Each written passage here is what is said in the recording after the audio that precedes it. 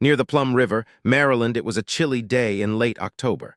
A stiff wind whipped the last colorful leaves off the trees. The sun was shining down hard and bright on the dilapidated red barn that hadn't been painted in 40 years. Streaks of washed-out red were all that was left of the last paint job. There was no charm left at all. FBI Special Agent Dillon Savich eased around the side of the barn, his Sig Sauer in his right hand. It had taken discipline and practice, but he'd learned to move so quietly that he could sneak up on a mouse. 3 agents, one of them his wife, were some 20 feet behind him, covering him, ready to fan out in any direction necessary, all of them wearing Kevlar vests. A dozen more agents were slowly working their way up the other side of the barn, their orders to wait for a signal from Savich. Sheriff Dade of Jedburgh County and 3 deputies were stationed in the thick stand of maple trees just 30 feet behind them. One of the deputies, a sharpshooter, had his sights trained on the barn. So far the operation was going smoothly, which Savich supposed surprised everyone, although no one spoke of it. He just hoped it would continue the way it had been planned, but chances were things would get screwed up. He'd deal with it, there was no choice. The barn was bigger than Savich, like there was a big hayloft, and too many shadowy corners for this sort of operation. Too many nooks and crannies for an ambush, just plain too many places from which to fire a storm of bullets. A perfect place for Tommy and Timmy Tuttle, dubbed the Warlocks by the media, to hole up. They'd hopscotched across the country, but had dropped out of sight here in Maryland, with their 2 latest young teenage boys taken right out of the gym where they'd been playing basketball after school in Stewartville, some 40 miles away. Savich had believed that Maryland was their destination. No sound reason really, but in his gut he just felt it. The profilers hadn't said much about that, just that Maryland was, after all, on the Atlantic coast, so they really couldn't go much farther east. Then Max, Savich's laptop, had dived into land registry files in Maryland and found that Marilyn Warlusky, a first cousin to the Tuttle brothers, and who, Max had also discovered, had had a baby at the age of 17 fathered by Tommy Tuttle, just happened to own a narrow strip of land near a good-sized maple forest that wasn't far from the serpentine Plum River. And on that sliver of property was a barn, a big ancient barn that had been abandoned for years. Savich had nearly clicked his heels together in excitement. And now, 4 hours later, here they were. There'd been no sign of a car, but Savich wasn't worried. The old Honda was probably stashed in the barn. He quieted his breathing and listened. The birds had gone still. The silence was heavy, oppressive, as if even the animals were expecting something to happen and knew instinctively that it wouldn't be good. Savich was afraid the Tuttle brothers were long gone. All they would find, despite the silence, would be their victims, teenage boys Donnie and Rob Arthur dead, horribly mutilated, their bodies circumscribed by a large black circle. Savich didn't want to smell any more blood. He didn't want to see any more death. Not today, not ever. He looked down at his Mickey Mouse watch. It was time to see if the bad guys were in the barn. It was time to go into harm's way. It was time to get the show on the road. Max had found a crude interior plan of the barn, drawn some 50 years before, documented in a computerized county record as having been physically saved and filed. Kept where was the question. They'd finally turned up the drawing in an old file cabinet in the basement of the county planning building, but the drawing was clear enough. There was a small, narrow entry down low here on the west side. He found it behind a straggly naked bush. It was cracked open, wide enough for him to squeeze through. He looked back, waved his Sig Sauer at the 3 agents peering around the corner of the barn, a signal to hold their positions, and went in on his belly. He pushed the narrow door open an inch at a time. Filth everywhere, some rat carcasses strewn around. He nudged his way in on his elbows, feeling bones crunch beneath him, his Sig Sauer steady in his hand. There was a strange half-light in the barn. Dust motes filled the narrow spears of light coming through the upper windows, only shards of glass sticking up in some of the frames. He lay there quietly a moment, his eyes adjusting. He saw bales of hay so old they looked petrified, stacked haphazardly, rusted machinery, mainly odd parts, and 2 ancient wooden troughs. Then he noticed it. In the far corner was another door not more than 20 feet to the right of the front double barn doors. A tack room, he thought, and it hadn't been shown on the drawing. Then he made out the outline of the Honda, tucked in the shadows at the far end of the barn. The 2 brothers were in the tack room, no doubt about it. And Donnie and Rob Arthur, please, God, let them still be alive. He had to know exactly who was where before he called in the other agents. It was still very still. He got to his feet and ran hunched over toward the tack room door, his gun fanning continuously, his breathing low and steady, his steps silent. He pressed his ear against the rotted wooden door of the tack room. He heard a male voice, clear and strong and angry, suddenly louder. "Listen, you little bloods, it's time for you to get in the middle of the circle. The ghouls want you. They told me to hurry it up. They want to carve you up with their axes and knives. They really like to do that, but this time they want to tuck you away in their carryalls and fly away with you. Hey, maybe you'll end up in Tahiti. Who knows? They haven't wanted to do this before. But it doesn't make any difference to us. Here come the ghouls." And he laughed, a young man's laugh, not all that deep, and it sounded quite happily mad. It made Savich's blood run icy. Then another man's voice, this one deeper. "Yep, almost ready for the ghouls. We don't want to disappoint them now, do we? Move it, little bloods." He heard them coming toward the door, heard the scuffling of feet, heard the boys crying, probably beyond reason now, heard curses and prods from the Tuttle brothers. It was then that he saw the huge, crude circle painted with thick black paint on a cleared-out part of the rotting wooden barn floor. 0 hour. No time, simply no time now to bring the others in. Savich barely made it down behind a rotted hay bale before one of them opened the tack room door and shoved a slight, pale boy in front of him. The boy's filthy pants were nearly falling off. It was Donnie Arthur. He'd been beaten, probably starved as well. He was terrified. Then a second terrified youth was shoved out of the small tack room next to him. Rob Arthur, only 14 years old. Savich had never seen such fear on two such young faces in his life. If Savich ordered the Tuttles to stop now, they could use the boys for shields. No, better to wait. What was all that crazy talk about ghouls? He watched the two men shove the boys forward until they actually kicked them into the center of the circle. "Don't either of you move or I'll take my knife and shove it right through your arm into the floor, pin you good. Tammy here will do the other with her knife. You got that, little bloods?" Tammy, her knife? No, it was two brothers, Tommy and Timmy Tuttle, more than enough alliteration, even for the media. No, he couldn't have heard right. He was looking at two young people, both in black, long and lean, big, chunky black boots laced up the front to the knees like combat boots. They carried knives and guns. The boys were huddled together on their knees, crying, clutching each other. Blood caked their faces, but they could move, and that meant no bones were broken. "Where are the ghouls?" Tammy Tuttle shouted, and Savich realized in that instant that he hadn't misheard. It wasn't the Tuttle brothers, it was one brother and one sister. What was all this about the ghouls coming to murder the boys? "Ghouls!" Tammy yelled, her head thrown back, her voice reverberating throughout the ancient barn. "Where are you? We've got your two treats for you, just what you like, two really sweet boys.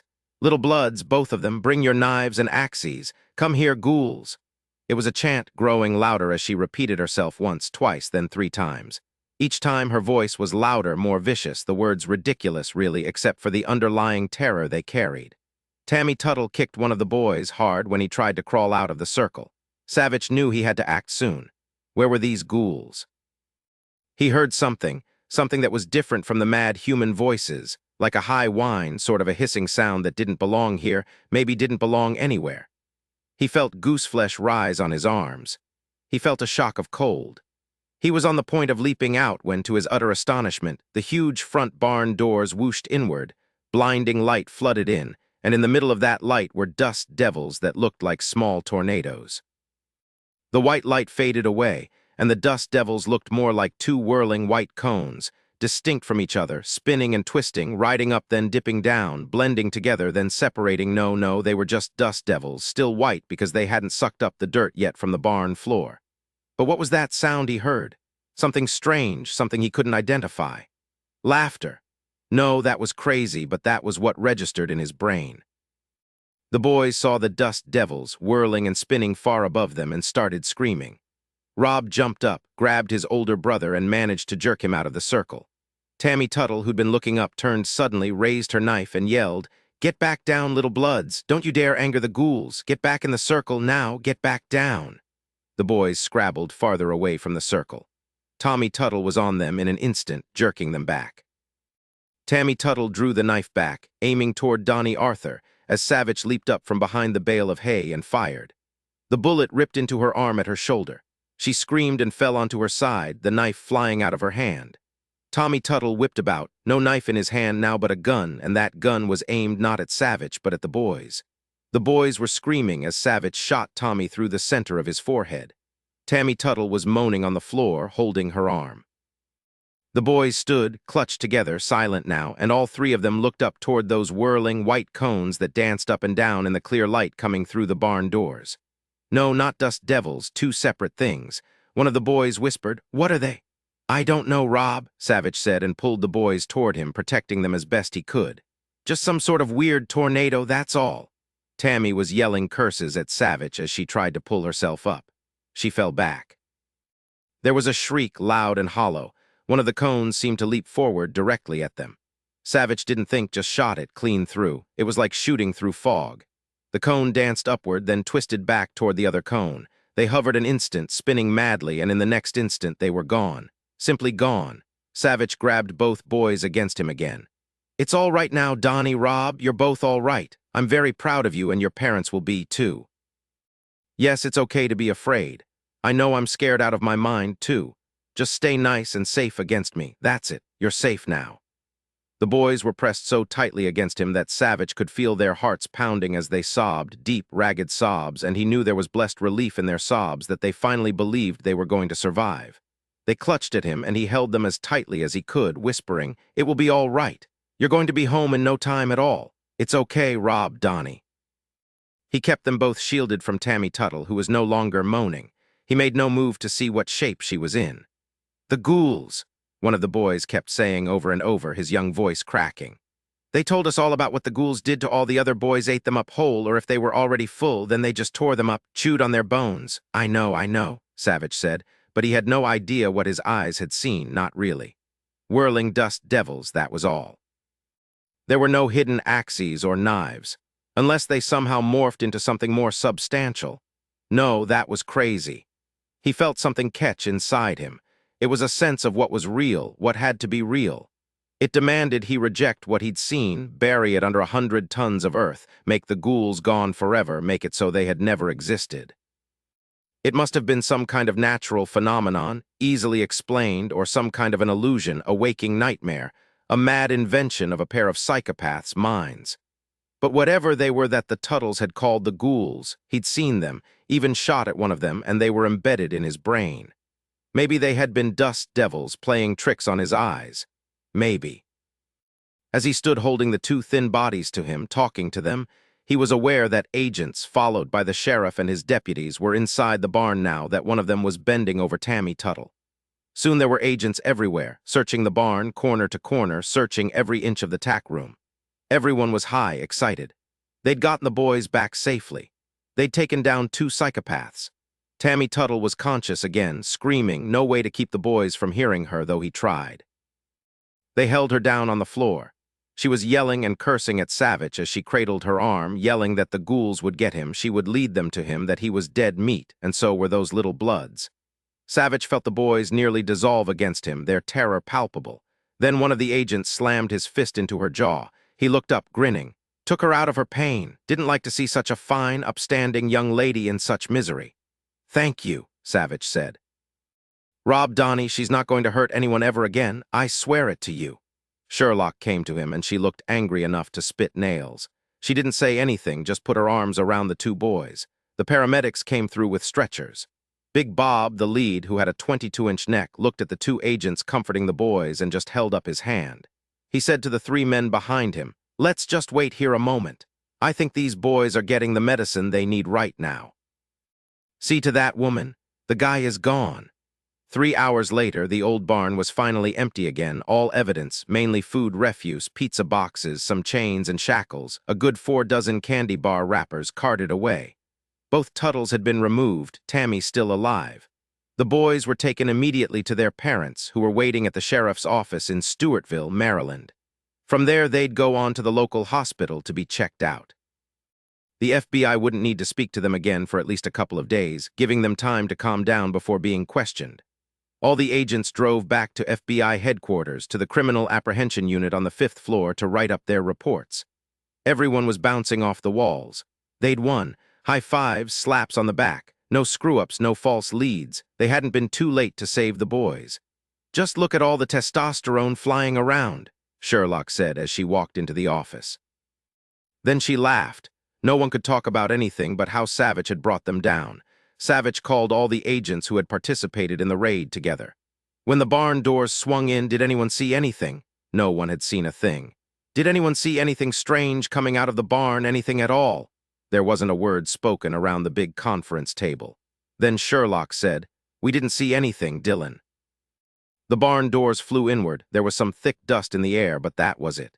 She looked around at the other agents. No one had seen any more than that. "We didn't see anything coming out of the barn either." "The Tuttles called them ghouls," Savich said slowly. "They looked so real I actually shot at one of them. It was then that they seemed to dissipate, to disappear. I'm being as objective as I can. Understand, I didn't want to see anything out of the ordinary, but I did see something. I want to believe that it was some sort of dust devil that broke into two parts, but I don't know, I just don't know.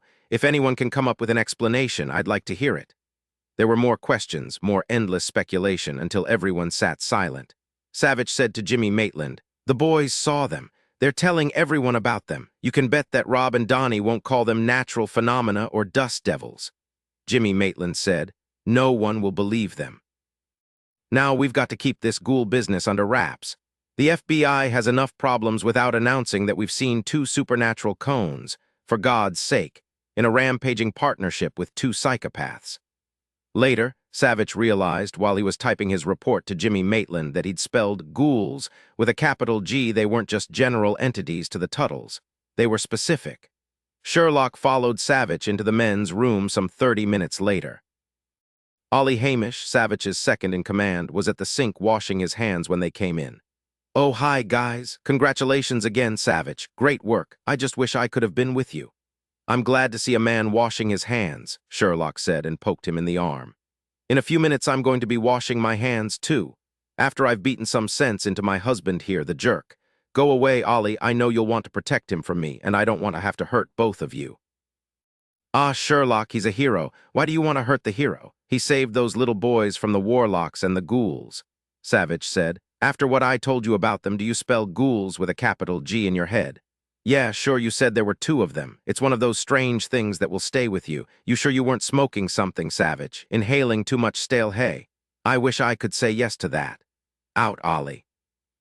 Once they were alone, she didn't take a strip off him, just stepped against him and wrapped her arms around his back. "I can't say that I've never been more frightened in my life since you and I have managed to get into some bad situations." She kissed his neck and squeezed him even tighter. "But today, at that damned barn, you were a hot dog and I was scared spitless, as were your friends." "There was no time," he said against her curly hair. "No time to bring you in. Jesus, I scared myself, but I had no choice. And then those howling wind things were there. I honestly can't say which scared me more, Tammy Tuttle or whatever it was she called the ghouls." She pulled back a bit. "I really don't understand any of that. You described it all so clearly I could almost see them whirling through those barn doors. But ghouls? That's what the Tuttles called them. It was like they were acolytes to these things. I'd really like to say it was some sort of hallucination, that I was the only one who freaked out, but the boys saw them too. I know it sounds off the wall, Sherlock, particularly since none of you guys saw a thing." Because he needed to speak of it more, she just held him while he again described what had burst through the barn doors. Then he said, "I don't think there's anything more to do about this, but it was scary, Sherlock, really." Jimmy Maitland walked into the men's room. "Hey, where's a man to piddle?" "Oh, sir, I just wanted to check Dillon out, make sure he was okay." "And is he?" "Oh, yes. Ollie caught me in the hall on my way to the unit, Savich. Said you were getting the bejesus wailed out of you in the men's room. We've got a media frenzy cranking up." Jimmy Maitland gave them a big grin. "Guess what? No one's going to pound on us this time. Only good news, thank the Lord. Great news. Since you were the one in the middle of it, Savich, we want you front and center. Of course, Louis Free will be there and do all the talking. They just want you to stand there and look like a hero. No mention of what we saw? No, not a word about the ghouls, not even speculation about whirling dust. The last thing we need is to have the media go after us because we claim we were attacked by some weird balls of dust called into the barn by a couple of psychopaths. As for the boys, it doesn't matter what they say. If the media asks us about it, we'll just shake our heads, look distressed and sympathetic. It will be a 24-hour wonder, then it'll be over. And the FBI will be heroes. That sure feels good," Savich said as he rubbed his hands up and down his wife's back. "But there was something very strange in there, sir, something that made the hair stand up on my head." Get a grip, Savich. We've got the Tuttle brothers, or rather we've got one brother dead and one sister whose arm was just amputated at the shoulder. The last thing we need is a dose of the supernatural. You could maybe call me Mulder? Yeah, right. Hey, I just realized that Sherlock here has red hair, just like Scully. Savich and Sherlock rolled their eyes and followed their boss from the men's room. The boys claimed they'd seen the ghouls, could speak of nothing else but how Agent Savich had put a bullet right in the middle of one and made them whirl out of the barn. But the boys were so tattered and pathetic, very nearly incoherent, that indeed they weren't believed even by their parents. One reporter asked Savich if he'd seen any ghouls, and Savich just said, "Excuse me, what did you say?" Jimmy Maitland was right. That was the end of it. Savich and Sherlock played with Sean for so long that evening that he finally fell asleep in the middle of his favorite finger game, hide the camel, a graham cracker smashed in his hand. That night at 2 o'clock in the morning, the phone rang. Savich picked it up, listened, and said, "We'll be there as soon as we can." He slowly hung up the phone and looked over at his wife, who'd managed to prop herself up on her elbow. "It's my sister, Lily. She's in the hospital. It doesn't look good." To Hemlock Bay, California, bright sunlight poured through narrow windows. Her bedroom windows were wider, weren't they? Surely they were cleaner than this. No, wait, she wasn't in her bedroom. A vague sort of panic jumped her, then fell away. She didn't feel much of anything now, just a bit of confusion that surely wasn't all that important, just a slight ache in her left arm at the Roman 4 line. Roman 4 line? That meant she was in a hospital. She was breathing. She could feel the oxygen tickling her nose, the tubes irritating her. But it was reassuring. She was alive. But why shouldn't she be alive? Why was she surprised? Her brain felt numb and empty, and even the emptiness was hazy. Maybe she was dying, and that's why they'd left her alone. Where was Tennyson? Oh, yes, he'd gone to Chicago 2 days before, some sort of medical thing. She'd been glad to see him go, relieved, just plain solidly relieved that she wouldn't have to hear his calm, soothing voice that drove her nuts. A white-coated man with a bald head, a stethoscope around his neck, came into the room. He leaned down right into her face. "Mrs. Frazier, can you hear me?" "Oh, yes, I can even see the hairs in your nose." He straightened, laughed. "Oh, that's too close then. Now that my nose hairs aren't in the way, how do you feel? Any pain?" "No, I can barely feel my brain. I feel vague and stupid." "That's because of the morphine. You could be shot in the belly, get enough morphine, and you wouldn't even be pissed at your mother-in-law. I'm your surgeon, Dr. Ted Larch. Since I had to remove your spleen, and that's major abdominal surgery, will keep you on a nice, steady dose of morphine until this evening. We'll begin to lighten up on it after that. Then we'll get you up to see how you're doing, get your innards working again." "What else is wrong with me?" "Let me give you the short version. First, let me promise you that you'll be all right. As for having no spleen, nothing bad should happen in the long run because of that. An adult doesn't really need his spleen. However, you will have all the discomfort of surgery pain for several days. You'll have to be careful about when and what you eat, and as I said, we'll have to get your system working again. You have a concussion, 2 bruised ribs, some cuts and abrasions, but you'll live. Nothing that should cause any scarring. You're doing splendidly, given what happened." "What did happen?" Dr. Larch was silent for a moment, his head tilted a bit to one side. Sun was pouring in through the window and gave his bald head a bright shine. He said slowly, studying her face, "You don't remember." She thought and thought until he lightly touched his fingers to her forearm. "No, don't try to force it. You'll just give yourself a headache. What is the last thing you do remember, Mrs. Frazier?"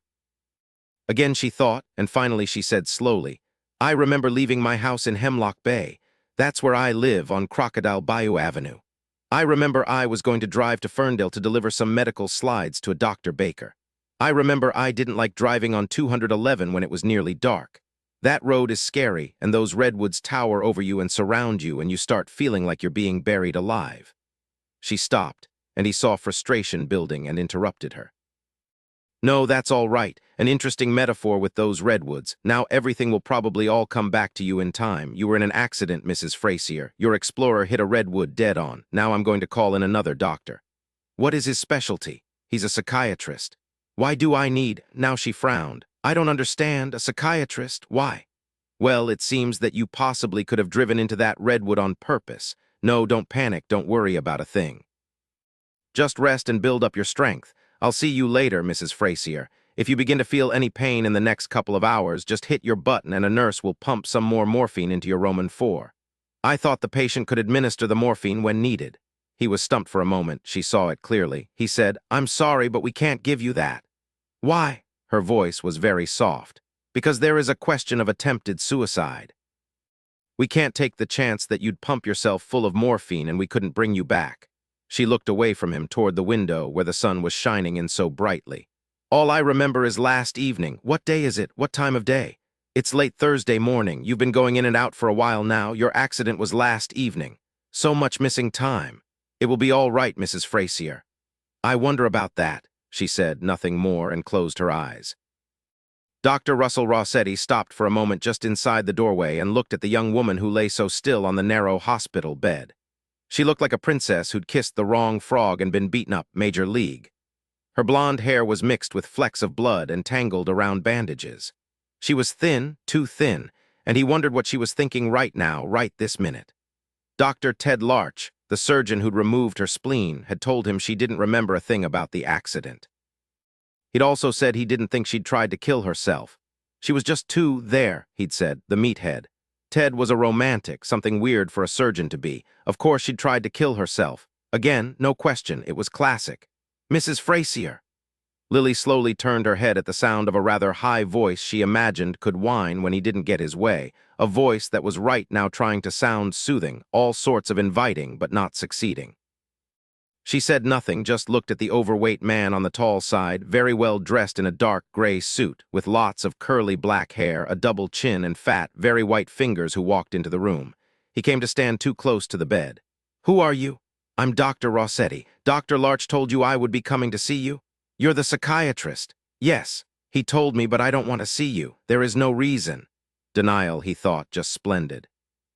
He was bored with the stream of depressed patients who simply started crying and became quickly incoherent and self-pitying, their hands held out for pills to numb them. Although Tennyson had told him that Lily wasn't like that, he hadn't been convinced. He said, all calm and smooth, "Evidently you do need me. You drove your car into a redwood." Had she? No, it just didn't seem right. She said, "The road to Ferndale is very dangerous. Have you ever driven it at dusk when it's nearly dark?" "Yes." "You didn't find you had to be very careful?" "Of course. However, I never wrapped my car around a redwood. The Forestry Service is looking at the tree now to see how badly it's hurt." "Well, if I'm missing some bark, I'm sure it is too. I would like you to leave now, Dr. Rossetti." Instead of leaving, he pulled a chair close to the bed and sat down. He crossed his legs. He weaved his plump, white fingers together. She hated his hands, soft, puffy hands, but she couldn't stop looking at them. "If you'll give me just a minute, Mrs. Frazier. Do you mind if I call you Lily?" "Yes, I mind. I don't know you. Go away." He leaned toward her and tried to take her hand, but she pulled it away and stuck it beneath her covers. "You really should cooperate with me, Lily. My name is Mrs. Frazier." He frowned. Usually women, any and all women, like to be called by their first name. It made them feel that he was more of a confidant, someone they could trust. It also made them more vulnerable, more open to him. He said, "You tried to kill yourself the first time after the death of your child 7 months ago. She didn't just die. A speeding car hit her and knocked her 20 feet into a ditch. Someone murdered her.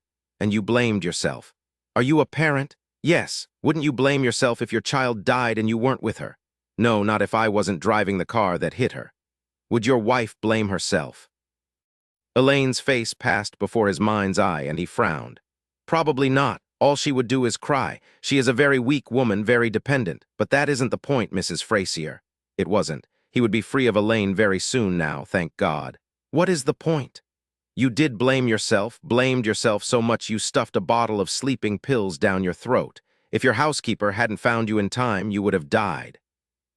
"That's what I was told," she said, and she swore in that moment that she could taste the same taste in her mouth now as she had then when she'd awakened in the hospital that first time when she'd been so bewildered, so weak she couldn't even raise her hand. "You don't remember taking the pills?" "No, not really." "And now you don't remember driving your car into a redwood. Your speed, it was estimated by the sheriff, was about 60 miles per hour, maybe faster. You were very lucky, Mrs. Frazier. A guy just happened to come around a bend to see you drive into the tree and called an ambulance. Do you happen to know his name? I would like to thank him." "That isn't what's important here, Mrs. Frazier." "What is important here? Oh, yes, do you happen to have a first name?" "My name is Russell, Dr. Russell Rossetti." "Nice alliteration, Russell." "It would be better if you called me Dr. Rossetti," he said. She saw those plump, white fingers twisting, and she knew he was angry. He thought she was out of line. She was, but she just didn't care. She was tired, so very tired, and she just wanted to close her eyes and let the morphine mask the pain for a while longer. "Go away, Dr. Rossetti." He didn't move for some time. Lily turned her head away and sought oblivion. She didn't even hear when he finally left the room. She did, however, hear the door close. When Dr. Larch walked in 5 minutes later, his very high forehead flushed, she managed to cock an eye open and say, "Dr. Rossetti is a patronizing ass. He has fat hands. Please, I don't want to see him again. He doesn't think you're in very good shape.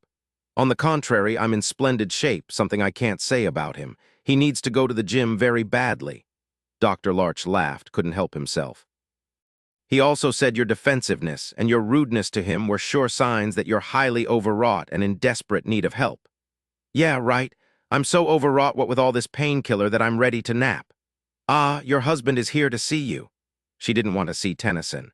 His voice, so resonant, so confident it was too much like Dr. Rossetti's voice, as if they'd taken the same voice lessons 101 course in shrink school. If she never saw another one of them again, she could leave this earth a happy woman. She looked past Dr. Larch to see her husband of 11 months standing in the doorway, looking rather pale, his thick eyebrows drawn together, his arms crossed over his chest. Such a nice-looking man he was, all big and solid, his hair light and wavy, lots of hair, not bald like Dr. Larch. He wore aviator glasses, which looked really cool, and now she watched him push them back up, an endearing habit, at least that's what she'd thought when she'd first met him. "Lily?"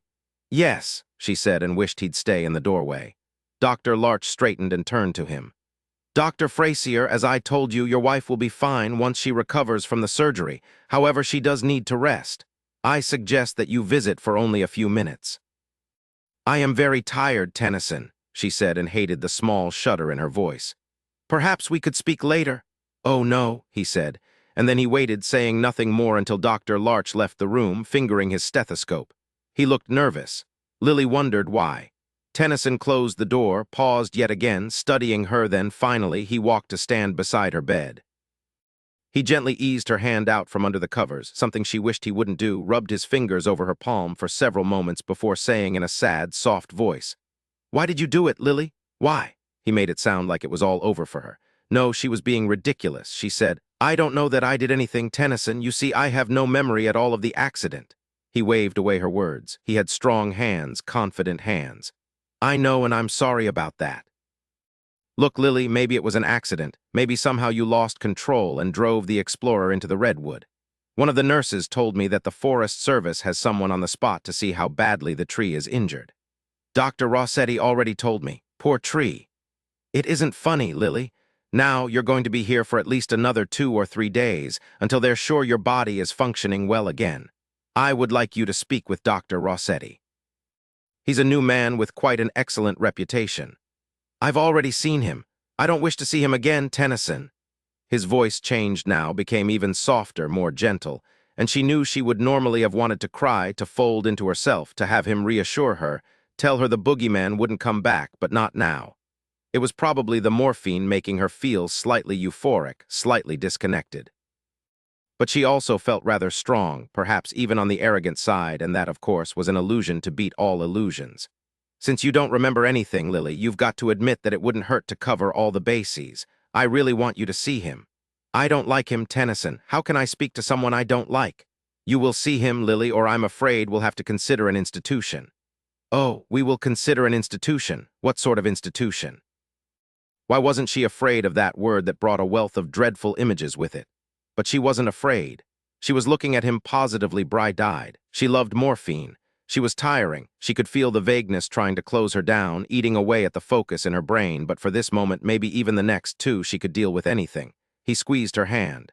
"I'm a doctor, Lily, a psychiatrist, as is Dr. Rossetti. You know it isn't ethical for me to treat you myself. You prescribed the Alavel." "That's different. That's a very common drug for depression. No, I couldn't speak with you like Dr. Rossetti can, but you must know that I want what is best for you. I love you and I've prayed you were getting better. One day at a time, I kept telling myself. And there were some days when I knew you were healing, but I was wrong. Yes, you really must see Dr. Rossetti, or I'm afraid I will have no choice but to admit you for evaluation." "Forgive me for pointing this out, Tennyson, but I don't believe that you can do that. I'm here, I can see, I can talk, I can reason, I do have a say in what happens to me. That remains to be seen. Lily, just speak to Dr. Rossetti. Talk to him about your pain, your confusion, your guilt, the fact that you're beginning to accept what your ambition wrought. Ambition. She had such great ambition that her daughter was killed because of it.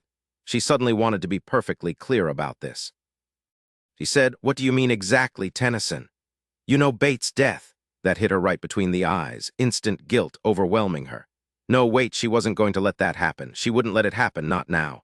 Beneath the morphine, beneath all of it, she was still there, hanging on, wanting to be whole, wanting to draw her cartoon strips of no wrinkles, Remus shafting another colleague, wanting. Was that the great ambition that had killed her daughter? "I can't deal with this right now, Tennyson. Please go away, I'll be better in the morning." No, she'd feel like hell when they lessened her pain dosage, she thought, but she wouldn't worry about that now. Now she would sleep, she'd get better, both her brain and her body. She turned her head away from him on the pillow. She had no more words. She knew if she tried to speak more, she wouldn't make sense. She was falling ever so gently into the whale's soft belly, and it would be warm, comforting. Move over, Jonah. She wouldn't have nightmares, not with the morphine lulling her. She stared at the Roman 4 in her arm, upward to the plastic bag filled with fluid above her. Her vision blurred into the lazy flow of liquid that didn't seem to go anywhere, just flowed and flowed. She closed her eyes even as he said, "I will see you later this evening, Lily. Rest well." He leaned down and kissed her cheek. How she used to love his hands on her, his kissing her, but not now. She simply hadn't felt anything for such a very long time. When she was alone again, she thought, what am I going to do? But then she knew, of course. She forced back the haziness, the numbing effect of the morphine. She picked up the phone and dialed her brother's number in Washington, D.C. She heard a series of clicks and then the sound of a person breathing, but nothing happened. She dialed a 9, then the number again. She tried yet again, but didn't get through. Then, suddenly, the line went dead. She realized vaguely as she let herself be drawn into the ether that there was fear licking at her from the deepest part of her, fear that she couldn't quite grasp. And it wasn't fear that she'd be institutionalized against her will. Lily awoke to feel the touch of fingers on her eyebrows, stroking as light as a butterfly's wing. She heard a man's voice, a voice she'd loved all her life, deep and low, wonderfully sweet, and she opened to it eagerly. "Lily, I want you to open your eyes now and look at me and smile. Can you do that, sweetheart? Open your eyes." And she opened her eyes and looked up at her brother. She smiled. "My big fed brother, I've worshipped you from the time you showed me how to kick Billy Clapper so he wouldn't try to bother me again. Do you remember that?" "Yes, I remember. You were 12 and this little jerk who was all of 14 at the time had been harassing you. I really hurt him bad, Dillon." He never tried anything again. He was smiling, such a beautiful smile, white teeth. "I remember. I should have kept standing up to guys like that, then none of this would have happened. I'm so glad you're here." "I'm here, Lily, so is Sherlock. We left Sean with Mom, who was grinning and singing the Hallelujah chorus as we drove out of the driveway. We told her you'd been in an accident and that you were okay, that we just wanted to see you. You can call and reassure her later. As for the rest of the family, let Mom do the telling." "I don't want her to worry. It's true, Dillon, I'll be okay. I miss Sean. It's been so long. I really like all the photos you email me." "Yes, but it's not the same as being in the room with him, having him grab your fingers, rub his crackers into your sweater, and drool on your neck." Sherlock said, "You touch any surface in the house and come away with graham cracker crumbs." Lily smiled, and it was real because she could see that precious little boy dropping wet graham cracker crumbs everywhere, and it pleased her to her very soul. "Mom must be so happy to have her hands on him," Savich said. "Yes, she always spoils him so rotten that when he comes home, he's a real pain for a good 2 days. He's the cutest little button, Dillon. I miss him." A tear leaked out of her eye. Savich wiped the tear away. "I know, so do Sherlock and I, and we've only been apart from him for less than a day. How do you feel, Lily?" "It's dark again." "Yes, nearly 7 o'clock Thursday evening. Now, sweetheart, talk to me. How do you feel?" Like they've already lightened the morphine. "Yeah, Dr. Larch said he was just beginning to ease up on it now. You're gonna feel rotten for a while, a day or two, but then it'll be less and less pain each day." "When did you get here?" "Sherlock and I just got into town." The puddled jumper from San Francisco to Arcata, Eureka was late. He saw her eyes go vague and added, "Sherlock bought Sean a Golden Gate oven mitt at the San Francisco airport." "I'll show it to you later, Lily," Sherlock said. She was standing on the other side of Lily's bed, smiling down at her, so scared for this lovely young woman who was her sister-in-law. She'd have bitten her fingernails if she hadn't stopped some 3 years before. It was between an oven mitt with Alcatraz on it and the Golden Gate. Since Sean gums everything, Dillon thought gumming the Golden Gate was healthier than gumming a federal prison. Lily laughed. She didn't know where it had come from, but she even laughed again. Pain seared through her side and her ribs, and she gasped. "No more humor," Sherlock said and lightly kissed her cheek. "We're here and everything's going to be all right now, I promise." "Who called you?" "Your father-in-law about 2 in the morning last night." "I wonder why he called," she said slowly, thinking about the pain that was now coming through and how she would deal with it. "You wouldn't expect him to?" "I see now," Lily said, her eyes suddenly narrow and fierce. "He was afraid Mrs. Scruggins would call you and then you would wonder why the family hadn't called. I think he's afraid of you, Dillon. He's always asking me how you're doing and where you are. When you were here before, I think you scared him really good." "Why would I scare him?" "Because you're big and you're smart and you're a special agent with the FBI, Sherlock laughed.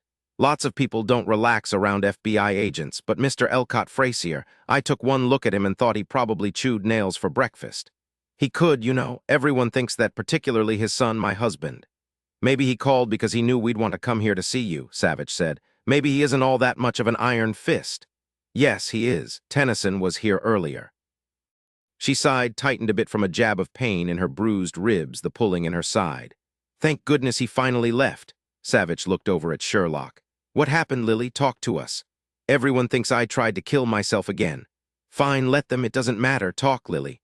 "I don't know, Dillon. I swear I don't. I remember that I had to drive that gnarly road to Ferndale, 211, and that's all. Everything else is just lost." Sherlock said, "All right, then. Everyone thinks you tried to kill yourself because of the pills you took right after Bates' death." "Yes, I guess so. But why?" "I suppose I haven't been exactly honest with you guys, but I just didn't want you to worry. Fact is, I have been depressed. I'll feel lots better and then it's back down again. It's gotten progressively worse the past couple of weeks. Why, I don't know, but it has, and then last night happened." Savich pulled up a chair and sat down. He took her hand again. "You know, Lily, even when you were a little girl, you'd hit a problem, and I swear you'd worry and work and chew on that problem, never giving up until you had it solved. Dad used to say that if he was slow telling you something you really wanted to know, he could just see you gnawing on his trouser leg until you ripped it right off or he talked, whichever came first." "I miss Dad." "I do, too. Now I still don't understand that first time you wanted to die. That wasn't the Lily I knew. But Bates' death that would knock any parent on his or her butt. But now 7 months have passed. You're smart, you're talented, you're not one to be in denial. This depression that doesn't make a lot of sense to me. What's been happening, Lily?" She sobered, frowning now. "Nothing's been happening, just more of the same. Like I said, over the past month sometimes I'd feel better, feel like I could conquer the world again, but then it would go away and I'd want to stay in bed all day. For whatever reason, yesterday it got really bad. Tennyson called me from Chicago and told me to take 2 of the antidepressant pills. I did. I'll tell you something, the pills sure don't seem to help. And then when I was driving on that road to Ferndale, well, maybe something did happen. Maybe I did drive into that redwood, I just don't remember."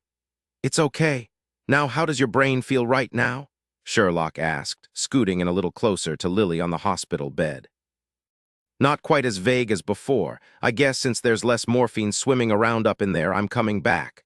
"Are you feeling depressed?" "No, I'm mainly just mad because of that idiot shrink they sent by. A dreadful man trying to be so comforting, so understanding, when really he was a condescending jerk." "You smart-mouthed him, babe." "Maybe, a little bit." "I'm glad," Sherlock said.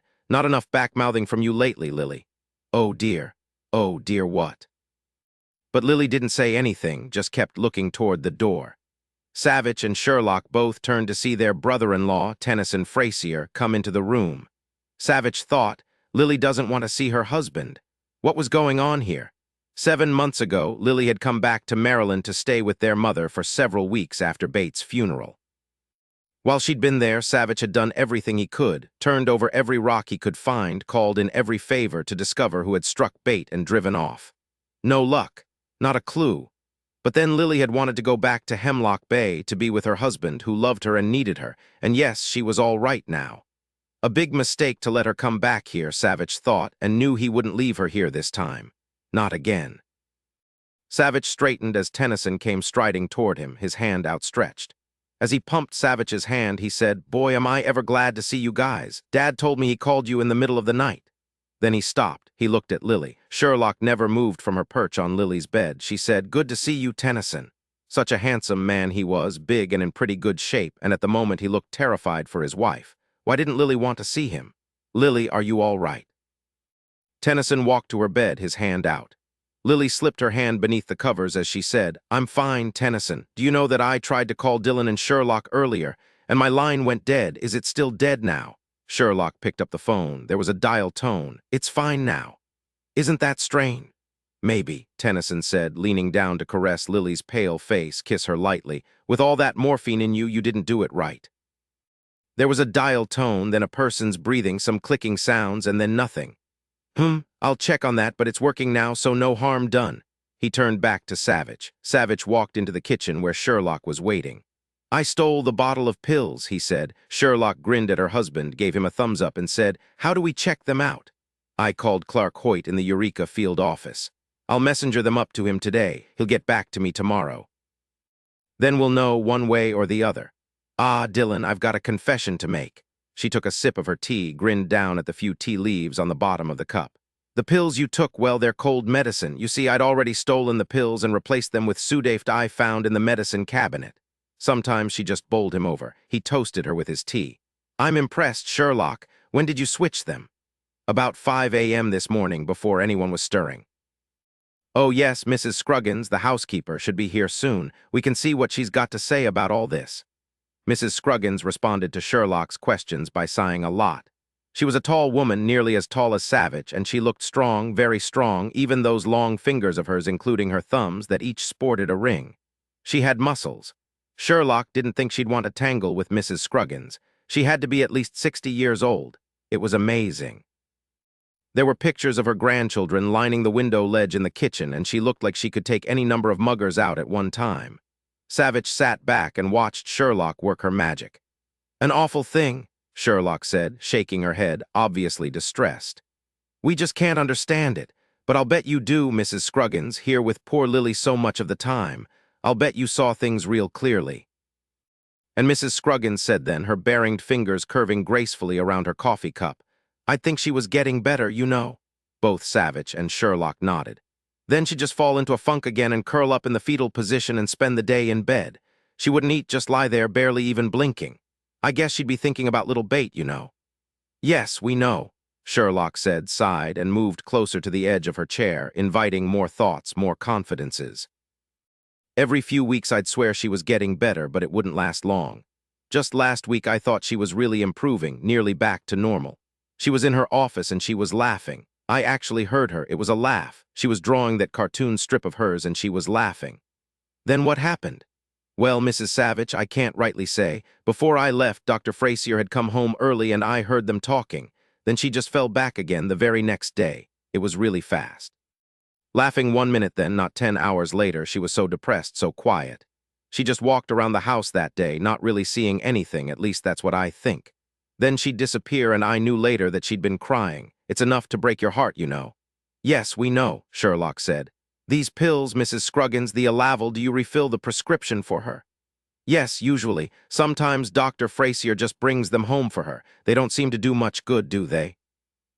"No," said Savich. "Maybe it's best that she be off them for a while."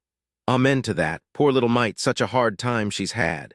Mrs. Scruggins gave another deep sigh, nearly pulling apart the buttons over her large bosom. "I myself missed little Bait so much I just wanted sometimes to lie down and cry and never you mind anything else, and I wasn't her mama, not like Mrs. Frazier." "What about Dr. Frazier?" Savich asked. "What do you mean?" "Was he devastated by Bates' death?"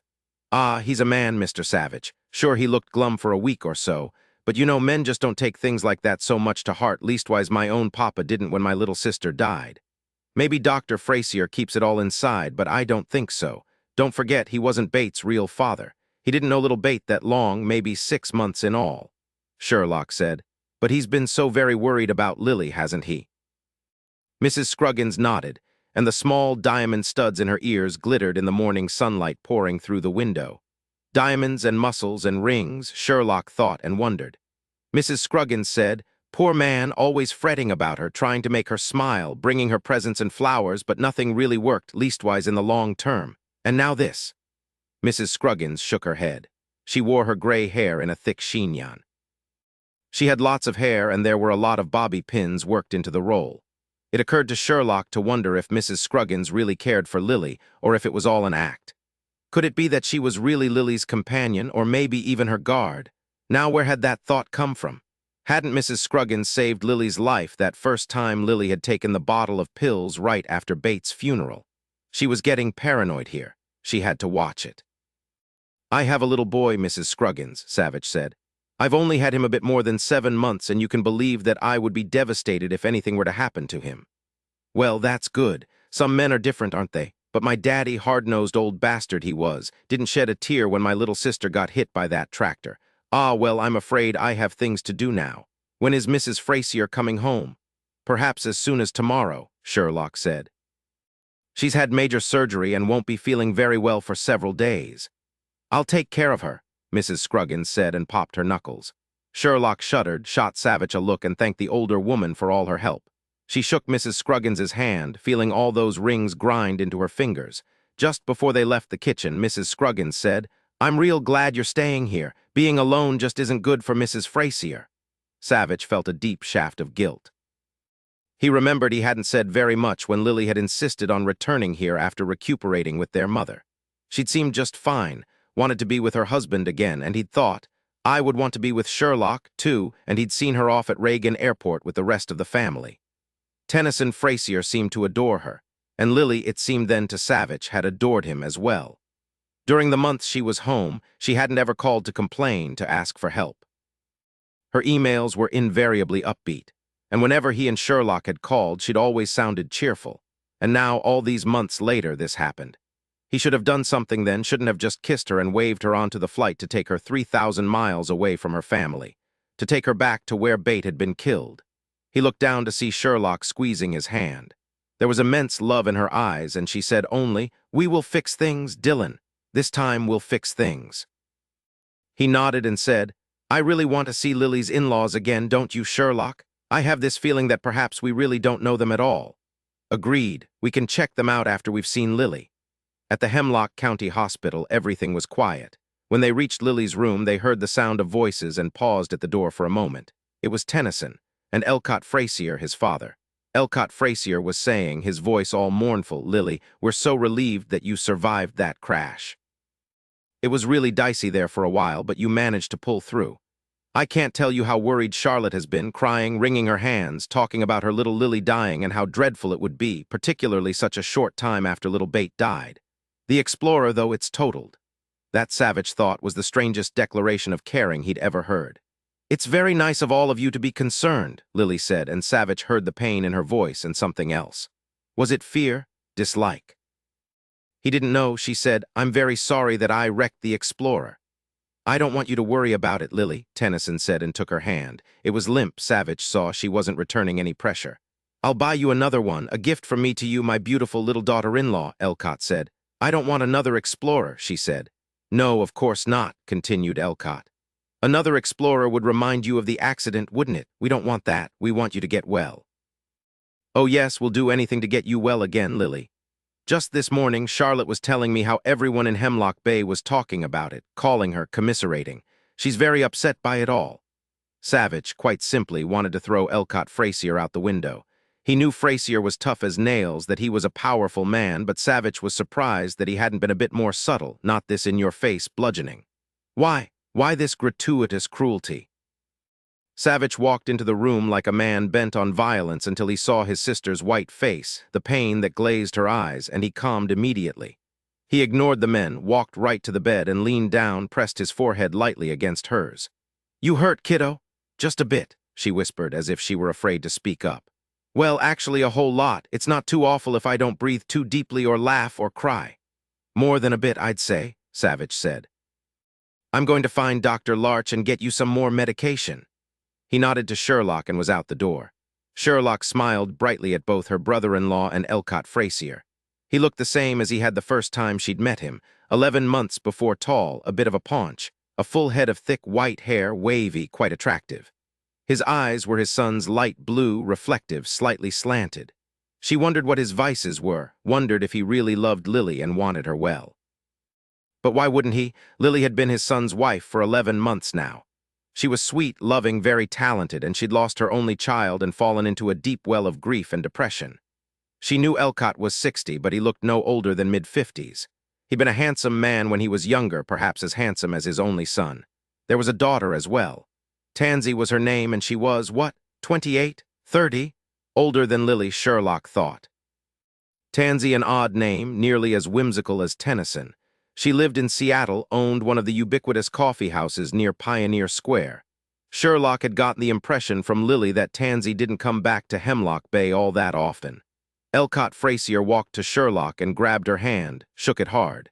"Mrs. Savich, what a pleasure." He looked ever so pleased to see her.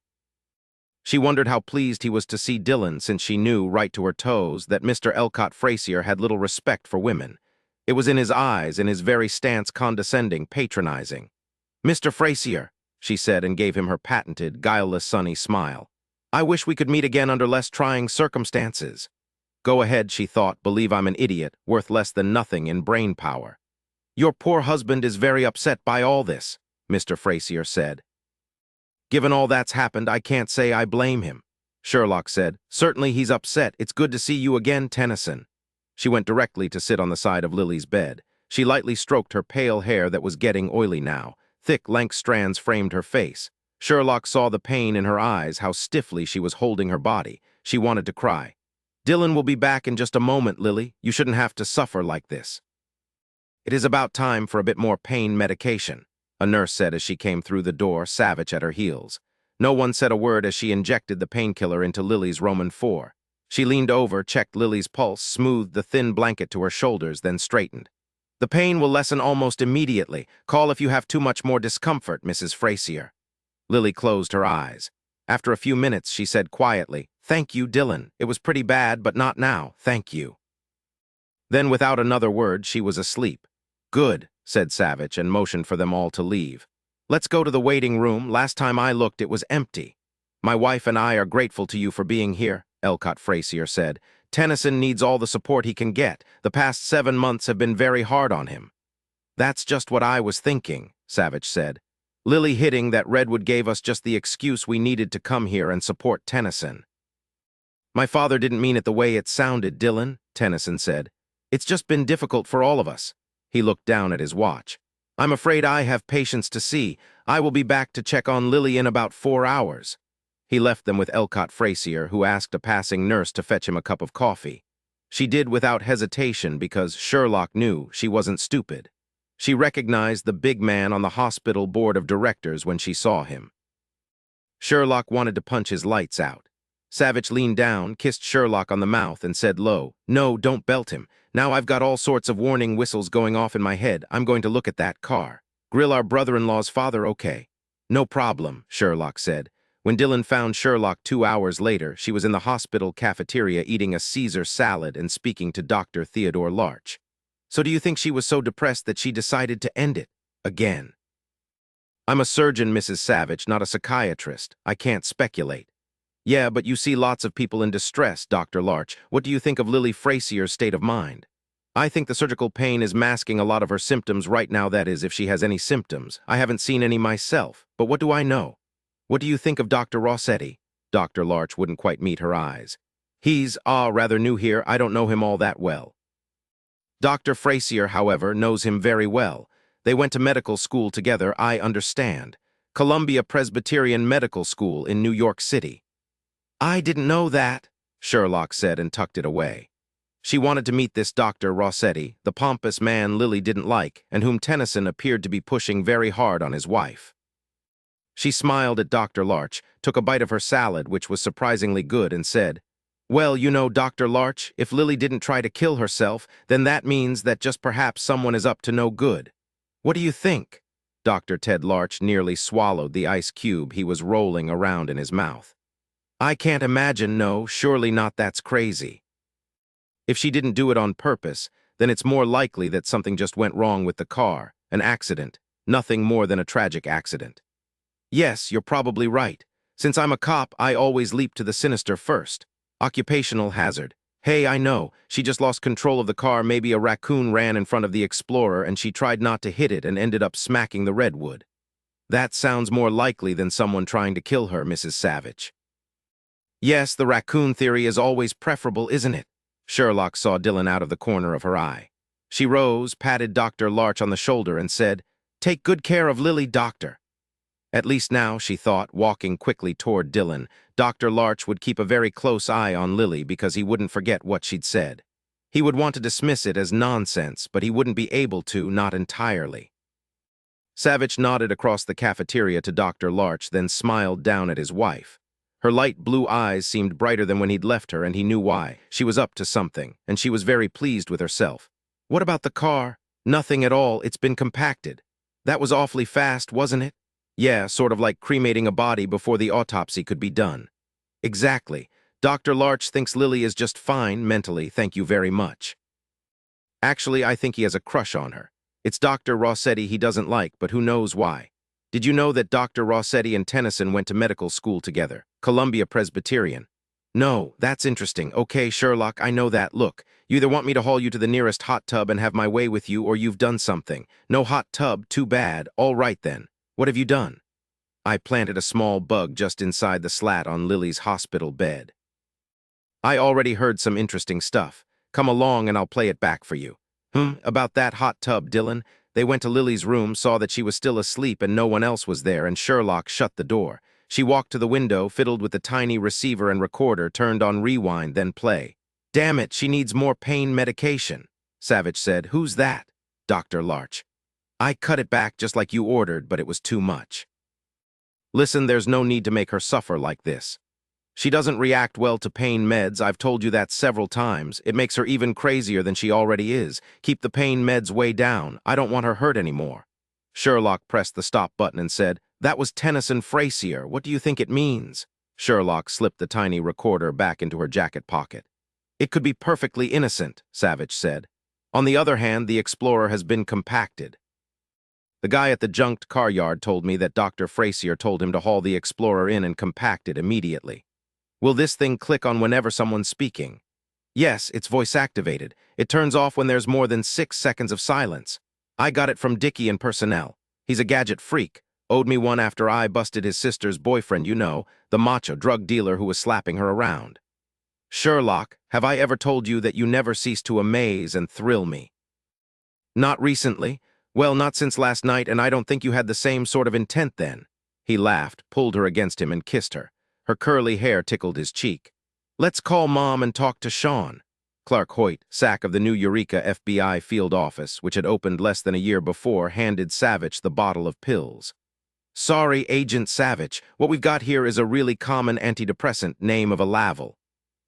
"Not good," Savich said, and looked out the window toward the small park just to the left of downtown. The trees were bright with fall colors. If he turned his head a bit to the right, he'd see the old town section on the waterfront. A beautiful town, Humboldt's county seat, Eureka was filled with countless fine Victorian homes and buildings. "Something I can help you with, Agent Savich? Sounds like something's happening you don't like." Savich shook his head. "I wish there was something, but the pills are exactly what they should be. I guess it would have been really easy if they were something different. I told you that the Explorer my sister totaled has been compacted. I was really holding out big hopes for those pills. Oh yeah, call me Savich." "Okay, Hoyt here. Now the Explorer that was done awfully fast." "Yes, maybe too fast, but then again, my life's work is to be suspicious. Maybe it was just very straightforward. As of right now, it's all a dead end. However, I think it's time I did a bit of digging on my brother-in-law, Dr. Tennyson Frazier." Clark Hoyt, who had heard of some of the exploits of Sherlock, Savich, and Max, Savich's transvestite laptop, said, "Don't tell me that you didn't do a background search on this guy before he married your sister. Seems to me a brother would have checked out the fillings in his teeth." "Well, yeah, sure I did, but not a really deep one. Just that he didn't have a record, hadn't ever been in rehab for drugs or alcohol, stuff like that. And that he wasn't a bigamist. No, I didn't check on that. Lily told me he'd been right up front about the fact that he'd been married before and that his wife had died. You know something, Hoyt? I wonder now what the first wife died of. I wonder how long they were married before she died." His eyes brightened. "Savich, you don't really think he's trying to kill his wife?" "The pills were just what they were supposed to be. They were indeed, and I'm not sure. But you know, information is just about the most important thing any cop can have." Savich rubbed his hands together. Max is going to love this. You know that the Frasiers are a really big deal down in Hemlock Bay and the environs. Daddy Frasier has dealings all over the state, I understand. Yeah, before I didn't see the need to check into Papa's finances and dealings, but now it's time to be thorough. Is your sister going to be all right? Yes, she'll be just fine. I've got the names of some excellent psychiatrists in the area, all women, just like you wanted. I hope one of them will be able to help your sister. Yeah, me too. But you know, no matter there's no proof of any funny stuff, that it really does look like she just drove the Explorer into that redwood on purpose. I simply can't believe that Lily tried to kill herself. No matter what anyone says, I find myself coming back again and again to the fact that it just doesn't fit. People change, Savich. Even people we love dearly. Sometimes we can't see the change because we're just too close. Savich took another look at that lovely park and said, when Lily was 13, she was running a gambling operation in the neighborhood. She would take bets on anything from the points spread in college football games to who could shoot the most three-point baskets in any pro game. Drove my parents nuts. Since my dad was an FBI agent, the local cops didn't do anything, just snickered a lot. I think they all admired her moxie, but they gave my dad lots of grief about it, called her a chip off the old block. When she hit 18, she suddenly realized that she liked to draw and she was very good at it. She's an artist, you know, very talented. No, I hadn't heard. Actually, her talent comes from our grandmother, Sarah Elliott. Sarah Elliott. Good grief, the Sarah Elliott, the artist whose paintings are in all the museums. Yep, Lily's talents lie in a different direction. She's an excellent cartoonist, lots of humor and irony. Have you ever heard of the cartoon strip No Wrinkles Remus? Agent Hoyt shook his head. That's all right. It's political satire and shenanigans, I guess you could say. She hasn't done much for the past 7 months since the death of her daughter. But she will, and once she gets herself back together again, I'm sure she's going to be syndicated in lots of papers across the country. She's that good. I think so. Now, given her talent, her background, can you really believe that she would try to kill herself 7 months after her daughter was killed? A girl who was the neighborhood bookie, then a cartoon strip artist. Hoyt sighed. I'd like to say no, I can't imagine it, Savich, but who knows? Aren't artists supposed to be high-strung? Temperamental, you said she still can't remember a thing about the accident. Not yet. What are you going to do? After Max checks everything out, we'll see. No matter what, I'm taking Lily back to Washington with my wife and me. I think it's been proved that Hemlock Bay isn't healthy for her. Everything could be perfectly innocent, Clark Hoyt said. She could have simply lost control of the car. Yeah, but you know something. I saw my brother-in-law differently this time. I saw him through Lily's eyes, maybe. It's not a pretty sight. I want to strangle him. Actually, I wanted to throw his daddy through the hospital window. Clark Hoyt laughed. Let me know if there's anything I can do. I will, thank you, Hoyt. Count on it. Thanks for the names of the shrinks. On the following Sunday afternoon, 4 days after her surgery, Lily was pronounced well enough to leave the hospital. She suffered only mild discomfort, because Dr. Larch had stopped by her room, looking determined, and given her some pills to keep the worst of the pain at bay. She still walked bent over like an old person, but her eyes were clear, her mood upbeat. Sherlock had wanted to ask Dr. Larch about lowering Lily's meds temporarily on Dr. Frasier's orders, but Savich said, "Nope, let's just hold off on that for a while." Nothing else good on the tape, Sherlock said in some disgust as she removed the small bug from beneath Lily's hospital bed while Lily was in the small bathroom bathing. Not even doctors or nurses gossiping. 10 minutes later, Savich said to his sister as he pushed her wheelchair toward the elevator, I told Tennyson that Sherlock and I are taking you to see your new shrink. He wasn't happy about that, said he didn't know anything about this woman. She could be a rank charlatan and he'd lose all sorts of money, maybe even get you more depressed. I just let him talk on, then gave him my patented smile. That smile, Sherlock said, translates into you mess with me, buddy, and even your toenails are gonna hurt. In any case, at the end of all his ranting, there was nothing he could do about it. He tried to get me to convince you to see Dr. Rossetti. I do wonder why he thinks the guy is so great. He's not, Lily said. He's horrible. She actually shuddered. He came back again this morning. The nurse had just washed my hair for me, so I looked human and felt well enough to take him on. What happened? Sherlock asked. She was carrying Lily's small overnight bag. Savich pushed her wheelchair onto the elevator, punched the button. No one else was on board. Lily shuddered yet again. I think he'd talked to Tennyson some more. He tried to change his tactics. He actually attempted to be ingratiating, at least at first. When he slithered into my room, yes, that's it exactly, he slithered. Nurse Carla Brunswick had just finished blow-drying my hair. Nurse Brunswick turned toward him and said, "Doctor." "Leave us alone for a bit, nurse. Thank you," Lily said. "I don't want Nurse Brunswick to leave, Dr. Rossetti. I want you to leave." "Please, Mrs. Frazier, just a moment of your time. I fear we got off on the wrong foot when I was here before. You were just out of surgery. It was simply too soon for you to want to hear about anything. Please, just a few minutes of your time." Nurse Brunswick smiled at Lily, patted her hand, then left the hospital room. "I see that I have little choice here, Russell. What do you want?" If he was angered at her use of his first name, he didn't let on. He kept smiling, walked to her bed, and stood there, towering over her. She looked at his hands. His plump hands sported a ring this time, a huge diamond on his pinky. She wished she could throw him out of her room. "I just wanted to speak to you, Mrs. Frazier, Lily. See if perhaps we could deal better with each other. Perhaps you could come to trust me to let me help you." "No. Are you in pain, Lily?" "Yes, Russell, I am." "Would you like me to give you a mild antidepressant?" "My pain is from my ribs and my missing spleen." "Yes, well, that pain will likely suppress the other, deeper pain for a while longer." "I hope so. Mrs. Frazier, Lily, won't you come to my office, perhaps next Monday? That will give you another week to recuperate." "No, Russell. Ah, here's Dr. Larch. Hello, do come in. Dr. Rossetti was just leaving." Savich looked ready to spit by the time Lily finished, but she just laughed. "No need to go pound him, Dillon. He left, didn't say another word, just walked out." Dr. Larch didn't move until he was gone. "What I don't understand," Sherlock said thoughtfully, "is why both Tennyson and Dr. Rossetti want you as his patient so very much. Isn't that strange? You give Rossetti grief and he still wants you."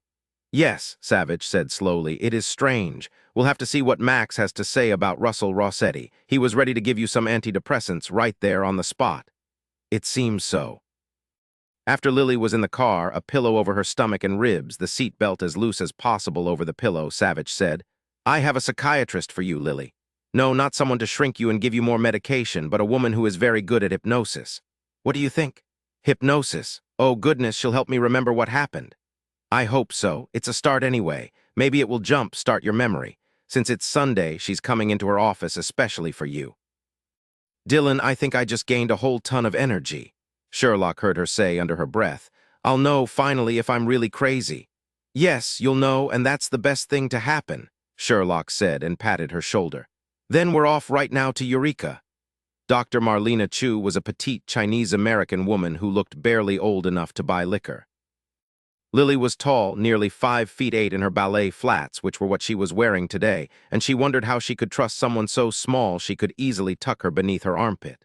Dr. Chu met them in her outer office, since there was no one else there on Sunday. "Your brother has told me what has happened," she said. "This must be very difficult for you, Mrs. Frazier." She took Lily's hands in her own small ones and added, "You need to sit down. I can see that you're still very weak. Would you like a glass of water?" Her hands felt warm, Lily thought. She didn't want to let them go, and her voice was incredibly soothing. She suddenly felt much calmer, and surely that was odd, but true nonetheless. Also, the nagging pain in her ribs seemed to fade. She smiled at Dr. Chu, hanging onto her hands like a lifeline. "No, I'm just fine. Well, maybe a bit tired." "All right, then. Come into my office and sit down.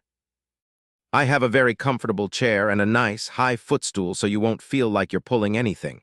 Yes, here we are." Her inner office was perfectly square with soft blue furnishings and lots of clean oak parquet floor. Again, Lily felt a wave of peace and calm wash through her. "Do let me help you sit down, Mrs. Frazier. Please call me Lily." "Thank you, I'd like that." As soon as Lily was seated, Dr. Chu brought her chair alongside and took Lily's left hand in hers again. Dr. Chu watched Lily's eyelids flutter as warmth and calm flowed through her and was pleased. She watched Mr. Savich ease the footstool beneath his sister's narrow feet and saw it immediately lessen the pull on her stitches. She studied her patient. Even though she was pale, her eyes were bright. Lovely eyes, a soft light blue that went very nicely with her blonde hair. She was a lovely young woman, but that didn't really matter. What was important was that she was in trouble. What was more important was that she was soaking up the strength Dr. Chu was giving her. Lily is such a romantic name. It sounds like soft music. It's the sort of name to make one dream of fanciful things. Lily smiled. It's my grandmother's name, coincidence maybe, but she grew the most beautiful lilies. It's interesting how some things work out, isn't it? Yes, interesting, but sometimes it's also terrifying. True, but there is nothing here to harm you, Lily. She patted Lily's hand again. Dr. Chu knew that Lily Frazier was an artist, and that meant she was creative, probably very bright. Such folk usually went under very easily. She said in her soft voice, "You understand that I'm going to try to help you remember what happened last Wednesday evening. Do you want this?"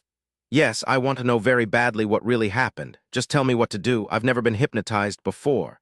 "It's nothing, really. I just want you to relax." She lightly squeezed Lily's hand. Lily felt more warmth flow through her, all the way to her bones, felt herself becoming utterly calm. Those small hands of Dr. Chu's, how could they make her feel like this?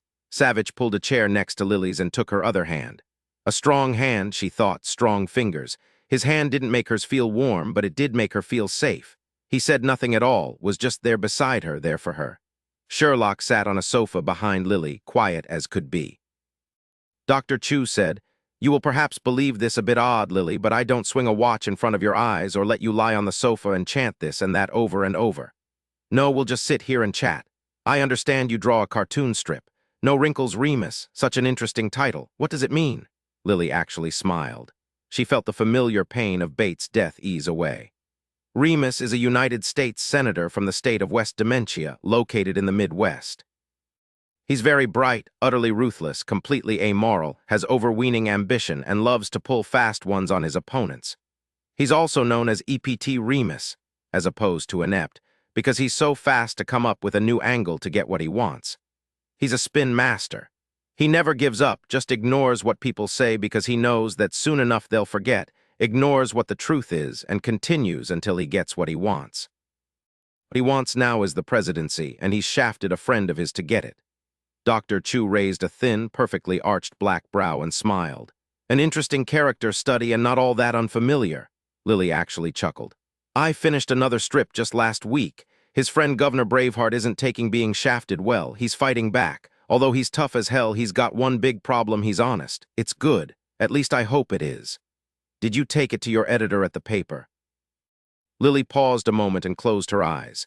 "No, I didn't." "Why not?" "Because I started feeling bad again." "What do you mean by feeling bad?" "Like nothing really mattered. Bate was dead and I was alive and nothing was worth anything, including me and anything I did."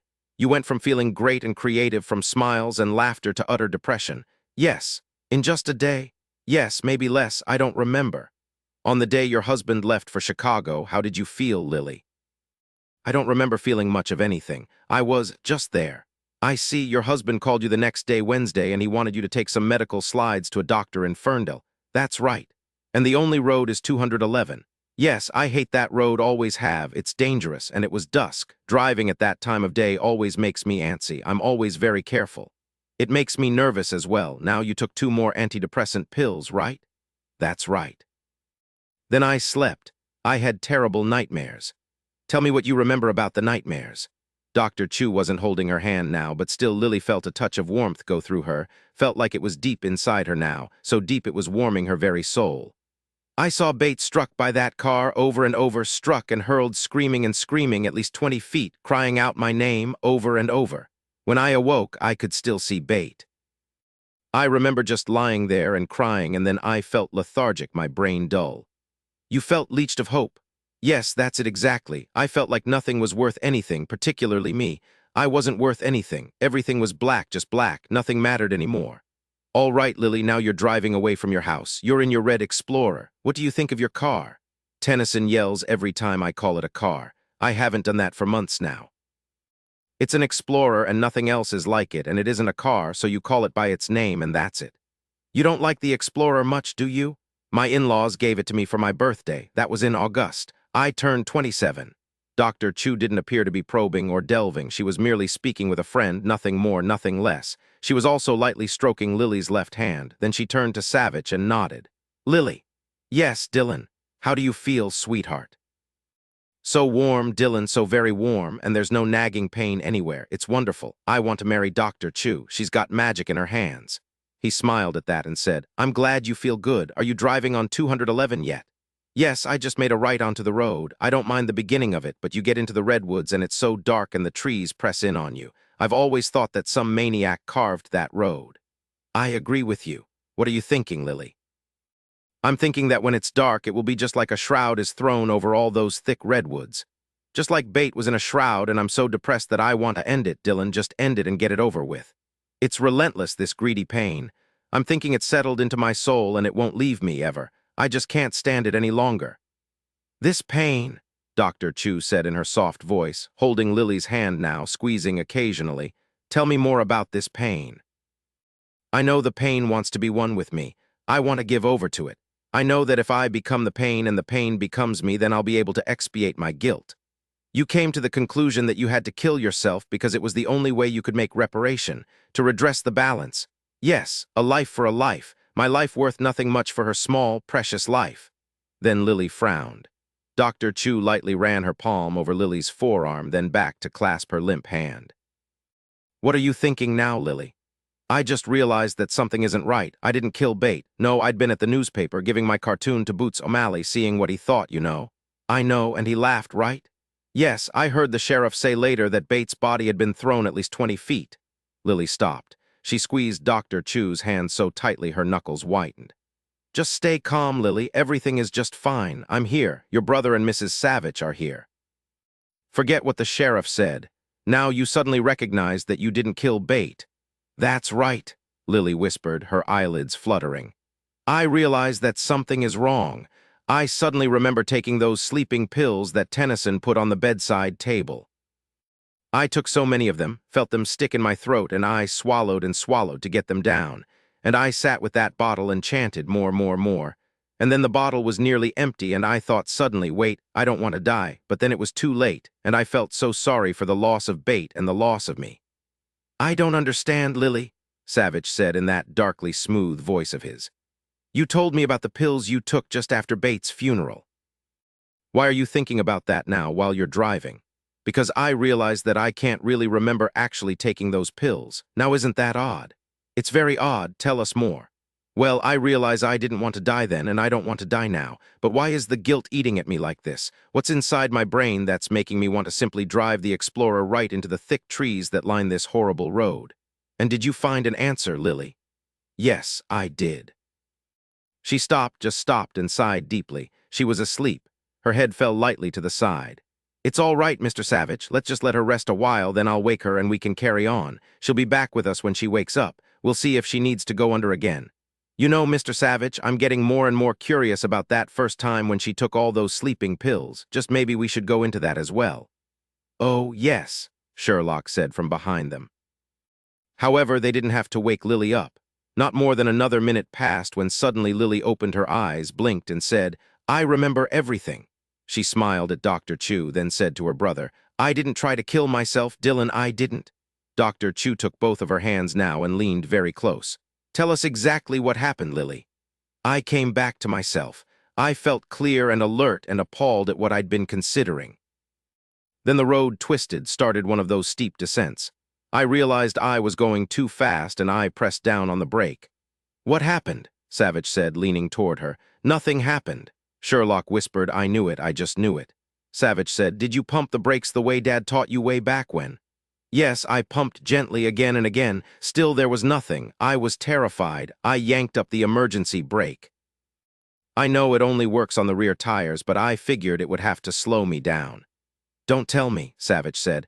The emergency brake didn't work either. She just shook her head, swallowed convulsively. No, it didn't. I was veering from the center toward the deep ravine on my left. I pulled back, but not too far because the redwoods were directly to my right, thick, impenetrable. I was going too fast, and the downhill grade was becoming even steeper. That stretch twists and wheels back on itself a whole lot before it flattens out at the outskirts of Ferndale. Sherlock said from behind her, Did you slam the shift into park? Oh, yes. There was an awful grinding noise like the transmission was tearing itself up. The Explorer shuddered, screamed, and all the wheels locked up. I went into a skid. I tried to let the side of the Explorer scrape against the redwoods to slow me down, but then the road twisted again. I knew I was going to die. Savich pulled her very gently into his arms, settling her on his lap. Dr. Chu never released her left hand. Lily lay against him, her head on his shoulder. She felt Sherlock's fingers lightly stroking her hair. She drew a deep breath and said, I remember so clearly slamming head-on into that poor redwood, thinking in that split second that the redwood had survived at least 100 years of violent Pacific storms, but it wouldn't survive me. I remember hearing the blaring of the horn so loud like it was right inside my head, and then there just wasn't anything. She pulled back and smiled, a beautiful smile, clean and filled with self-awareness and hope. Now this is a very strange thing, Dillon. The brakes didn't work. Did someone try to kill me? Since Dr. Chu was still holding her hand, Lily wasn't frightened. Actually, she felt good all the way to her toes. Her smile didn't fade a bit with those awful words.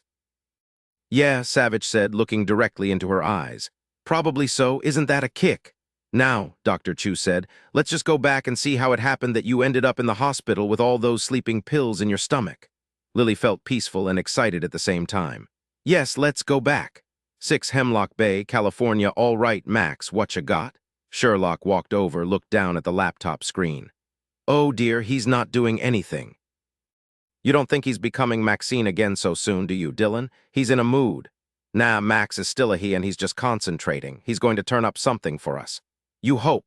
Max just shuddered a bit. That means he's digging deep. Is Lily asleep? Yes, I just checked on her. She didn't want a pain pill, said she didn't need it. Isn't that amazing? Lily told me that a doctor who could make her feel good without hurting her was sure an improvement over a husband who can't. She said she still feels better for having met her. Since Dr. Chu didn't hold our hands, we'll have to work out our stress at the gym. Too bad. Then Sherlock laughed. Remember when she asked Dr. Chu to marry her? That was good, Dillon. She wants out of this mess. Now, according to Mrs. Scruggins, Tennyson will be home in about 2 hours.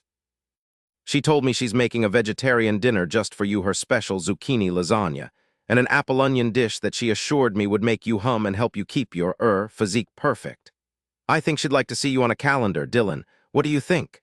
Savich just laughed, then smacked Max very lightly on his hard drive with the palm of his hand. Not going to commit yourself, are you? Okay, she's got a big crush on you, Dillon. I think it struck when she saw you in your t-shirt this morning, your pants zipped up but not fastened. There was admiration in her eyes when she said your name.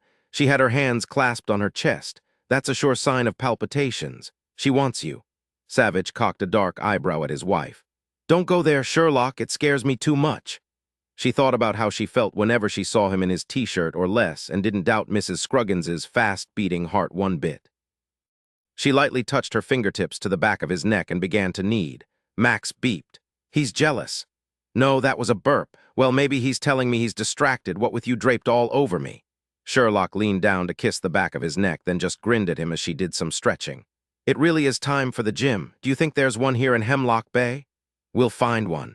Tomorrow morning, if Lily's still feeling fine, we'll go get the kinks out and lower our stress levels.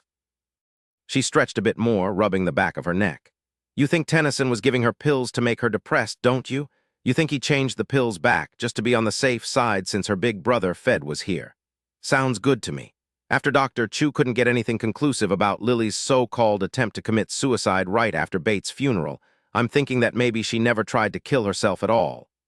It was strange how Lily sort of remembered, but she didn't really. If she didn't do it, then it had to be Tennyson, and that was the bastard's first try.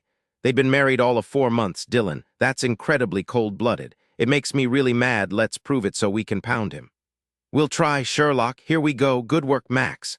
Both of them read the small print on the screen as Savich slowly scrolled. A couple of minutes later, Savich raised his head and looked up into Sherlock's blue eyes. Not really all that much of a surprise, is it? So our Tennyson was married once before, just like he told Lily. Only thing is, he didn't bother to mention that his first wife committed suicide only 13 months after they'd tied the knot. Savich hit his palm against his forehead. I'm an idiot, Sherlock. I shouldn't have given him the benefit of the doubt, shouldn't have respected his privacy.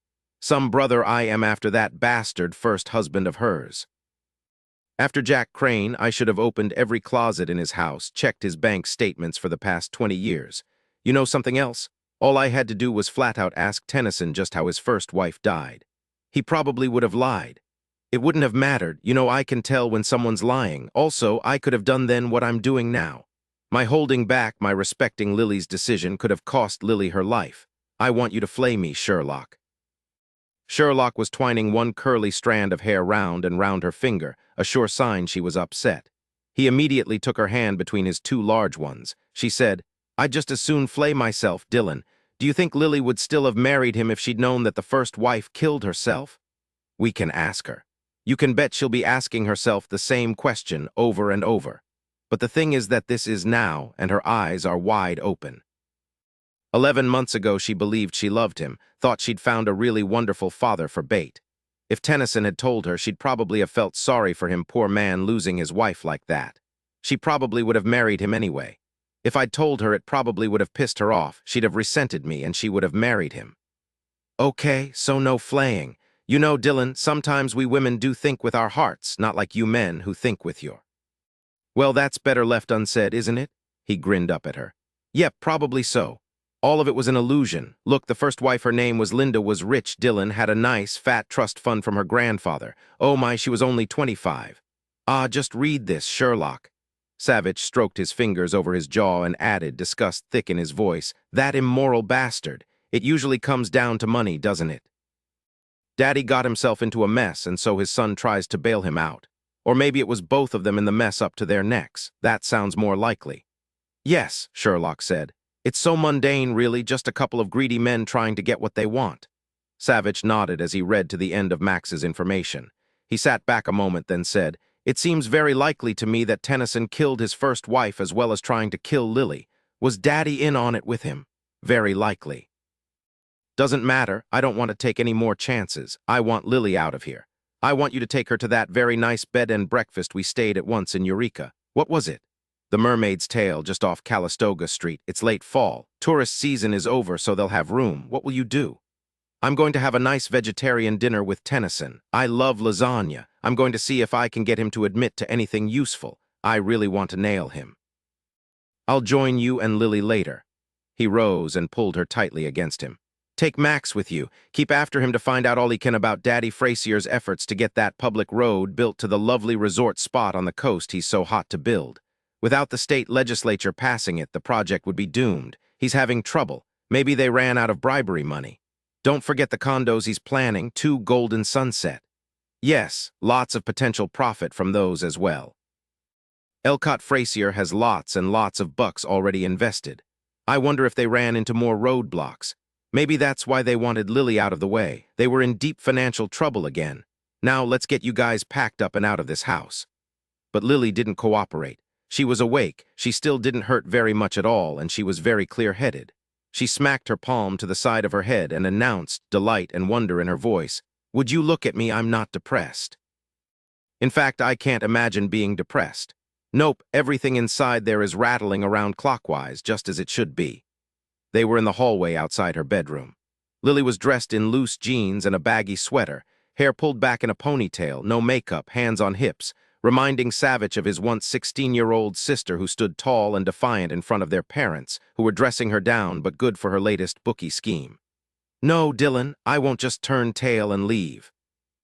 I want to read everything Max has come up with so far. I want to speak to Tennyson, confront him with all this. It's my right to find out if my husband of 11 months married me only to kill me off. Oh dear, there's a big problem here. Why would he do it? I don't have any money.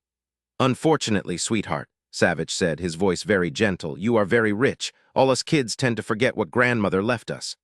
Oh, my Sarah Elliott paintings. You're right, I forget about them since they're always on loan to a museum. Yes, but they're legally yours, all 8 paintings, willed to you.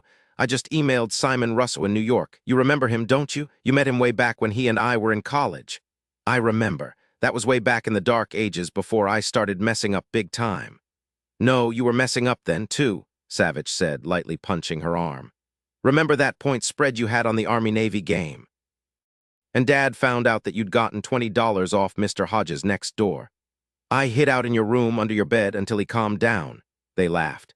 It sounded especially good to Sherlock, who beamed at both of them. Lily depressed. It was hard looking at her now to believe that she'd ever been depressed. Lily said, yes, I remember Simon Russo. He was a real pain in the butt, and you said, yeah, that was true enough, but it didn't matter because he was such a good wide receiver.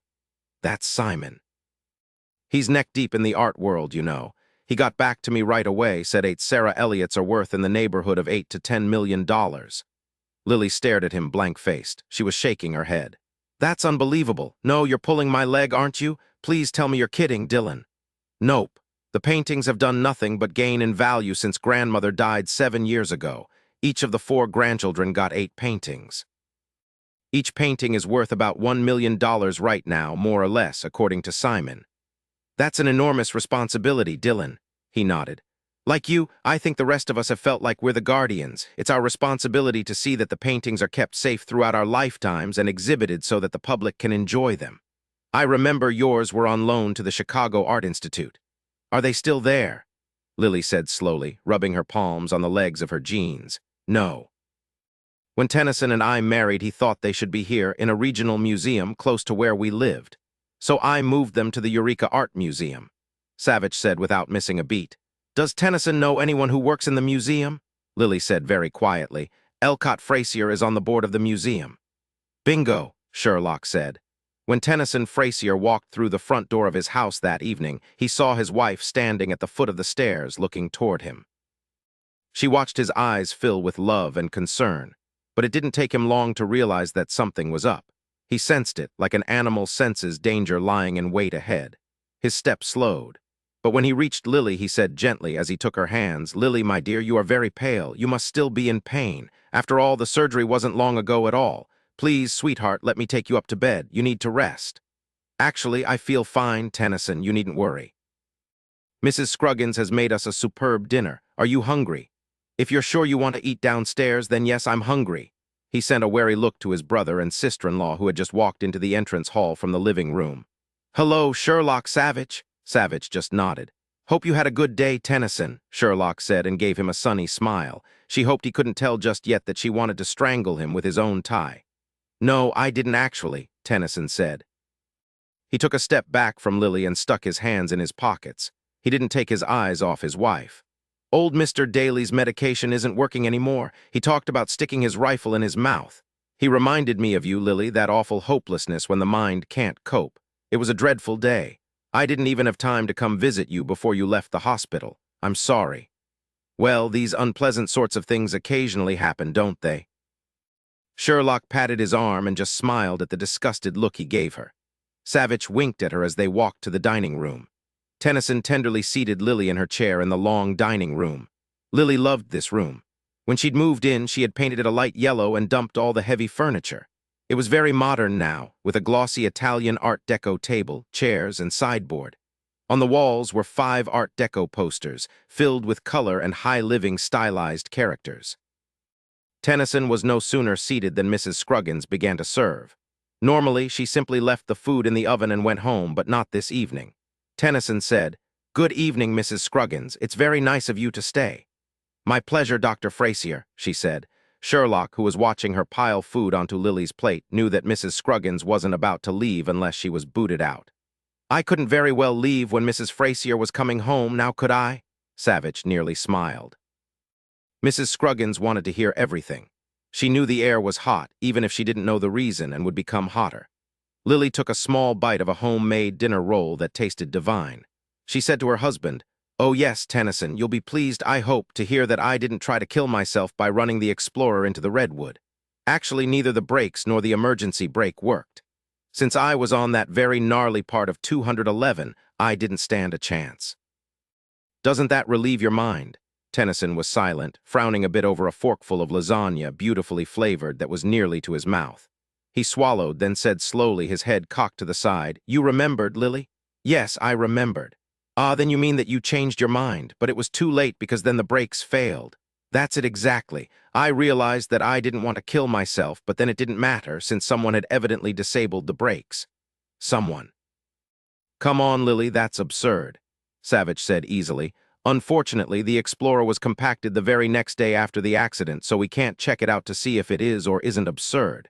"Perhaps, Lily," Tennyson said very gently, "just perhaps you're wanting to remember something different, something that could alleviate the pain of the past 7 months." "I don't think so, Tennyson. You see, I remembered while I was under hypnosis. And then when I came out of it, I remembered the rest of it all by myself, all of it." A thick eyebrow went straight up. Savich had never before seen an eyebrow do a vertical lift like that. Tennyson turned to Savich and spoke, his voice low and controlled, but it was obvious to everyone that he was very angry. "You're telling me you took Lily to see a hypnotist, one of those charlatans who plant garbage in their patients' minds?" "Oh, no," Sherlock said, taking Lily's clenched fist beneath the table. "This doctor didn't plant anything, Tennyson. She simply helped Lily to remember what happened that evening. Both Dillon and I were there the whole time, and he and I are very familiar with hypnotists as part of our work. It was all on the up and up. Now, don't you think it's strange that the brakes didn't work? Don't you think it's at least possible that someone disabled them from what Lily said?" "No, what I think is that Lily disremembers. I'm not sure if she's doing it on purpose or if she's simply confused and wants desperately for it to be this way. Don't you see? She made up the brakes failing so she wouldn't have to face up to what she did. I don't think the brakes failed. I certainly don't think anyone cut the lines. That's beyond what is reasonable, and her saying that, claiming that that's what happened, well, it really worries me. I don't want Lily to even consider such a thing. It could make her lose ground again. Listen, I'm a psychiatrist, a real one who doesn't use hocus-pocus on people to achieve some sort of preordained result.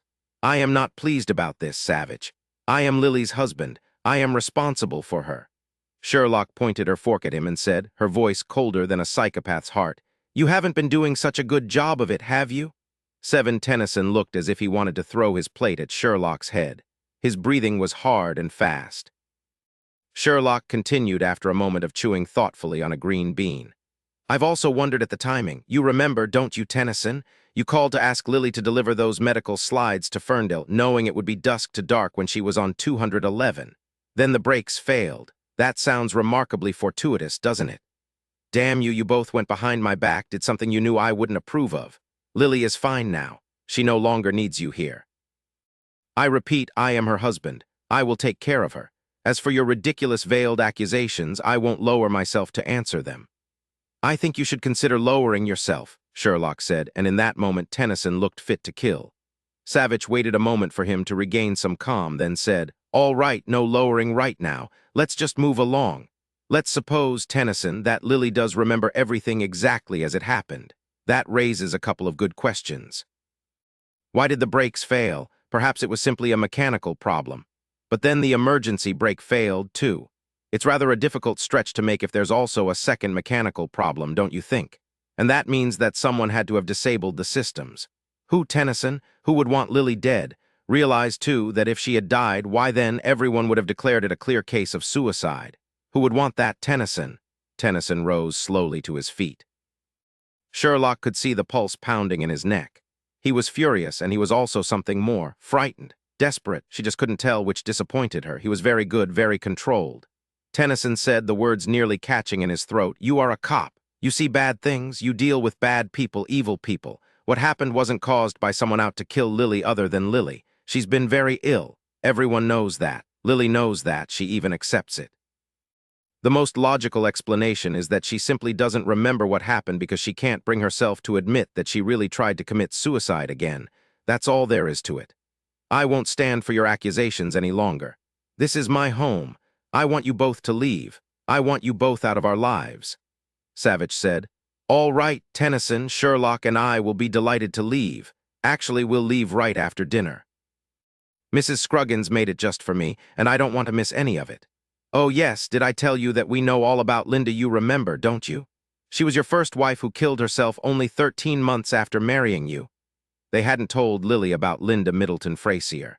She froze where she sat, her mouth open, utter disbelief scored on her face. Any final hope leached out with those words. When her husband had spoken so calmly, so reasonably, she had wondered if it was possible that her mind had altered what really happened, that her mind was so squirrely that she simply couldn't trust any thought, any reaction. But not any longer. Now she knew she hadn't disremembered anything.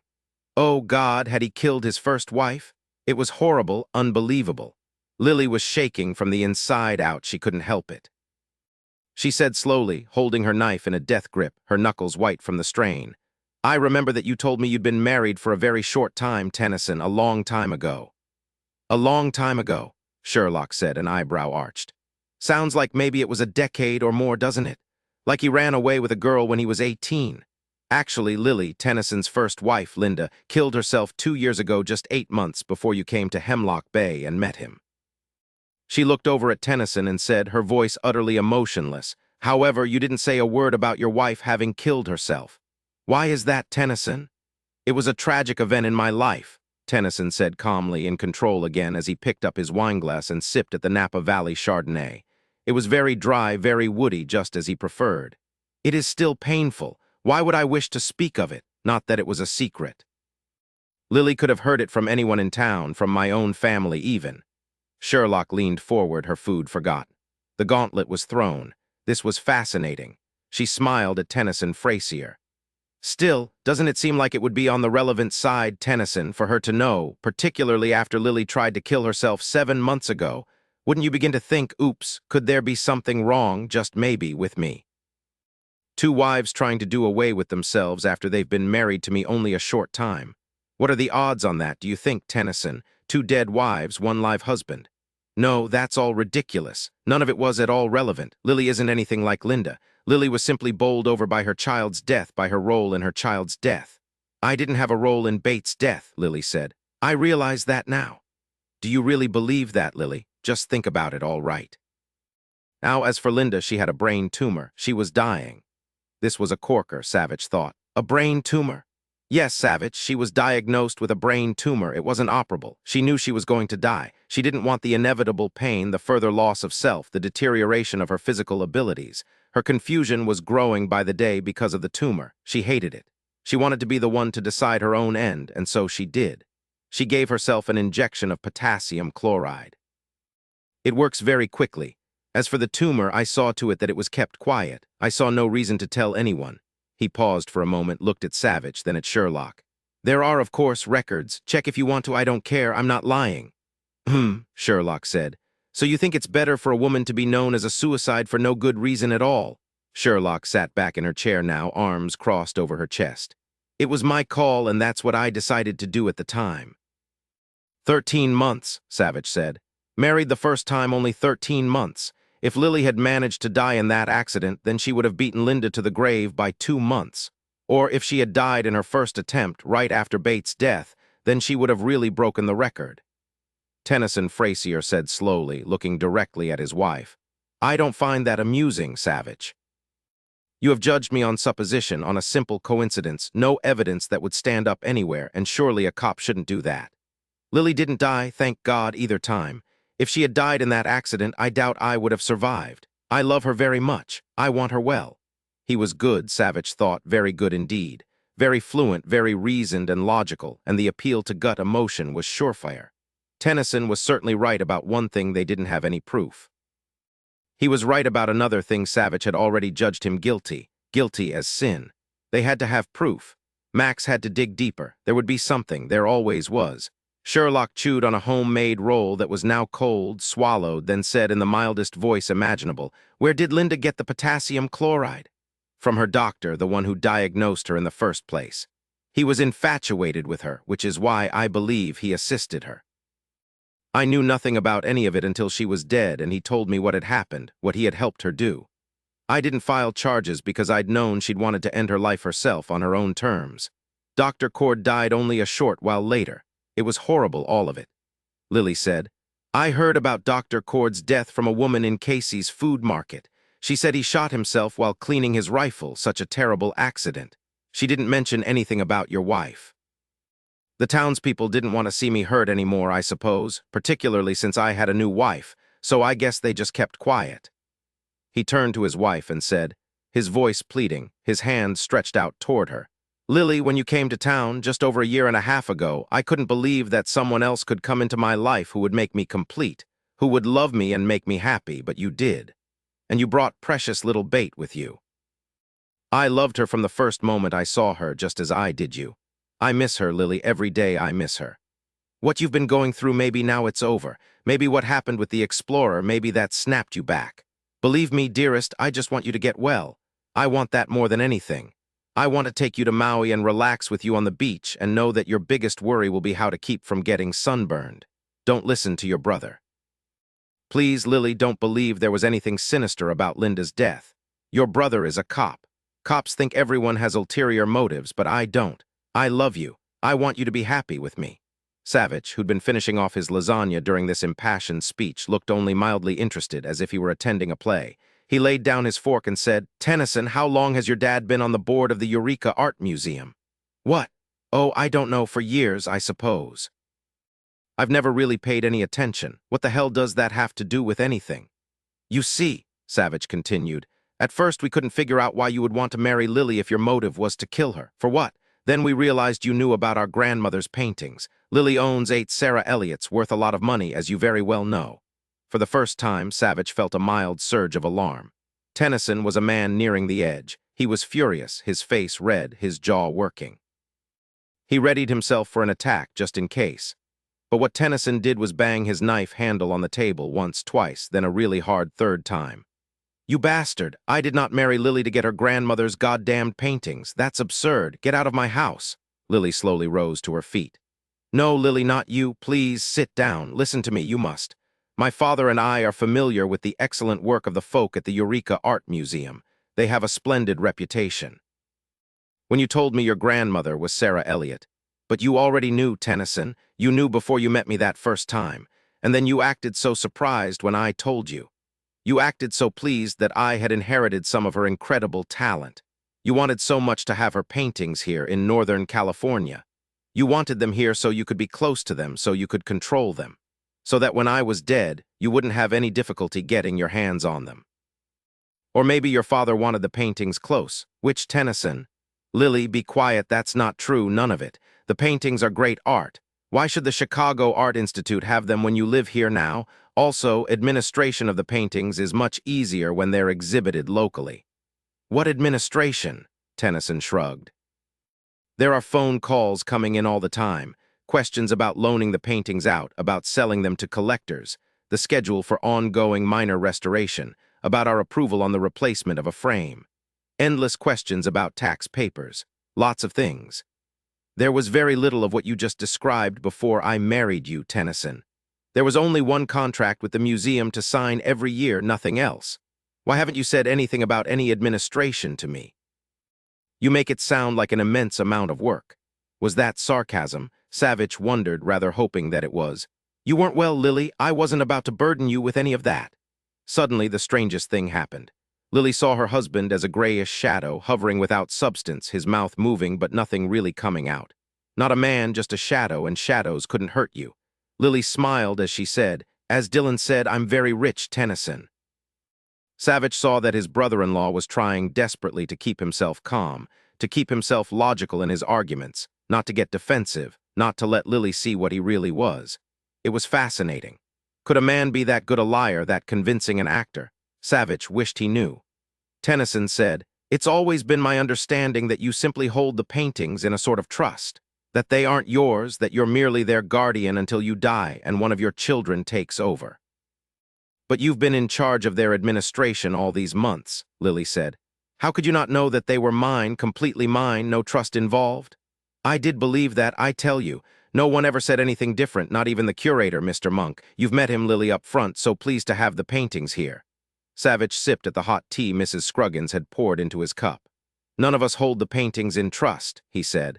They're ours outright. He knew Mrs. Scruggins was listening to everything, forming opinions. He didn't mind it a bit. Just maybe she'd have something more to say to him or to Sherlock when this little dinner meeting was over. If Lily wants to, she can sell 1 or 2 or all of the paintings. They're worth about $1 million each, maybe more. Tennyson looked stunned. I never realized, he said, and now he sounded a bit frantic. Difficult not to, Lily said. You're not a stupid man, Tennyson. Surely Mr. Monk told you what they're worth. When you found out I was Sarah Elliott's granddaughter, it would have been nothing at all for you to find out that she willed them to me. You saw me as the way to get to those paintings. You must have rubbed your hands together. I left everything in my will to Bate at your urging, Tennyson, if you'll remember, and I named you the executor. As it happened, Savich said, Bate did predecease Lily, who inherits? Tennyson, my husband. She continued after a moment, so bitter she was nearly choking on it. How easy I made everything for you. What happened? Big money troubles, you needed me out of the way, fast. Tennyson was nearly over the edge now. No, listen to me. I suppose I just saw the paintings as your grandmother's, nothing more than that. Valuable things that needed some oversight, particularly after you became so ill. All right, I was willing to do that work. Please, Lily, believe me. When you told me that she was your grandmother, I was very surprised and pleased for you. Then I just dismissed it. Lily, I didn't marry you for your grandmother's paintings. I swear to you I didn't. I married you because I love you. I loved bait. That's it. My father, no, I don't believe there could possibly be anything there. You've got to believe me. Tennyson, Lily said, her voice low, soothing, do you know that I've never been depressed in my life until I married you?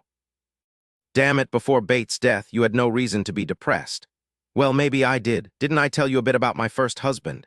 Yes, he was horrible, but you survived him. But Lily, it was completely different when your daughter was killed by a hit-and-run driver. It's only natural that you'd be overcome with grief, that you would experience profound depression. Even after 7 months. The mind is a strange instrument, unpredictable. It doesn't always behave the way we would like it to. I've prayed and prayed for your full recovery. I agree it's been taking you a long time to recover, but Lily, you'll get well now, I know it. Yes, she said very slowly and pushed back her chair. Yes, I know I'll get well now. She felt her stitches pull, a tug that made her want to bend over, but she didn't. Yes, Tennyson, she said, I fully intend to get well now, completely well. She pressed her palms flat on the table. I will also love Bate for the rest of my life, and I will know sadness at her loss and grief until I die, but I will come to grips with it. I will bear it. I will pray that it will slowly ease into the past, that I won't fall into that black depression again. I will face life now and I will gain my bearings. Yes, Tennyson, I will get well now because, you see, I'm leaving you, tonight. He rose so quickly his chair slammed down to the floor. No, damn it, you can't leave me. Lily, no, it's your brother. I wish my father hadn't called him. I wish Savich hadn't come here to ruin everything. He's filled your mind with lies. He's made you turn on me. There's no proof of anything at all, just ask him. No, none of it's true. Please, Lily, don't leave me. Tennyson, Lily said very quietly now, looking directly at him. What sort of pills have you been feeding me these last 7 months? He howled, literally howled, a desperate, frightened sound of rage and hopelessness. He was panting hard when he said, I tried to make you well. I tried, God knows, and now you've decided to believe this jerk of a brother and his wife, and you're leaving me. Damn it, I've been giving you a lavel. Lily nodded. Actually, even though there doesn't seem to be any solid proof to haul you to the sheriff is something of a joke anyway, isn't he? When I remember how he tried so hard to apprehend Bates' killer. I know he did the best he could. If you'd been with Bate, maybe you would have made a better witness. But you, she ignored his words and said, if we find proof, then even Sheriff Bozo will have to lock you away. Tennyson, no matter what you or Daddy say, no matter how much money you've put in his pocket, no matter how many votes you got for him, until we manage to get some competent law enforcement in Hemlock Bay. The truth of the matter is, I would leave you even if you didn't kill your first wife, if you hadn't, in truth, tried to kill me because, Tennyson, you've lied to me. From the very beginning, you lied to me. You used Bates' death to make me feel the most profound guilt. You milked it, manipulated me, you're still doing it, and you very likely drugged me to make me depressed, to make me feel even more at fault. I wasn't at fault, Tennyson. Someone killed Bate. I didn't. I realize that now. Were you planning on killing me even as you slid the ring on my finger? He was holding his head in his hands, shaking his head back and forth, not looking at anyone now. I found myself wondering today, Tennyson, did you kill Bate too? His head came up fast. Kill Bate? Oh my God, no. She was my heir. If I died, then the paintings would be hers. No, surely even you couldn't be that evil. Your father could, maybe your mother could, but not you, I don't think. But then again, I've never been good at picking men. Look at my pathetic track record, 2 tries, and just look what happened. Yes, I'm obviously rotten at it. Hey, maybe it's my bookie genes getting in the way of good sense. No, you couldn't have killed or had Bate killed. Maybe we'll find something on your daddy. We'll see. Goodbye, Tennyson. I can't begin to tell you what I think of you. Both Savich and Sherlock remained silent, looking at the man and woman facing each other across the length of the dining table. Tennyson was as white as a bleached shroud, the pulse in his neck pounding wildly. His fingers clutched the edge of the table. He looked like a man beyond himself, beyond all that he knew or understood. As for Lily, she looked calm, wonderfully calm. She didn't look to be in any particular discomfort. She said, Dillon and Sherlock will pack all my things while you're at your office tomorrow, Tennyson. Tonight, the 3 of us are going to stay in Eureka. She turned, felt the mild pulling in her side again, and added, Please don't destroy my drawing and art supplies, Tennyson, or else I'll have to ask my brother or sister-in-law to break your face. They want it very badly as it is. She nodded to him, then turned. Dillon, I'll be ready to leave in 10 minutes. Head up, back straight, as if she didn't have stitches in her side, she left the dining room. Lily saw Mrs. Scruggins standing just inside the kitchen door. Mrs. Scruggins smiled at her as she walked briskly past, saying over her shoulder, "It was an excellent dinner, Mrs. Scruggins. My brother really liked it. Thank you for saving my life 7 months ago. I will miss you and your kindness." 8 Eureka, California, The Mermaid's Tale. Lily swallowed a pain pill and looked at herself in the mirror. She'd looked better, no doubt about that. She sighed as she thought back over the months and wondered yet again what had happened to her. Had she looked different when she'd first arrived in Hemlock Bay? She'd been so full of hope, both she and Bate finally free of Jack Crane on their own happy. She remembered how they'd walked hand in hand down Main Street, stopping at Scooter's Bakery to buy a chocolate croissant for Bate and a raisin scone for herself. She hadn't realized then that she would soon marry another man she'd believe with all her heart loved both her and Bate, and this one would gouge 11 months out of her life. Fool. She'd married yet another man who would have rejoiced at her death, who was prepared to bury her with tears running down his face, a stirring eulogy coming out of his mouth, and joy in his heart. 2 husbands down, never again would she ever look at a man who appeared even mildly interested in her. Fact was, she was really bad when it came to choosing men. And the question that had begun to gnaw at her surfaced again. Was Tennyson responsible for Bates' death? Lily didn't think so. She'd been honest the night before about that, but it had happened so quickly, and no one had seen anything at all useful. Could Tennyson have been driving that car? And then the awful depression had smashed her, had made her want to lie in a coffin and pull down the lid. Bate was gone. Forever. Lily pictured her little girl's face, a replica of her father's, but finer, softer, so beautiful, that precious little face she saw now only in her mind. She just turned 6 the week before she died. Bate hadn't been evil to the bone like her father. She'd been all that was innocent and loving, always telling her mother any and everything until... Lily raised her head and looked at herself again in the mirror. Until what? She thought back to the week before Bate was killed. She had been different, sort of furtive, wary, maybe even scared. Scared? Bate? No, that didn't make any sense. But still, Bate had been different just before she died. No, not died. Bate had been killed by a hit-and-run driver. The pain settled heavily in Lily's heart as she wondered if she would ever know the truth. She shook her head, drank more water from the tap. Her brother and Sherlock had just left after she'd assured them at least a half-dozen times that she still felt calm, didn't hurt at all. She was fine, go, pack up her things in Hemlock Bay. She hoped that Tennyson hadn't trashed her drawing supplies. She drew a deep, clean breath. Yes, she wanted her drawing supplies today as soon as possible. She wanted to hold her 2 red sable brush again, but it would be foolish to buy another one just to use today. No, she'd just buy a small sampler set of pens and pen points. Inexpensive ones because it didn't really matter. Maybe she'd get a speedball cartooning set, just like the one her folks had given her when she'd wanted to try cartooning so many years before. Those pens would still feel familiar in her hand. And a bottle of India ink, some standard size, 20-pound typing paper, durable paper that would last, no matter how many times it was shoved into envelopes or worked on by her and the editors. Yes, just some nice bond paper, not more than 100 sheets. Usually, since she did political cartoons, she used strips of paper cut from larger sheets of special artist paper, thicker than a postcard Bristol board. It was called, well suited for brushwork. And 1 bottle of liquid paper. She could just see herself not more than an hour from now drawing those sharp, pale lines that would become the man of the hour, Senator No Wrinkles Remus, the soon-to-be president of the U.S., from that fine state of West Dementia, where the good senator has managed to divide his state into halves, to conduct the ultimate experiment with gun control. 1 half of the state has complete gun control, as strict as in England. The other half of West Dementia has no gun control at all. He gives an impassioned speech to the state legislature, with the blessing of the governor, whom he's blackmailed for taking money from a contractor who is also his nephew. 1 year, that's all we ask, Remus says, waving his arms to embrace all of them. Just 1 year and we'll know once and for all what the answer is. And what happens in the west of West Dementia is that criminals auction off areas to one another since civilians aren't allowed to own any device that shoots a bullet out of a barrel. Criminals break and enter at their leisure, whenever the spirit moves them.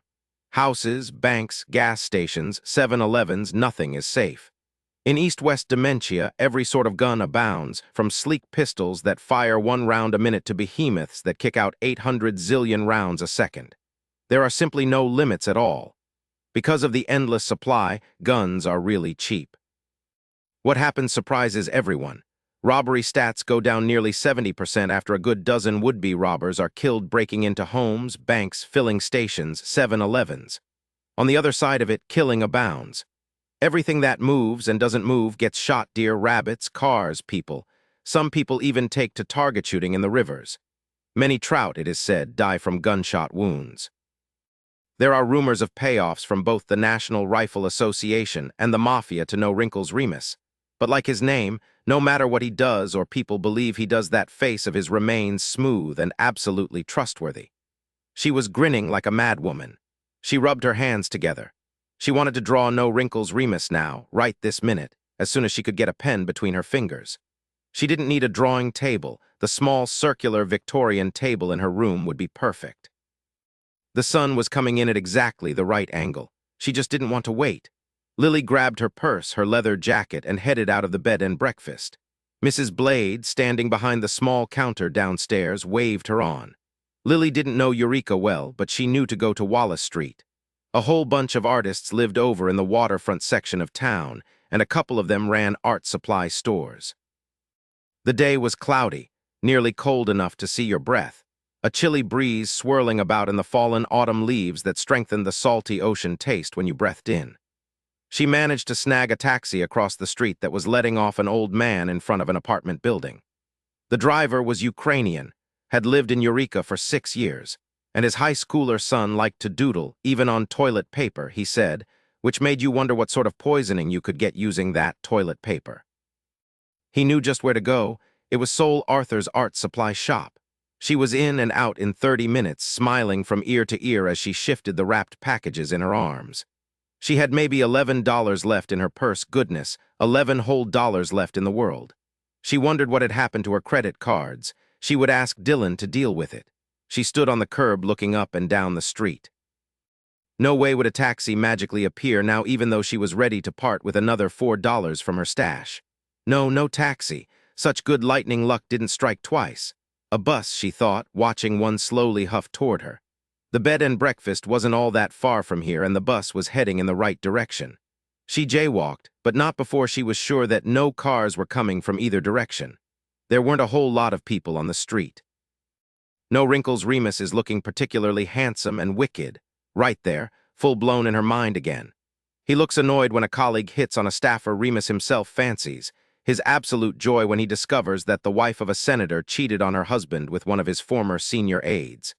She was singing when the bus, 20 years old if not older, belching smoke, lumbered toward her. She saw the driver, an old coot, grinning at her. He had on headphones and was chair dancing to the music. Maybe she was the only passenger he'd seen in a while. She climbed on board, banging her packages about as she found change in her wallet. When she turned to find a seat, she saw that the bus was empty. Not many folk out today. He grinned at her and pulled off his headphones. She repeated her question. He said, "Nah, all of 'em down at the cemetery for the big burying." "Who's big burying?" "Ferdy Mal, the minister at the Baptist church, kicked it just last Friday." She'd been lying in the hospital last Friday, not feeling so hot.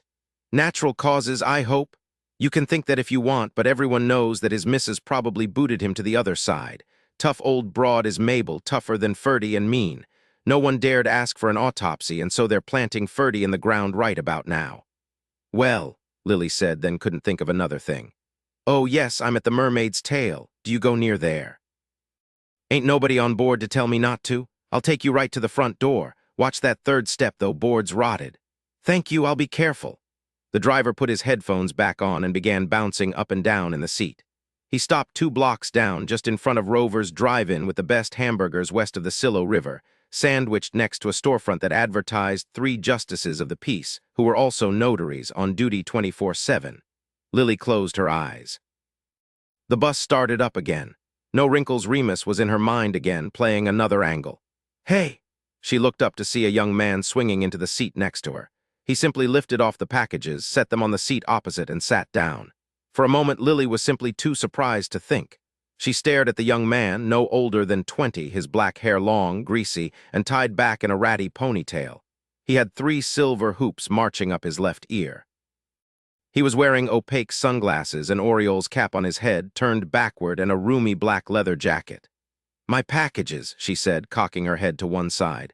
"Why did you put them over there?" He grinned at her and she saw a gold tooth toward the back of his mouth. You're awful pretty. I wanted to sit next to you. I wanted to get real close to you.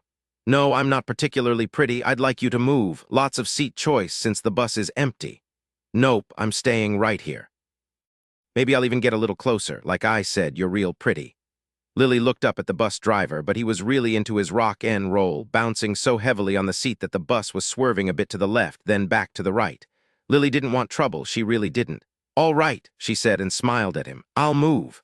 I don't think so, he said, his voice barely a whisper now, and he grabbed her arm to hold her still.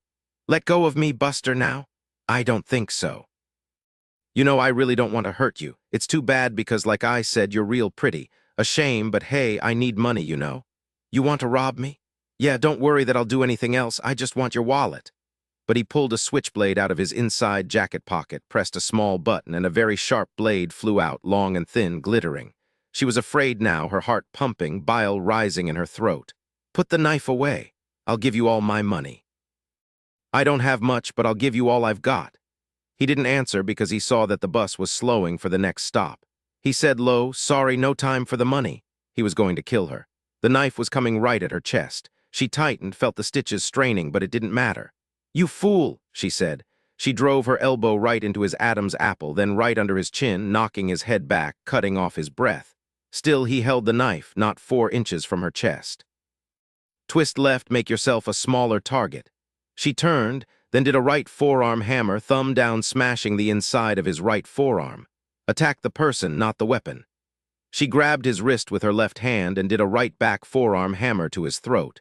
He grabbed his throat, gagging and wheezing for breath, and she slammed her fist into his chest, right over his heart. She grabbed his wrist and felt the knife slide out of his fingers, heard it thunk hard on the floor of the bus and slide beneath the seat in front of them. The guy was in big trouble, couldn't breathe, and she said, "Don't you ever come near me again, you bastard." And she smashed the flat of her palm against his ear. He yelled, but it only came out as a gurgle since he still couldn't draw a decent breath. The bus had stopped right in front of the mermaid's tail. The driver waved to her in the rearview mirror, still listening to his music, still chair dancing. She didn't know what to do. Call the cops? Then it was taken out of her hands. The young man lurched up, knowing he was in deep trouble, scooped up his knife, waved it toward the bus driver, who was now staring back at the two of them wide-eyed, no longer dancing. He waved the knife at her once, then ran to the front of the bus, jumped to the ground, and was running fast down the street, turning quickly into an alley. The bus driver yelled. "It's okay," Lily said, gathering her bags together. "He was a mugger, I'm all right. We need to get the cops." The last thing Lily wanted was to have to deal with the cops. The guy was gone. She felt suddenly very weak. Her heart was pounding hard and loud, but her shoulders were straight. She was taller than she'd been just 5 minutes before. It hadn't been much more than 5 minutes when she'd first gotten onto that empty bus, and then the young guy had come on and sat down beside her. It didn't matter that she felt like all her stitches were pulling, that her ribs ached and there were jabs of pain. She'd done it. She'd saved herself. She'd flattened the guy with the knife. She hadn't forgotten all the moves her brother had taught her after she'd finally told him about Jack and what he'd done. Dillon had said, squeezing her so hard she thought her ribs would cave in, "Damn it, Lily, I'm not about to let you ever be helpless again. No more victim ever." And he'd taught her how to fight, with 2-year-old Bate shrieking and clapping as she looked on, swinging her teddy bear by its leg. But he hadn't been able to teach her for real how to handle the bubbling fear that pulsed through her body when that knife was just a finger length away. But she dealt with the fear, the brain-numbing shutdown. She'd done it. She walked straight and tall, her stitches pulling just a bit now into the mermaid's tail. "Hello," she called out, smiling at Mrs. Blade, who was working a crossword puzzle behind the counter. "You look like you won the lottery, Mrs. Frazier. Hey, do you know a 5-letter word for a monster assassin?" It could be me, you know, but Lily is only 4 letters. Sorry, Mrs. Blade." Lily laughed and hauled her packages up the stairs. "I've got it," Mrs. Blade called out. "The monster assassin is a slayer. You know Buffy the Vampire Slayer. That's 6 letters, Mrs. Blade. Well, drat." Upstairs in her room, Lily arranged the small Victorian table at just the right angle to the bright sun. She carefully unwrapped all her supplies and arranged them. She knew she was on an adrenaline high, but it didn't matter. She felt wonderful. Then she stopped cold. Her Sarah Elliott paintings. She had to go right now to the Eureka Art Museum and make sure the paintings, all 8 of them, were still there. How could she have thought only of drawing Remus? No, she was being ridiculous. She could simply call Mr. Monk, ask him about her paintings. But what if he wasn't trustworthy? No one else had proved the least trustworthy to date. He could lie to her. Tennyson or his father could have stolen them last night after they'd left the house. Mr. Monk could have helped them. No, someone would have notified her if the paintings were gone, or maybe they would just call Elcott Frazier or Tennyson. No, they were her paintings, but she was sick, wasn't she? Another suicide attempt, incapable of dealing with something so stressful. She was out the door again in 3 minutes. 9. The Eureka Art Museum took up an entire block on West Clayton Street. It was a splendid old Victorian mansion surrounded by scores of ancient, fat oak trees madly dropping their fall leaves in the chilly morning breeze. What with all the budget cuts, the leaves rested undisturbed. A thick red, yellow, and gold blanket spread all around the museum and sidewalks. Lily paid the taxi driver $5, including a good tip because the guy had frayed cuffs on his shirt, hoping she had enough cash left for admission. The old gentleman at the entrance told her they didn't charge anything, but any contributions would be gracefully accepted. Not gratefully. Maybe both, he said, and gave her a big grin. All she had to give him in return was a grin to match, and a request that he tell Mr. Monk that Mrs. Frazier was here. She'd seen the paintings here only once during a brief visit before the special room was built, right after she'd married Tennyson. She'd met Mr. Monk, the curator, who had gorgeous black eyes and looked intense and hungry, and 2 young staffers, both with PhDs, who just shrugged and said there were no jobs in any of the prestigious museums. So what could you do but move to Eureka? At least, they said, big smiles on their faces, the Sarah Elliott paintings gave the place class and respectability. It wasn't a large museum, but nonetheless, they had fashioned an entirely separate room for Sarah Elliott's 8 paintings, and they'd done it well. White walls, perfect lighting, highly polished oak floor, cushion-covered benches in the center of the room to sit on and appreciate. Lily just stood there for a very long time in the middle of the room, turning slowly to look at each painting. She'd been overwhelmed when her grandmother's executor had sent them to her, where she was waiting for them in the office of the director of the Chicago Art Institute. Finally, she'd actually touched each one, held each one in her hands. Every one of them was special to her, each a painting she'd mentioned to her grandmother that she loved especially, and her grandmother hadn't forgotten. Her favorite, she discovered, was still the swan song, a soft, pale wash of colors, just lightly veiling an old man lying in the middle of a very neat bed, his hands folded over his chest. He had little hair left on his head and little flesh as well, stretched so taut you could see the blood vessels beneath it. The look on his face was beatific. He was smiling and singing to a young girl, slight, ethereal, who stood beside the bed, her head cocked to one side. Lily felt gooseflesh rise on her arms. She felt tears start to her eyes. Dear God, she loved this painting. She knew it belonged in a museum, but she also knew that it was hers, and she decided in that moment that she wanted to see it every day of her life, to be reminded of the endless pulse of life with its sorrowful endings, its joyous beginnings, the joining of the two. This one would stay with her if she could make that happen. The value of each of the paintings still overwhelmed her. She wiped her eyes. Is it you, Mrs. Frazier? Oh my, we heard that you had been in an accident, that you were in serious condition in the hospital. You're all right? So soon? You look a bit pale. Would you like to sit down? May I get you a glass of water? She turned slowly to see Mr. Monk standing in the doorway of the small Sarah Elliott room with its elegant painted sign over the oak door. He looked so intense, like a taut bowstring, he seemed ready to hum with it. He was dressed in a lovely charcoal gray wool suit, a white shirt, and a dark blue tie. Mr. Monk, it's good to see you again. She grinned at him, her tears dried now, and said, Actually, the rumors of my condition were exaggerated. I'm just fine. You don't have to do a thing for me. Ah, I'm delighted to hear it. You're here. Is Dr. Frazier here as well? Is there some problem? Lily said. No, Mr. Monk, there's no problem. The past months have been difficult, but everything is all right now. Oh yes, which of these paintings is your favorite? The Decision, Mr. Monk said without hesitation. I like that one very much as well, Lily said. But don't you find it just the least bit depressing? Depressing? Certainly not. I don't get depressed, Mrs. Frazier. Lily said, I remember I told my grandmother I loved that one when I just lost a lot of money on a point spread between the Giants and Dallas. I was 16 at the time, and I do remember that I was despondent. She laughed and loaned me $10. I've never forgotten that. Oh yes, I paid her back the next week when a whole bunch of fools bet New Orleans would beat San Francisco by 12. Are you talking about some sort of sporting events, Mrs. Frazier? Well, yes, football actually. She smiled at him. I am here to tell you that I will be leaving the area, Mr. Monk, moving back to Washington, D.C. I will be taking the Sarah Elliott paintings with me.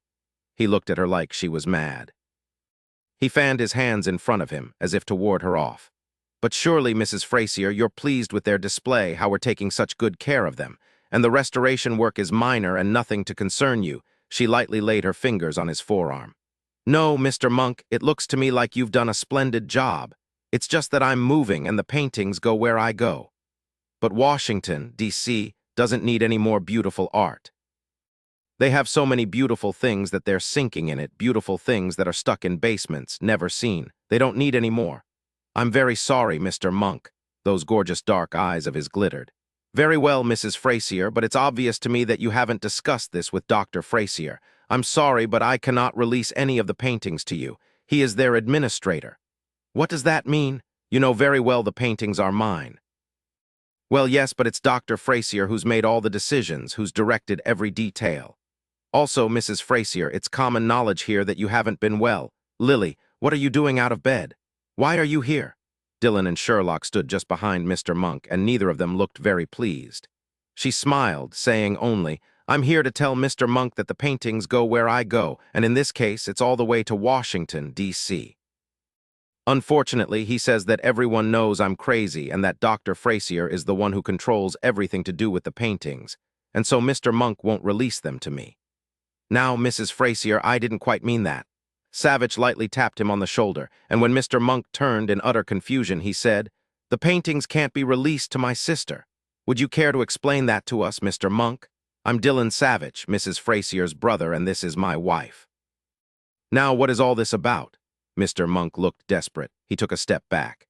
You don't understand. Mrs. Frazier isn't mentally competent, that's what I was told, and thus the paintings are all controlled by Dr. Frazier. Appropriate, naturally, since he is her husband.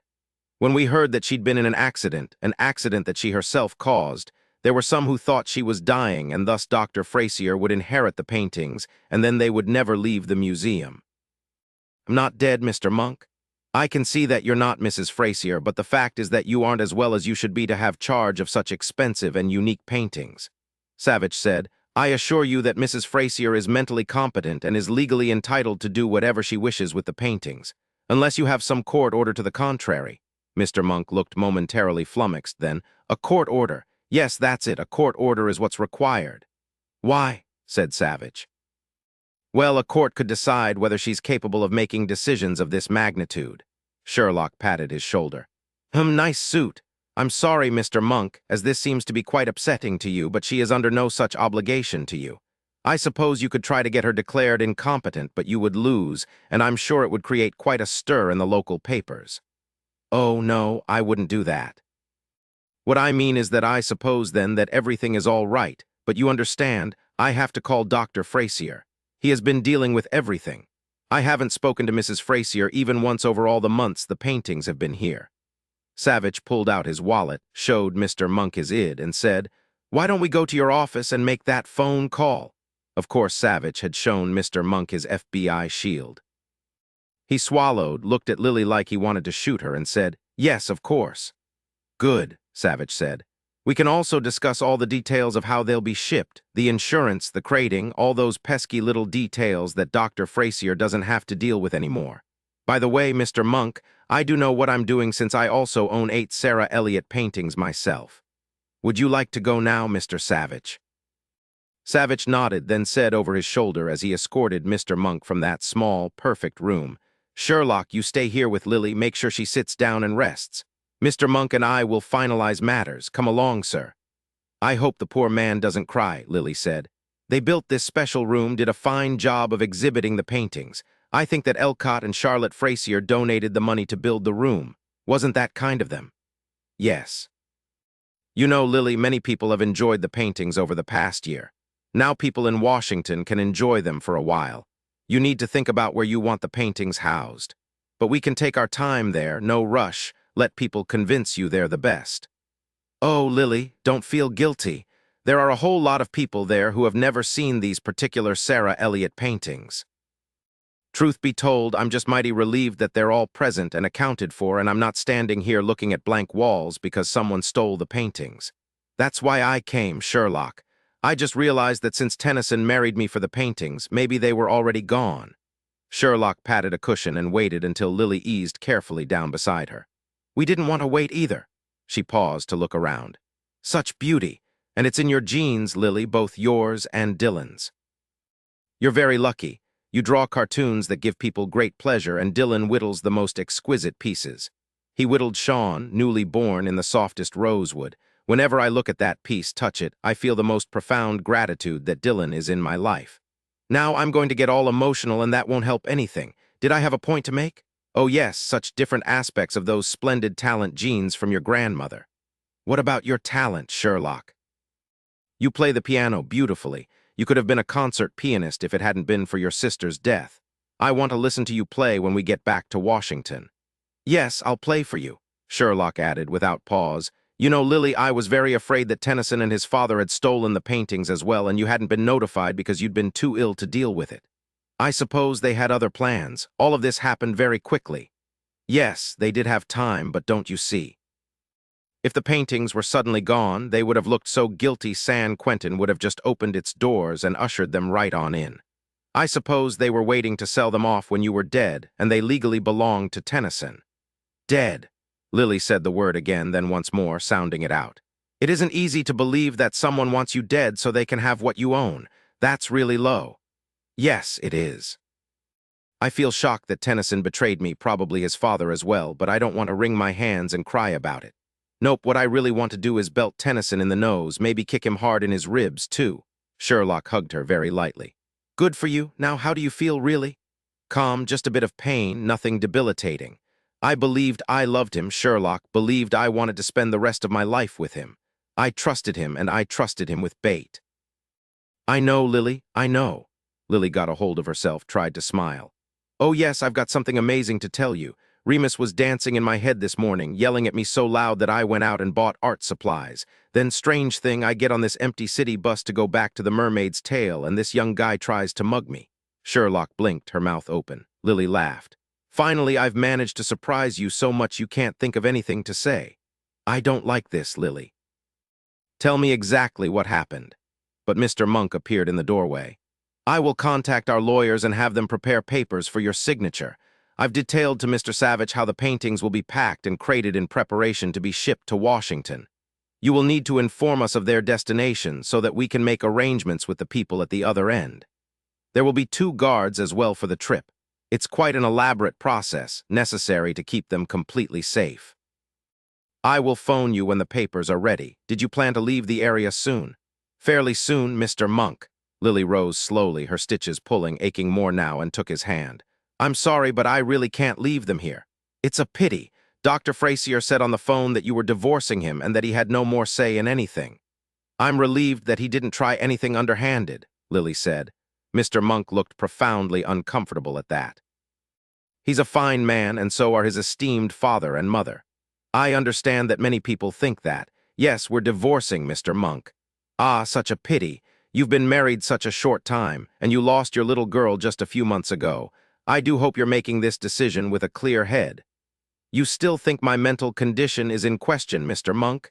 Mr. Monk seemed to pump himself up. He swallowed and said, Well, I think that just maybe you're acting in haste, not really thinking things through. And here you are divorcing poor Dr. Frazier, who seems to love you and wants only the best for you. Of course, Mrs. Frazier, this is a very bad thing for me and for the museum. Well, these things happen, don't they? And I'd have to say that Dr. Frazier loves my paintings, sir, not me. I'm staying at the Mermaid's Tail here in Eureka. Please call when I can finalize all this. Lily's last view of Mr. Monk was of him standing in the doorway to the Sarah Elliott room, hunched in on himself, looking like he'd just lost all his money in a poker game. The museum had run just fine before Sarah Elliott's paintings had arrived, and it would do so after they went away. When they were walking down the stone steps of the museum, Savich on one side of Lily, her arm resting heavily on his, Sherlock on the other, Savich said, not looking at her. I was wondering if Tennyson would be obstructive when we called him up. To be honest, if it had been you, Lily by yourself on the phone, he would have been, no doubt in my mind about that. But he couldn't this time, not with two of us federal agents and one of them your brother. He stopped abruptly, turned, and grasped Lily's shoulders in his big hands. I'm not pleased with you, Lily. You should have let Sherlock and me take care of all this. I'll bet you pulled your stitches and now your belly aches like you've been punched. Yes, Sherlock said. Dillon's right. You look like you're ready to fall over. Lily smiled down at her sister-in-law, small, fine-boned, all that incredible curly red hair, and the sweetest smile who could take down a guy 3 times her size. And she played the piano beautifully. She'd known from the moment they'd first met at her and Dillon's wedding that Sherlock's love for Dillon was steady and absolute. Bate had been 3 years old at the time, so excited to see her Uncle Dillon and so proud of her new patent leather shoes. Lily swallowed, got herself together. She said, Do you know that you and Dillon could finish each other's sentences? Now, don't fret, either of you.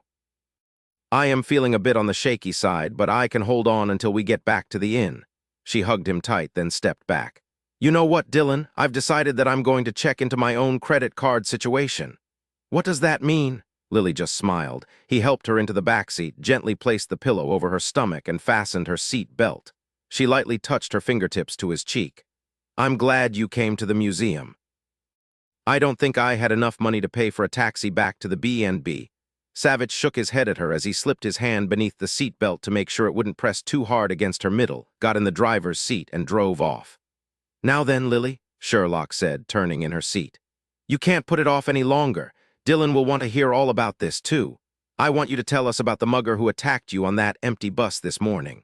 No more than 2 hours ago. Savich nearly drove into a fire hydrant.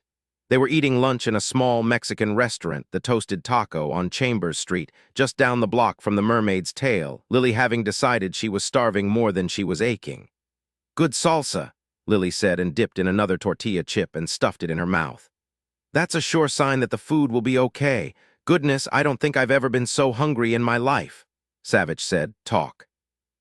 She told them about the bus driver who had explained to her that the bus was empty because of the big burying and was having a fine time chair dancing while he drove, headphones turned up high, and about the young man with 3 earrings in his left ear, the switchblade that was sharp and silver and nearly went into her heart.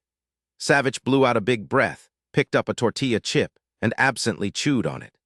I suppose it's occurred to you it may not have been a mugger. He talked like one maybe, I'm not sure since I've never been mugged before. Then he ruined it by pulling this switchblade knife. One thing I'm absolutely sure of, there was death in his eyes. And you know what? I knew all the way to my stomach lining that it was the end of the line. But then I went after him, Dillon, wrecked him good, all the moves you taught me. I could hear your voice telling me things. Make yourself as small as possible, stuff like that. I hammered him, my hand a tight fist, and whap. Then I hammered him hard against his chest, then polished him off by slamming my palm against his ear. Unfortunately, he got himself together and jumped off the bus, got away. Hey, I smashed him, Dillon, really smashed him. She looked so proud of herself that Dillon wanted to hug her until she squeaked, but he was still too scared. She could have been killed so very easily. He cleared his throat. Did you call the police? Lily shook her head. To be honest, all I wanted to do was get back to the B&B, then I thought of the paintings and got to the museum as fast as I could. Why don't you think it was a mugger? Savich was still shaking with reaction. I'm upset about this, Lily, really upset. He most certainly wasn't a mugger. Listen, an empty bus, a guy starts with a throwaway line about taking your wallet to keep things real calm, then he brings out the knife. A mugger? No, Lily, I don't think so. The question is, Sherlock said, chewing on a chip that she'd liberally dipped in salsa, her right hand near her glass of iced tea. Who found him, got him up to speed and moving so fast? You told Tennyson just last night that you were leaving him. Talk about fast action, that really surprises me. Tennyson, his father, whoever else is involved in this, they're not pros, yet they got this guy after you very quickly. He must have been watching the B&B, then followed you to the art supply shop, got ahead of you and on the bus at the next stop. It was well planned, well executed, except, thank God, he failed. Yeah, they didn't know what Dillon had taught me. She actually rubbed her hands together, realized she'd gotten salsa all over herself, and laughed. Can we have another basket of chips? She called out to the young Mexican waitress then. I saved myself, Dillon, and it felt really good. Savich understood then, of course. Her life had been out of control for so very long, but no longer. He patted her back. I wonder if it would help to check hospitals. Did you hurt him that bad? Maybe, good idea, I didn't think of that. He's paid to think of things like that, Sherlock said and got out her cell phone. She looked up at them after a moment. We've got a lot of possibilities here. Savich said, you know, I was going to call the cops. But now that I think about it, I don't think the local constabulary is what we need just yet. What I want is Clark Hoyt from the FBI field office right here in Eureka. If he knows the local cops thinks they could help with this, then we can bring them into it. But for the time being, let's use our own guys. Sherlock said as she dialed information. Great idea, Dillon. I'm sure glad they opened up this field office last year. The one in Portland wouldn't be able to help us with much. Clark can get all the hospitals checked in no time. Now, Lily, tell me where you hit this guy. Be as specific as you can. Yeah, I can do that, and then hand me a napkin so I can draw the guy for you. 10 Eureka, California. The Mermaid's Tale. Savich flipped open his cell phone, which was softly beeping the theme song from The Lion King, listened, and said, Simon Russo, is this the knucklehead who shot himself in the foot with my Sig Sauer? Then he laughed and listened some more. Then he talked. Savich realized quickly enough that Simon didn't like what he had been hearing, didn't like it at all. What the hell was going on here? He listened as Simon said slowly, Listen, Savich, just get your grandmother's paintings safely back to Washington. Do it right away, don't dither or let the museum curator put you off. Don't take any shortcuts with their safety, but move quickly. I'll be down to Washington as soon as the paintings get there. I want to see them. It's very important that I see them. Don't take any chances. Savich frowned into his cell phone. What was this all about? I know you like my grandmother's paintings, Simon. She gave you your favorite when you graduated from MIT, but you don't have to come down to Washington to see them right away. Yes, Simon said. Trust me on this, I do. And he hung up. Sherlock was standing on the far side of the bedroom, her own cell phone dangling from her hand. Sweetheart, he called out to her, strangest thing. Simon is all hot under the collar to see Lily's 8 Sarah Elliott paintings. He's being mysterious, won't tell me a thing, just insists he has to see the paintings as soon as they arrive in Washington. Sherlock didn't say anything. Savich felt a sharp point of fear. Jesus, she looked shell-shocked, no, beyond that.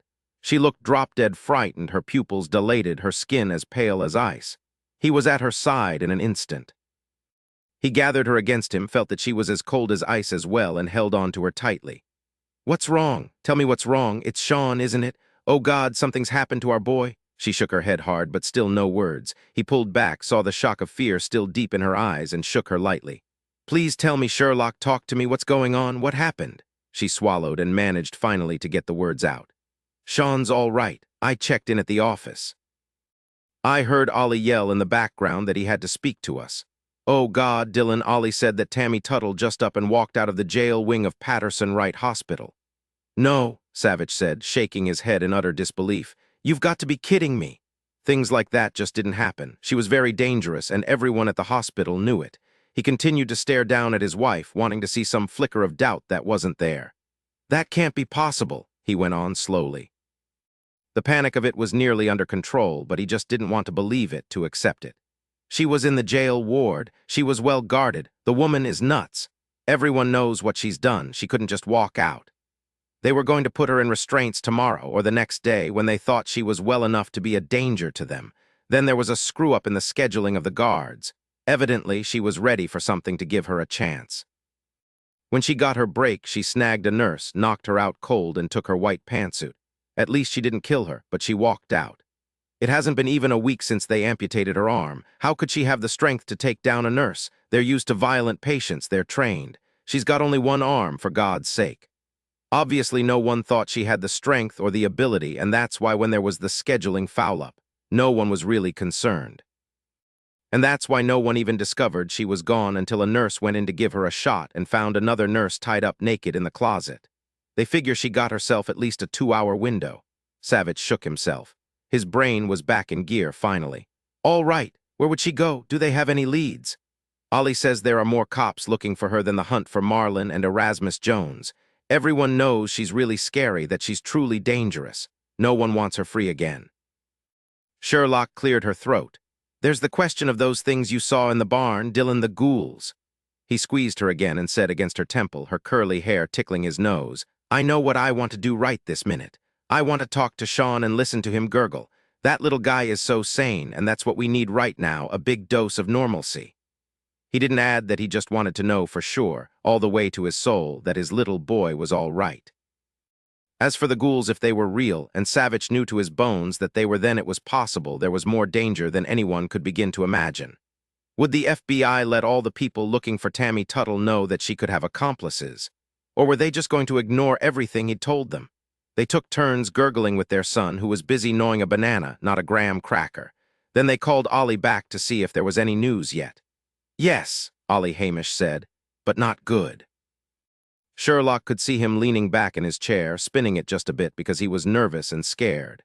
Tammy Tuttle just murdered a teenage boy a block outside of Chevy Chase, Maryland. She left a note on the body.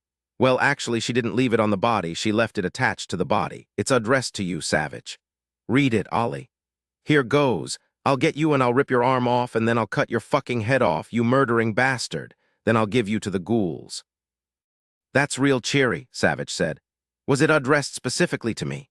Yeah, which means she knows your name. How? Everyone thinks she probably heard people talking about you in the hospital. She left her fingerprints all over the paper and envelope, obviously didn't care. Oh yes, at the murder scene there was also a black painted circle and the boy was inside it. She's loose, Savich. Everyone is shaken to the toes. It was a really gruesome crime scene. That poor kid, he was only 13 years old. Black painted circle, Savich said. Tammy called to the ghouls to come get the boys in the circle.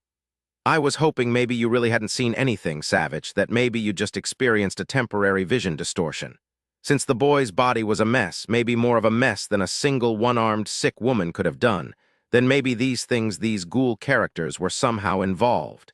Jimmy Maitland brought it up, and the bosses even had a big meeting about it. They've all decided that what you saw in that barn were dust devils, Savich said finally. Mr. Maitland has my number here if he wants to talk about it. Now here's something to do. Bring in Marilyn Warlusky. We already went looking. She's long gone, no one knows where. Max found out that she has an ex-boyfriend in Bar Harbor, Maine, name of Tony Fallon. Check there. Just maybe she'll be with him and know something. Tammy has to go somewhere and Marilyn loaned her and her brother that barn for their use. Did Tammy steal any money? Not at the hospital, but elsewhere. We haven't heard of anything yet. Also, there have been a dozen reports of stolen vehicles. We're checking all those out as well. Okay, find Marilyn and ring her out, Ollie. I think you should be the one in direct contact with her. You know more than the others. Okay, let me take a deep breath here. I'm very glad you aren't listed in the phone book and your phone number's private. It's unlikely she could find you where you are, but I want you to be careful, Savich, really careful. You can count on that, Ollie.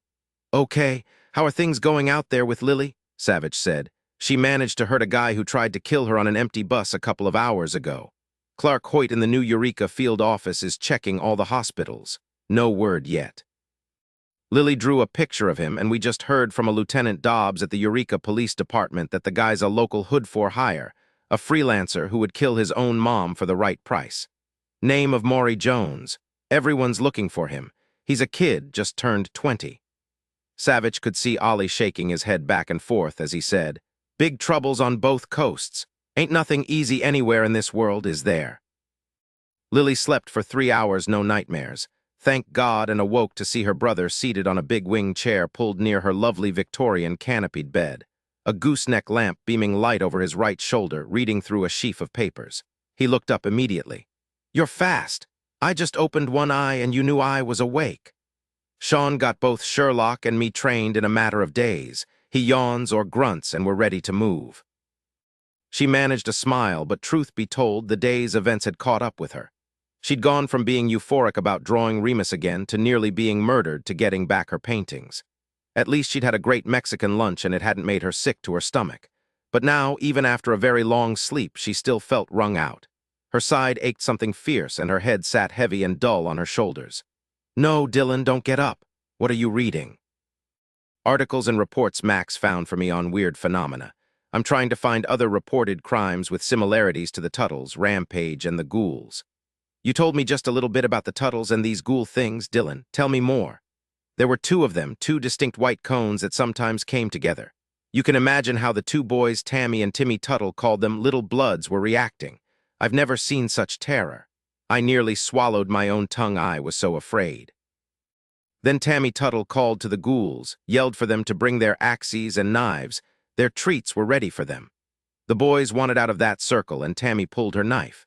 She was going to nail them to the barn floor inside that damned circle. That's when I shot her, and the bullet nearly tore her arm off. Timmy pulled his gun then, but he wasn't going to shoot me, no, he was aiming at the boys, so I had to kill him clean and quick, no choice. Then one of those white cones was coming at us, and I shot it. Did the bullet hurt it? I have no idea.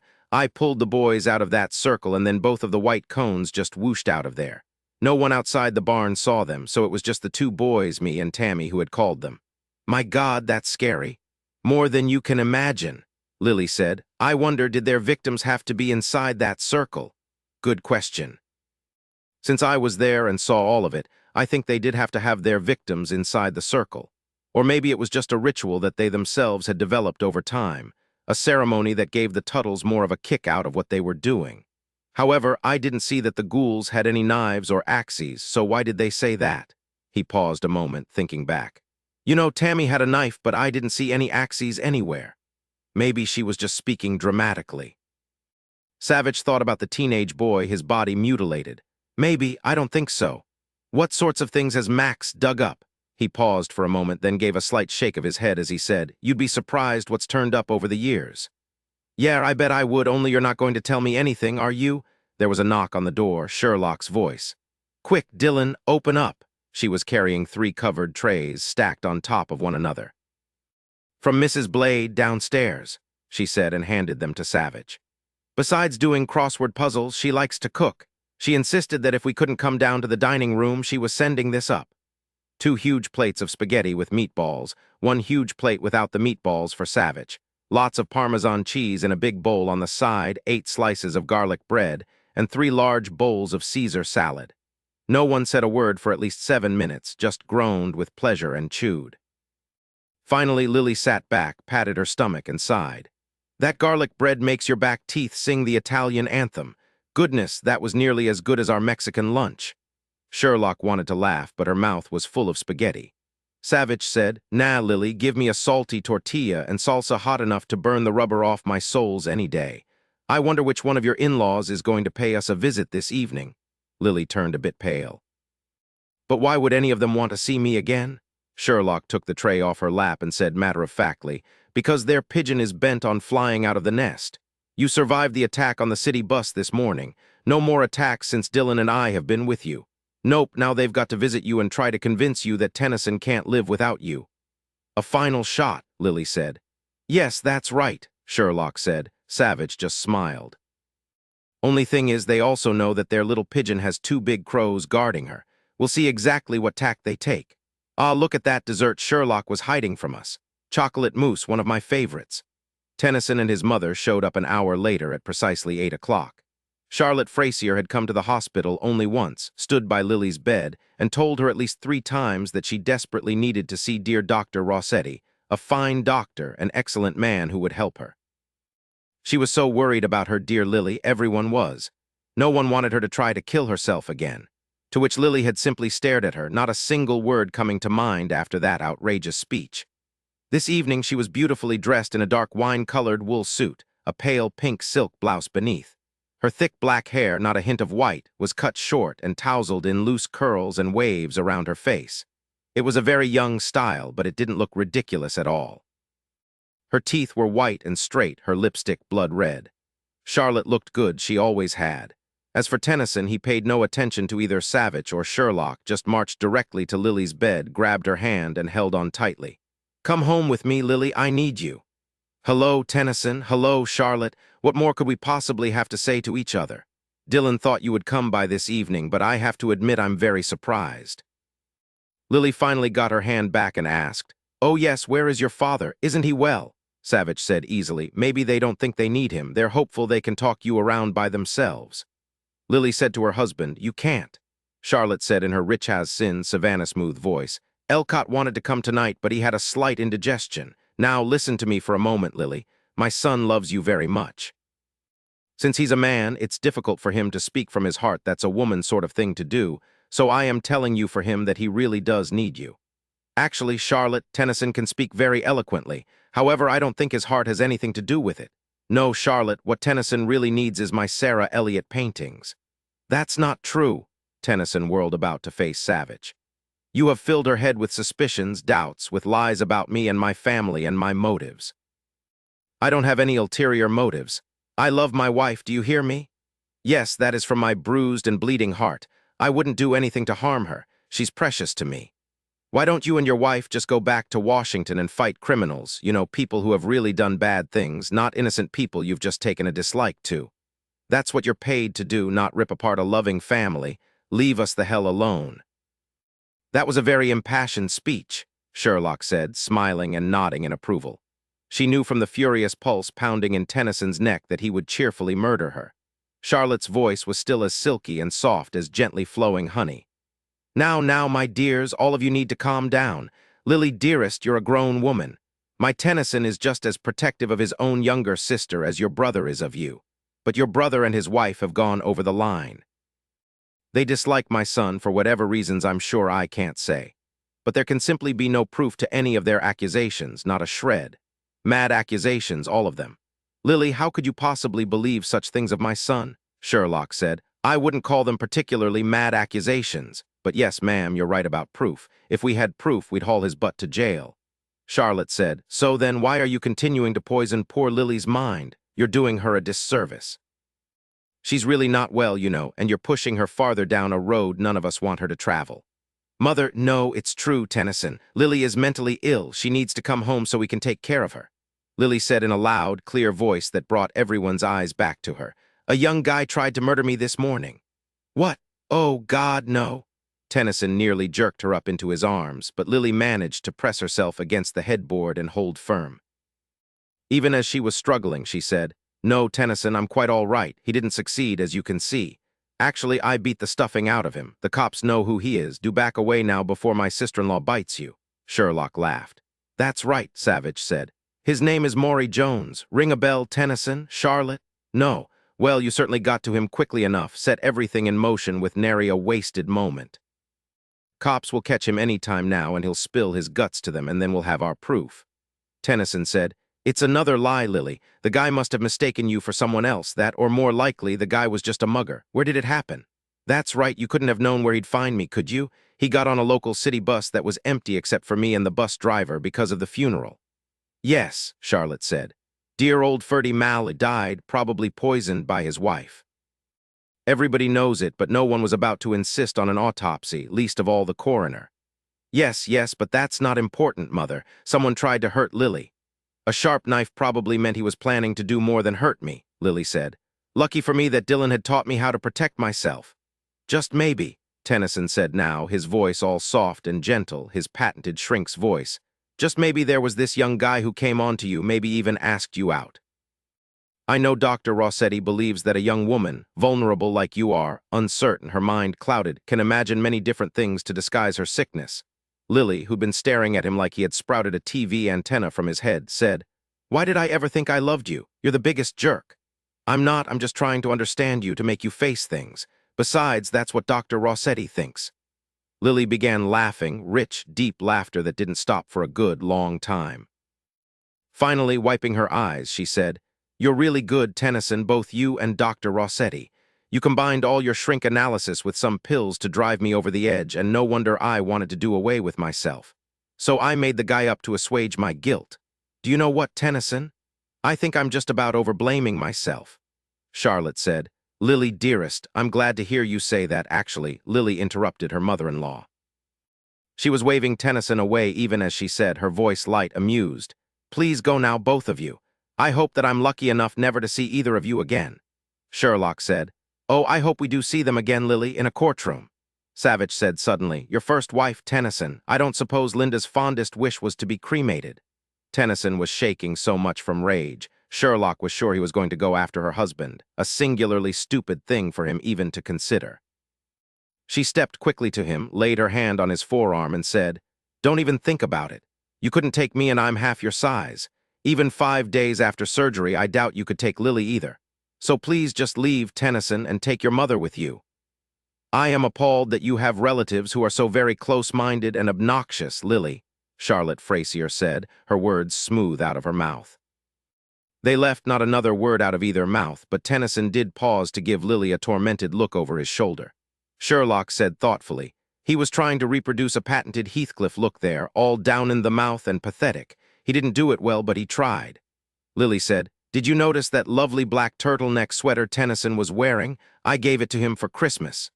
"You know what I think, Lily?" Savich asked, shaking his head at her. "I think the next time a guy appeals to you, red lights need to flash in your brain. Then we need to take him in for questioning. I was just thinking about that this morning. Maybe I'm too gullible. Okay, no more good-looking men. Actually, no more men at all, Dillon, or I'll kick myself from here to Boston. Nothing but gnomes with pocket protectors for me in the future, and they'll just be friends." That was going overboard, Sherlock was thinking, but for the time being, not a bad way for Lily to think about the opposite sex. Lily said, "I wish I had a beer so I could drink to that." Savich said, "No beer, here's more iced tea." "Thanks." Lily sipped the tea and laid her head back against the pillow. "I wonder where my father-in-law was. You think they really thought he'd be a liability?" "Evidently so," Savich said. "What amazes me is they don't seem to realize what a liability the both of them are." "I've never heard such a charming southern accent," Sherlock said. She sat down on the bed beside Lily and lightly rubbed her arm. "Talk about candy coating. She frightened me more than Tennyson." She gave both of them a fat smile. "I held up," she said, gave a deep sigh and said again, "I held up. He never guessed that I was so scared." Savich felt her pain in his gut. He gathered her against him, very careful with her stitches. He gently patted her shoulder. "Oh no, sweetheart, there isn't a reason for you to be afraid of him ever again. I was proud of you. You held up great." "Yes, you did, Lily, so no more talk about being scared. Remember, you've got your two bulldogs right here. You know something? I don't know what they thought they could gain by coming here. They didn't try to be very conciliatory. Are they stupid, or was there some method to their approach?" "I surely hope not," Lily said and closed her eyes. Savich's cell phone rang. "Washington, D.C. 3 days later. You go to bed now, Lily. No arguments. You look like a ghost out of a Christmas carol." Lily managed a small smile and did as she was told. She was still weak, and the long plane trip back east had knocked her flat. She awoke an hour later to hear Dillon and Sherlock talking to Sean. They cuddled, hugged, and kissed him until finally he was so exhausted he hollered big time for about 2 minutes. Then he was out like the proverbial light. His nursery was right next to the guest room, where she lay quietly in the dim light. She didn't realize she was crying until a tear itched her cheek. She wiped it away. She closed her eyes when she heard her door open slightly. No, she wasn't ready to see anyone just yet, although she loved them both dearly for caring about her so very much. She pretended to be asleep. When she heard them go downstairs, she got up and went into the baby's room. Sean was sleeping on his knees, his butt in the air, 2 fingers in his mouth, his precious face turned toward her. He looked just like his father, but he had his mother's dreamy blue eyes. She lightly rubbed her fingers over his back, so small, so very perfect. She cried for the beauty of this little boy and for the loss of Bate. Late that evening, over a good-sized helping of Dillon's lasagna, she said, "Have you checked back with your office? Did they find Marilyn Warlusky?" Savich said, "Not yet." They found the boyfriend, Tony Fallon, but he claims she hasn't contacted him. But there were a couple of folk in Bar Harbor who identified a photo of her, said they'd seen her recently. They're going back to put his feet to the coals. We'll know something soon. "We hope," Sherlock said. Then she smiled. "You should have seen Dillon's mother when we picked up Sean. She didn't want us to take him. She said we'd promised her at least a week with him all to herself, but we'd lied. It was barely a week." She was shouting foul, even as we were pulling out of her driveway. Savich shook his head. "Now he'll be so spoiled that we'll actually have to say no to him a couple of times to get him grounded back into reality." "I bet Mom would love to babysit him on a regular basis," Lily said. "Well," Savich said, "she's got her own life. She's his treat. 2 or 3 times a week he gets big doses of grandma. It works well that way. Our nanny, Gabriella Henderson, is the best. She's young, so she's got the energy and stamina to keep up with him. Believe me, he can wear you down very fast." Lily was laughing, looking over at Sean, who was seated in his walker, a nifty contraption that let him scoot all over the downstairs. If he ran into something, he just changed directions. Savich said, "Those wheels are bad for the floor, but Sherlock and I decided we'd just have them refinished when he moves on to crawling and walking." Lily said slowly, "Isn't it strange? I never imagined you with a kid, Dillon." Savich smiled and helped her down on his big stuffed chair. "I didn't either, but here came Sherlock, blasted right into my comfortable life, and it just seemed like the right thing. We're very lucky, Lily. Now, sweetheart, we've been traveling all day and you're jet-lagged, probably really bad what with the surgery a week ago. I want you to sleep at least 10 hours before you face the world here in Washington tomorrow. You and Sherlock have to be jet-lagged, too. Even though you travel a lot and you are FBI agents, the front doorbell rang. Savich walked around Sean, who was speeding toward the front door. It was Simon Russo. Savich knew him as a man of immense energy and focus, a man who just didn't quit, and now Simon was looking beyond him to the living room. Simon, it's good to see you. What the devil are you doing here? Simon grinned at his friend, shook his hand, and said, Yeah, good to see you, Savich. I came to see the paintings. Where are they? Not here, I hope. You don't have the kind of security to keep the paintings here, even overnight. No, we don't. Come on in. No, the paintings are in the vault in the Beesler-Wexler Gallery, safe as can be. Good. I'd like you to arrange for me to see them, Savich.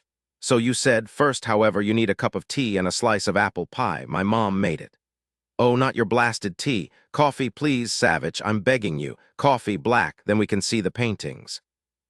Simon, come on in and say hello to Sherlock and meet my sister, Lily.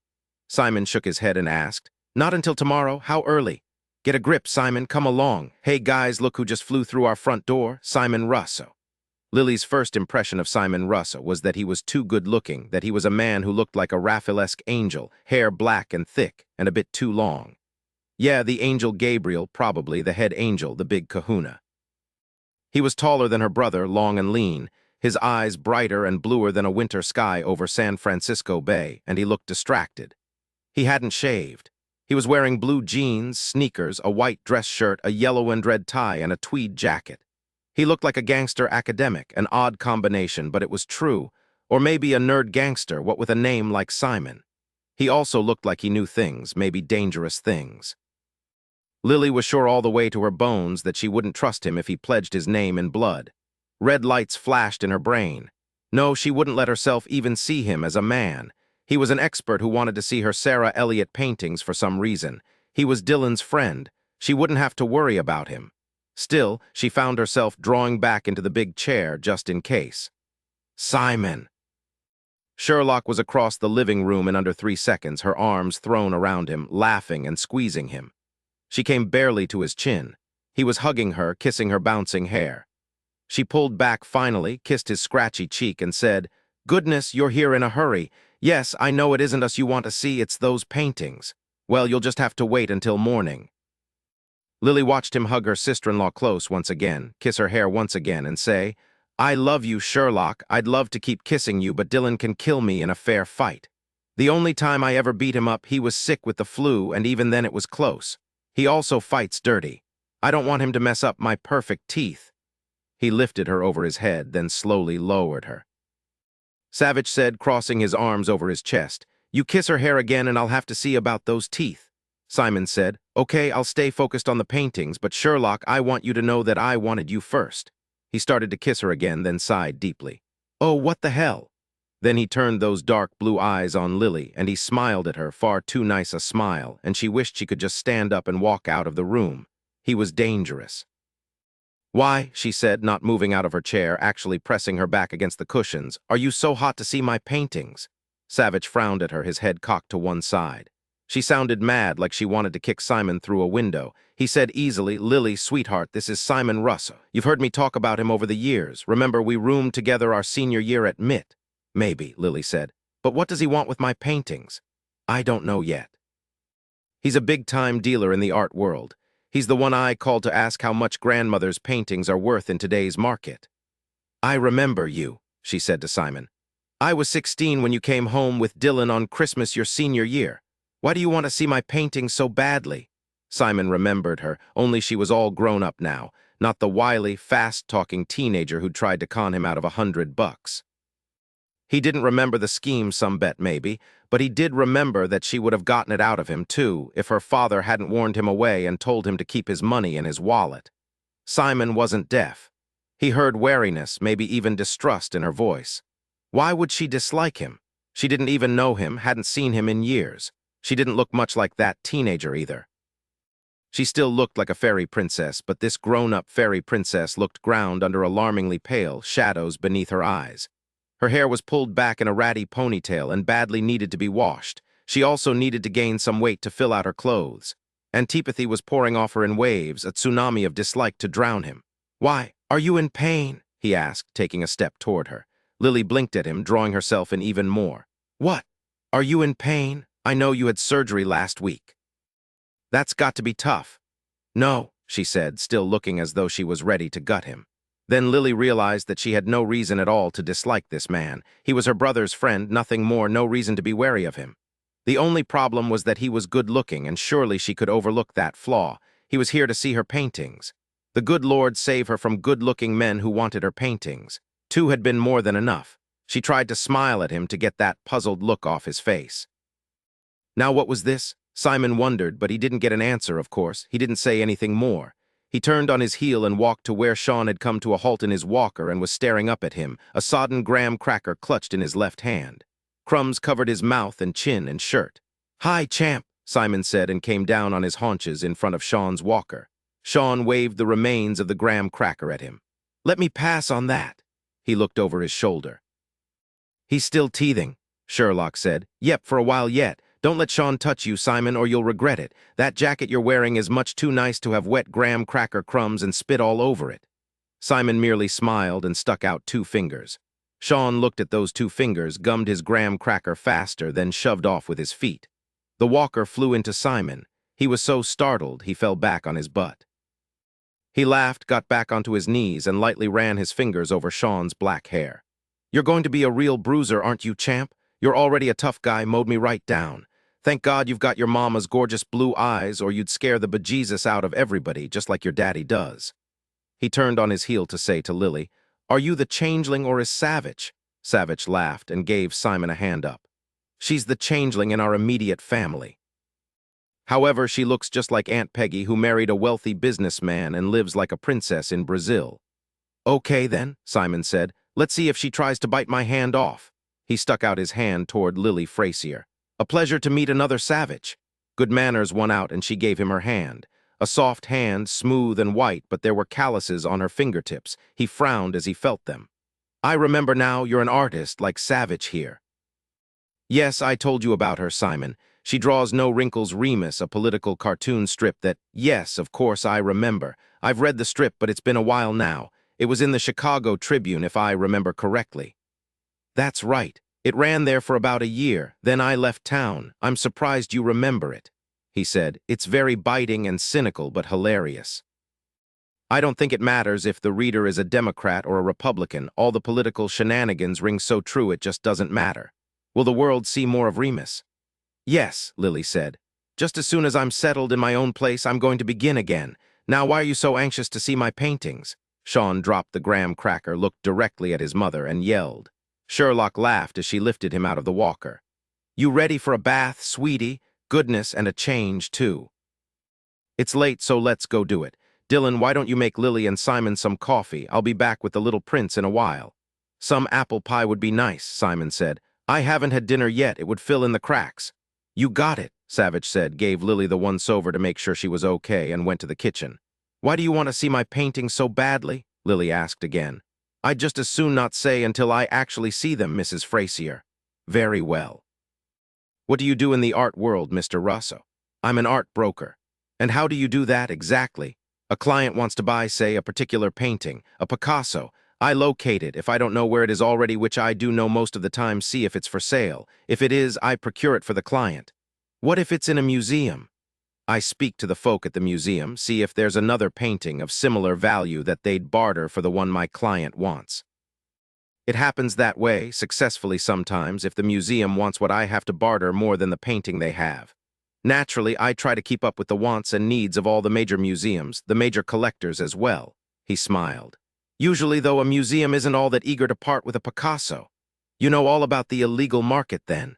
Her voice was flat, no real accusation in it, but he knew to his toes that she was very wary of him. Why? Ah, yes, her paintings, that was it. She didn't trust him because she was afraid for her paintings. Okay, he could deal with that. He sat down on the sofa across from her, picked up the Afghan, and held it out to her. Lily said, Thanks, I am a bit cold. No, just toss it to me. But he didn't. He spread it over her, aware that she didn't want him near her, frowned, then sat down again and said, Of course I know about the illegal market. I know all of the main players involved, from the thieves to the most immoral dealers, to the best forgers and the collectors who, many of them, are totally obsessed if there is a piece of art they badly want. Obsession is many times the operative word in the business. Is there anything you want to know about it, Mrs. Frazier? You know the crooks who acquire the paintings for the collectors. Yes, some of them, but I'm not one of them. I'm strictly on the up and up. You can believe that because your brother trusts me.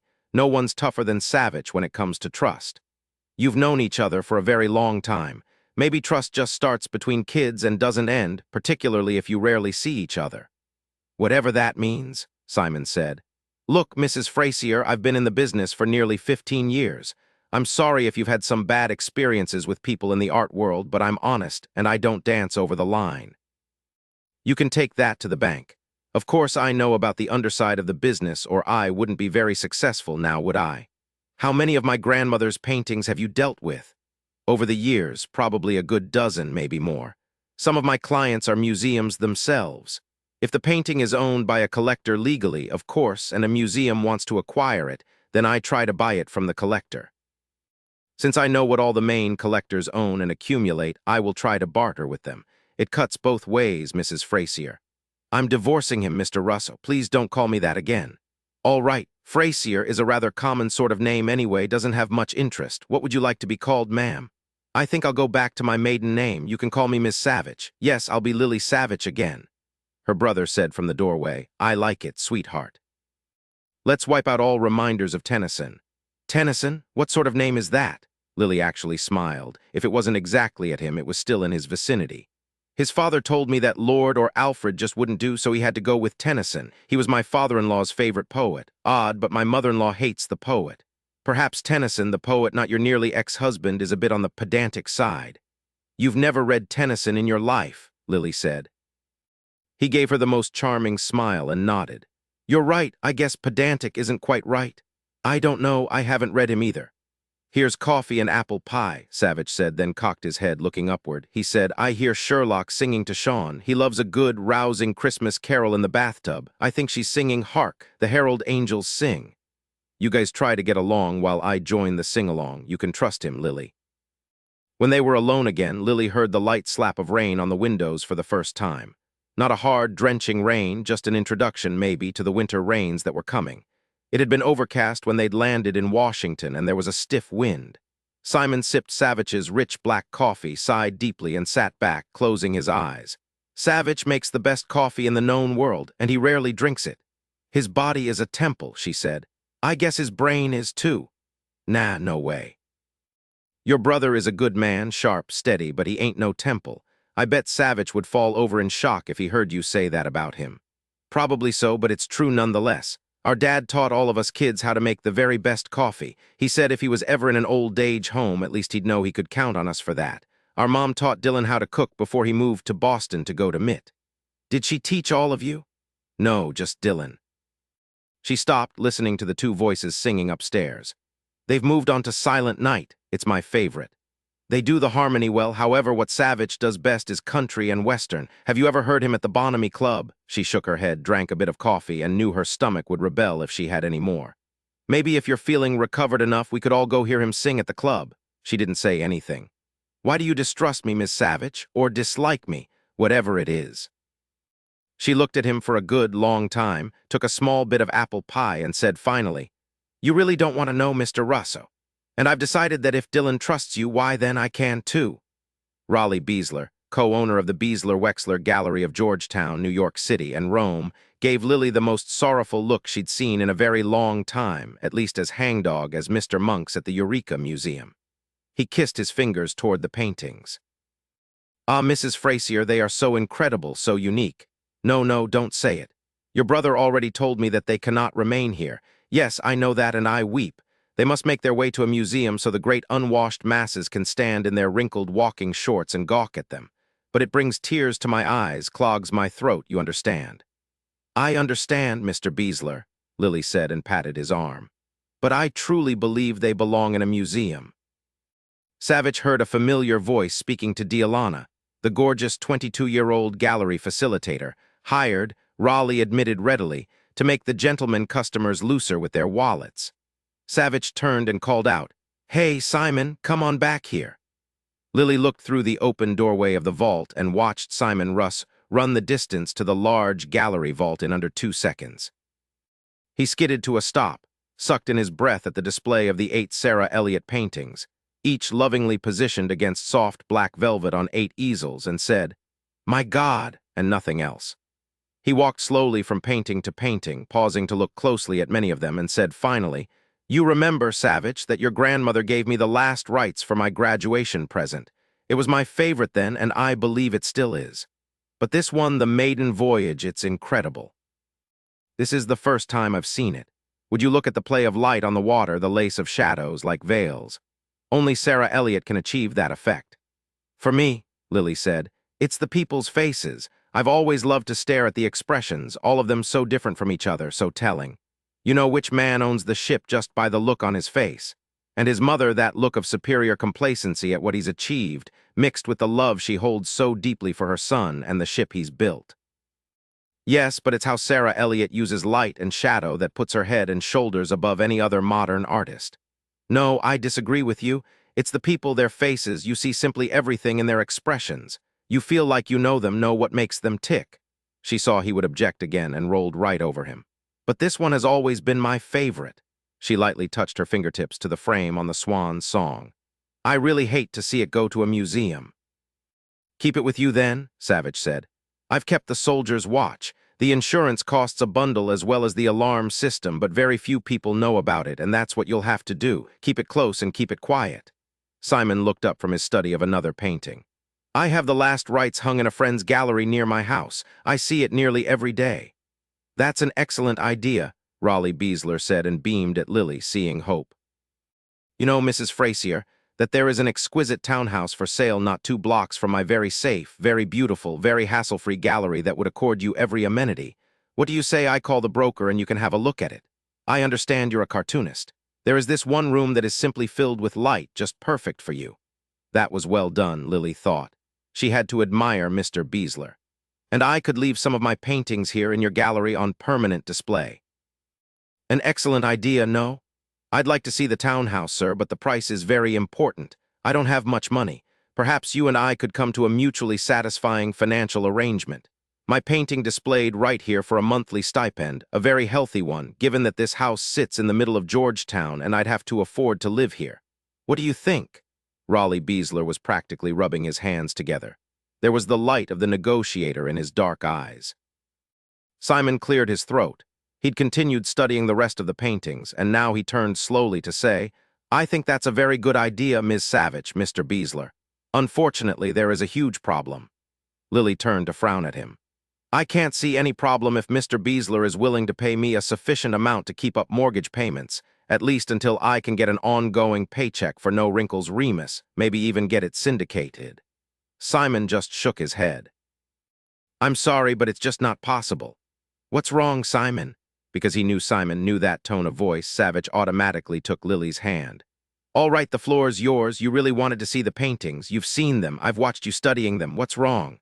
"No easy way to say this," Simon said. "Oh, damn, 4 of them are fakes, including the swan song. Excellent fakes, but there it is." "No," Lily said. "No, I would know if it weren't real. You're wrong, Mr. Russo, just wrong." "I'm sorry, Miss Savich, but I'm very sure. Like I said, the way Sarah Elliott uses light and shadows makes her unique. It's the special blend of shades that she mixed herself and the extraordinary brush strokes she used. No one's really managed to copy them exactly. Over the years, I've become an expert on her paintings. Still, if I hadn't also heard some rumors floating around New York that one of the big collectors had gotten a hold of some Sarah Elliott paintings in the last 6 months, I wouldn't have come rushing down here." Savich said, "I'm sorry, Lily, but Simon is an expert. If he says they're fake, then it's true." "I'm sorry," Simon said. "Also, there were no Sarah Elliotts for sale that I knew of. When I heard the Swan Song as one of the paintings acquired, I knew something was wrong. I immediately put out feelers to get more substantial information. With any luck, I'll find out what's going on soon. Unfortunately, I haven't yet heard a thing about what happened to the 4th painting. Since I knew that you, Ms. Savich, owned them, and that they'd been moved from the Chicago Art Institute to the Eureka Art Museum 11 months ago, I didn't want to believe it. There are always wild rumors floating through the art world." I couldn't be sure until I'd actually seen them. I'm sorry, they are fakes. Well, Sherlock said, her face nearly as red as her hair. Shit. Savich stared at his wife and said slowly, You really cursed, Sherlock. You didn't even curse when you were in labor. I apologize for that, but I am so mad I want to chew nails. This is very bad. I'm really ready to go over the edge here. Those bastards, those officious, murdering bastards. There, I don't have to curse anymore. I'm sorry, Dillon, but this really is too much. This is so awful, Lily, but at least we have a good idea who's responsible. Lily said, Tennyson and his father. Sherlock said, and Mr. Monk, the curator of the Eureka Museum. He had to be in on it. No wonder he was near tears when you told him you were taking the paintings. He knew the jig would be up sooner or later. He had to know that in Washington, D.C., experts would be viewing the paintings and one of them would spot the fakes. So did Tennyson, Savich said. Lily said, probably my father-in-law as well. Maybe the whole family was in on this, but they couldn't have known we would find out the very day after we got here. She turned to Simon Russo. I'm madder than Sherlock. Thank you, Mr. Russo, for being on top of this and getting to us so quickly. Simon turned to Savich. There is one positive thing here. At least Tennyson Frazier didn't have time to have all 8 of them forged. Now that I know for certain that we've got 4 forgeries, I can find out the name of the forger. It won't be difficult. You see, it's likely to be one of 3 or 4 people in the world, the only ones with enough technique to capture the essence of Sarah Elliott and fool everyone except an expert who's been prepared for the possibility. Lily said, Would you have known they were fakes if you hadn't heard about them being sold to a collector? Maybe not, but after the 2nd or 3rd viewing, I probably would have realized something was off. They really are very well done. When I find out who forged them, I'll pay a visit to the artist. Don't forget, Simon, we need proof, Savich said, to nail Tennyson and his family and Mr. Monk at the Eureka Museum. Sherlock said, No wonder that guy tried to murder you on the bus, Lily. They knew they had to move quickly, and they did. It's just that you're no wuss and you creamed the guy. I want to lock them all up, Dillon. Maybe stomp on them first. Simon, who had been studying the maiden voyage, looked up. What do you mean she creamed the guy? Someone attacked you, but you were just out of surgery. Sorry, I forgot to mention that, Savich said. Lily said there was no reason to tell him, but yes, I'd been 5 or 6 days out of surgery. I was okay, thanks to a psychiatrist who... Well, never mind about that, but I was feeling just fine. A young guy got on an empty bus, sat beside me, and pulled out this really scary switchblade. He was lucky to get away. And Lily gave him a big smile, the first one he'd gotten from her. He smiled back. Very good, your brother taught you? Yes, after Jack. No, never mind that. You have a lot of never minds, Miss Savich. You may have to get used to it. But she saw him file Jack's name away in that brain of his. Simon said, As for the 4th painting effigy, I thought it was just fine at first, but then I realized that the same forger who did the other 3 did that one as well. No leads yet on effigy, but we'll track it down. It probably went to the same collector. Mr. Beesler, shaken, wiped a beautiful linen handkerchief over his brow and said, This would be a catastrophe to a museum, Mr. Savich, like a stick of dynamite stuck in the tailpipe of my Mercedes. You, Mr. Russo, you are, I gather, in a position to perhaps get the original paintings back. Yes, said Simon, I am. Keep the black velvet warm, Mr. Beesler. Savich said, I'll speak to the guys in the art fraud section, see what recommendations they have. The FBI doesn't do full-blown stolen art investigations at this time, so our best bet is Simon finding out who acquired the paintings. Simon said, First thing, I'll do some digging around, hit up my informants to get verification on who our collector is, find the artist and squeeze him.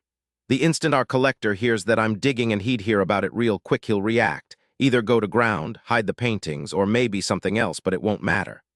What do you mean, something else? Lily asked. Savich gave him a frown, and Simon said quickly, shrugging, Nothing, really. But since I plan to stir things up, I'll be really careful who's at my back. Oh yeah, Savich, I'm relieved you didn't use the shippers that Mr. Monk wanted you to use. Savich said, No, I used Brierson. I know them and trust them. There's no way Mr. Monk or Tennyson or any of the rest of them could know, at least for a while, where the paintings ended up. However, I will call Teddy Brierson and have him let me know if he gets any calls about the paintings. Simon, do you think anyone will realize that these 4 paintings are fakes if they're out in the open for all to see? Sooner or later, someone would notice and ask questions.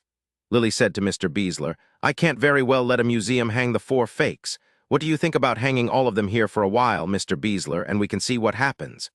Yes, I will hang them, said Raleigh, with great pleasure. Lily said to Simon, do you really think you can get the paintings back? Simon Russo rubbed his hands together. His eyes were fierce, and he looked as eager as a boy with his first train set. Oh, yes. She imagined him dressed all in black, even black camouflage paint on his face, swinging down a rope to hover above an alarmed floor. Savich said, just one thing, Simon. When you find out who bought the paintings, I go with you. Sherlock blinked at her husband. You mean that you and FBI Special Agent Unit Chief want to go steal 4 paintings? Steal back, Savich said, giving her a kiss on her open mouth. Bring home, return to their rightful owner.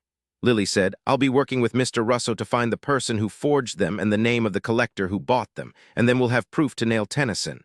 Oh no, Savich said. I'm not letting you out of my sight, Lily. No way, Sherlock said. No way am I letting you out of my sight either. Sean wants his auntie to hang out with him for a while.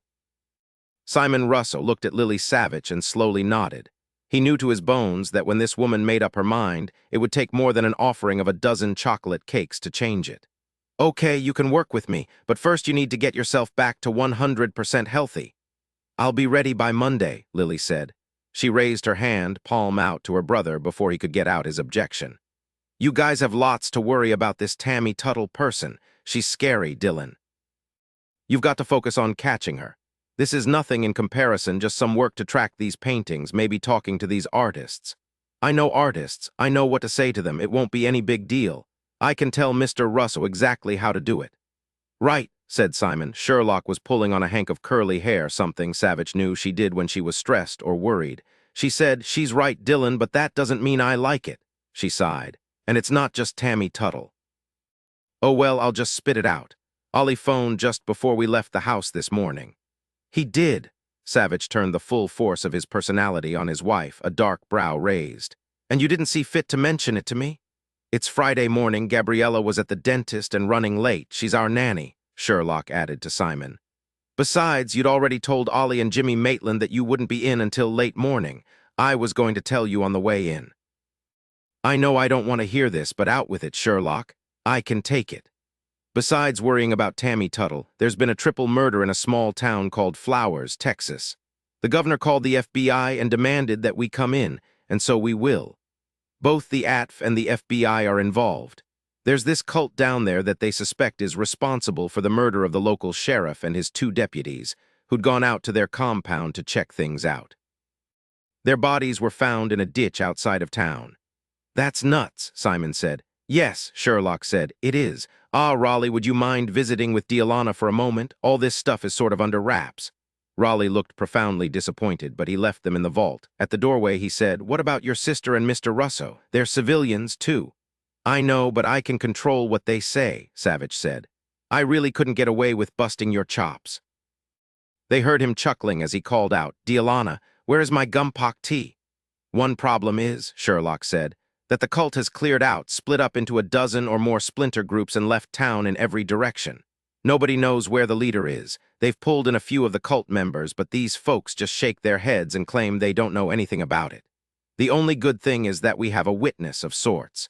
It seems that one of the women is pregnant by the guru.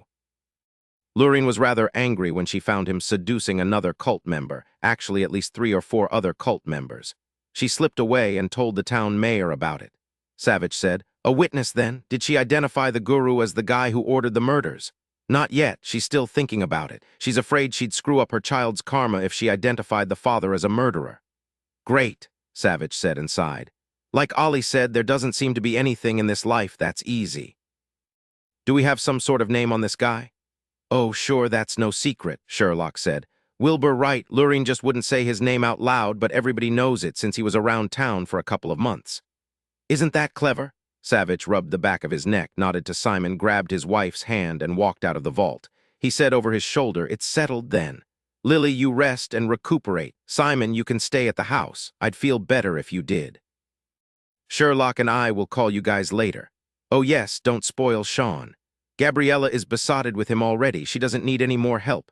Holler if you want Max to check anything out for you, Simon. Will do. Oh yes, there's one other thing, Sherlock said to Savich once they were out of the vault and in the gallery itself, alone and beyond the hearing of Lily or Simon. She glanced at Raleigh and Dialana, who were drinking gumpok tea over by the front glass doors. Savich knew he didn't want to hear this. He merely looked at her, nodding slowly. The guru, he had the hearts cut out of the sheriff and his 2 deputies. So this is why the Texas governor wants us involved. This guy has probably done something this sick before in other states. Ah, Sherlock, I just knew it couldn't be as straightforward as you presented it. So is behavioral sciences also involved? Yes, I didn't want Lily to have to hear that. You're right. All right, love, let's go track down Tammy Tuttle and Wilbur Wright. Lily Savich and Simon Russo stood in the silent vault, neither of them saying a word. She walked to one of the paintings that was real, not forged midnight shadows. She said, I wonder why he tried to kill me when he did. What was the hurry? He had 4 more paintings to have forged. Why now?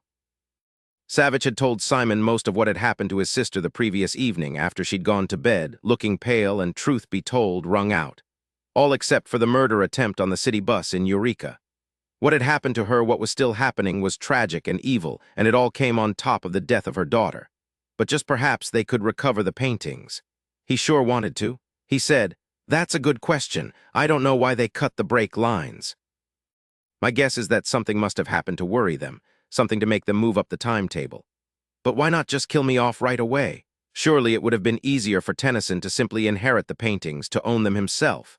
Then he wouldn't have had to go to all the trouble and risk of finding a first-class forger, and then collectors who would want to buy the paintings. Count on Mr. Monk to help with all that. I bet you Mr. Monk doesn't have all that sterling a reputation. I'll check into that right away. Yes, Lily continued, her head cocked to one side, still thinking. He could have killed me immediately, and then he would have owned the paintings. He could then have sold them legally, right up front, with no risk that someone would turn on him, betray him. Probably he would have made more money that way, you know, in auctions. First of all, Lily, killing you off would have brought Savich down on their heads, with all the power of the FBI at his back. Never underestimate your brother's determination or the depths of his rage if something had happened to you. As for legal auctions for the paintings, you're wrong there. Collectors involved in illegal art deals pay top dollar, many times outrageous amounts, because they want something utterly unique, something no one else on the face of the earth owns. The stronger the obsession, the more they'll pay. Going this route was certainly more risky, but the payoff was probably greater, even figuring in the cost of the forgery. It was trying to kill you that was the real risk. As I said, something very threatening must have happened. I don't know what, but we'll probably find out. Now you ready to go have some lunch before you go home to bed? Lily thought about how tired she was, how she could simply sit down and sleep, then she smiled. Can I have Mexican? Quantico Savich was seated in his small office in the Jefferson dorm at the FBI Academy when 2 agents ushered in Marilyn Worlusky, who'd borne a child by her cousin Tommy Tuttle, now deceased, the child's whereabouts unknown. They'd nabbed her getting on a Greyhound bus in Bar Harbor, Maine, headed for Nova Scotia. Since she'd been designated a material witness, and Savich wanted to keep her stashed away, they'd brought her in a FBI Black Bell jet to Quantico. He'd never met her, but he'd seen her photo, knew she was poorly educated, and guessed that she was not very bright. He saw that she looked oddly even younger than in her photo, that she'd gained at least 20 pounds, and that her hair, cropped short in the photo, was longer and hung in oily hanks to her shoulders. She looked more tired than scared. No, he was wrong. What she looked was defeated, all hope quashed. Ms. Worlusky, he said in his deep, easy voice, waving her to a chair as he said her name. The 2 agents left the office, closing the door behind them. Savich gently pressed a button on the inside of the middle desk drawer, and in the next room, 2 profilers sitting quietly could also hear them speak. My name is Dillon Savich. I'm with the FBI. I don't know nothing, Marilyn Worlusky said. Savich smiled at her and seated himself again behind the desk. He was silent for several moments, watched her fidget in that long silence.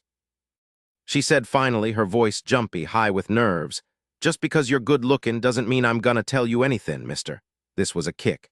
Hey, my wife thinks I'm good-looking, but I'm wondering, since you said it, if you're just trying to butter me up. No, she said, shaking her head. You're good-looking all right, and I heard one of the lady cops on the airplane say you're a hunk. They were thinking that a sexy guy will make me talk, so they got you. Well, Savich said, just maybe that's so. He paused a fraction of a second, then said, his voice unexpectedly hard, Have you ever seen the ghouls, Marilyn? He thought she'd keel over in her chair. So she knew about the ghouls. She paled to a sickly white, looked ready to bolt. They're not here, Marilyn. She shook her head back and forth, whispering, "There's no way you could know about the ghouls, no way at all. Ghouls are bad, real bad. Didn't Tammy tell you that I was there in the barn, that I saw them, even shot at them?" "No, she didn't tell me." "Ah, shit. I don't know nothing, you hear me? Okay, she didn't tell you that I saw them, and she didn't tell you my name, which is interesting since she knows it. But she did tell you that she wanted to have at me, didn't she?" Marilyn's lips seemed tight. She shook her head and said, "Oh, yeah, and she will. She called you that creepy FBI fucker. I don't know why she didn't tell me that you saw the ghouls. Maybe she doesn't trust you." "Oh, yeah, Tammy trusts me. She doesn't have anybody else now. She'll get you, mister, she will. Just so you know, Marilyn, I'm the one who shot her, the one who killed Tommy. I didn't want to, but they left me no choice. They had 2 kids there, and they were going to kill them. Young boys, Marilyn, and they were terrified. Tommy and Tammy had kidnapped them, beaten them, and they were going to murder them like they've murdered many young boys all across the country. Did you know that? Did you know your cousins were murderers?" Marilyn shrugged. Savich saw a rip beneath the right arm of her brown, cracked leather jacket. "They're my kin. I could miss Tommy seeing as how he's dead now, but he killed our baby, cracked its poor little head right open, so I was really mad at him for a long time. Tommy was hard, real hard. He was always doing things you didn't expect, mean things, things to make you scream. You killed him. He was one of a kind, Tommy was. Tammy's right, you're a creepy fucker." Savich didn't respond, just nodded, waiting. "You shouldn't have shot Tammy like you did, tearing her arm all up so they had to saw it off. You shouldn't have been there in my barn in the first place. It wasn't none of your damned business." He smiled at her, sat forward, his palms flat on his desk. "Of course it's my business. I'm a cop, Marilyn. You know, I could have killed Tammy, not just shot her arm off. If I had killed her in the barn, then she wouldn't have killed that little boy outside Chevy Chase. Either she did it or the ghouls did it. Maybe the ghouls did kill the boy since there was a circle. Do the ghouls have to have a circle, Marilyn? You don't know? Were you with her when she took that boy? Did you help her murder him?" Marilyn shrugged her shoulders again. "Nope, I didn't even know what she was going to do, not really. She left me at this grungy motel on the highway and told me to stay put or she'd bang me up real bad. She looked real happy when she got back. There was lots of blood on her nurse's uniform. She said she'd have to find something else to wear. She thought it was neat that there was blood on the uniform, said it was a propose or something like that. Now I'm not going to say any more. I already said too much. I want to leave now. You know, Marilyn, your cousin's very dangerous. She could turn on you like this." He snapped his fingers, saw her cower in the chair, saw her shudder. He said, "How would you like to be ripped apart?" "She wouldn't turn on me. She's known me all my life. I'm her cousin. Her ma and mine were sisters, at least half-sisters. They wasn't real sure since their pa was always cattin' around." "Why did Tammy pretend to be Timmy?" Marilyn focused her eyes on the pile of books along the side wall of the office and didn't answer. Savich started to leave it for the moment since it obviously upset her when she burst out. "She wanted me, you know, but she weren't no dyke, and so she played with me only when she was dressed like Timmy, but never when she was Tammy." For an instant, Savich was too startled to say a word. What a wild twist. He said finally, "Okay then, tell me what kind of shape Tammy is in right now." That brought Marilyn up straight in her chair.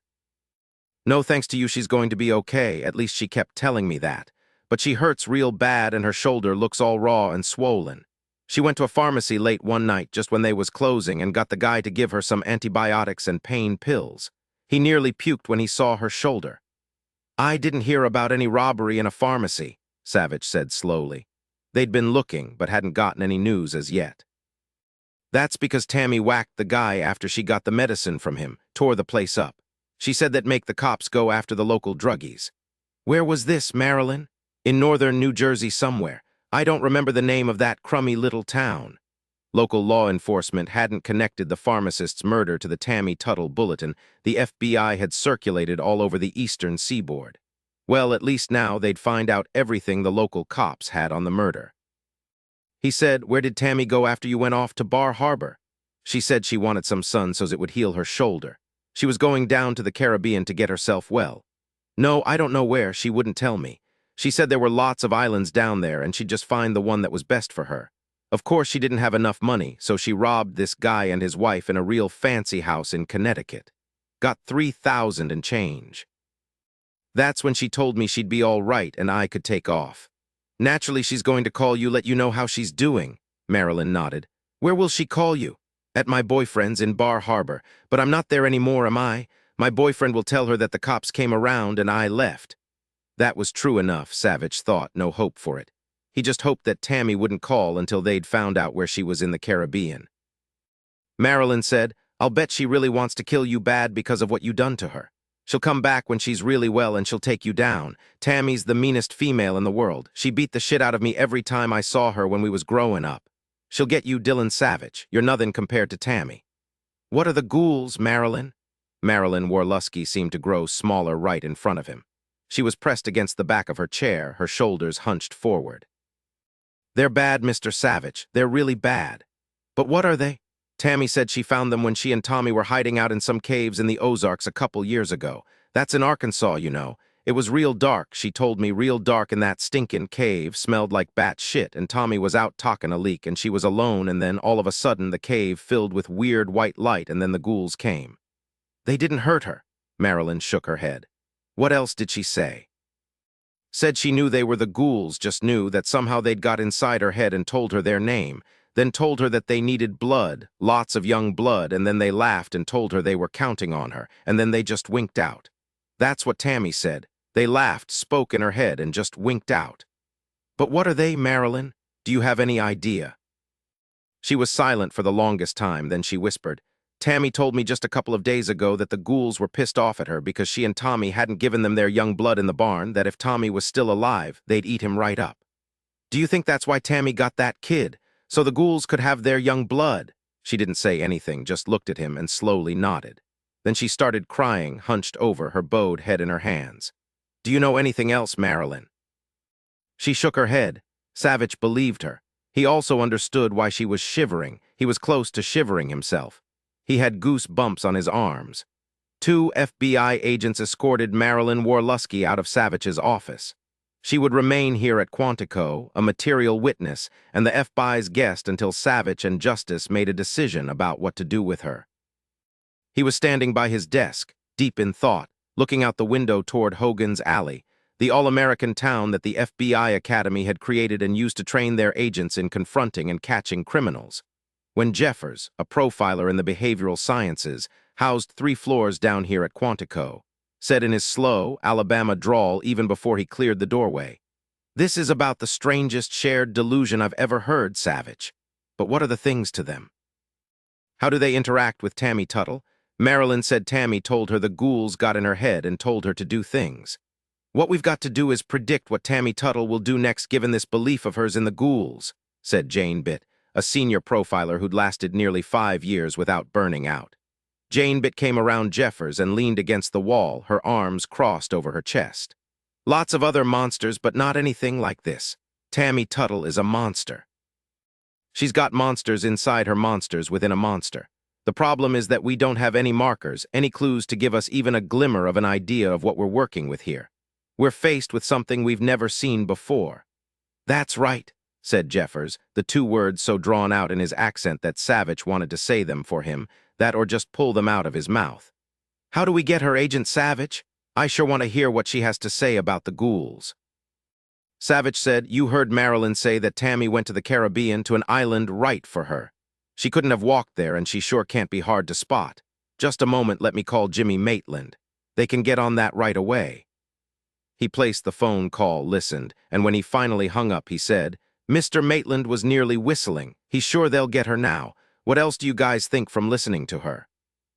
Well, Jane said as she sat down, crossing her legs and leaning forward, it seems to be some sort of induced hallucination.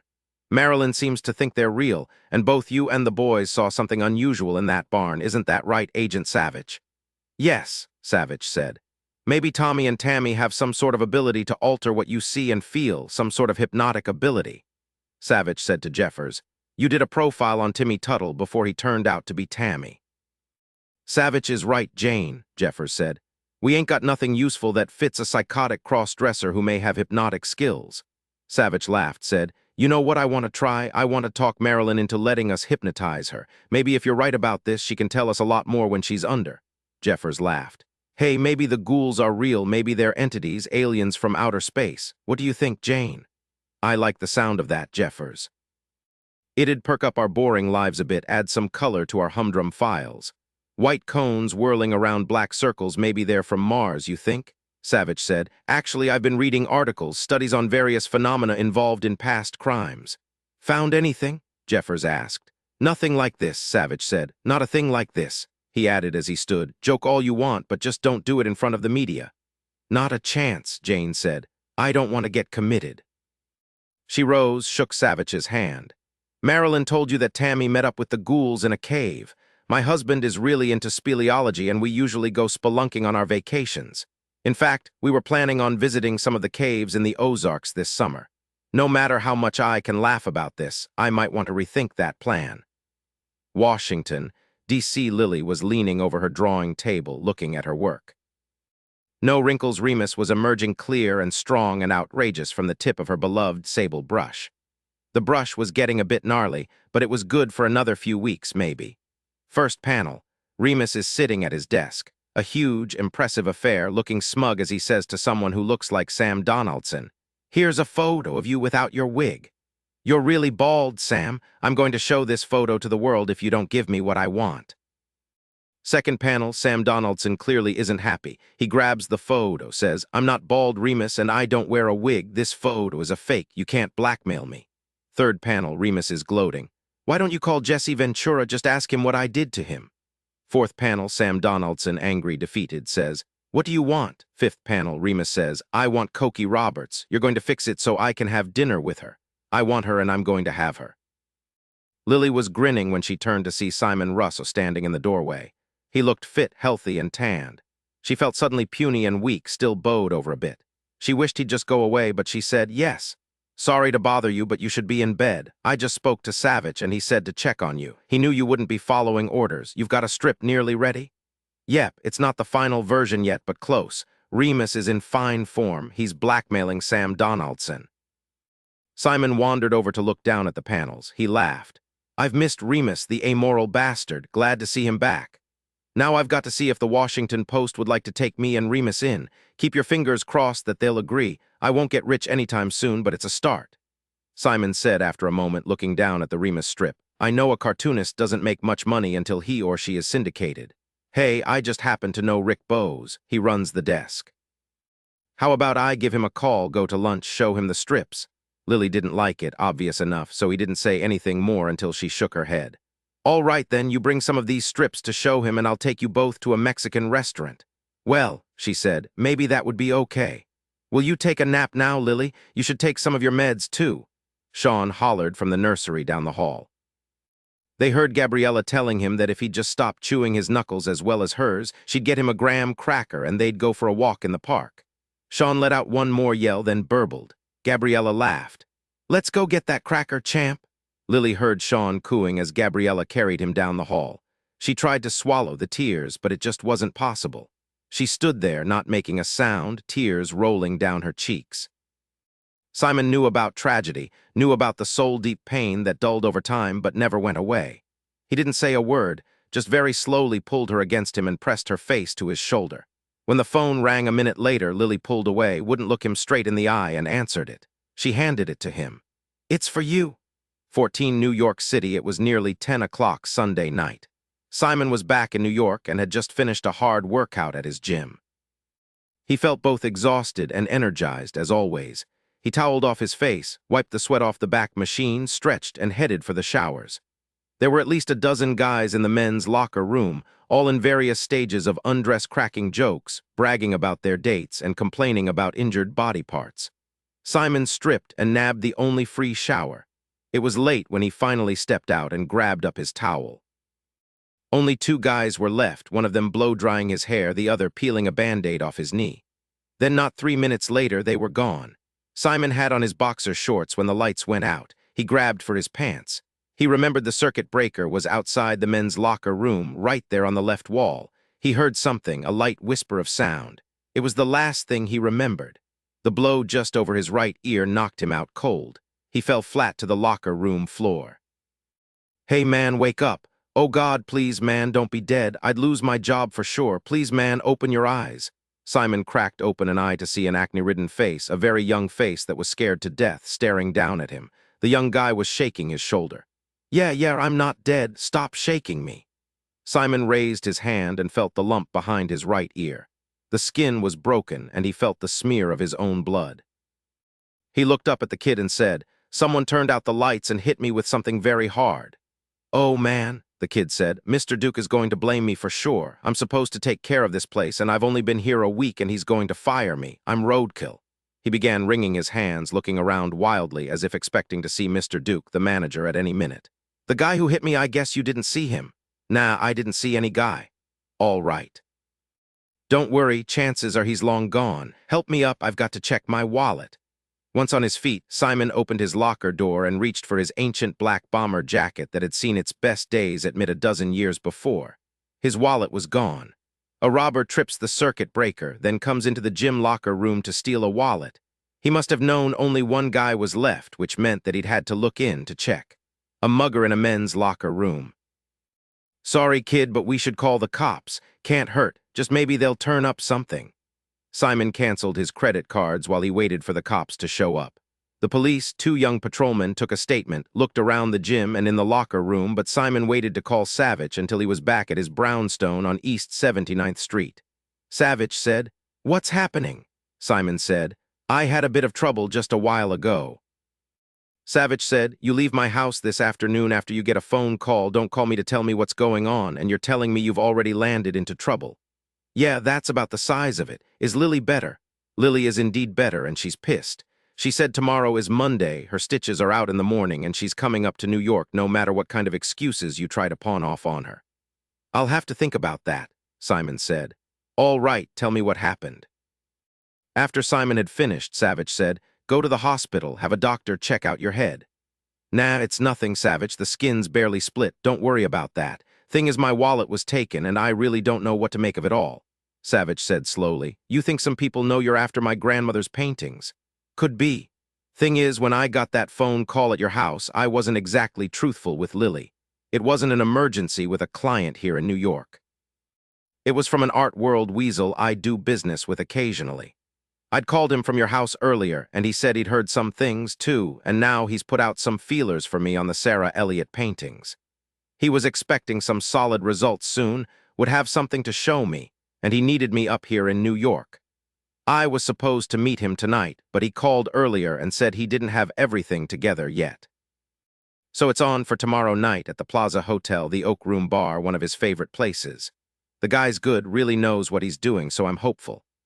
"All right, sounds promising. Now, just in case you were wondering how good a liar you are, Lily didn't believe you for a minute. You're mugging, Simon. Maybe it was just a mugging, or maybe it was a warning. They didn't hurt you seriously, and they could have. I'll bet you a big one that your wallet is in a dumpster somewhere near the gym, so take a look." Simon could picture Savich pacing up and down that beautiful living room with its magnificent skylights. "How's Sean? Asleep? Is Lily asleep too?" "Nope, she's here, knows it's you on the phone, and wants to lay into you. I can't stop her from coming up, Simon." Simon said, "Okay, give her my address, tell her to take a shuttle up here. I'll meet her unless there's a problem. I wish you could keep her with you longer, Savich." "No can do," Simon said. "I changed my mind, Savich. It may be turning dangerous real fast. I really don't want Lily involved in this.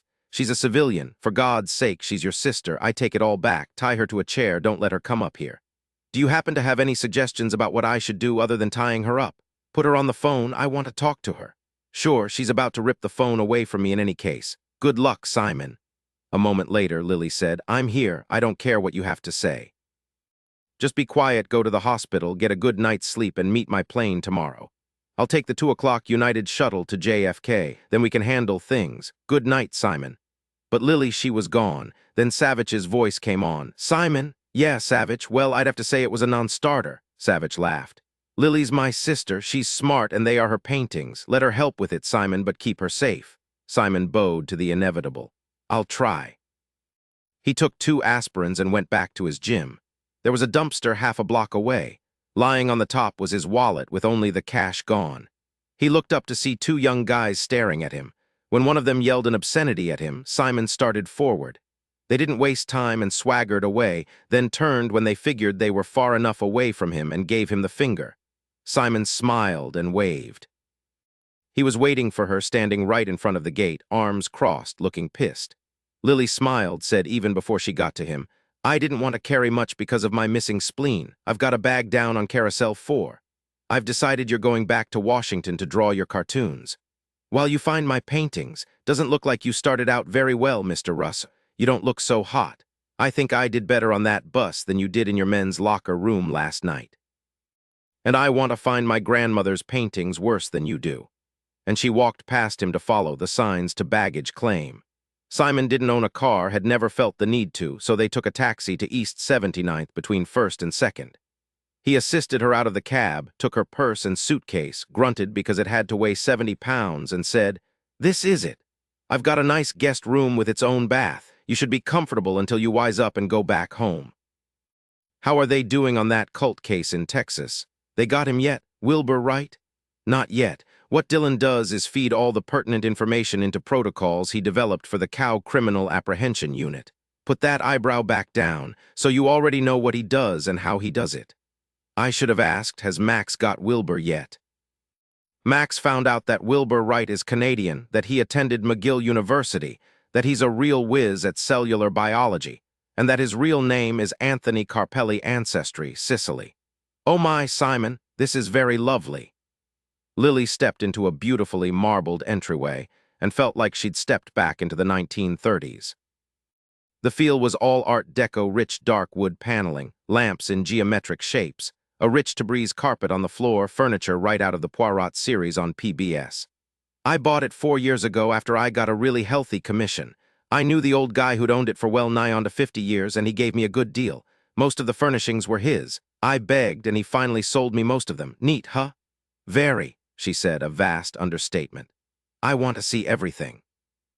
There was even a small library, bookshelves to the ceiling with one of those special library ladders. Wainscoting, leather furniture, rich Persian carpets on the dark walnut floor. He didn't show her his bedroom, but guided her directly to a large bedroom at the end of the hall. All of the furniture was a rich Italian Art Deco, trimmed with glossy black lacquer. Posters from the 1930s covered the walls.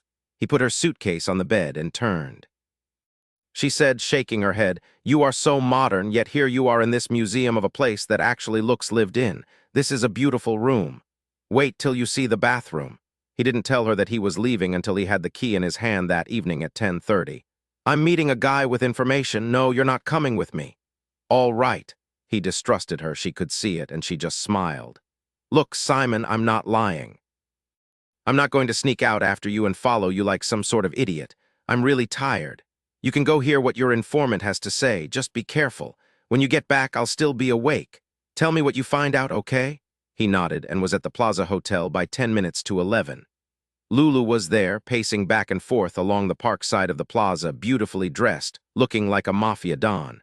The uniformed plaza doorman paid him little attention. He nodded to Simon, motioned to the entrance to the plaza's Oak Room bar. It was dark and rich, filled with people and conversation. They found a small table, ordered 2 beers. Simon leaned back, crossing his arms over his chest. "How's it going, Lulu?" "Can't complain. Hey, this beer on you. Drinks aren't cheap here, you know. Since we're in New York, I figured the Oak Room would be our venue. Yeah, I'm paying for the beer. Now, what have you got for me?"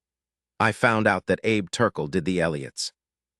Talk as he had a contract to do 8 of them. Do you know anything about which 8? "Yeah, I do, but you don't need to know any more. I would have visited Abe Turkle second. You sure it's not Billy Gross? He's sick, his lungs probably cancer. He's always smoked way too much. Anyway, he took all his money and went off to Italy. He's down living on the Amalfi Coast, nearly dead. So it's Abe who's your guy. And where can I find him? In California, of all places. Eureka, by any chance?" "Don't know. He's in a little town called Hemlock Bay on the ocean. Don't know where it is. Whoever's paying him wants him close by where he is." "You're good, Lulu. I don't suppose you'll tell me where you heard this." "You know better, Simon." He drank the rest of his beer in one long pull, wiped his mouth gently on a napkin, then said, "Abe's a mean sucker, Simon, unlike most artists. When you hook up with him, you take care, okay?" "Yeah, I'll be real careful." "Any word at all on who our likely collectors are?" Lulu fiddled with a cigarette he couldn't light, even here in a bar, for God's sake. "Word is that it just might be Olaf Jorgensen." This was a surprise, a big surprise to Simon. He wouldn't have put Olaf in the mix. "The richest Swede alive, huge in shipping, but I heard that he's nearly blind, nearly dead, that his collecting days are over." Lulu said, "Yeah, that's the word out. Why buy a painting if you're blind as a bat and can't even see it?" "But hey, that's what I heard from my inside gal at the Met." She's one of the curators, has an ear that soaks up everything. She's been right before. I trust her information. Olaf Jorgensen, Simon said slowly, taking a pull on his Coors. He's got to be well past 80 now, been collecting mainly European art for the past 50 years, medieval up through the 19th century. After World War II, I heard he got his hands on a couple of private collections of stolen art from France and Italy. Far as I know, he's never bought a piece of art legally in his life. The guy's certifiable about his art, has all his paintings in climate-controlled vaults, and he's the only one who's got the key. I didn't know he'd begun collecting modern painters like Sarah Elliott. I never would have put him on my list. Lulu shrugged. Like you said, Simon, the guy's a nut. Maybe nuts crack different ways when they get up near the century mark. His son seems to be just as crazy, always out on his yacht, lives there most of the time. His name's Ian. The old guy married a Scotswoman, and that's how he got his name. Anyway, the son now runs all the shipping business, from the damned yacht. Simon gave a very slight shake of his head to a very pretty woman seated at the bar who'd been staring at him for the past couple of minutes. He moved closer to Lulu to show that he was in very heavy conversation and not interested. Lulu, how sure are you that it's Olaf who bought the paintings? Besides my gal at the Met, I went out of my way to get it verified. You know my little art world birdies that are always singing, Simon. I spread a little seed and they sing louder, and I heard 3 songs all with the same words. 100%. Nope, but it's a start. Cost me a cool $1,000 to get them to sing to me. Okay, you done good, Lulu. Simon handed him an envelope that contained $5,000. Lulu didn't count it, just slipped the fat envelope inside his cashmere jacket pocket. Hey, you know what the name of Ian Jorgensen's yacht is? Simon shook his head. Night Watch.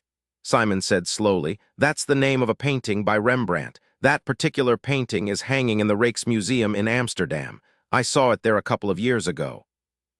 Lulu cocked his head to one side, his hairpiece not moving a bit because it was expensive and well made, and gave Simon a cynical smile. Who knows? Just maybe Night Watch is hanging in Ian's stateroom, right over his bed. I've often wondered how many real paintings there are left in the museums and not beautifully executed fakes. Actually, Lulu, I don't want to know the answer to that question. Since Sarah Elliott just died some 7 years ago, all her materials, the paints, the brushes still exist. You take a superb talent with an inherent bent toward her sort of technique and visualization, and what you get is so close to the real thing, most people wouldn't even care if you told them. I hate that. I do, too, Lulu said. I need another beer. Simon ordered them another round, ate a couple of peanuts out of the bowl on their table, and said, Remember that forger Eric Hebern, who wrote that book telling would-be forgers exactly how to do it, what inks, papers, pens, colors, signatures, all of it. Then he up and dies in '96. The cops said it was under mysterious circumstances. I heard it was a private collector who killed Hebern because a dealer friend had sold him an original Rubens that turned out to be a fake that Hebern himself had done. Supposedly, the dealer died shortly thereafter in a car accident. Lulu said, Yeah, I met old Eric back in the early '80s. Smart as a whip, that guy, and so talented it made you cry. You wondering if it was Olaf Jorgensen who popped him. Hey, Simon, there's a whole bunch of collectors who'd cut off hands to have a certain medal or stamp or train or painting. They've got to have it or life loses its meaning for them. Look, Simon, when you get down to it, they're the people who keep us in business. I wonder if Olaf ordered all 8 paintings. I wonder what he's paying for them. Huge bucks, my man, huge, count on it. All 8 Sarah Elliott's, don't know. I haven't heard any other names floated around. Simon, I heard those 8 paintings are owned privately by a member of the Elliott family. Yes, Lacey Savich owns them, and therein lies a very long, convoluted tale. Simon rose, putting a $50 bill on the table. Lulu, thank you. You know where to find me. I think I'll be heading out to California soon to track down one of the major players, Abraham Turkle. He's English, right? Half Greek, weird guy, very eccentric, said to eat only snails, that he raises himself. Lulu shuddered. You take care around him, Simon. Abe killed a guy who tried to rip him off with his bare hands just a couple of years ago, so have a care. Hey, this Lily Savich hire you. Simon paused, cocked his head to the side. Not exactly, but that's about it. I want to get those 4 paintings back. I hope the others are safe. Much safer than the snails in Abe's garden. Take care, Lulu. Why are you going after Abe? Simon said. I want to see if I can shake something loose. It's not just the art scam. There are other folk involved in this deal who have done very bad things, and I want to nail them. Just maybe Abe can help me do that. He won't help you do squat. We'll see. His forging days in Hemlock Bay are over. I want to catch him before he takes off to parts unknown. Who knows what I can get out of him? Good luck shaking the wasp nest. You know, I've always liked the name Lily, Lulu said and gave Simon a small salute. Then when Simon left, Lulu turned his attention to that very pretty lady at the bar who'd kept looking over at them. 15 Quantico, Dr. Hicks said quietly. Marilyn, tell me, how did Tammy look when she came back to the motel? She had on a coat and she just ripped it apart and showed me her nurse's uniform. It was soaked with blood. Did she seem pleased? Oh yes, she was crazy happy that she got away. She just kept laughing and rubbing her bloody hands against herself. She loves the feel of fresh blood on her hands. How did she get back to the motel? You said her hands were all bloody. Wouldn't somebody have noticed? I don't know. Marilyn looked worried, shaking her head just a bit. No, that's okay. It's not important. Now you said she was wearing a coat. Do you know where she got the coat? I don't know. When she came to get me, she was wearing it. It was too big for her, but it covered her arm where she didn't have one, you know. Yes, I know. Mr. Savich would like to ask you some questions now. Is that all right, Marilyn? Yes, he was nice to me. He's sexy. I'm kinda sorry that Tammy's gonna kill him. Dr. Hicks raised a thick brow at Savich, no look of shock on his face since he'd heard it all. He just shook his head as Savich eased his chair nearer to Marilyn's. She's well under, Savich. You know what to do. Savich nodded, said, Marilyn, how are you feeling about Tammy right now? She was silent, her forehead creased in a frown, then she shook her head and said slowly, I think I love her. I'm supposed to since she's my cousin, but she scares me. I never know what she's going to do. I think she'd kill me, laugh while she rubbed my blood all over her hands if she was in the mood, you know. Yes, I know. She's going to kill you. Yes, she might try, you told me. How do you think she contacts the ghouls? Savich ignored Dr. Hicks, who didn't have a clue who or what the ghouls were. He just shook his head and repeated the question. Marilyn, I've thought about that, Mr. Savich. I know they were there when she killed that little boy. Maybe from what she said, she just thinks about them and they come. Or maybe they follow her around and she just says that to prove how powerful she is. Do you know what the ghouls are? No, I don't have any idea, Marilyn. You don't either, do you? She shook her head. She was sitting in a comfortable chair, her head leaning back against the cushion, her eyes closed. She'd been staying in a room at the Jefferson dormitory at the FBI complex, watched over by female agents. She'd washed her hair and they'd given her a clean skirt and sweater. Even hypnotized, she looked pale and frightened, her fingers continually twitching and jerking. He wondered what would happen to her. She had no other family, no education to speak of, and there was Tammy in the Caribbean who'd scared her all of her life. He hoped the FBI would find her soon and Marilyn wouldn't have to be scared of her anymore. He said, Has Tammy been to the Caribbean before? Yeah, she and Tommy visited the Bahamas a couple years ago, in the spring, I think. Did they take the ghouls with them? Marilyn frowned and shook her head. You don't know if they killed anyone while they were there. I asked Tommy, and he just laughed and laughed. That was right before he got me pregnant. Savich made a note to check to see if there'd been any particularly vicious, unsolved killings during their stay. Has Tammy ever talked about the Caribbean other than the Bahamas? Any islands that she'd like to visit? She shook her head. Think, Marilyn, that's right. Just relax, lean your head back, and think about that. Remember back over the times you've seen her. There was a long silence, and then Marilyn said, She said once it was Halloween and she was dressed like a vampire that she wanted to go to Barbados and scare the crap out of the kids there. Then she laughed. I never liked that laugh, Mr. Savich. It was the same kind of laugh that Tommy had after the Bahamas. Did she ever talk about what the ghouls did to those kids? Once, when she was being Timmy, she said they just gobbled them right up. But the ghouls don't just gobble them up, do they? They maybe take an arm, a leg. Oh, Mr. Savich, they just do that when they're full and aren't interested in anything but a taste. But I can't be sure because both Tommy and Tammy never really told me. Savich felt sick. Jesus, did she really mean what he thought she meant? That there were young boys who'd simply disappeared and would never be found because the Tuttles had eaten them? Were they cannibals? He unconsciously rubbed his arms at a sudden chill he felt. He looked over at Dr. Hicks. His face was red and he looked ready to be ill himself. Savich lightly touched her forearm and said, Thank you, Marilyn, you've been a big help. If you could choose right now, what would you like to do with your life? She didn't hesitate for a second. I want to be a carpenter. We lived for about 5 years in this one place and the neighbor was a carpenter. He built desks and tables and chairs, all sorts of stuff. He spent lots of time with me, taught me everything. Course, I paid him just like he wanted, and he liked that a lot. In high school, they told me I was a girl and girls couldn't do that, and then Tommy got me pregnant and killed the baby. Just one more question. Was Tammy planning to contact you from the Caribbean? He'd asked her this before. He wanted to see if she added anything under hypnosis because now he had a plan. Yeah, she didn't say when, just that she would sometime. How would she find you? She would call my boyfriend, Tony, up in Bar Harbor. I don't think he likes me anymore. He said if the cops were after me, then he was out of there. Savich hoped that Tony wouldn't take off too soon. He was still there, working as a mechanic at Ed's European Motors. He'd check in again with the agents in Bar Harbor, keep an eye on him, maybe some wiretaps. Now they had something solid, a call from Tammy. Thank you, Marilyn. Savich rose and went to stand by the door. He watched as Dr. Hicks brought her gently back. He listened as he spoke quietly to her, reassuring her until he nodded to Savich and led her from the room, holding her shoulder. Savich said, "It's time for lunch, Marilyn. We'll eat in the boardroom, not the big cafeteria. It's just down the hall on this floor. I'd really like a pizza, Mr. Savich, with lots of pepperoni." "You've got it. The boardroom is known for its pizza." Eureka, California. Simon was pissed. He'd sent Lily back to Washington. She'd been as pissed as he was now, but she'd finally given up, seen reason, and slid her butt into the taxi he'd called for her. Only she hadn't gone back to Washington. She'd simply taken the same plane he had to San Francisco, keeping out of sight in the back, then managed to make an earlier connection from San Francisco to Arcata Eureka Airport. She'd waltzed right up to him at the damned baggage carousel and said in a chirpy voice, "I never thought I'd be traveling back to Hemlock Bay only 2 weeks after I finally managed to escape it."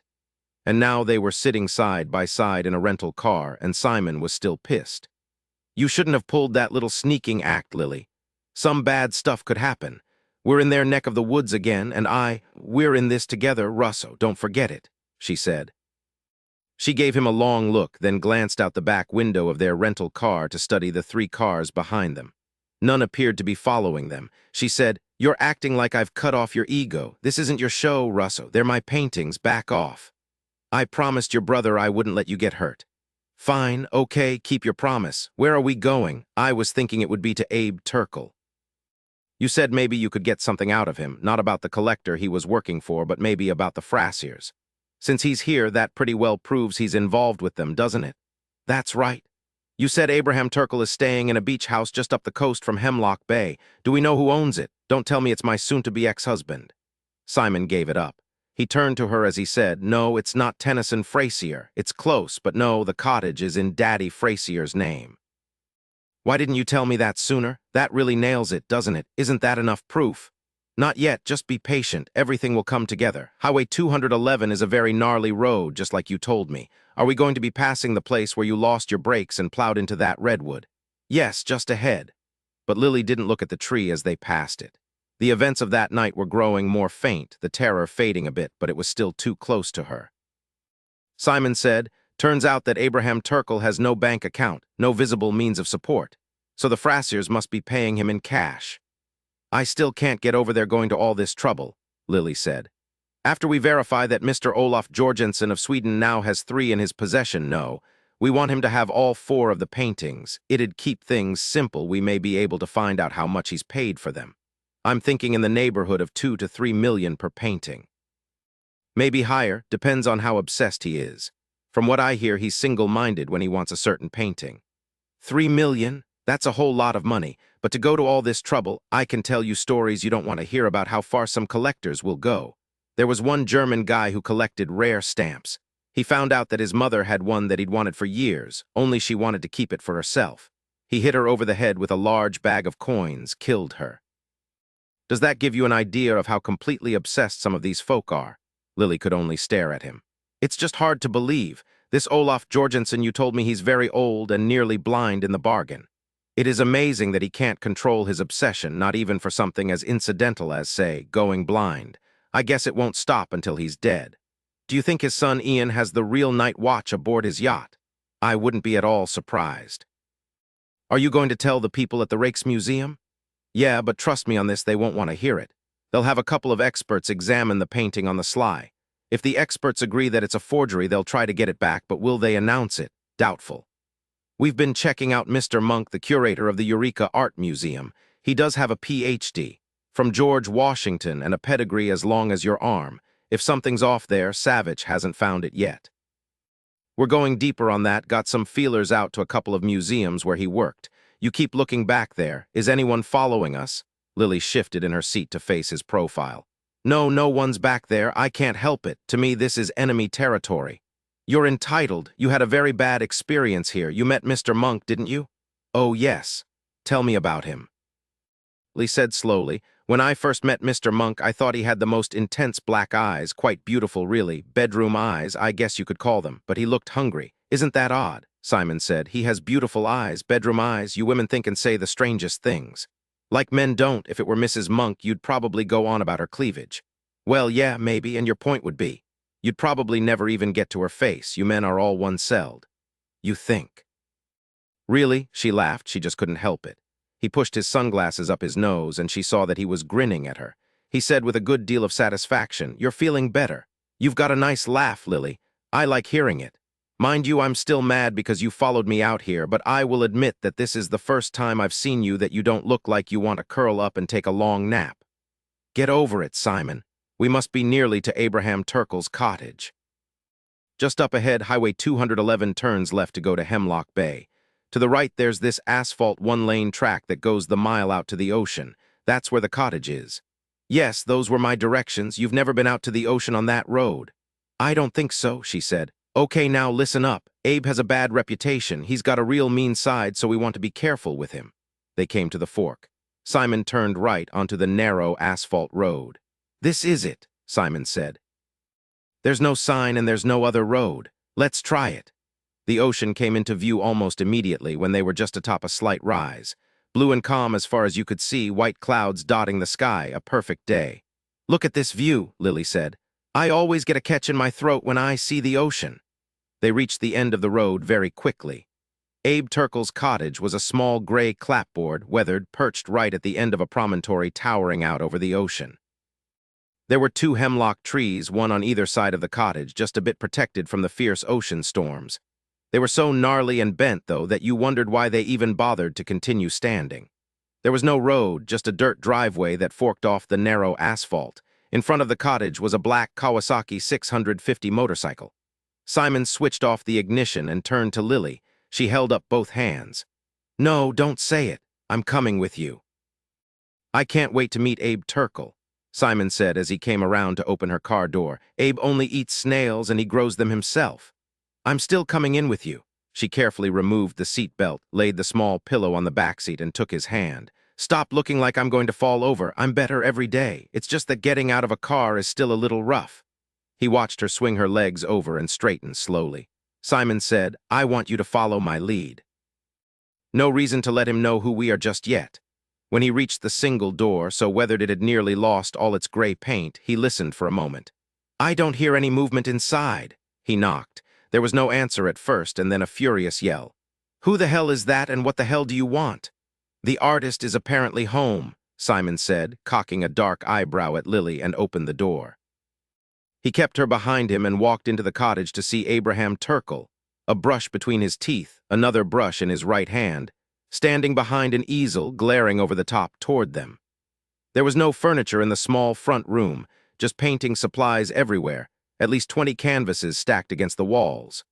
The place smelled of paint and turpentine and French fries and something else, maybe fried snails. There was a kitchen separated from the living room by a bar and a small hallway that probably led to a bedroom and a bathroom. The man, face bearded, was indeed Abe Turkle. Simon had seen many photos of him. Hi, Simon said and stuck out his hand. Abe Turkle ignored the outstretched hand. Who the hell are you? Who is she? Why the hell is she standing behind you? She afraid of me or something? Lily stepped around Simon and said, extending her hand, I like snails. I hear you do too. Abraham Turkle smiled, a huge smile that showed off 3 gold back teeth. He had big shoulders and hands the size of boxing gloves. He didn't look at all like an artist, Simon thought. Wasn't an artist supposed to wear paint-encrusted black clothes and have long hair in a ponytail? Instead, Abraham Turkle looked like a lumberjack. He was wearing a flannel shirt and blue jeans and big boots that were laced halfway to his knees. There were, however, paint splotches all over him, including his tangled dark beard and grizzled hair. "So," Abe said, and he put down the brushes, wiped the back of his hand over his mouth to get off the bit of turpentine, and shook Lily's hand. "The little gal here likes snails, which means she knows about me, but I don't know who the hell you are, fella. I'm Sully Jones, and this is my wife, Zelda. We're on our honeymoon, just meandering up the coast, and we heard in Hemlock Bay that you were an artist and that you liked snails. Zelda loves art and snails, and we thought we'd stop by and see if you had anything to sell." Lily said, "We don't know yet if we like what you paint, Mr. Turkle, but could you show us something? I hope you're not too expensive." Abraham Turkle said, "Yep, I'm real expensive. You guys aren't rich." Simon said, "I'm in used cars. I'm not really rich." "Sorry you won't want to buy any of my stuff." Simon started to push it, then saw that Lily looked on the shaky side. Simon nodded to Abe Turkle and just looked at him. "Wait here." Abe Turkle picked up a towel and wiped his hands. Then he walked past them to the far wall, where there were about 10 canvases piled together. He went through them, making a rude noise here, sighing there, and then he thrust a painting into Lily's hand. "Here, it's a little thing I did just the other day. It's the old town in Eureka, for your honeymoon, little gal." Lily held the small canvas up to the light and stared at it. She said finally, "Why, thank you, Mr. Turkle. It's beautiful. You're a very fine artist.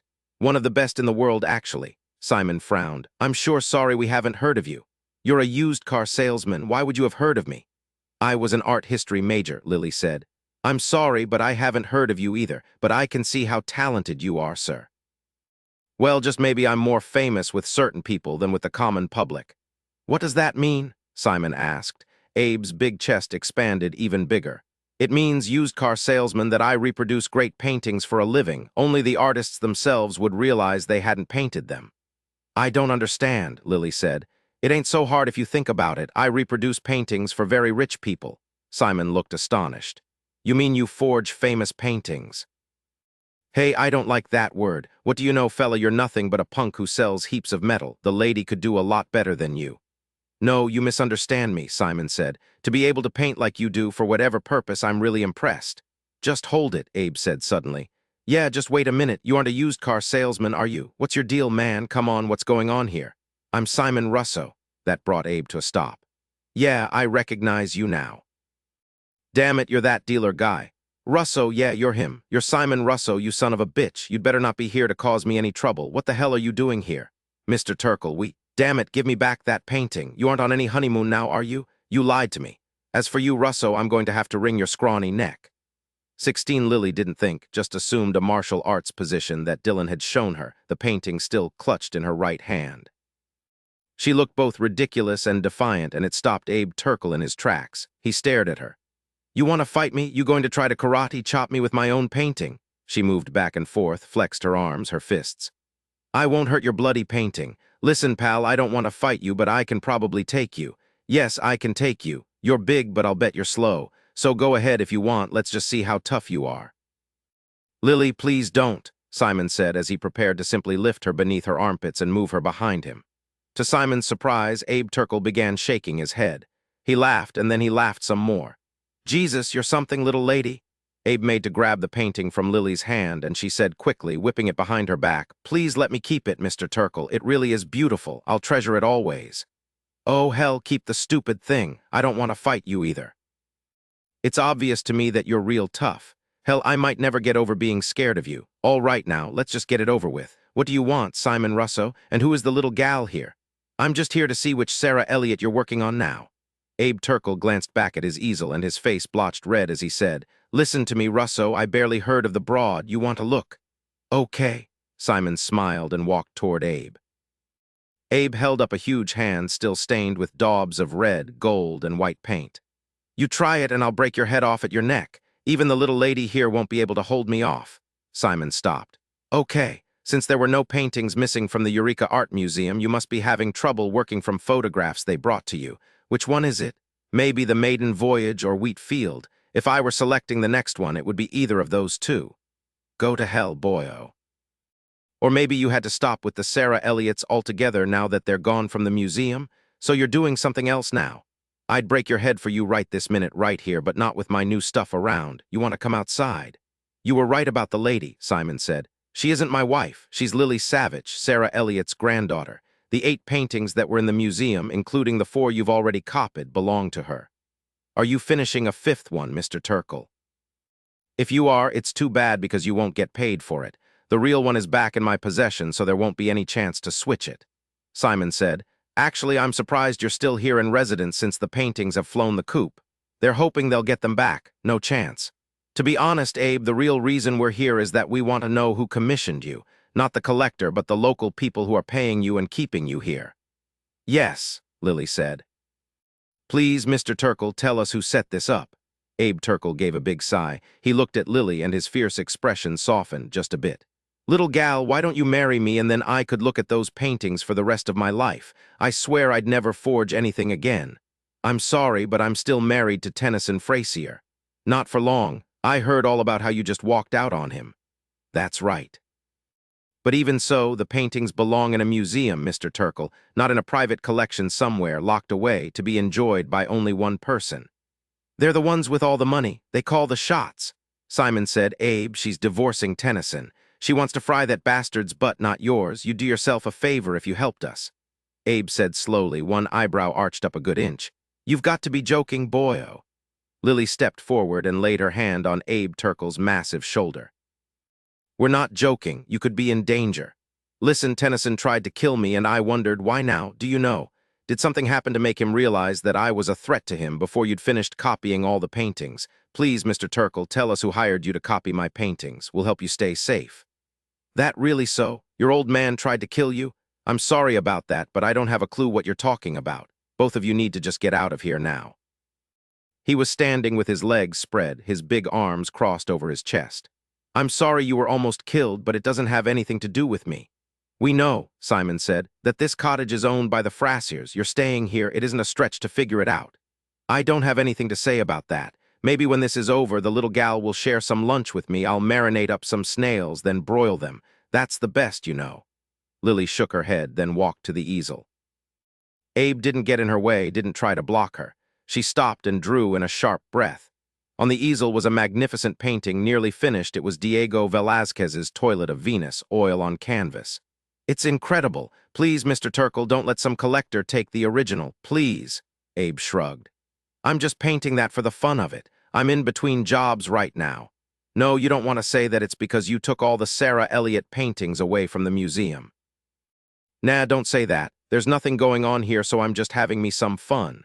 Simon came around and looked at the nearly completed painting. The original is in the National Gallery in London. I hope your compatriots elect to leave it there, Abe. Like I said, this is just for fun. A guy's got to keep practicing, you know what I mean? Look, I painted this from a series of photos. If I were in it for bucks, I wouldn't have let her see it. I'd be in London, too. Lily couldn't give up, not yet. Won't you just tell us the truth, Mr. Turkle? Tennyson Frazier married me only to get his hands on the paintings. Then he tried to kill me. Did he tell you that, Mr. Turkle? It's possible that he murdered my child as well. I don't know for sure. Please, we won't involve you. Just tell us. Abe Turkle looked back and forth between the two of them. He slowly shook his head. I wish you hadn't found me, Russo, Abe Turkle said, shaking his big head. I really wish you hadn't. He turned then and walked out the cottage door. Wait, Lily started after him. Simon grabbed her sleeve and pulled her back. Let him go, Lily. They watched from the doorway as the big black Kawasaki scattered rocks and dirt as it picked up speed. Then he was gone. We screwed up, Simon said. I wish he'd stayed and fought me, Lily said. Simon looked down at her, remembering the image of her in a fighting position with that painting in her right hand. He grinned. He lightly touched his hand to her hair. You're all blonde and blue-eyed, you're skinny as a post. Your pants are hanging off your butt, and knowing you for just a short time, I know you've got more guts than brains. I swear to you when I tell Savich how his little sister was ready to take on Abe Turkle, no, better not tell him how I nearly got you into a fight. Well, shit. Lily punched him in the gut. You jerk. I didn't see you trying to do anything. Simon grunted, rubbed his palm over his belly, and grinned down at her. I hope you didn't pull anything loose when you hit me. Not in me, in you. I might have, no thanks to you. She didn't speak to him until they were back in the car and headed down to Hemlock Bay. We're going to see Tennyson. Nope, we've got other fish to fry. Washington, D.C. The Hoover Building, 5th floor, the Criminal Apprehension Unit. It was 1 o'clock in the afternoon. Empty sandwich wrappers were strewn on the conference table, leaving the vague smell of tuna fish with an overlay of roast beef. and at least a dozen soda cans stood empty. They'd just finished their daily update meeting. Savich's second-in-charge, Ollie Hamish, said to the assembled agents around the cow conference table, "I'm going to be going to Kitty Hawk, North Carolina in the morning. Our research says that he not only took the real Wilbur's name, he spent a lot of time in Wright's hometown. Chances are, though, that he's not going to Dayton since everyone's looking for him there, but to Kitty Hawk. I've gotten all the data over to behavioral sciences, to Jane Bitt. We'll see what she's got to add, but that's it so far. I'm going to our office down there, fill them all in, and get things set up for when he turns up." Savich nodded. "Sounds good, Ollie. No more supposed sightings of the guru in Texas." "Oh, yeah," Ollie said, "but we're letting the agents there deal with them. Our people here believe Guru Wilbur is already heading across country, due east to North Carolina. Our offices across the South are all alerted. Maybe we can get him before he hits Kitty Hawk. It might be that Kitty Hawk will be his last stand. We don't want him to bring real havoc when he gets there. We'll see if Jane Bitt agrees." Sherlock said, "Have we got photos?" "The only photo we've got is old and fuzzy, unfortunately. We're looking at getting more." Special Agent Dane Carver, newly assigned to the unit, said, "Why don't you give me the photo, Ollie, and let me work on it? Maybe we can clean it up in the lab." "You got it." Savich looked around the conference table. "Everyone on track now?" There were grunts, nods, and groans. Millie, the cow secretary, said, "What about Tammy, Dillon? Any sightings? Any word at all yet?" "Not a thing as yet. It's only been a day since I spoke to Marilyn Warlusky at Quantico. Our people are staying with Tony, Marilyn's boyfriend, in Bar Harbor. His phone's covered. If Tammy calls, we'll hear it all. He's cooperating." Savich paused a moment, then shrugged. "It's frustrating. She's not in good shape, yet no one's seen her. Chances are very good that she did indeed murder a pharmacist in Souderville, New Jersey. The other pharmacist checked and said someone had rifled through the supplies. Vicodin, a medication to control moderate pain, and Keflex, an oral antibiotic, a good 3 or 4 days' supply, were missing. Evidently, she killed the guy because he refused to give her anything. As you know, we alerted police on all islands to Tammy's possible presence. Now they also know to keep a close eye on doctors and pharmacies, and why?" Ollie said, sitting forward, his hands clasped. "Look, Savich, she threatened you. I read you the note. She means it. We've all been talking about it, and we think you should have some protection. We think Jimmy Maitland should assign you some guards." Savich thought about it a minute, then looked down the table to Sherlock. He realized that she was thinking about Tammy finding out where they lived and coming to the house. She was thinking about Sean. He said to Ollie, "I think that's a great idea. I'll speak to Mr. Maitland this afternoon. Thanks, Ollie, I really hadn't thought it through." He called a halt, scheduled a meeting with his boss, Jimmy Maitland, within the hour, and embraced Sherlock briefly behind a door. Then he went to his office and punched in Simon's cell phone. Simon answered on the third ring. "Yo, Savich here. Is Lily all right? What's going on?" "Yes, she's fine." Simon then told him about their meeting with Abe Turkle, omitting Lily's challenge to beat the crap out of Abe. Then he told him about their much shorter meeting in Hemlock Bay with Daddy Frazier. "That old guy's really something, Savich. The guy hates Lily, you can see it in his eyes, colder than a snake's, and in his body language. I think he would have threatened her if I hadn't been there." Savich wanted details, and so Simon told him exactly what had happened. They'd gone to Elcott Frazier's office because they wanted to get in the old man's face, scare the bejesus out of him, let him know that everyone was on to him. Since he was the president and big cheese of the Hemlock National Bank, he had the shiny corner office on the second floor, all windows, a panoramic view of both the ocean and the town. Simon had wondered if Frazier would see them. His administrative assistant, Ms. Lauralee Carmichael, at least 21 years old, and so beautiful it made your teeth ache to look at her, left them to kick up their heels for only 12 minutes, acceptable. Simon decided, since they'd caught the old man off guard, and he'd probably want to get himself and his stories together. But Simon was worried about Lily. He'd have given anything to put her on a plane back to Washington, D.C., where she'd be safe. She looked nearly flattened, her face pale and set. If there'd been a bed nearby, he'd have insisted she rest. She moved slowly, but she had that lockjaw determined look, and so he kept his mouth shut. Elcott Frazier welcomed them into his office, patted Lily's shoulder, his hand a bit on the heavy side, and said, "Lily, dear, may I say that you don't look well?" "Mr. Frazier." She immediately moved away from him. "Since you've already said it, I don't suppose there's anything I can do about it." She gave him a smile as cold as his own. "This is Mr. Russo. He's a dealer of art. He's the one who verified that 4 of my Sarah Elliott paintings are forgeries." Elcott Frazier nodded to Simon and motioned to them to be seated. "Well, this comes as quite a surprise. You say you're an art dealer, Mr. Russo. I don't know many art dealers who can spot forgeries. Are you quite sure about this?" "I'm not exactly an art dealer, Mr. Frazier, as in running a gallery. I'm more a dealer-broker. I bring buyers and sellers together. Occasionally, I track down forgeries and return them to their rightful owners. Since I own a Sarah Elliott and know her work intimately, I was able to spot the fakes among the 8 paintings that Lily owns, particularly since I knew which 4 had been forged." Simon paused a moment, wondering how much to tell Frazier, and if it would frighten the man. He'd known, of course, about the forgeries, didn't even try to act shocked. Why not push it all the way, since he had a pretty good idea of how it had gone down? It would have to make him act. He hadn't told Lily this and hoped she wouldn't act surprised. He smiled toward her, then added, "I originally thought that you initiated the whole deal. But then I got to thinking that you're really a very small man with no contacts at all. There's a collector, a Swede named Olof Jorgensen, who isn't a small man. He's very powerful, actually. When he wants something, he goes after it, no obstacle too great. I believe that it was Jorgensen who instigated the whole thing. It went this way. Olaf wanted the Sarah Elliott paintings when they were in the Chicago Institute, but he couldn't pull it off and had to wait. He knew exactly when Lily Savich left Chicago to move to Hemlock Bay, California. He put out feelers and found you very quickly, and your son, Tennyson, who was the right age. Then you all cut a deal. Actually, I heard Olaf had only 3 of the paintings. I don't know where the 4th one is as of yet. Hopefully, he has it as well. It makes everything cleaner, easier." Simon snapped his fingers right in Frazier's face. "We'll get them back fast as that. So, Mr. Frazier, did I get it all right?" Elcott Frazier didn't bat an eye. He looked faintly bored. Lily, though, who knew him well, saw the slight tick in his left eye, there only when he was stressed out or angry. He could be either or both at this moment in time. She was surprised initially at what Simon had said, but realized that it had probably happened just as Simon had said. She said, "Jorgensen is indeed powerful, Elcott. He isn't a small man at all, not like you." Simon thought their father-in-law would belt her. He was ready for it, but Frazier managed to hold himself in. He said dismissively and as smoothly as a politician accepting a bribe for a pardon, "That's quite a scenario, Mr. Russo.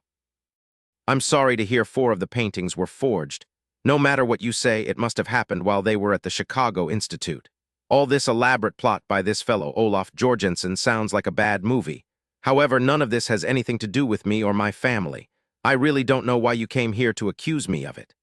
He turned to Lily, and there was a good deal of anger in those eyes of his. "As for you, Lily, you left my son. I fear for his health. He is not doing well. All he talks about is you. He says that your brother and sister-in-law slandered him, and none of it's true. He wants to see you, although if I were him, and I've told him this countless times, I'd just as soon see the back of you for good. You weren't a good wife to him. You gave him nothing, and then you just up and left him. His mother is also very concerned. The mere idea that he would marry you to get a hold of some paintings, it's beyond absurd." "I don't think it's absurd at all, Elcott. It could have happened the way Mr. Russo said, or maybe it was Mr. Monk who found Mr. Jorgensen. Either way, 4 of my paintings are fakes, and you are the one responsible.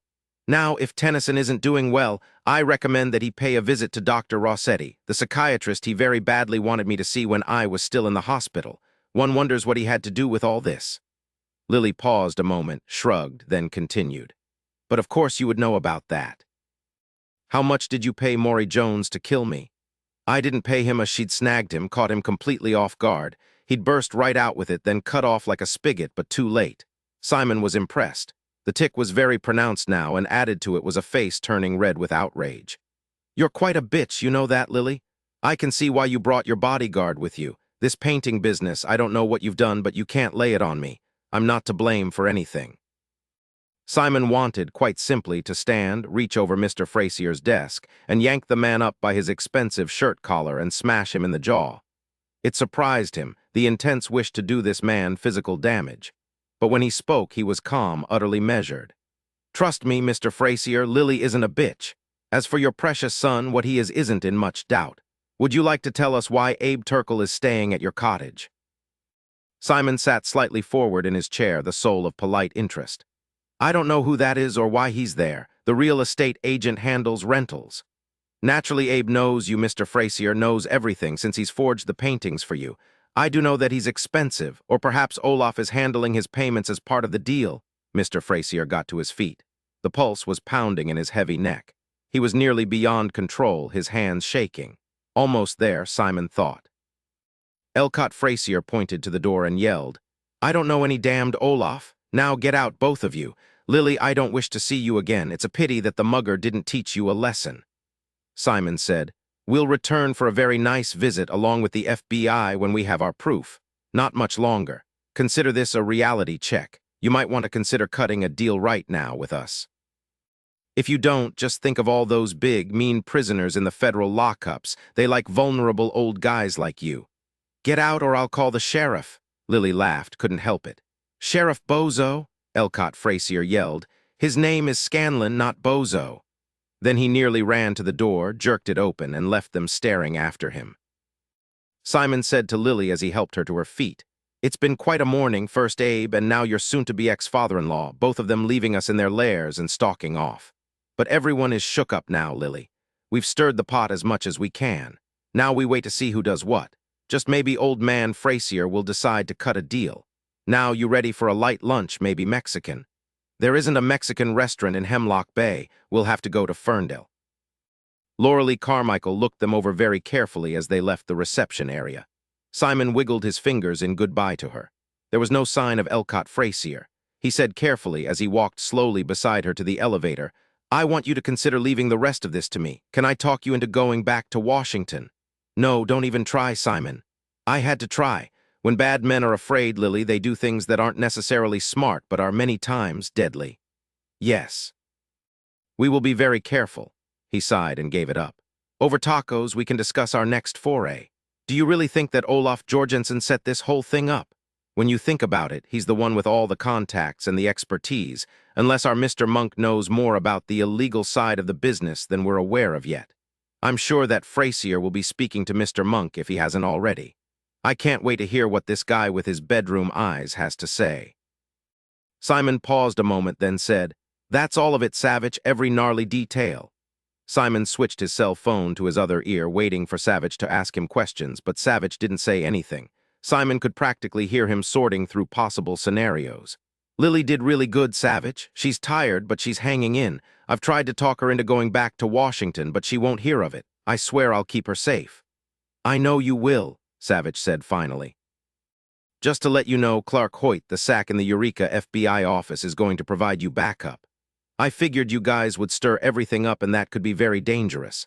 I don't want you to be on your own. If you happen to see a couple of guys following you, they're there to keep you safe. If you have any concerns, just give Clark Hoyt a call. Now you make Lily rest. How many tacos did she get down?" 3 ground beef tacos, a basket full of chips, and an entire bowl of hot salsa. "We're going to hole up now, then see Mr. Monk in the morning. By then, they'll all have spoken together, examined their options, made plans. I can't wait to see what they'll do. Give my love to Sherlock and let Sean teethe on your thumb. Any word on Tammy Tuttle?" "No. I'll call you after we've seen Mr. Monk tomorrow. Clark told me they've got a line on Maury Jones. It shouldn't be long before he's in the local jail." "Thank God for that. I'll call the cops in Eureka and find out." He paused, then added, "I'm not planning on letting Lily out of my sight." 17 Eureka, California, The Mermaid's Tale. Lily was deeply asleep, dreaming, and in that dream she was terrified. There was something wrong, but she didn't know what. Then she saw her daughter, and she knew Bate was crying, sobbing, but Lily didn't know why. Suddenly Bate was far away, her sobs still loud, but Lily couldn't get to her. She called, and then Bate simply wasn't there, and Lily was alone, only she wasn't really. She knew there was something wrong, but she didn't know what. Lily jerked up in bed, drenched with sweat, and groaned with the sharp ache the abrupt movement brought to her belly. She grabbed her stomach and tried to breathe in deeply. When she did, she smelled smoke. Yes, it was smoke, and it was in her room. That was what was wrong, what had brought her out of the nightmare. The smell of smoke, acrid, stronger now than just a moment before. Then she saw it billowing up around the curtains in the window, black and thick, the curtains just catching fire. Dear God, the bed and breakfast was on fire. She hauled herself out of the high tester bed with its drapey gauze hangings and hit the floor running. Her door was locked. Where was the key? Not in the door, not on the dresser. She ran to the bathroom, wet a towel, and pressed it against her face. She ran to the phone, dialed 911. The phone was dead. Someone had set the fire and cut the phone lines, or had the fire knocked out the lines. Didn't matter, she had to get out. Flames now in the bedroom, licking up around the edges of the rug beneath that window with its light and gauzy draperies. She raced, bowed over to the wall, and began banging on it. "Simon! Simon!" she heard him then shouting back to her. "Lily, get the hell out of there, now!" "My door's locked. I can't get it open." "I'm coming, stay low to the floor." But Lily couldn't just lie down and wait to be rescued. She was too scared. She ran back to the door and banged her shoulder hard against it. The collision jarred her and left her gasping. She picked up a chair and smashed it hard into the door. The chair nearly bounced off it. The door shuddered a bit, but nothing happened. The damned door wasn't hollow. It was old-fashioned and solid wood.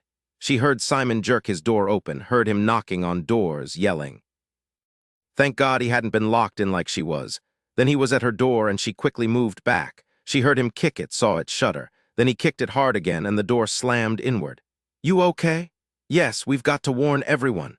She began coughing, doubled over, and he didn't hesitate. He picked her up in his arms and carried her down the wide mahogany staircase. Mrs. Blade was in the lobby and she was helping out a very old lady who was sobbing quietly. "It's Mrs. Nast. She's a permanent resident. I tried to call 911, but the line's dead, of all things. There are people on the third floor, Mr. Russo. Please get them." "I've already called 911 on my cell phone. They're on their way." Simon set Lily down and ran back up the stairs. He heard her hacking cough as he ran. He didn't get to the top of the stairs alone.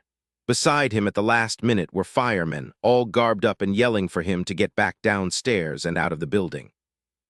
He nodded, then saw a young woman struggling with two children, coughing, trying to pull them down the corridor. The two firemen had their hands full with other guests. Simon simply grabbed all three of them up in his arms and carried them downstairs.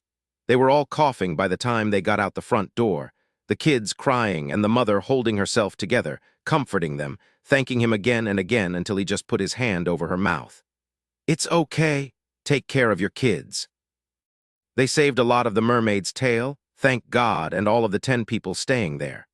No serious injuries, just some smoke inhalation. Colin Smith, the agent sent over by Clark Hoyt to maintain an overnight watch on the bed and breakfast, told them he'd seen 2 men sneaking around, followed and lost them, turned back to see the smoke billowing up, and immediately called the fire department. That was why most of the mermaid's tail was still standing. Agent Smith left them, after making certain they were okay, to repeat his story to the fire chief and the arson investigator who just arrived.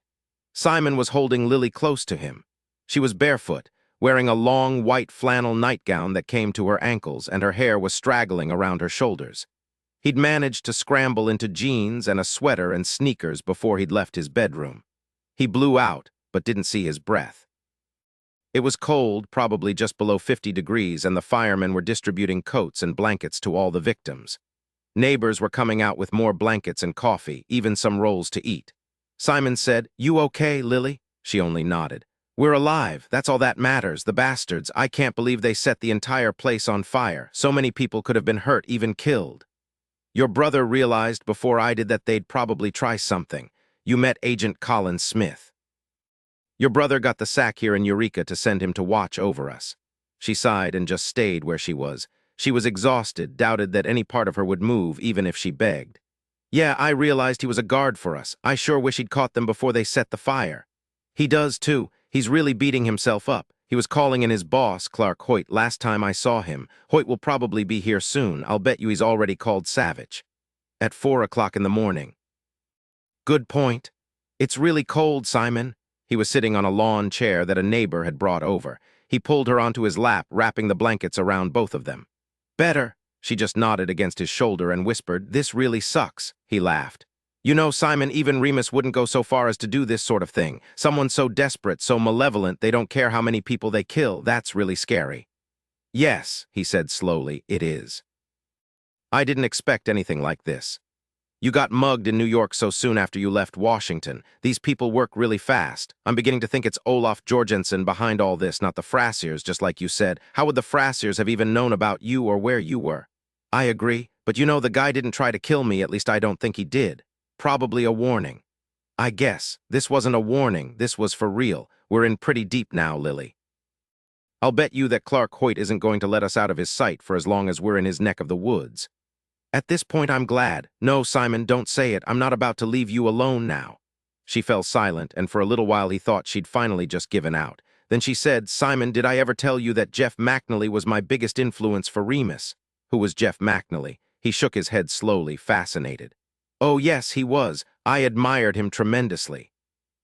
When she realized he didn't have a clue, she added, Jeff McNally was a very famous and talented cartoonist. He won 3 Pulitzer Prizes skewering politicos, but he never once said that they were evil. He died in June of 2000. I really miss him. It upsets me that I never told him how much he meant to me and to Remus. I'm sorry to hear that, Lily. He realized then that she was teetering on the edge of shock, so he pulled another blanket around her. It was too much even for her.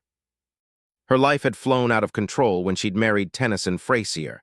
He couldn't imagine what she'd gone through when her daughter had been killed and she'd managed to survive months of depression. And then all this. Lily said, Jeff McNally said that when it comes to humor, there's no substitute for reality and politicians. I don't like this reality part, Simon, I really don't. I don't either. Washington, D.C. Hoover Building Savich slowly hung up the phone, stared out his window a moment, then lowered his face to his hands. He heard Sherlock say, What is it, Dillon? What's happened? Her competent hands were massaging his shoulders, her presence a comfort beside him. He slowly raised his head to look up at her. I should have killed her, Sherlock, should have shot her cleanly in the head, just like I did Tommy Tuttle. This is all my fault, that boy's death in Chevy Chase, and now this. She's killed again? He nodded, and she hated the despair in his eyes, the pain that radiated from him. In Road Town, Tortola in the British Virgin Islands. Tell me. That was Jimmy Maitland. He said the police commissioner received all our reports, alerted his local officers, waited, and then a local pharmacist was murdered, his throat cut. The place was trashed, impossible to tell what drugs were taken, but we know what was stolen: pain meds and antibiotics. They don't have any leads, but they're combing the island for a one-armed woman who's not in good shape. No sign of her yet, not even a whiff. Tortola isn't like St. Thomas. It's far more primitive, less populated, more places to hide, and the bottom line is there's just no way to get to and from the island except by boat. I'm very sorry it happened. You know, she's gotten a hold of a boat. By now, she's probably long gone from Tortola to another island. It's hard to believe that no one's reported a boat stolen. It's late, Sherlock said. Email all the other islands, then let it go for a while. Let's go home, play with Sean, then head over to the gym. You need a really hard workout, Dillon. He rose slowly. Okay, first I've got to talk to all the local cops down there, make sure they know what's happened on Tortola, tell them again how dangerous she is. He embraced her briefly and said, Go home and start playing with Sean. I'll be there in a while. Have him gum some graham crackers for me. Quantico, Virginia FBI Academy Special Agent Virginia Cosgrove cocked her head to one side and said, Marilyn, it's for you. A woman says she's with Dillon Savich's unit at headquarters. I'll be listening on the other line, okay? Marilyn Warlusky, who was folding the last of her new clothes into the suitcase provided by the FBI, nodded, a puzzled look on her face. She was staying in the Jefferson dorm with 2 women agents, just starting to get used to things. What did Mr. Savich want from her now? She took the phone from Agent Cosgrove and said, Hello.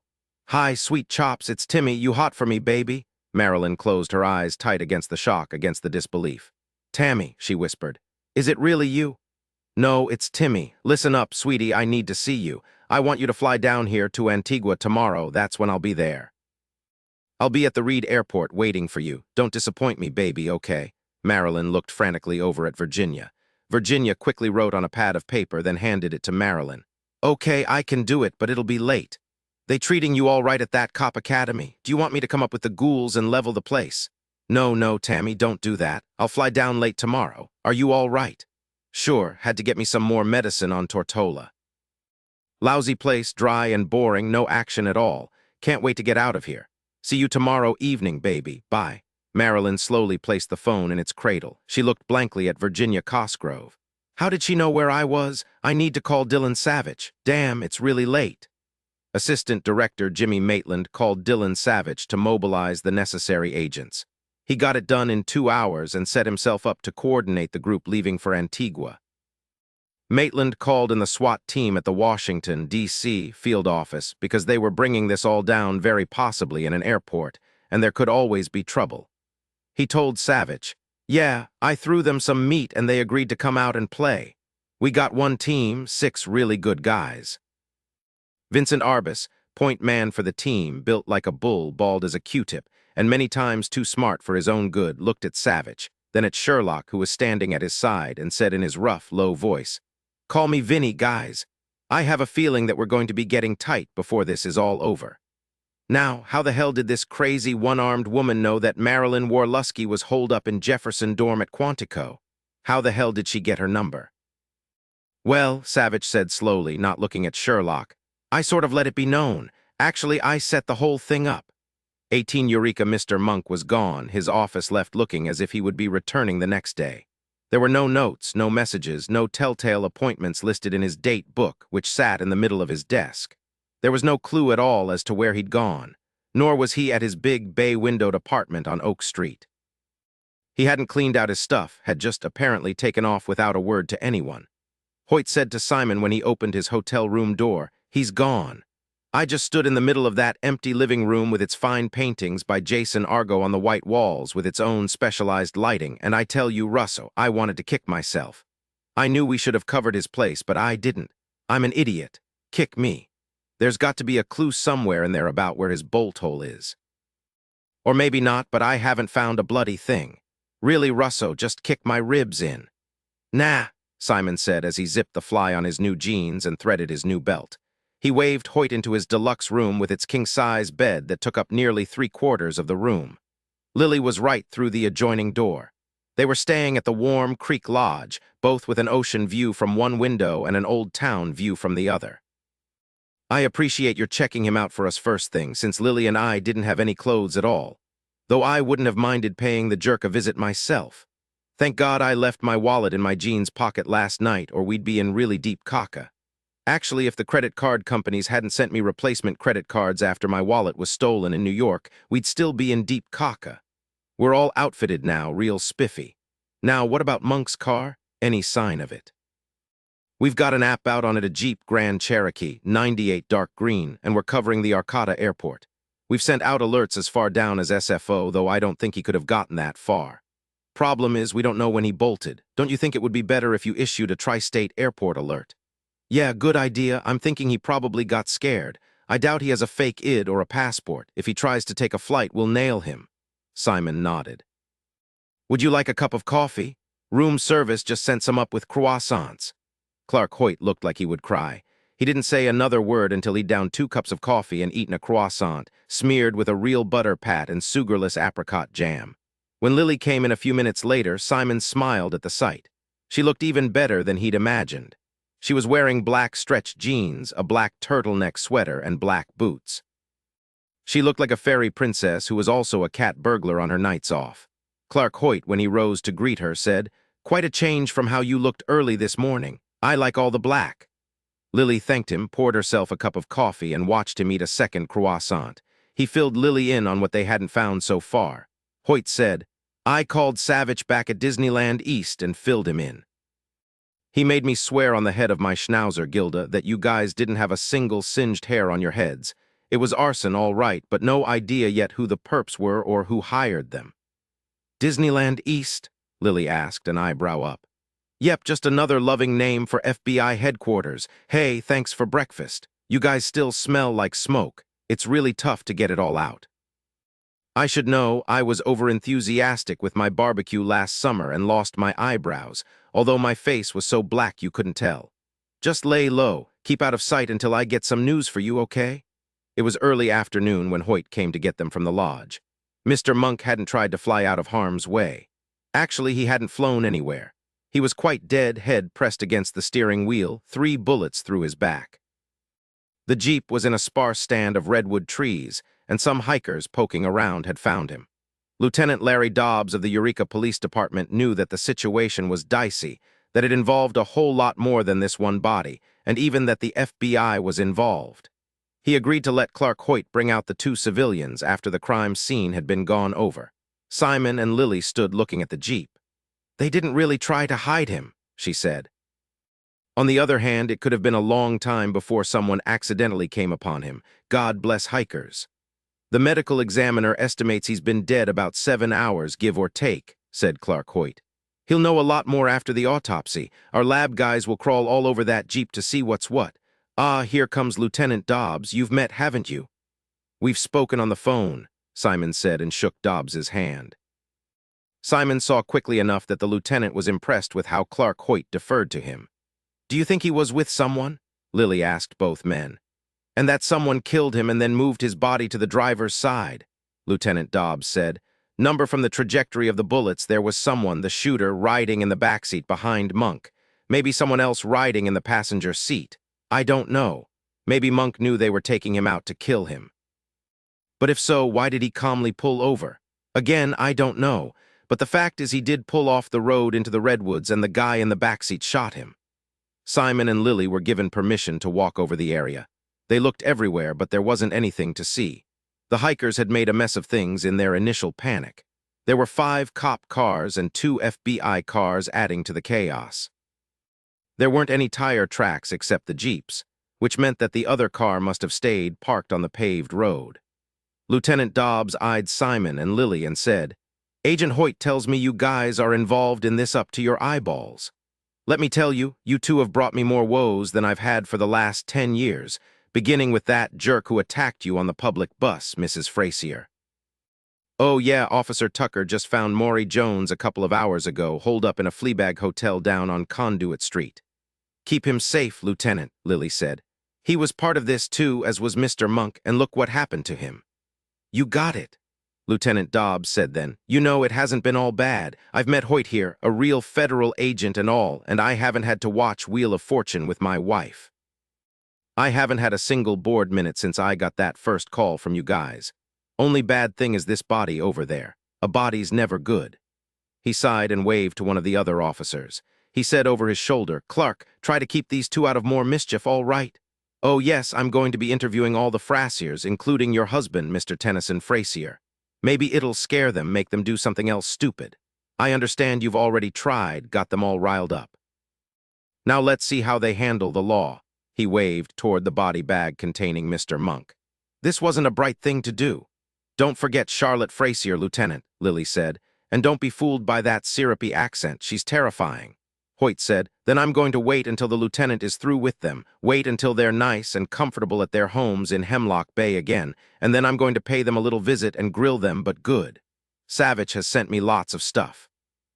I've been speaking to some of our representatives in Sacramento, checking real close into Elcott Frazier's financial situation. Lots of conflicting info so far, but there's been a lot of flow in and out of his accounts there. Something will shake loose. It usually does. Oh yeah, I heard that Elcott Frazier has hired Mr. Bradley Abbott, one of the very best criminal lawyers on the West Coast, to represent him and his family. Hoyt rubbed his hands together. This is going to be really interesting. As they drove back to Eureka, Simon was brooding. Lily recognized the signs. He looked single-minded as he drove, looking neither right nor left, saying nothing to Lily, who was hungry and wanted to go to the bathroom. Stop it, Simon. That jerked him around to stare at her. Stop what? You've got a look that says you're far away, like maybe the Delta Quadrant. Yeah, I was just thinking about Abe Turkle. He's a loose end, Lily, just like Mr. Monk. So is Maury Jones, but he's in jail and hopefully safe there. The lieutenant is going to put a guard on him. Lily said, I forgot to tell you when you and Hoyt were talking back there, Lieutenant Dobbs told me that Maury claims he doesn't know a thing, that a couple of thugs hurt him when he was minding his own business in a bar. He claimed no broad could ever hurt him. Oh yes, Maury's got a big-time lawyer. I wonder how much money Maury's being paid to keep his mouth shut. Simon said, can Lieutenant Dobbs find out who hired the lawyer? I asked him if he knew. He said he'd sniff around. Now, Simon, you're brooding because you think Abe Turkle might be in danger. In that instant, Lily forgot she was hungry, forgot she needed to go to the bathroom. You've just made my stomach drop to my knees. Let's go see Abe, Simon. He grinned over at her, braked, and did a wide U-turn. Hey, she said, not bad driving. Won't this piece of garbage go any faster? Simon laughed. We're the best, Lily, do you know that? Hey, I see someone doing another U-turn behind us. Must be our protection. Good, hope he can keep up with us. Simon laughed. My dad, Buck Savich, used to tell me that if I decided to become a professional bookie, I'd be the best in the business, except for one thing. What's that? He'd say my eyes changed color whenever I lied, and if anyone noticed that, my days as a bookie would be over. Your eyes are blue right now. What color do they go to when you lie? I don't know, I've never looked at myself in the mirror and lied to it. I'll keep that in mind, though, and let you know. Simon turned his attention back to the road. He saw Big Abe Turkle in his mind, a paintbrush between his teeth, ready to beat the crap out of him. Then Abe's smile when he looked at Lily. The man was a crook, but he was an excellent artist. Simon didn't want him to get killed. He sped up to 60 because his gut was crawling. Bad things, bad things. But he said in a smooth, amused voice, I met your dad when Dillon and I were in our senior year at MIT. He was something else. Yes, she said. He was the best. I miss him very much. All us kids do. As for Mom, she was a mess for a long time. She met this guy, a congressman from Missouri, just last year, still claims they're only friends, but she's a lot happier, smiles a lot more, just plain gets out and does more things. She adores Sean, too. He's the only grandkid close by. What did your mom think of all the legends about Buck Savich? There were so many colorful ones floating about long before he died. She'd just shake her head, grin like a bandit, and say she didn't think the tales were exaggerations at all. Then, I swear it to you, she'd blush. I think she was talking about private things, and it always freaked us kids out. You just can't think of your parents in that way, you know what I mean? Yeah, I do. I guess, on the other side of the coin, our parents look at us and see little kids who will be innocent for the rest of their lives. Lily laughed. What about your parents? Where do they live? My folks have been divorced for a very long time. My dad's a lawyer, remarried to a woman half his age. They live in Boston, no little half-brothers or half-sisters. My mom didn't remarry, lives in Los Angeles, runs her own makeover consulting firm. If they ever had any liking for each other, it was over before I could remember it. My sisters, both older than I am, told me they'd never seen anything resembling affection either. He paused just a moment, slowed a bit for a particularly gnarly turn, then sped up again. You know, Lily, I have a hard time seeing you as a bookie. Did you make some money for college? She gave him a shark's grin, all white teeth, ready to bite. You bet. Thing was, though, Mom decided it was better that Dad not know exactly what my earnings totaled from age 16 to 18, especially since I hadn't paid any taxes. It boggles the mind. He looked at her then, saying nothing, just looking. Do you know that you're looking more like a fairy princess again? I like you in all that black. How's your scar doing? My innards are fine. The scar itches just a bit. It's no wonder you like all black since you bought all my clothes. You want me to look like Batgirl, Simon? I always did like to watch her move. He grinned at her. Truth is, I saw the black pants and knew it would have to be black all the way. He gave her a sideways look. I don't mean to be indelicate, but did all the underwear fit? Too well, she said, and I don't like to think about it, so stop looking at me. Okay. For a couple of seconds, Simon kept his eyes on the road. Then he said, chuckling, as I said when I saw the black, I knew it was you. But you know, I think the biggest change was your getting all that ash and soot washed out of your hair and off your face. Every stitch she was wearing was black, even the boot socks. She said, not intending to, why haven't you ever married? I was married a very long time ago. Tell me. He gave her another sideways look, saw that she really wanted to know, and said, well, I was 22 years old in overwhelming lust, as was Janice, and so we got married, divorced within 6 months, and both of us joined the Army. That was a long time ago. Where is Janice now? She stayed in the Army. She's a 2-star general stationed in Washington, D.C. I heard she's gorgeous as a general. She's married to a 4-star. Hey, maybe someday she'll be chief of staff. I wonder why Dillon didn't tell me. He would have been my best man in the normal course of things, but we eloped and he was off in Europe that summer, living on a shoestring, so I knew he didn't have the money to fly home, then back to Europe again. Simon shrugged. It was just as well. Who was your first husband? Bates' father. His name was Jack Crane. He was a stockbroker for Flittick, Damerly, and Pearson. He was a big wheeler-dealer at the Chicago Stock Exchange. Why'd you split up?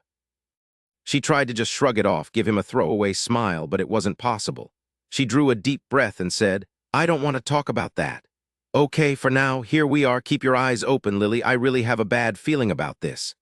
He turned right onto the narrow asphalt road that led to the cottage, looked back, and saw their protection turning in behind them. No motorcycle. Simon did a quick scan, didn't see a thing.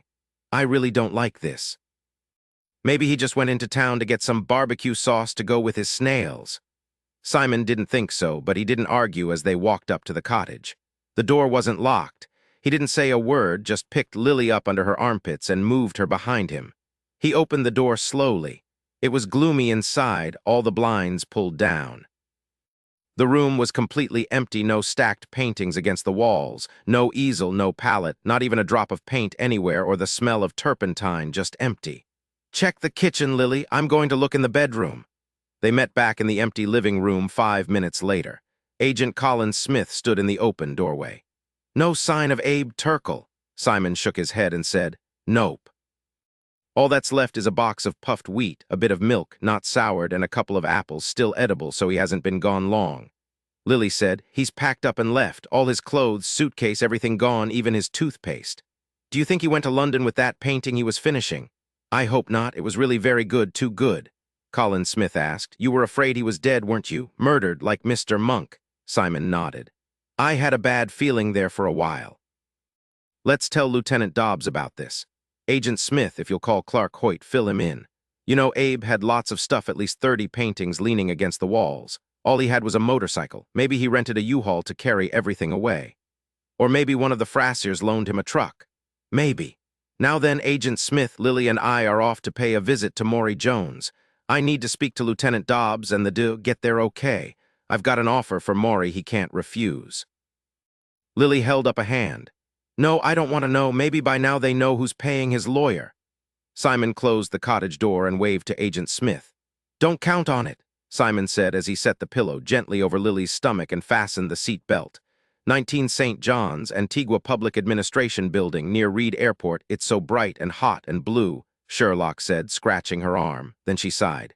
"You know, Sean would really like this place. We could strip him down and play in that sand, build a castle with him, even a moat. I can just see him rolling over on the castle, flattening it, laughing all the while." For the first time in as long as she could remember, Sherlock realized Dillon wasn't listening. She could only imagine what was going through his mind, all the ifs and buts. It was his show, and naturally he was worried, impossible not to be. They were working through the American consular agent with the Royal Police Force at police headquarters located on, strangely enough, American Road. But they were still in a foreign country, dealing with locals who were both bewildered by the extreme reaction of the United States federal cops, all 50 of them to one woman, who only had one arm and was supposedly coming to their airport. But they were cooperating, really serious now after Savich had shown the entire group photos of her victims, including the latest one on Tortola. That one really brought it home. Tammy couldn't have got to Antigua before late morning, no way, even with a fast boat. Tortola was just too far away. The weather had been calm, no high winds or waves. She couldn't have gotten here ahead of them except by plane, and they'd been checking air traffic from Tortola and nearby islands. And there was no indication at all that she knew how to fly. They'd had time to get everything set up, to get everyone in position. Sherlock gave him a clear look. "We have time. Stop worrying. Marilyn will be here in about 2 hours. We'll go over everything with her, step by step. What if Tammy isn't alone? What if Tammy has been traveling around as Timmy this whole time? Remember, it was Timmy who called Marilyn at Quantico." Sherlock had never before seen him so questioning of what he was doing. When she spoke, Sherlock's voice was as calm as the incredible blue water not 100 yards away. One arm is one arm, despite anything else. No one on any of the islands has reported anyone jiggering about with just one arm. The odds are stacked way against her. You know, all the local police in both the British Virgin Islands and the U.S. Virgin Islands are on full alert.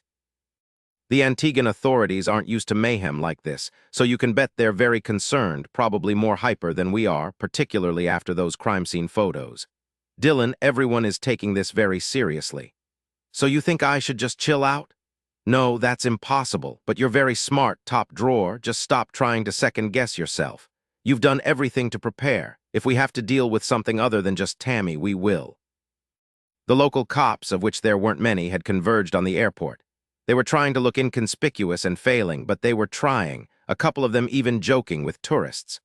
All of them were used to dealing with locals who occasionally smoked too much local product or drank too much rum, or an occasional tourist who tried to steal something from a duty-free store. Nothing like this. This was beyond their experience.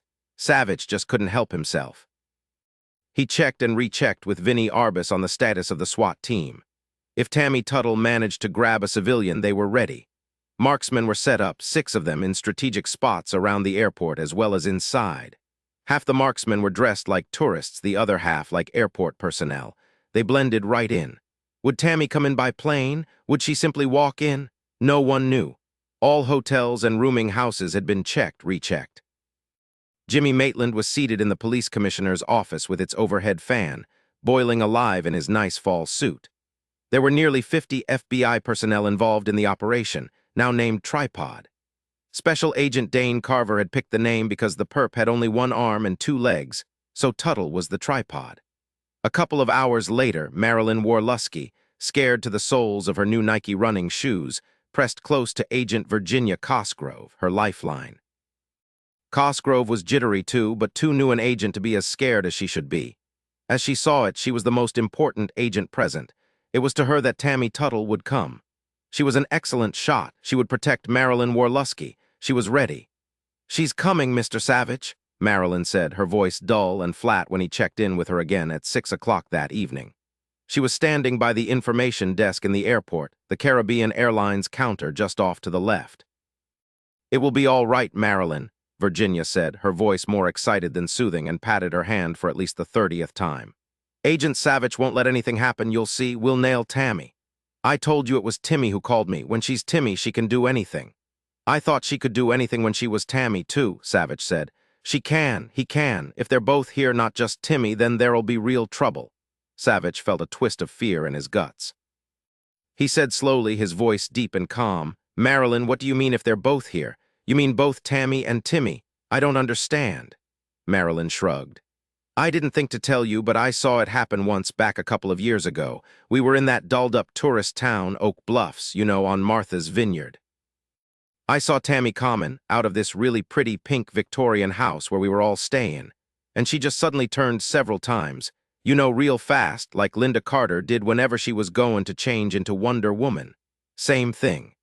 Tammy turned into Timmy, like they were blended together somehow, and it was the scariest thing I'd ever seen until Tammy walked into that motel room all covered in that little boy's blood." Savich knew this was nuts. Tammy couldn't change from a woman into a man. That was impossible, but evidently Marilyn believed it. He said carefully, "It seemed to you that Tammy and Timmy somehow coalesced into one person." "Yeah, that's it. She whirled around several times, and then there was Timmy, all aggressive and smart-mouthed. When Tammy turned into Timmy, what did he look like? Like Tammy, but like a guy, you know." Virginia Cosgrove looked thoroughly confused. She started to say something, but Savich shook his head at her. Savich wanted to ask Marilyn to describe Timmy. Marilyn was suddenly standing perfectly still. She seemed to sniff the air like an animal scenting danger. She whispered, "I can feel Timmy close, Mr. Savich. He's real close now. Oh, God, I'm scared. He's going to wring my neck like a chicken's for helping you." "I don't understand any of this," Virginia Cosgrove whispered low, just like Marilyn had. "So Tammy is really a guy? I guess we'll find out, Agent Cosgrove. Don't dwell on it. Your priority is Marilyn. Just protect Marilyn." Marilyn leaned close and took Virginia's hand. "You won't let him take me, will you, Agent Cosgrove?" "No, Marilyn, I won't even let him get close to you," she said to Savich. "You can count on me. I'll guard her with my life." It was 7 o'clock in the evening, just an hour later. Since it was fall, the sun had set much earlier, and it was dark now, the sky filling with stars and a half-moon. It was beautiful and warm. The cicadas and the coquis were playing a symphony if anyone was inclined to listen. The airport looked fairly normal, except it was probably a bit too crowded for this time of day, something Savich hoped Tammy Tuttle wouldn't realize. But he knew she would notice because the local cops looked jumpy, too ill at ease for her not to notice, or for Timmy to notice, or whichever one of them showed. Savich drew a deep breath as he watched the crowd. He said, "Timmy is close, Sherlock, that's what Marilyn said." She said she could feel him. That was an hour ago. I think she's even more scared than I am. She also firmly believes, no doubt at all in her mind, that Tammy can change into a guy at will into this Timmy. Sherlock said, "If a Timmy shows up, then I'll check us both into Bellevue." You got that right. There weren't that many tourists in the airport now, real tourists at least. The major flights from the States had arrived, passengers dispersed, and just a few island-to-island flights were going out in the evening. This was both good and bad. There was less cover, but also less chance that a civilian would be harmed. When it happened, it was so quick that no one had a chance to stop it. A short, rangy man, pale as death itself, with close-cropped black hair, except for some curls on top of his head, seemed suddenly to simply appear behind Agent Virginia Cosgrove. He said against her ear, Just move, sweetie, make any movement at all to alert all the feds hanging around here, and I'll slice your throat from ear to ear. What'll be fun is that you'll live long enough to see your blood gush out in a bright red fountain." Virginia heard Marilyn whimper. How had he gotten behind her? Why hadn't someone alerted her? Why hadn't someone seen him? Yes, it sounded like a man, like this Timmy Tuttle Marilyn had talked about. What was going on here? She had to be calm, wait for her chance. She slowly nodded. "I won't make a move. I won't do anything." "Good," the man said and sliced her throat. Blood gushed out. Virginia had only a brief moment to cry out, but even then it wasn't a cry, it was only a low, blurred, gurgling sound. He turned to Marilyn, smiled, and said, "Let's go, baby. I've missed my little darlin'. You ready, baby?" Marilyn whispered, "Yes, Timmy, I'm ready." He took her hand in his bloody one, and with his other hand, he raised the knife to her throat. At that moment, Savich, who'd been in low conversation with Vinnie Arbus, saw the blood spurting out of Virginia Cosgrove's neck. He'd been looking at her just a moment before. How was it possible? Then he saw a guy dragging Marilyn with him, a knife at her throat. A dozen other agents and at least a dozen civilians saw Virginia fall, her blood splattering everywhere, and saw a pale-as-death man dragging Marilyn Warlusky. All hell broke loose. It was pandemonium, people screaming, running, frozen in terror, or dropping to the floor and folding their arms over their heads. But what was the most potent, what everyone would remember with stark clarity, was the smell of blood. It filled the air, filled their lungs. It was a hostage situation, but it wasn't a bystander who was the hostage. It was Marilyn Warlusky. Savich spotted the man, finally free of screaming civilians, and he'd recognized that face anywhere. It was Tammy Tuttle's face, only it wasn't quite. No, not possible. But Savich would go to his grave swearing that it was a man with the knife held to Marilyn's throat, and he had two arms, that man, because Savich saw two hands with his own eyes. It had to be someone else, not Tammy Tuttle, dressed up like a man. Someone who looked enough like Tammy to fool him. But how had that crazy-looking man gotten so close to Virginia and Marilyn so quickly, and no one had even noticed? Suddenly nothing made sense. Agents grabbed tourists who were still standing and pushed them to the floor, clearing the way to get to the man and his hostage. A local police officer, a very young man with a mustache, closed with them first. He shouted at the man to stop and fired a warning shot in the air. The man calmly turned in the officer's direction, pulled a Sig Sauer from his pocket so fast it was a blur, and shot him in the forehead. Then he turned around and it seemed he saw Savich, who was at least 50 feet from him. He yelled, "Hey, it's me, Timmy Tuttle. Hello, everyone." Savich tuned him out. He had to, or he couldn't function. He knew that the marksmen stationed inside the terminal had Tuttle in their sights. Soon now, very soon, it would be over. He moved around the perimeter, slid behind the Caribbean Airlines counter with half a dozen agents behind him, and kept moving toward Timmy Tuttle. 3 shots rang out simultaneously. Loud, clear, sharp. It was the marksmen, and they wouldn't have fired without a clear shot at Timmy Tuttle. Savich raised his head. He knew he couldn't be more than 20 feet from Timmy Tuttle. He couldn't see him. Could they have missed? Then there were half a dozen more shots, screaming and deep and ugly moans wrung out of people's throats from terror. Savich felt something strong and sour, and he turned quickly. He saw Sherlock some 10 feet away, just off to his left, with 3 other agents. Rising from her kneeling position, her Sig Sauer aimed toward where Timmy Tuttle and Marilyn had been just moments before. She looked as confused as he felt. It took everything in him not to shout for her to stay back. Please, God, just stay back. He didn't want her hurt. And what would hurt her? A man who really wasn't a man, but an image in whole cloth spun from Tammy Tuttle's crazy brain. Savich saw a flash of cloth, smelled the scent of blood, and he simply knew it was Timmy Tuttle. He ran as fast as he could toward a conference room, the only place Timmy could have taken Marilyn. He kicked open the door. He stopped cold, his gun steady, ready to fire.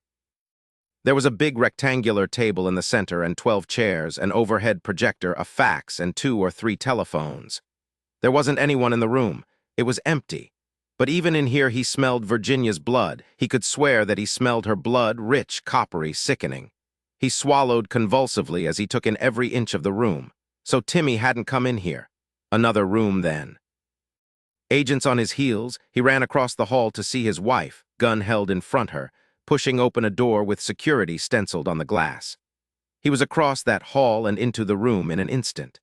He saw Sherlock standing in the middle of the room, the 3 agents fanned out behind her, all of them searching the room. But Sherlock wasn't doing anything, just standing there staring silently at the single large window that gave onto the outside. She turned slowly to see him in the open doorway, agents at his back, staring at her, shock and panic alive in his eyes. She cocked her head to one side in silent question, then simply closed her eyes and fell over onto the floor. "Sherlock! My God, is she shot? What happened?" The other three agents converged. Savich knew he couldn't stop, but it was the hardest thing he'd ever done in his life. He yelled, "Make sure she's all right. Connors, check everyone out. Devers, Conlin, Marks, Abrams, you're with me?" He heard one of the agents shout after him. "She's breathing, can't see anything wrong with her.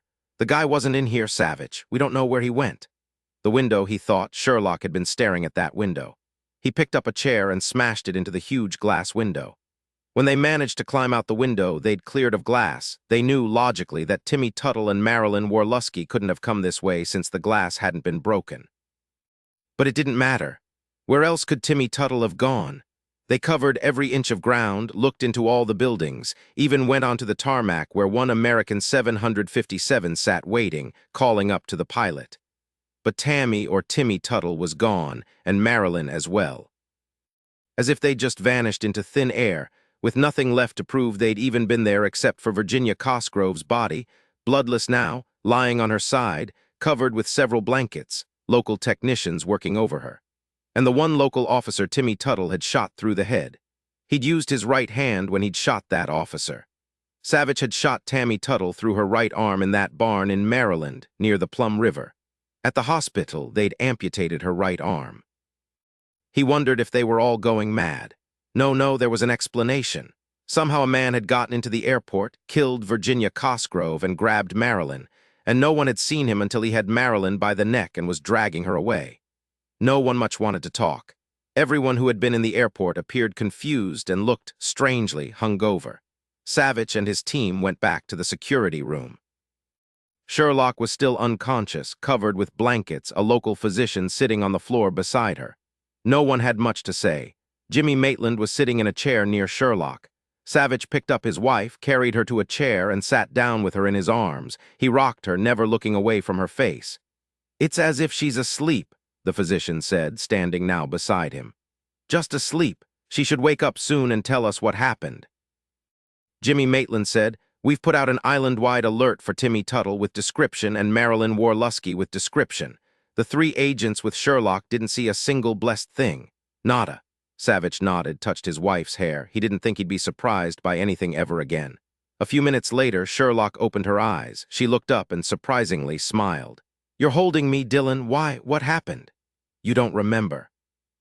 He spoke very slowly, the words not really wanting to speak themselves, probably because he didn't want an answer. She closed her eyes for a moment, frowned, then said, "I remember I ran into this room, 3 other agents behind me. No one was here." She frowned.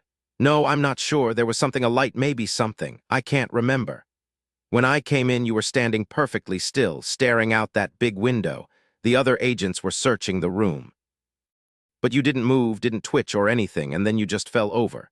Jimmy Maitland said, "Did you see anything of Timmy Tuttle or Marilyn?" Sherlock said, "Timmy Tuttle, yes, that crazy-looking guy who was as pale as an apocalypse horseman, yes, I remember. He was holding Marilyn around her neck, a knife, yes, he had a knife. I was terrified when I saw Dillon go in after him into that conference room." "You saw Timmy go into the conference room?"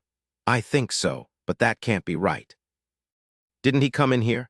"We don't know. None of the agents saw him in here," Savich said. "No, Sherlock, that's okay. You just rest now. You'll probably remember more once you get yourself together. Does your head ache?" "A bit. Why?" "You feel maybe a bit like you're hungover." "Well, yes, that's right." Savich looked up at Jimmy Maitland and nodded. "Everyone I've spoken to, agents and civilians alike, everyone feels like that." "Sherlock," Maitland said, crouching down beside her.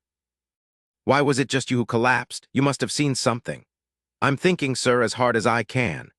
Dillon slowly eased her up until she was sitting on his lap. She started shaking. Savich nearly lost it. He pulled her hard against him, protecting her from what he didn't know. He just didn't want her hurt, no more monsters from the unknown. Then she said, pulling away from him just a little bit, her voice firm and steady, "Dillon, I'm all right. I promise. I've got stuff to think about. Something really weird happened, didn't it?" "Yes. It's there in the back of my brain, and I'll get it out." 20 Eureka, California. Maury Jones stared at the young woman who had taken him down, hurt him, damn it, before he could get away from her. He just couldn't believe it. She was skinny, looked like a damned little debutante with her blonde hair and blue eyes and innocent face like the prototypical little wasp.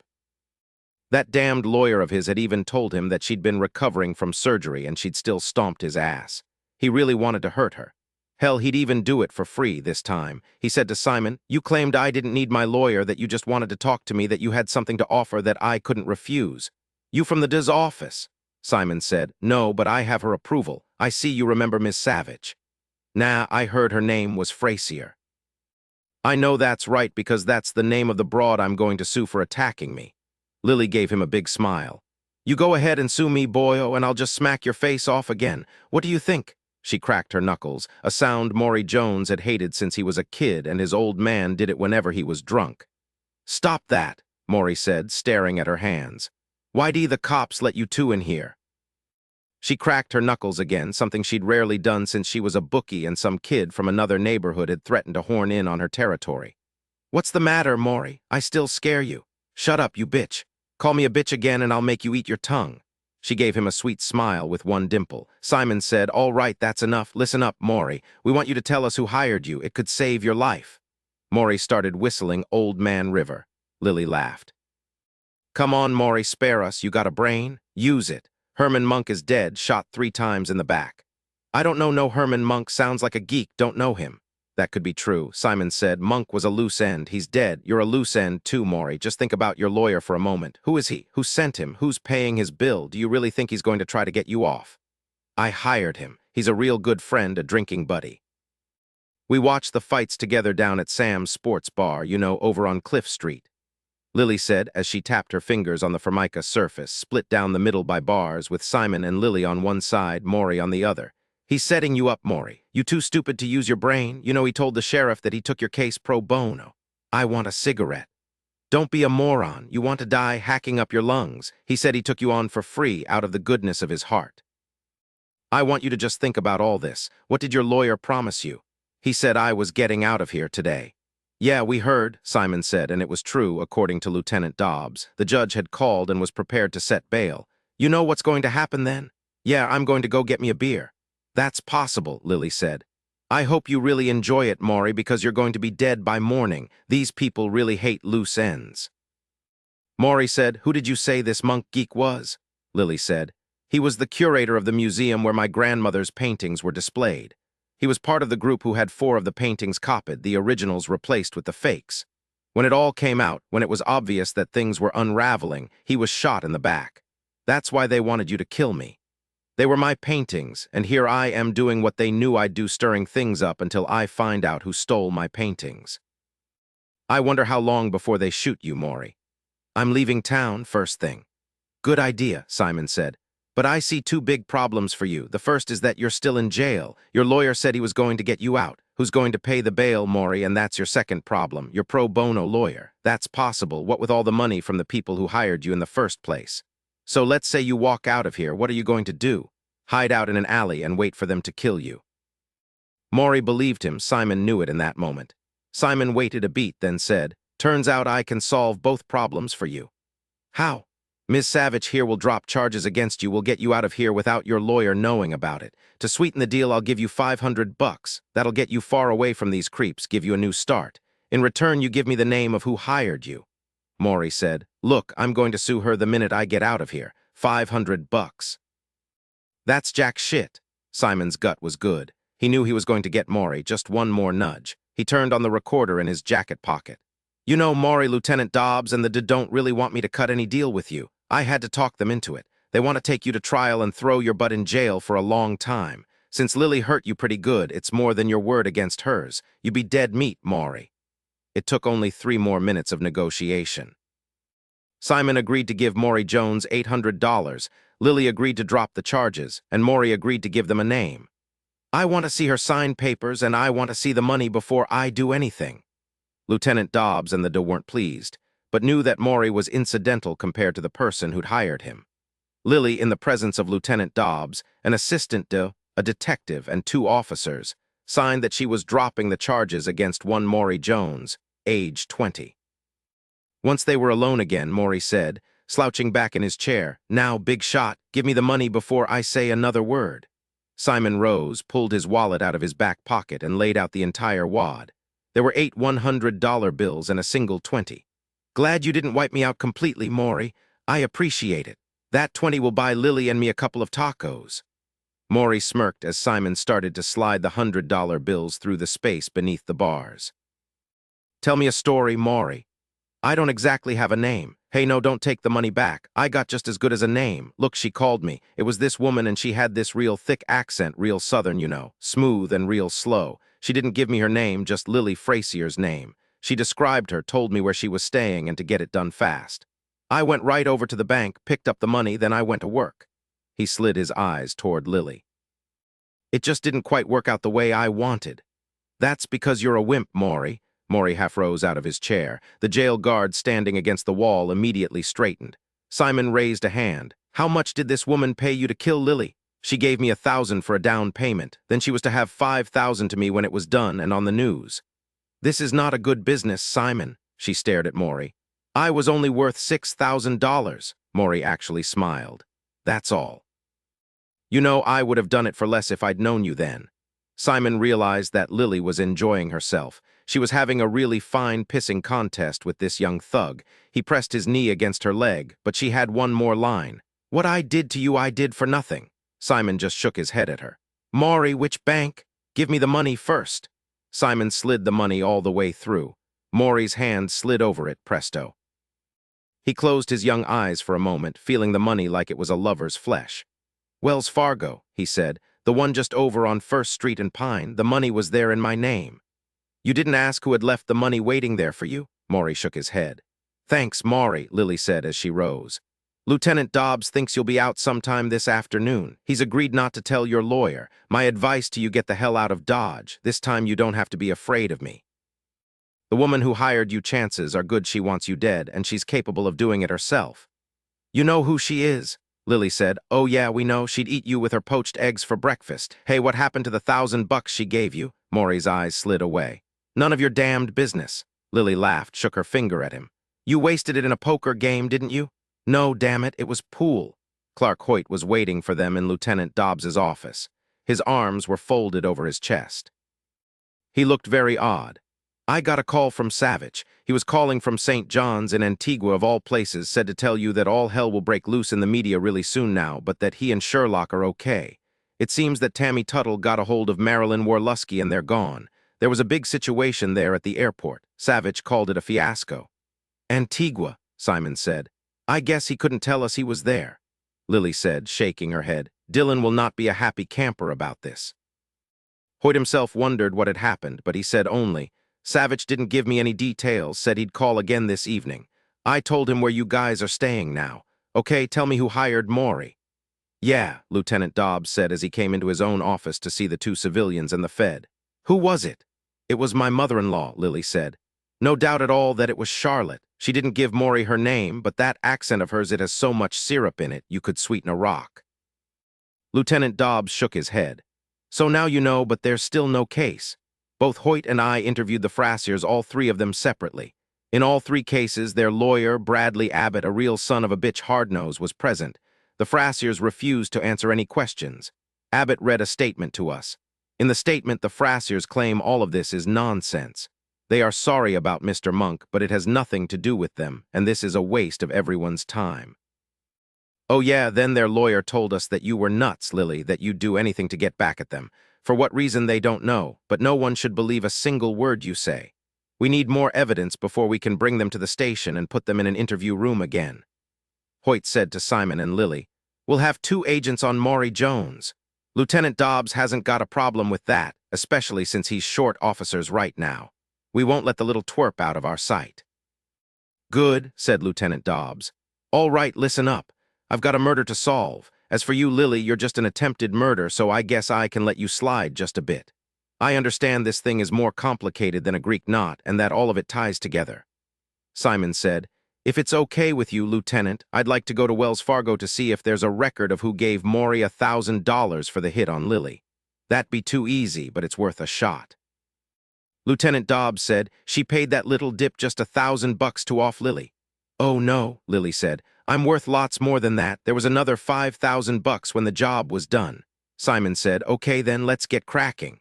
On the way out the door, Lily looked at Simon for a moment at his too long, very dark hair and realized she hadn't really noticed before how it curled at his neck. Those little curls, they're cute, she said and patted his nape. Simon rolled his eyes. Hoyt, who was walking behind them, laughed.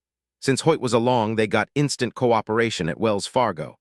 One of the vice presidents, who seemed more numerous than tellers at the windows, hustled onto the computer and punched up the money transfer transactions for the very morning Maury had attacked Lily on the city bus. Mr. Trempani raised his head, looked at each of them in turn. This is very strange. The money was wired in care of Mr. Maury Jones by a company called Trilite Investments. Any of you ever heard of them? Trilite, Lily said. I don't think Tennyson ever mentioned that company. Who are they? Hoyt asked. All we have is an account number in Zurich, Switzerland. It simply lists Trilite Investments and the Habib Bank AG at 59 Weinbergstrasse. Curiouser and curiouser, Simon said. Hoyt said, I'll call Interpol and get someone to check this out, but don't count on finding anything out. The Swiss have duct tape over their mouths. He paused for a moment. You suspect someone, don't you, Simon? And not just the Frassiers. Who? If the owner of this Trilite Investments is a Swede by the name of Olaf Jorgensen, then we're confirming lots of things, Simon said. Makes sense, Hoyt said. He's the collector, isn't he? That's how it all ties into Miss Savich's paintings. You guys think he's the one who commissioned them? It's possible, Simon said. Lily punched Simon in the ribs. It's more than possible, Clark. Call us on the cell phone as soon as you know, okay? Hoyt said, you promised no hot dogging. That means you don't go see Charlotte Frazier without having at least me along. Hemlock Bay, California, Lily pointed to the Bullock Pharmacy, and Simon pulled into an open parking spot in front of Spore's dry cleaners next door. An old man was staring out at them from the large glass windows that held 3 hanging Persian carpets, presumably just cleaned. 10 minutes later, Lily came out of the Bullock Pharmacy carrying a small paper bag. She eased into the passenger seat and drew a deep breath. It's such a beautiful town, she said. I always thought so. You can smell the ocean, feel that light sheen of salt on your skin. It's incredible. Okay, I agree, lovely town, lovely smell in the air. What happened? I had a real epiphany going into that pharmacy. And then she told him what had happened. There'd been about 10 people in the store, and all of them, after they saw her, were talking about her behind their hands. They stepped away if she came near them, didn't say anything if she said hello to them. Lily was frankly relieved when Mr. Bullock Sr., at least 80 years old, nodded to her at the checkout line. Evidently, he was the spokesperson. He looked at her straight in the eye before he rang up her aspirin and said, Everyone is real sorry you tried to kill yourself again, Mrs. Frazier. I didn't, Mr. Bullock. We heard that you blamed it on Dr. Frazier and left him. Is that what everyone believes? We've known the Fraziers a long time, ma'am, lots longer than we've known you. Actually, Mr. Bullock, it's very far from the truth. Someone has tried to kill me 3 times now. He just shook his head at her, waved the bottle of aspirin, and said, You need something stronger than these, Mrs. Frazier, something lots stronger. You'll never live to be as old as I am if you don't see to it now. Why don't you talk to Lieutenant Dobbs in Eureka? He just looked at her, saying nothing more. Lily didn't feel like standing there arguing with the old man to change his mind, with the dozen other people in the store likely listening, so she just paid and left, knowing those people were thinking she was one sick puppy, no doubt about it. That's it. Nothing much, really. She waved the bottle of aspirin. Thanks, Simon. He handed her a bottle of Diet Dr. Pepper, and she took 2 of the tablets. Isn't it interesting that no one wanted to speak to me, she said, except Mr. Bullock. They were all content just to hang back and listen. It's still a beautiful town. Tennyson, Mom, and Dad have been busy, Simon said. How about some lunch? After a light lunch at a diner that sat right on the main pier, Lily said, I want to visit my daughter, Simon. For a moment, he didn't understand. She saw it and said, even as tears stung her eyes, the cemetery. After I leave, I know I won't be back for a while. I want to say goodbye. He wasn't about to let her go by herself. It was too dangerous. When he told her that, she simply nodded. They stopped at a small florist shop at the end of Whipple Avenue, Molly Ann's Blooms. Hilda Gaddes owns Molly Ann's. She sent a beautiful bouquet of yellow roses to Bates' funeral. The daffodils are lovely. Yes, Bate loved daffodils. She said nothing more as they drove the 7 minutes to the cemetery set near the Presbyterian church. It was lovely, in a pocket nestled by hemlock and spruce trees, protected from the winds off the ocean. He walked with her up a narrow pathway that forked to the right. There was a beautiful etched white marble stone, an angel carved on top, her arms spread wide. Bates' name was beneath the date of her birth, the date of her death, and beneath the words she gave me infinite joy. Lily was crying but made no sound. Simon watched her go down on her knees and arrange the daffodils against the headstone. He wanted to comfort her but realized in those moments that she needed to be alone. He turned away and went back to the rental car. His cell phone rang. It was Clark Hoyt, and he was excited. 21 St. John's, Antigua. There was nothing more for Savich to do in Antigua. Timmy Tuttle, with 2 healthy arms, had Marilyn, and Savich didn't want to even think of what he was doing to her. Or maybe 2 different people had her. One wild-eyed man with black hair and 2 arms, and a woman with 1 arm and madness and rage in her eyes. Savich couldn't stand himself. He'd set up Marilyn, gotten an FBI agent killed, along with a local police officer, and left chaos in his wake. He knew he'd see Virginia Cosgrove's sightless eyes for a very long time, and that long red gash that had slit her throat open. Jimmy Maitland had taken his arm, trying to calm him down. "Batten down the guilt, Savich. I approved everything you did. We faced something or someone that shouldn't have been there. It happened. You've got to prepare to move on." Maitland shook his head, ran fingers through his gray hair, making it stand on end. "Jesus, I'm losing it. There's nothing more we can do here. We're going home. I'm leaving Vinnie Arbus and his SWAT team in charge. They'll keep looking for Marilyn and coordinate with local law enforcement. This confusion, Savich, it will unravel in time. There's an explanation. There has to be." Savich didn't let Sherlock out of his sight. He realized soon enough that she was different, more quiet, her attention not on any of them, and he'd look at her and know she was thinking about what had happened, her eyes focused, yet somehow far away. There was so much cleanup, so many explanations to give, most omitting the inexplicable things because they didn't help anyone to know the sorts of things that could drive you mad. And most important, there was no sign of the man who'd taken Marilyn Warlusky from the St. John's airport. When they got back to Washington, Savich left immediately for the gym and worked out until he was panting for breath, his body so exhausted it was ready to rebel. When he walked in the front door, feeling so exhausted each step was a chore, his son was there to greet him, crawling for all he was worth right up to Savich's feet, grabbing onto his pants leg. Savich started to reach down to pick him up when he heard Sherlock say, "No, wait a second." Sean yanked hard on his father's pants, got a good hold, braced himself, and managed to pull himself up. Then he grinned up at his father and lifted one leg, then the other. All the miserable, unanswerable questions, all the deadening sense of failure fell away. Savich whooped, picked up his son, and tossed him into the air again and again until Sean was both yelling and laughing, one and then the other. It was Savich who wrote Sean's accomplishment in his baby book that evening. An almost giant step for kidkind. Then the leg lift, one at a time. He's getting ready to walk. Amazing. His grandmother says I started walking early, too. In bed that night, Sherlock nuzzled her head into Savich's neck, lightly laid her palm over his heart, and said, "Sean brings back focus, doesn't he?" "Yes. I was ready to fall over from working out so hard when I walked in the house, and then he crawls over to me and pulls himself up. Then he lifts each leg, testing them out, nearly ready to take off. I didn't think I had any laughter left in me, but I guess I do. Don't feel guilty about it. You should have seen Gabriella. She was so tickled when I got home, so proud of both herself and Sean that she couldn't wait to show off what he could do. Those leg lifts, I haven't read about that in any baby books. Gabriella got some video of him doing that with me. I swear she didn't want to leave this afternoon. I expect her husband to call me and complain about what demanding employers we are." Savich settled his hand on her hip, kneaded her for a moment, thinking she'd dropped weight, kissed her forehead, then turned on his back to stare up at the dark ceiling. "Dillon, I waited until Sean was in bed and we were lying here all relaxed." "Waited for what, sweetheart?" She took a deep breath. "I've remembered some stuff that happened in that room at the airport." Hemlock Bay Hoyt said, "You'll never believe this, Simon." Yeah, what, Clark?" "Lieutenant Dobbs, he's got—" Simon heard the slight shifting in sound, perhaps a small movement in the backseat of the car, but just as he knew something was different, he felt something very hard come down over his right temple. He slumped forward on the steering wheel, his forehead striking the horn. It blared. Simon, where are you? What the hell happened?" Lily heard the horn, their rental car, but Simon was there, surely. Then she realized something was very wrong. She was on her feet in a second, racing down those beautifully manicured paths to the visitors' parking lot. She heard the man running behind her, just one man. She heard the deep crunching of gravel beneath his feet. She ran faster, veering away from the parking lot, running back into the thick stand of hemlock and spruce trees.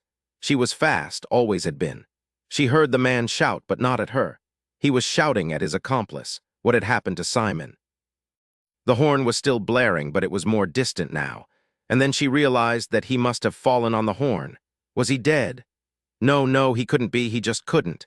She was through the trees, out the back, and there was the damned cliff, miles and miles of it, running north and south. She had been here before, and there wasn't any escape this way. What to do? She ran along the edge of the cliff, searching for a way down, and found one, some yards ahead just before the cliff curved inward, probably from sliding and erosion over the years. There was a skinny, snaking trail, and she took it without hesitation. There was nothing ahead except empty land dotted with trees and gullies. They'd get her for sure, that or just shoot her down. Maybe there was something there on the beach. Anything was better than staying up here and being an easy target. The path was steep and she had to slow way down. Still, she tripped a couple of times, and the last time she had to grab a bush that grew beside the trail to halt her fall. It had thorns, and she felt them score her hands and fingers. She vaguely heard birds calling overhead. She knew the men had to be nearly at the top of the trail now. They'd come after her. What was down here except more beach? There had to be some place to hide, some cover, a cave, anything. Her breath was spurting out of her, broken, tight. A stitch ripped through her side. She ignored it. She had to be calm, keep herself in control. She kept her eyes on the winding trail. Wouldn't it ever stop? She heard the men now yelling from the top for her to come back up. They weren't going to hurt her. She managed 3 more steps, then there was a shot, then an instant ricochet off a rock just 1 foot to her right, scattering chips in all directions. A chip hit her in the leg, but it didn't go through her jeans. She hunkered down as much as she could, twisting to the left, then the right, going down until at last her feet hit the hard sand on the beach. She chanced to look back up to the top and saw one of the men start down after her. The other man was aiming his gun at her. It was a handgun, not accurate enough at this distance, she hoped. It wasn't. He shot at her 3 more times, but none of the bullets seemed to strike close to her. She stumbled over a gnarly piece of driftwood and went flying. She landed on her stomach, her hands in front of her face. She saw wet sand, driftwood, kelp, and even one frantic sand crab not 6 inches from her nose. She lay there for just a moment, drawing in deep breaths, feeling the stitch in her side lessen. Then she was up again. She saw the man coming down the trail, but he wasn't being as careful as she'd been. He was a big guy, not in the best of shape. He was wearing those opaque wraparound sunglasses, so she couldn't really make out his features. He had thick, light brown hair and a gun in his right hand. She watched him stumble, wildly clutching at the air to regain his balance, but he didn't. He tumbled head over heels down the trail and landed hard at the bottom, not moving. His gun. His gun was her only chance. She'd seen it flying. She ran to his side in an instant. She picked up a big piece of driftwood, realized it was soggy and not heavy enough, and grabbed up a rock instead. She leaned over him and brought the rock down on his head as hard as she could. She slipped her hand inside his coat and pulled out his wallet. She shoved it into her pocket, then saw the gun some 6 feet back up the trail, just off to the side, lying on top of a pile of rocks. The man on top was yelling, firing, but she ignored him. She got the gun, turned, and ran for all she was worth down the beach. Washington, D.C. Savich felt his heart pounding faster beneath his wife's palm. He shot up, turned on the bedside lamp, then faced her. "Tell me. I remember being scared for you when I saw you go into that conference room. Then I'm sure I saw Timmy Tuttle dragging Marilyn into that security room across the hall. I ran into the room, the 3 other agents behind me. The room was empty. At least that's what I thought at first. I saw this bright light, Dillon. It nearly blinded me, and I swear to you, for some reason I just couldn't move. The light was right in front of that big window, and I know I saw Timmy and Marilyn in the middle of that light. I could hear the other agents yelling at each other. I realized they weren't seeing what I was. Still, I couldn't move. I was just nailed to the spot looking at that white light. Then Timmy Tuttle grabbed Marilyn tight around her neck and what? Dillon, I'm not crazy, I swear." He pulled her against him. "I know. They just disappeared." It was like they were right in front of me. Then they were in front of the window, and the window was bathed in the white light. Then they receded through that white light until they were gone. Then everything just seemed to close down. That's all I remember." Savich said. "That's just fine, Sherlock. Well done. It fits right into the rest of it. It seems logical to everyone that Tammy Tuttle used some sort of mass hypnosis. You know how David Copperfield walked through the Great Wall of China? How he got sawed in half with millions of people watching, most of them on TV. Yes, you think Tammy has this skill? It makes sense. There she or he was with Marilyn, and then she or he just wasn't there.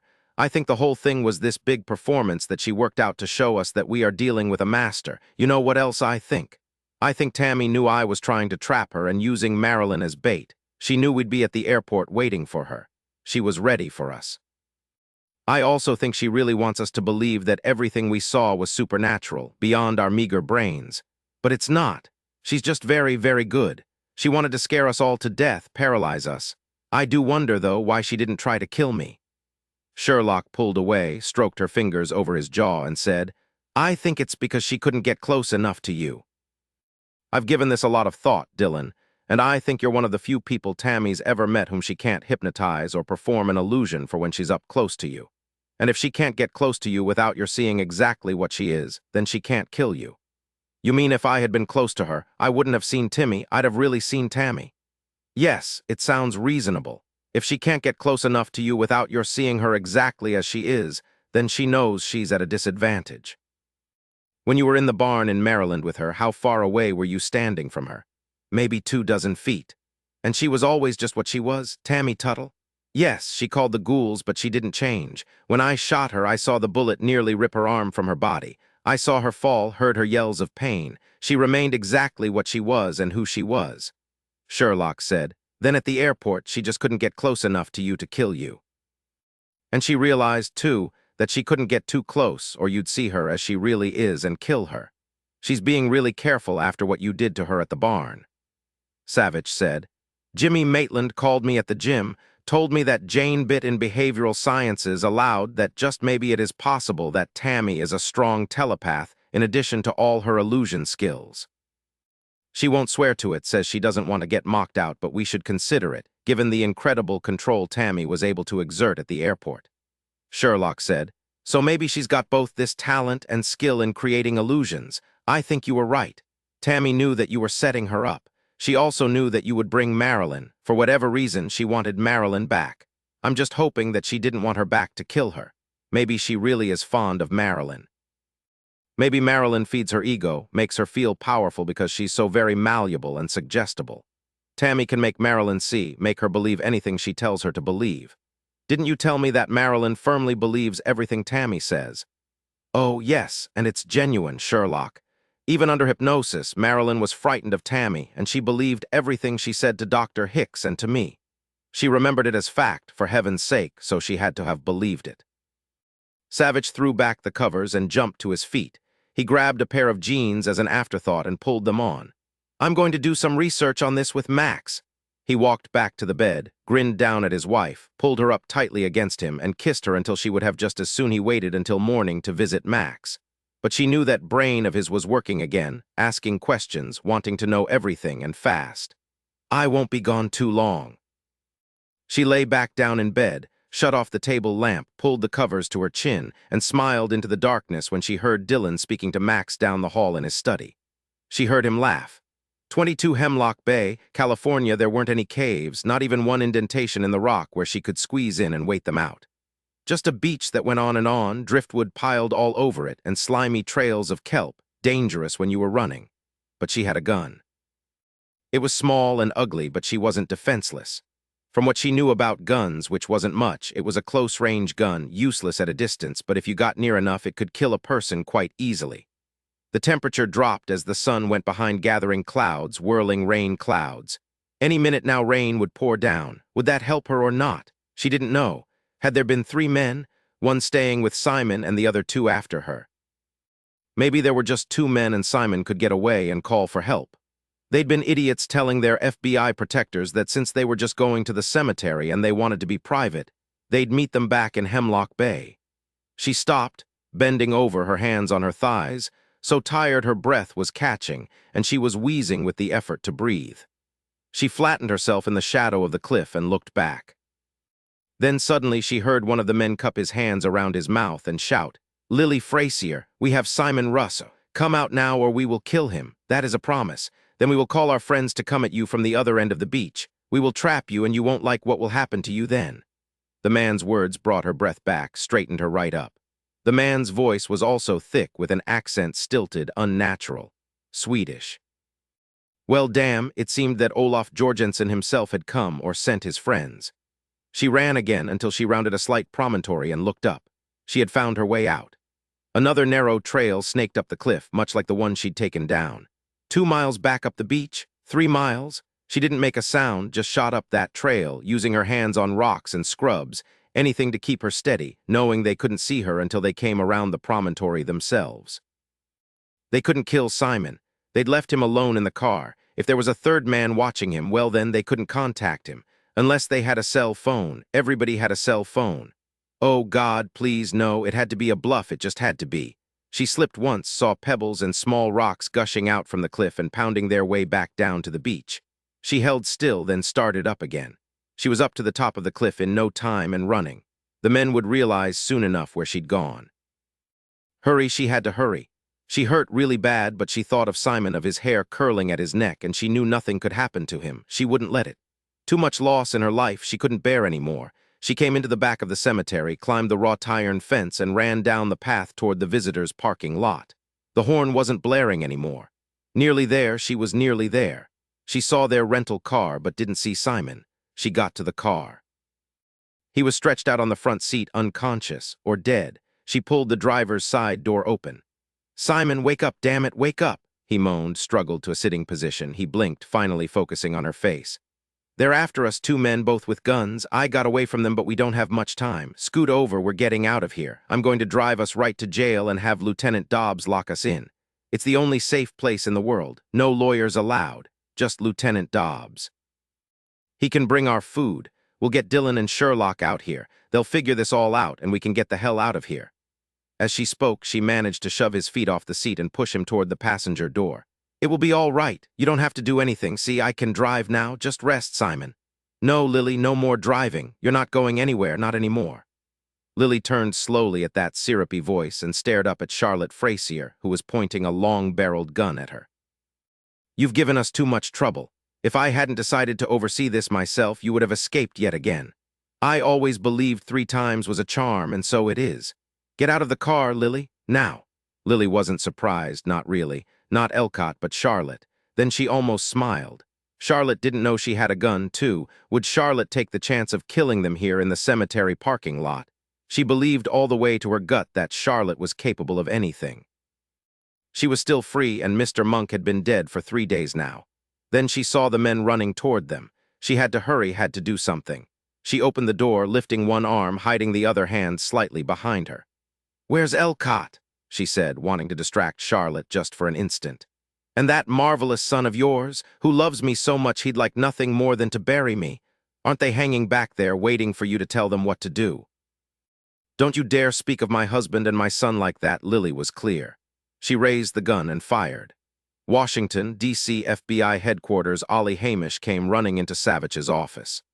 "We got him. We got Anthony Carpelli, a.k.a. Wilbur Wright.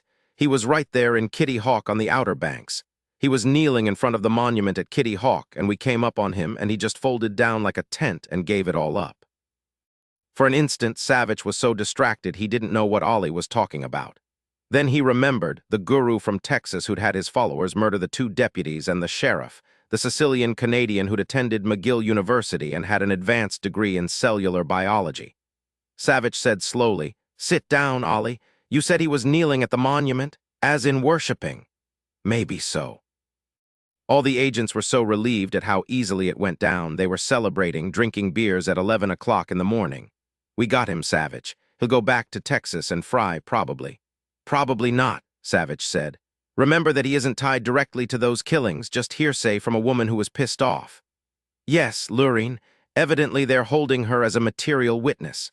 They've also picked up 2 more of Wilbur's people who were in the cult. Everyone thinks his own people will finally nail his ass. At least we got him, and he's not going to be killing anybody else." "Hey, Savich, you should be really pleased. After all, it was you and Max who predicted he'd probably go back to Kitty Hawk." Savich realized he was so caught up with Tammy Tuttle that he didn't feel much of anything about Wilbur Wright, and it was a victory, a very clean win. Everyone would be very pleased. He smiled at Ollie. "I am pleased." Max discovered 16 more killings throughout the southwestern U.S. that sound like the work of Wilbur. So there's lots of other crimes to tie into this one. Local law enforcement should be brought up to speed and get with the program. Dane Carver is heading that up. Now that you've got Wilbur right, you can get our doctors on him and see what makes him tick. I really don't want to know. Unfortunately, a jury will demand to know. Meet with Dane and go over all the other cases, then head down to interview Wilbur. When we caught him, I looked at him, Savich. You know, I don't think I've ever seen such dead eyes, and I've seen lots of bad folk up close and personal, but Wilbur, he was just flat-out scary. You wonder what exactly he's seeing with those dead eyes. It won't be long before they extradite him back to Texas with more than enough evidence to fry his butt. You can bet the lawyers will fight extradition. Yeah, they'd prefer a state where there's no death penalty, but if we get enough evidence, it won't matter. We done good, Ollie. Now you and Dane sew it up, okay? You got it. Agent Ollie Hamish leaned forward in his chair, clasping his hands between his legs. I've heard all sorts of things, Savich, about what happened in Antigua. How's that going? Savich told him all of it. We've got people working on where she learned her illusion skills so we can get a better handle on what she's capable of. There are more people scouring the airport in Antigua trying to find out how she managed to get away, questioning everyone in the area, searching all boats, all private charters. Ollie said, She's still got only one arm and physically she's in bad shape, right? I don't know how bad it still is. Her surgeon said if she has an infection, she could be dead within a week without antibiotics, but if she doesn't have an infection, she could make it through just fine. He said she responded superbly to the surgery. I asked the doctor if anyone had ever reported seeing someone other than Tammy Tuttle or seeing her where she shouldn't be. Did he even understand what you meant? Yes, Savich said slowly, he did. He said that an orderly told him he'd just seen Tammy up and walking to the bathroom the day after surgery. When he went to check her, she was lying strapped down to the bed. Nobody believed the orderly. Then she escaped and no one could figure that out either. Anyway, Ollie, how are Maria and Josh? He just turned 2, right? Yeah, he's running all over the house, opening every drawer, banging every pot. He yells no at least 50 times a day, and he's cuter than the new puppy we just got, who peed on the shirt I was going to wear this morning. Savich laughed. It felt good. He nodded Ollie out, then turned back to Max. A call came in an hour later. Tammy Tuttle had been spotted in Bar Harbor, Maine, where agents had showed her photo all over town, along with Marilyn's, and left phone numbers. A local photo shop owner had called the Bar Harbor Police Department to say she'd left film and was going to come back. I've got to get close to her, Savich said to Sherlock. He kissed her nose and left the unit, nearly on a run, shouting over his shoulder, I've got to see Tammy with one arm and not something she wants me to see. Please, not too close, Sherlock called out, but she didn't think he heard her. It took very little time for Savich and 6 other agents to board a Sabreliner at Andrews Air Force Base for a flight to Bar Harbor. He spent the entire flight telling the agents everything he could think of. It was time, Savich decided, feeling a weight lift off his shoulders, to let everyone know exactly what they were dealing with. A psychopathic killer who is an illusionist, possibly a telepath. He had never seen anything like it, and he hoped he never would again. He'd just finished telling all the agents about the ghouls, detailing what Marilyn had told him and what he himself had seen. If they didn't believe him, they were cool enough to keep it to themselves. One agent, a friend of Virginia Cosgrove's, didn't doubt a single word. As they were debarking from the jet in Bar Harbor, she said, Virginia told me some things Marilyn Warlusky had told her. It was terrifying, Mr. Savich. Just Savich, Ms. Rodriguez. I'm very sorry about Agent Cosgrove. We all are, sir. Then she managed a grin. Just Lois, Savich. You got it. The thing is, guys, he said to all of them, if you see her or him again, he waved the artist's drawing under all their noses. Don't play any games. Don't even think about trying to take her alive. Don't trust anything you see happen. Fire without hesitation and shoot to kill. Now I'm going to the photo shop. Make sure there's no confusion. Then we'll get together at the local police department and get everything set up. He wondered if the ghouls would be with her, with Tammy as their head acolyte, their priestess of death. He was becoming melodramatic. All he really knew as he walked into the photo shop, Hamlet's Picks on Westcott Avenue, was that he was glad to his soul that Sherlock wasn't here, that she was at home, safe with Sean. He spoke to the photo shop employee, Teddy Tyler, spelled with an I. He was told to verify what he'd said to the local police. Teddy repeated that the woman whose photo Savich was showing him had indeed been in the shop just yesterday late afternoon. He'd called the police right away. What did she want? She had some film she wanted developed. Savich felt his heart pound, deep and slow, and it was all he could do to remain calm and smooth. They were so close now. Did you develop the film, Mr. Tyler? Yes, sir, Agent Savich. The police told me to go ahead and develop it and hold the photos for the FBI. When did she say she wanted to pick the photos up? This afternoon at 2 o'clock. I told her that would be just fine. Did she look like she was in good health, Mr. Tyler? She was sort of pale, but looked good other than that. It was pretty cold yesterday, so she was all bundled up in a thick coat, a big scarf around her neck, and a wool ski cap, but I still recognized her, no problem. Did you make any comment to her about how she looked familiar? Oh, no, Agent Savich. I was really cool. Yeah, I bet Savich thought, praying that he'd been cool enough not to alert Tammy that he was on to her. One thing, Teddy Tyler was still alive, and that meant Tammy hadn't felt threatened, he hoped. Everything he'd told Savich so far was exactly what he'd told the local cops. I want you to think carefully now, Mr. Tyler. When she handed you the film, which hand did she use? Teddy frowned, furrowing his forehead into 3 deep lines. Her left hand, he said at last. Yes, it was her left hand. She had her purse on a long strap hanging over her left shoulder. It was kind of clumsy. Did you ever see her right hand? Again, Teddy went into a big frown. I'm sorry, Agent Savich, he said finally, shaking his head. I just don't remember. All I'm sure about is that she stayed all bundled up again, no surprise, since it was so cold. Thank you, Mr. Tyler. Now a special agent will take your place behind the counter. Agent Briggs will be in soon, and you can go over procedures with him. Savich raised his hand, seeing that Teddy Tyler wanted to argue. There's no way you are going to face this woman again, Mr. Tyler. She's very dangerous, even to us. Now show me those photos. Savich took the photo envelope from Teddy and moved away from the counter to the glass front windows. The sun was shining brightly for a November day. It didn't look like it was 40 degrees outside. He slowly opened the envelope and pulled out the glossy 4x6 photos. There were only 6 of them. He looked at one after the other and then looked again. He didn't understand. All of them were beach shots, undoubtedly taken in the Caribbean. 2 were taken in the early morning, 2 when the sun was high, and 2 at sunset. None of them was very well done well. That made sense since she had only one arm, but what was the point? All beach shots, no people in any of them.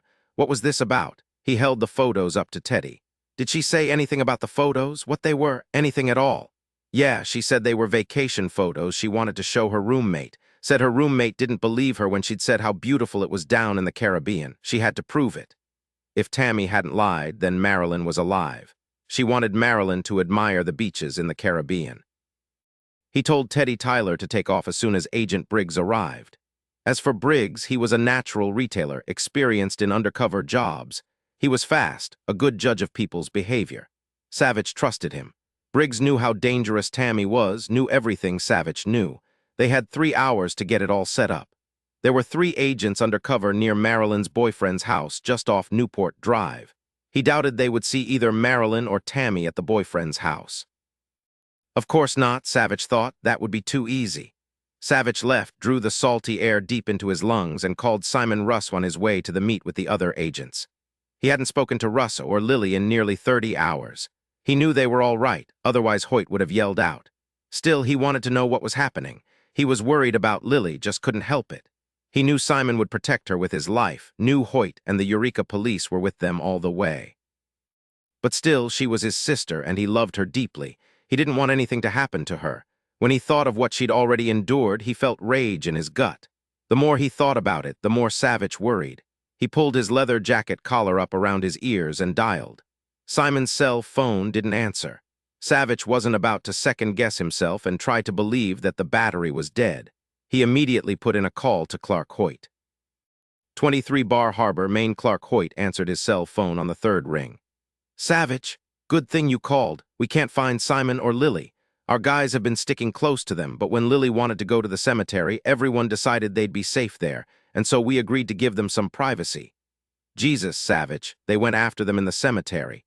When they didn't show up in an hour at Bender's Cafe in Hemlock Bay, my agents called me, then drove to the cemetery. We found Simon's rental car and one of the Frassier's cars in the parking lot. There weren't any other cars around. We know Lily visited her daughter's grave because the daffodils she'd bought were there. Hoyt paused. What is it, Clark? What else did you find? Some blood on the front seats, Savich, just a trace, but there was blood on the parking lot cement a good bit more. We're testing it. We fucked up, Savich. Jesus, I'm sorry. We'll find them, I swear it to you. Savich felt fear twisting in his belly, but when he spoke, his voice was controlled.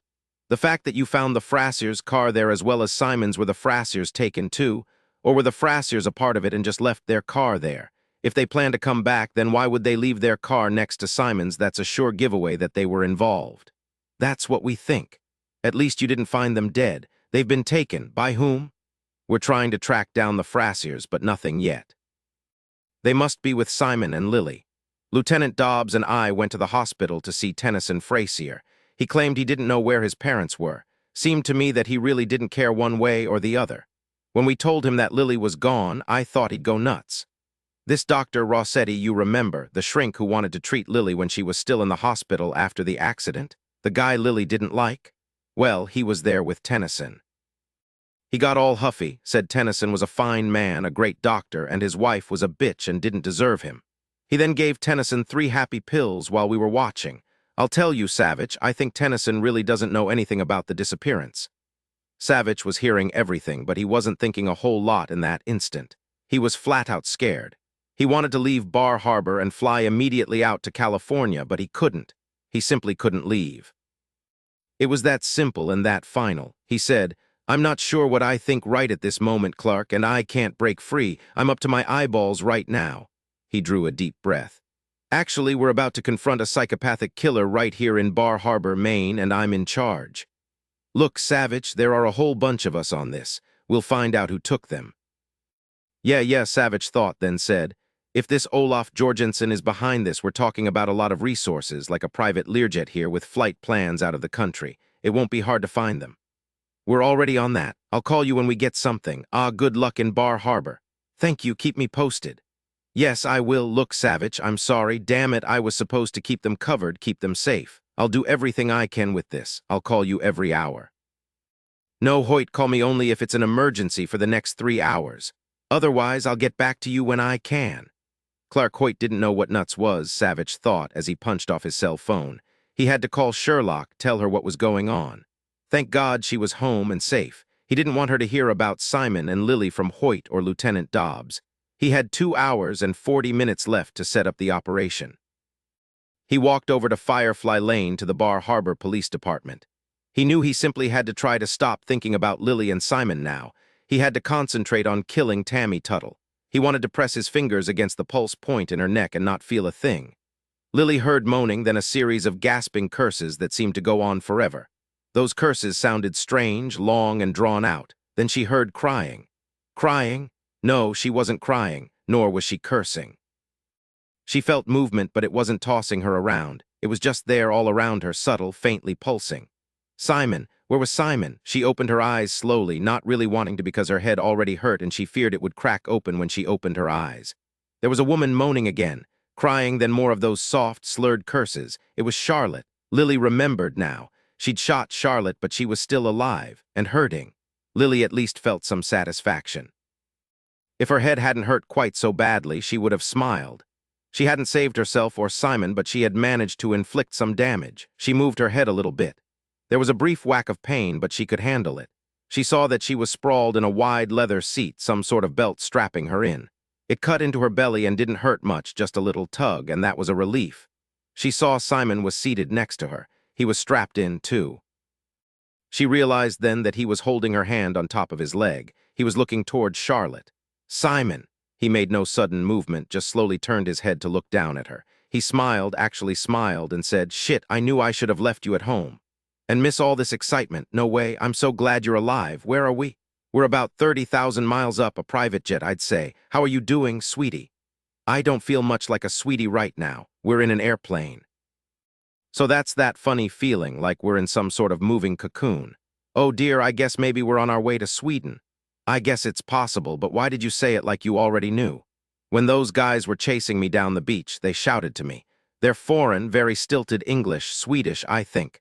I thought then that Mr. Olaf Jorgensen had gotten tired of waiting to have things done for him. You're right about their being Swedish. He was silent for a moment, then said, You said you were running down the beach to get away from them. She told him what had happened, finding the trail back up, finding him unconscious, and then about Charlotte. If Charlotte hadn't been there, we would have gotten away and I would have moved us to the Eureka jail, no visitors allowed. He picked up her hand and held it. That crying and cursing, it's Charlotte Frazier. The pilot, who also seems to be a medic, has been working on her. You shot her through her right arm. Pity, but she'll be all right. Before you came awake, she was screaming that you were an ingrate after all she'd done for you. She said she was going to kill you herself. He didn't add that she'd punctuated everything she said with the foulest language he'd heard in a long time. She was thoughtful for a long moment, then said, "Are you all right?" "Yes, just a slight headache now. How's your head?" "Hurts." "Ah, they see we're awake. Here comes Mr. Alpo Viljo. No, I'm not making it up. His name is Alpo.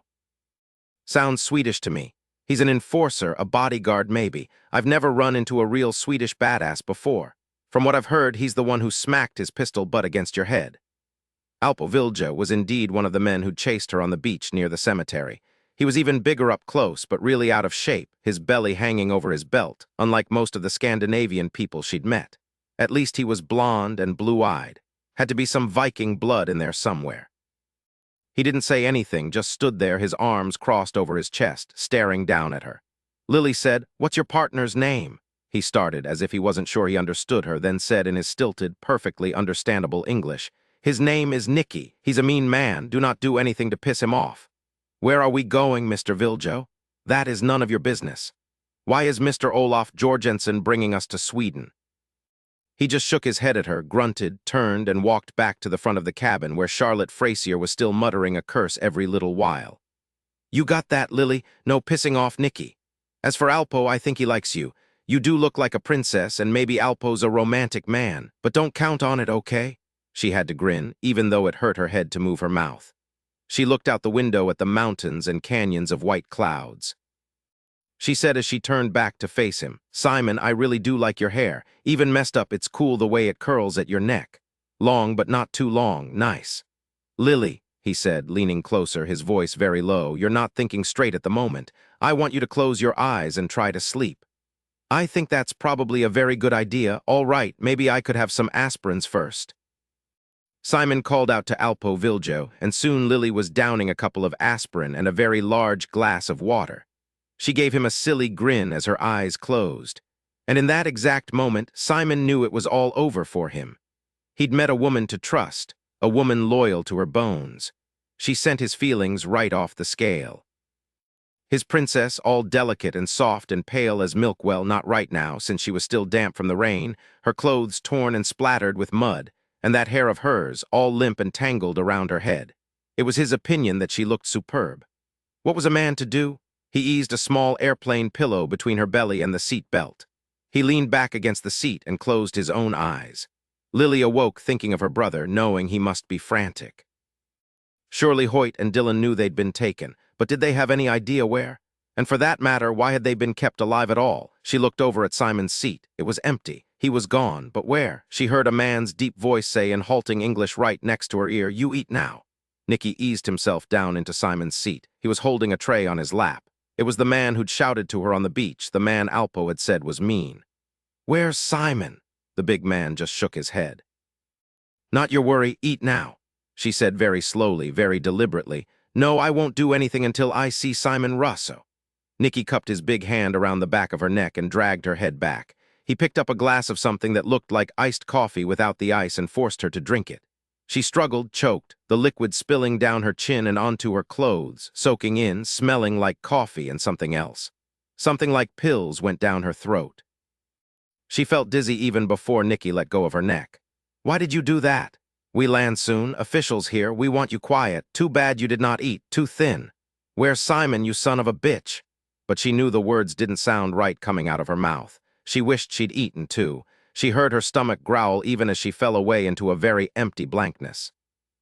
24 Bar Harbor, Maine Special Agent Aaron Briggs, neck size roughly 21 inches, biceps to match, a gold tooth shining like a beacon in his habitual big smile, nodded from behind the counter at Agents Lowell and Posner.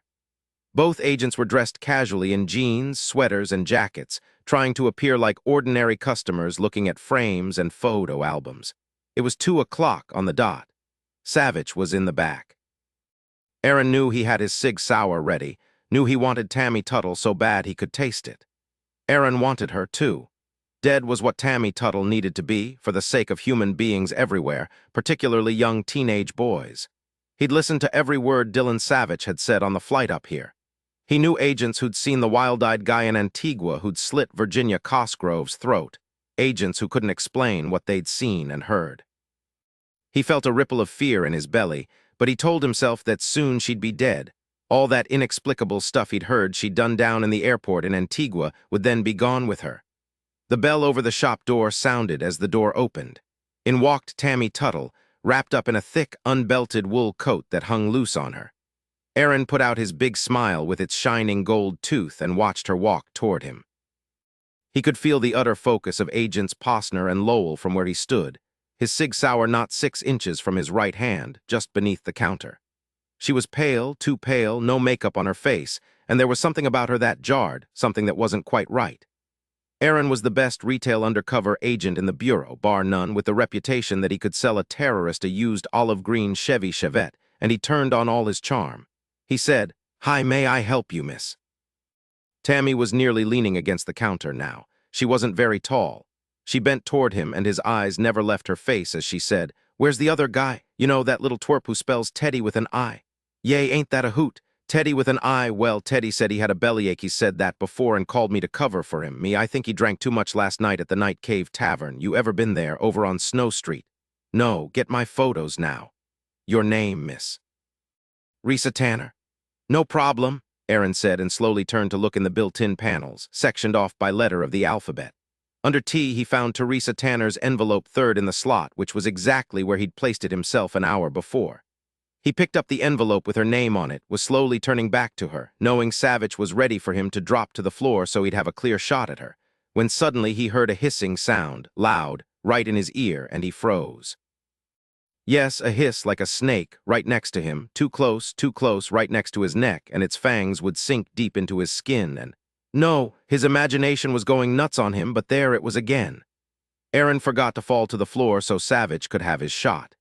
He grabbed his Sig Sauer from beneath the counter, brought it up fast, just like he knew Posner and Lowell were doing, and whipped around. The photo envelope was suddenly in her hand. He didn't know how she'd gotten it, but there it was, and then both Tammy Tuttle and the envelope were gone, just gone. He heard Savich yell, "Get out of the way, Aaron, move!" But he couldn't. It was like he was nailed to the spot. Savich was trying to shove him aside, but he resisted. He simply had to resist, not let him by. He saw a harsh, bright glow of fire in the corner of the shop, smelled burning plastic, harsh and foul, and heard Agent Posner scream. Oh God, the place was on fire. No, just a part of it, but it was mainly Agent Posner. She was on fire, her hair, her eyebrows, her jacket, and she was screaming, slapping at herself. Flames filled her hair, bright and hot and orange as a summer sun. Agent Aaron Briggs shoved Savich aside and started running, yelling as he ran toward Posner. Agent Lowell was turning to Posner, not understanding, and when he saw the flames, he tackled her. They fell to the floor of the shop, knocking over a big frame display, and he was slapping at her burning hair with his hands. Aaron jerked off his sweater as he ran toward them, knocking frame and album displays out of the way. Savich was around the counter, running toward the door, his gun drawn. Aaron saw him but didn't understand. Didn't he care that Posner was on fire? He heard a gunshot, a high, single pop, then nothing. Suddenly the flames were out. Posner was sobbing in the fetal position on the floor, Lowell's shirt wrapped around her head, and Aaron saw that Lowell was all right, no burns that Aaron could see. He had his cell phone out, calling for backup, calling for an ambulance, and Aaron realized that his fingers looked normal. He thought he'd seen them burned, just like he'd seen Posner burned.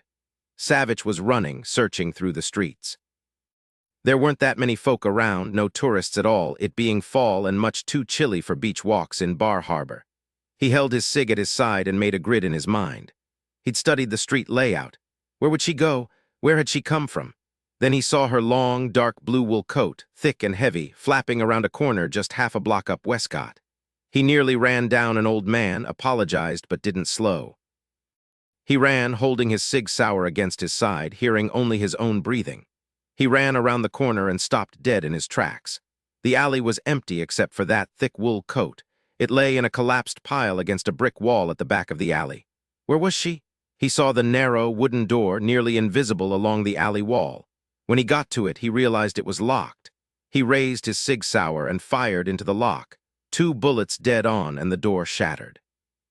He was inside, crouched low, his gun steady, sweeping the space. It was very dim, one of the naked bulbs overhead burned out. He blinked to adjust his vision and knew he was in grave danger. If Tammy was hidden in here, she could easily see his silhouette against the streetlight behind him and could nail him. He realized he was in a storeroom. There were barrels lining the walls, shelves filled with boxes and cans, paper goods. The floor was wooden and it creaked. The place was really old. It was dead quiet, not even any rats around. He swept over the room, hurrying because he didn't believe she'd stayed in here. No, she'd go through the door at the far end of the storeroom. It just wasn't in Tammy's nature to hide and wait. He opened the door and stared into a bright, sunlit dining room filled with a late lunch crowd. He saw a kitchen behind a tall counter on the far side of the dining room, smoke from the range rising into the vents, exits to the left leading to bathrooms, and a single front door that led out to the sidewalk. He stepped into the room. He smelled roast beef and garlic and fresh bread. Slowly, the conversations thinned out, then stopped completely, everyone gaping at the man who was in a cop stance, swinging a gun slowly around the room, looking desperate, looking like he wanted to kill someone. A woman screamed. A man yelled, "Here now! What's going on here?" This last was from a huge man with crew-cut white hair, a white apron stained with spaghetti sauce, coming around the kitchen counter to Savich's left, carrying a long, curved knife. The smell of onions wafted off the knife blade. "Hey, fellow, is this a holdup?" Savich slowly lowered his gun. He couldn't believe what he was seeing, just couldn't believe that he'd come through a dank storeroom into a cafe and scared a good 20 people nearly to death. Slowly, he reholstered his gun. He pulled out his FBI shield, walked to the man with the knife, stopped 3 feet away, and showed it to him.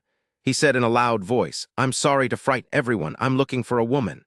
He raised his voice so every diner in the big room could hear. "She's mid-20s, tall, light hair, very pale. She has only one arm. Did she come in here through the storeroom door just like I did?" There were no takers. Savich checked the bathrooms, then realized Tammy was long gone. She might have remained hidden in the storeroom. Knowing he'd feel such urgency, he'd burst into the cafe. He apologized to the owner and walked out the front door. In that moment, standing on the Bar Harbor sidewalk, Savich could swear that he heard a laugh, a low, vicious laugh that made the hair on his arms stand up. There was no one there naturally. He felt so impotent, so completely lost that he was hearing her in his mind. Savich walked slowly back to Hamlet's Picks. When he got there, he stood a moment outside the shop, incredulous. There'd been mayhem when he'd burst out of there. But now there were no cop cars, no ambulance, no fire engines. Everything was quiet, nothing seemed to be out of the ordinary. He walked into the photo shop. There were 3 agents standing on the far side of the shop, just staring down, talking quietly among themselves. Agent Posner wasn't burned. There was no sign that there had ever been a fire in Hamlet's Picks. Agents Briggs, Lowell, and Posner stared back at him. Savich walked out. He sat down on a wooden bench on the sidewalk just outside the photo shop and put his head in his hands. For the first time, he thought the FBI needed to assign someone else to catch this monster. He'd failed. Twice now, he'd failed. He felt a hand on his shoulder and slowly raised his head to see Teddy Tyler standing over him.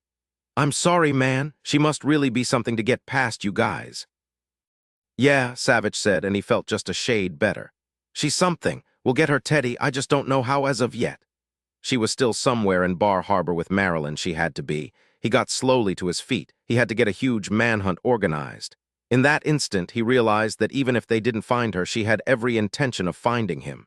She would hunt him down, not the other way around. And the good Lord knew he was much easier to find. Gothenburg, Sweden, it was cold, so bloody cold Lily didn't think she could stand it. Strange thing was that she knew she wasn't really conscious, that she didn't really know what was happening or where she was, but her body just kept shuddering, convulsing with the cold. The cold was penetrating her bones, and she felt every shake, every shudder. Then, suddenly, she felt Simon near her. No doubt it was him because she knew his scent. She already knew his scent, a good scent. His arms were suddenly around her, and he hugged her hard against him, pulling her so close she was breathing against his neck, feeling his heart beat steady and strong against hers. He was breathing deeply and cursing. Really bad words that Savich had never said even when he was pissed off, which had been quite often when they were growing up. What a long time ago. Sometimes, like now, she thought as she shivered, being an adult really sucked. She pressed closer, feeling his warmth all the way to her belly. The convulsive jerks lessened, her brain began to function again. She said against his collarbone, "Where are we, Simon? Why is it so cold? Did they leave us beside a fjord?" His hands were going up and down her back, big hands that covered a lot of territory, and he rolled her under him so he could cover more of her. "I guess we're in Sweden. It's sure too cold in this room for us to be in the Mediterranean near Ian's yacht. I just woke up a while ago. They drugged us. Do you remember?" "Yes, Nikki forced something down my throat. I guess you were already under. How much time has passed?" "A couple of hours. We're in a bedroom and there isn't even a heater working. The door is locked and the bed is stripped, so we have no blankets or sheets. I didn't realize you were so cold until just a minute ago. Are you warming up now?" "Oh yes," she said against his neck. "Definitely better." He was silent for a long time, listening to her breathe, feeling her relax as she grew warmer. He cleared his throat and said, "Lily, I know this is an awfully unusual place and perhaps even a somewhat strange time to mention this, but I have to be honest here. You didn't do well picking your first two husbands. I'm thinking that you need a sort of consultant who could help you develop a whole new set of criteria before you try a third husband." She raised her head, saw his bristly chin in the dim light, and said only, "Maybe, but I'm still married to the second one. Not for much longer. Tennyson is soon to be only another very bad chapter in your history. Then he'll be a memory, and you'll be ready to begin work with your consultant. He's scary, Simon. He married me to get to my paintings. He fed me depressants. He probably tried to kill me by cutting the break lines in the Explorer. He's a very bad chapter, maybe the biggest, baddest yet, and my history isn't all that long. It's not particularly good for the soul to have both Jack Crane and Tennyson Frazier in your life. You'll divorce Tennyson just like you did Jack Crane, then we'll figure out these new criteria together. You want to be my marriage consultant? Well, why not? I don't even know your educational background or your experience in this area. We can discuss that later. Tell me about your first husband." "All right, his name is Jack Crane. He was even worse than Tennyson. He knocked me around when I was pregnant with bait. The first and last time. I called Dillon and he was there in a flash and he beat Jack senseless. Loosened 3 of his perfect white teeth. Cracked 2 ribs, 2 black eyes, and a swollen jaw. Then Dillon taught me how to fight so if he ever came around again, I could take care of him myself." "Did he ever come around after you divorced him so you could beat him up?" "No, damn it, he didn't. I don't think he was scared of me. He was scared Dillon would get every FBI agent in Chicago on him and he'd be dead meat." "You know, Simon, I don't think having a consultant to select new criteria would help. You can be sure that I thought long and hard about Tennyson, given that Jack was a wife beater. You didn't think long enough or hard enough. You have trouble with criteria, Lily, and that's why you need a consultant to keep your head screwed on straight to see things properly." "Nope, it's more than that. I'm simply just rotten at picking men. Your counseling me wouldn't work, Simon. Besides that, I don't need you. I've decided that I'm never going to get married again, so I don't need to consult you or anyone else about it. A whole lot of men aren't anything like your first or second husbands. Just look at Savich. Do you think Sherlock ever has any doubts about him?" He felt her shrug. "Dillon is rare. There are no criteria that fit him. He's just wonderful, and that's all there is to it. He was born that way. Sherlock is the luckiest woman in the world. She knows it. She told me so." She was quiet for a moment, and he could feel her relaxing, warming up, and it was driving him nuts. He couldn't believe what he was saying to her. She said into his neck, "You know, I'm beginning to think that once I marry a man, he turns into Mr. Hyde. He sinks real low real fast, but I guess you'll tell me it's because of my lousy criteria again." "Are you saying that all guys would turn into a Mr. Hyde?" "Could be, all except for Dillon. But you see my point here, Simon. Don't be obtuse. With both Jack and Tennyson, I didn't believe either of them was anything but what I believed them to be when I married them. I loved them, I believed they loved me, even admired my Remus cartoons. Both Jack and Tennyson would go on and on about how talented I was, how proud they were of me. And so I married them. I was happy, at least for maybe a month or 2. About Jack, he did give me bait, and because of that I will never regret marrying him." Her voice caught over her daughter's name. Just saying her name brought back horrible memories, painful memories she'd lived with for so very long. It had been so needless, so quick, and then her little girl was gone. She had to stop it, cut it off. It was in the past, it had to stay there. She pictured Bate in her mind, decked out in her Easter dress of the year before, and she'd been so cute. She'd just met Tennyson. She sighed. So much had happened, and now poor Simon was caught up in all of it, and he suddenly wanted her. She said, "You can't possibly want to consult with me on this, Simon. I think you could say we've got a situation here. We might die at any minute. No, don't try to reassure me. Don't try it. You know it's very possible and you're trying to take my mind off it, but talking about Jack and Tennyson isn't helping." He just kept holding her and said finally, nodding against her hair, "I understand. Stop using that soothing voice on me. You know you're not thinking straight. You know what? I think God created me, decided he'd let me screw up twice, and then he'd keep me safe from further humiliations and mistakes. Lily, you may look like a princess well, usually, but what you just said, that was bullshit. I intend to make use of some proper criteria. You'll choose really well next time. Just forget it, Simon. I'm the worst matrimonial bet on the planet. I'm warm now, so you can get off me." He didn't really want to, but he rolled off and came up on his elbow beside her. "This bare mattress smells new. I can make out more of the room now. It's nice, Lily, very nice. We're at Olaf's house somewhere in Sweden. Probably. Why did?" She let the words die in her mouth when the bedroom door opened, sending in a thick slice of bright sunlight. Alpo walked in, Nicky behind him. "You are awake now?" "Yes," Simon said, coming up to sit on the side of the bed. "Don't you guys believe in heat? Is Olaf trying to economize?" "You are soft. Shut up." Lily said, "Well, we don't have your body fat. Maybe that's the difference." Nicky shouldered Alpo out of the way and strode to where Simon was sitting. "You get up now, you too," he said to Lily. "A woman does not speak like that. I am not fat. I am strong. Mr. Jorgensen is waiting for you." "Ah," Lily said, "at last we get to meet the Grand Poobah." "What is that?" Nicky asked as he stepped back so they could get up. "The guy who controls everything, the one who believes he's the big cheese," Simon said. Alpo looked thoughtful for a moment, then nodded. "We will go see the Grand Poobah now," he said to Lily. "He will like you. He may want to paint you before he kills you." Not a happy thought. 25 Bar Harbor, Maine. It had been nearly a whole day, and there was no sign of Tammy Tuttle or Marilyn Worlusky. There'd been dozens of calls about possible sightings, all of which had to be investigated, but so far nothing. It was the biggest manhunt in Maine's history, with more than 200 law enforcement people involved. And always there in Savich's mind was Lily and where she was, whether she was alive. He couldn't bear it, and there was nothing he could do. He was nearly ready to shoot himself when Jimmy Maitland called from Washington. "Come home, Savich," he said. "You're needed here in Washington. We'll get word on Tammy sooner or later. There's nothing more you can do up there. She'll kill again, sir, you know it, I know it, and that's when we'll get word. She's probably already killed Marilyn." Jimmy Maitland was silent, a thick, depressed silence. Then he said, "Yes, you're right. I also know that for the moment there's nothing more we can do about it. As for you, Savich, you're too close now. Come home." "Is that an order, sir?" "Yes." He didn't add that he was calling from Savich's house in Georgetown, sitting in Savich's favorite chair, bouncing Sean on his knee, Sherlock not 2 feet away, holding out a whiskey neat in one hand and a graham cracker in the other. Jimmy hoped the cracker wasn't intended for him. He needed the whiskey. Savich sighed. "All right, I'll be back in a few hours." If Sean had decided to talk while his father was on the phone, Jimmy would have been busted, but the kid had been quiet, just grinning at him and rubbing his knuckles over his gums. Jimmy hung up the phone, handed Sean to Sherlock, and said as she gave him the whiskey, "This is a royal mess, but at least Savich will be home sometime this evening. He's really upset, Sherlock." I know, we'll think of something. We always do." She gave Sean the graham cracker. Jimmy said, "Savich feels guilty, like he's the one who's failed, like the murders of all those people, including our own Virginia Cosgrove, are his fault. He always will. It's just the way he is."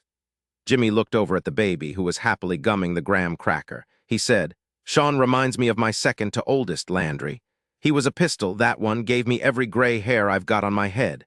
If you ever get tired of this little champ, just give me a call." He downed his whiskey and stared for a moment at the marvelous Sarah Elliott painting hanging over the fireplace. "I've always wondered about the soldier in that painting, wondered what he was thinking at that moment when he was frozen for all time. I wonder if there was someone at home who would grieve if he died." "Yes, it's excellent. Has Dillon kept you in the loop about Lily and Simon?" "He told me earlier that Agent Hoyt found the flight plan for a private Learjet owned by the Waldemarsud Corporation that took off from Arcata Airport bound for Gothenburg, Sweden.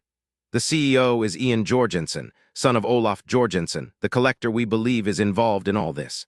Sherlock nodded and said, "Did he also tell you that we think his son is a collector as well?" "Yes," Jimmy said. Interesting, isn't it, that Charlotte and Elcott Frazier were also taken? Or maybe they went willingly because the jig was almost up for them here. Tennyson is still in Hemlock Bay. There's not a shred of evidence yet to connect him to the attempts on Lily's life or Mr. Monk's murder or any of the rest of it. Seems to me that Lily's husband is his parents' dupe. Maybe so, Sherlock said. It doesn't matter. Lily's divorcing him. Oh yes, Dillon has already called 2 cop friends he has in Stockholm and Uppsala. Bloated clouds hung low, blotting out the moon and stars. They would bring rain, perhaps even snow, before the night was over. Simon was sitting low in a small boat, his hands tied behind him. Alpo was rowing and Nicky was beside him, the gun pressed against his side. In a boat trailing them were Ian Jorgensen and a small man Simon hadn't seen before who was rowing. The canal was wide, the town of Gothenburg on either side casting ghostly shadows in the dark light. There was just the rippling of the oars going through the water, smooth and nearly soundless. The canal twisted to the right and the buildings became fewer. There were no people that Simon could see. He very nearly had the knot on his hands pulled loose. Just a few more minutes and his hands would be free, and a little more time after that to get circulation back into his hands and fingers. If he had just a bit more time, he had a chance. But the buildings were thinning out too much. They could kill him at any time without worry. He worked the knot, rubbing his wrists raw, but that didn't matter. His blood helped loosen the strands of hemp. Stop! It was Ian Jorgensen. His small boat pulled up beside theirs. Here, this is fine. Give me the gun, Nicky. I want to put a bullet through this bastard. Then you can put him in that bag and sink him to the bottom. Simon could feel Nicky leaning toward Ian to give him the gun. It was his last chance. Simon jumped up, slammed against Alpo, and dove at the small man in the other boat. Both boats careened wildly, the men shouting and cursing. As Simon hit the water, he heard a splash behind him, then another. God, there was nothing colder on earth than this damned water. What did he expect? He was in Sweden in November, for God's sake. He wondered how long he had before hypothermia set in and he died. He didn't fight it, just let himself sink quickly, quietly, trying not to think of how cold he was, how numb his legs felt. He had to get free or he would die, from the frigid water or from a bullet, it didn't matter. He worked his hands until he hit the bottom of the canal, twisted away from where he thought the other men were. He swam as best he could with only his feet in the opposite direction, back down the canal, veering toward the side, back to where there was more shelter and a way to climb out of the water. He was running out of breath and he was freezing. There wasn't much more time. There was no hope for it. He kicked upward until his head broke the surface. He saw Nicky and Ian both in the water, speaking but softly, listening for him. Damn, his hands weren't free yet. He heard a shout. They'd spotted him. He saw Alpo rowing frantically toward him. He didn't stop to get Ian or Nicky out of the water, just came straight toward Simon. At last, his hands slipped free from the frayed hemp. He felt his blood slimy on his wrists, mixing with the water. It should have stung like a bitch, but he didn't feel much of anything. His hands were numb. He dove just as he saw Alpo raise a gun and fire. The frigid water splashed up in Simon's face, close, too close. He dove at least 10 feet down and swam with all his strength toward the side of the canal. When he came up, his lungs on fire, the boat was nearly on him. The second boat was behind him, and now all the men were in it, searching the black water for a sign of him. Ian shouted, "There he is, get him!" Gunshots split the water around him. Then he heard the sirens, at least 3 of them. He went under again, deeper this time, and changed direction to swim toward the sound of those sirens. It was so cold his teeth hurt. When he couldn't hold his breath for another second, simply couldn't bear the water any longer, he came up as slowly as he could, his head quietly breaking the surface. He just couldn't believe what he was seeing. A half-dozen police cars screeched to a stop on the edge of the canal, not 10 feet from him. Guns were drawn, men were shouting in Swedish, flashing lights on Ian and his crew. A man reached out his hand and pulled Simon out of the canal. "Mr. Russo, I believe..." Lily walked beside Olaf's wheelchair back to the main entrance hall with its huge black and white marble chessboard, its 3-foot-tall pieces lining opposite sides of the board in correct position ready to be moved. He motioned for a manservant to leave his chair right in the middle of the chessboard, squarely on the white king-5 square. He looked at Lily, who stood beside the white king, then glanced down at the watch on his veined wrist and said, "You didn't eat much dinner, Lily." "No," she said. "He's dead by now, accept it." Lily looked down at the white queen. She wondered how heavy the chess piece was. Could she heft it up and hurl it at that evil old man? She looked toward the silent manservant, dressed all in white like a hospital orderly, and said, "Why don't you get an electric wheelchair? It's ridiculous for him to push you everywhere." Olaf said again, his voice sharper now, not quite so gentle, "He's dead, Lily." She looked at him now and said, "No, I don't believe he is, but you soon will be, won't you? When you speak like that, I know you aren't at all like your grandmother, despite your look of her. Don't be disrespectful and mean-spirited, Lily. I don't like it. I'm quite willing to present you the Fraser's heads on platters. What more can I offer you? You can let Simon and me leave with my grandmother's paintings. Don't be a child. Listen to me, for this is important. In a companion, I require obedience. Ian, I'm sure, will help me teach you manners, teach you to curb your tongue. It's a new millennium, Olaf, and you're a very old man. Even if you died within the week, I would refuse to remain here." He banged his fist on the wheelchair hard, making it lurch. "Damn it, you will do what you're told. Do you need to see your friend's body before you will let go of him, before you accept that he really is dead? He's not my friend, he just wants to be my consultant. Not your friend, I don't believe you. You spoke of him as if he were some sort of hero, able to overcome any obstacle. That is nonsense. Not in Simon's case." She wished that she really did believe him capable of just about anything, even if it was nonsense. But she was hoping frantically that Simon wasn't dead. He'd promised her and he wouldn't break his word. When they'd taken him but 2 hours before, he'd lightly cupped her face in his hands and whispered, "I will be all right. Count on it, Lily." And she'd licked her dry lips, felt fear for him moving deep and hard inside her, and whispered back, "I've been thinking about those new criteria, Simon. I admit I sure do need help when it comes to men." He patted her cheek. "You got it." She'd watched the 3 men take him out of that beautiful grand mansion, watched the door close behind them, heard the smooth wheels of Olaf Jorgensen's chair across the huge chessboard foyer. Olaf brought her back, saying, "You will forget him. I will see to it." She glanced at the 2 bodyguards standing utterly silent. They'd both come with them from the dining room. "Do you know I have an incredible brother? His name is Dillon Savich. He doesn't paint like our grandmother. He whittles. He creates beautiful pieces. A boy's hobby not worth much of anything to anyone with sophistication and discrimination, and you spend your time drawing cartoons. What is the name? Remus. Yes, I draw political cartoons. His name is No Wrinkles Remus. He's utterly immoral like you, but I've never yet seen him want to murder someone." She paused for a moment, smiled at the motionless manservant. "I'm really quite good at cartooning. Isn't it interesting the way grandmother's talent found new ways to come out in us, her grandchildren? Sarah Elliott was unique. There will never be another like her." "I agree. There will never be another cartoonist like me either. I'm unique too. And what are you, Olaf? Other than an obsessed old man who has had too much money and power for far too long, tell me, have you ever done anything worthwhile in your blighted life?" His face turned red. His breathing became labored. The manservant looked frightened. The 2 bodyguards stood straighter and tensed, their eyes darting from Lily to their boss. She just couldn't stop herself. Rage and impotence roiled inside her, and she hated this wretched monster. Yes, let him burst a vessel with his rage. Let him stroke out. It was payback for all that he'd done to her, to Simon. "I know what you are. You're one of those artists manqué, one of those pathetically sad people who were just never good enough, who could only be hangers-on, always on the outside looking in. You weren't even good enough to be a pale imitation, were you?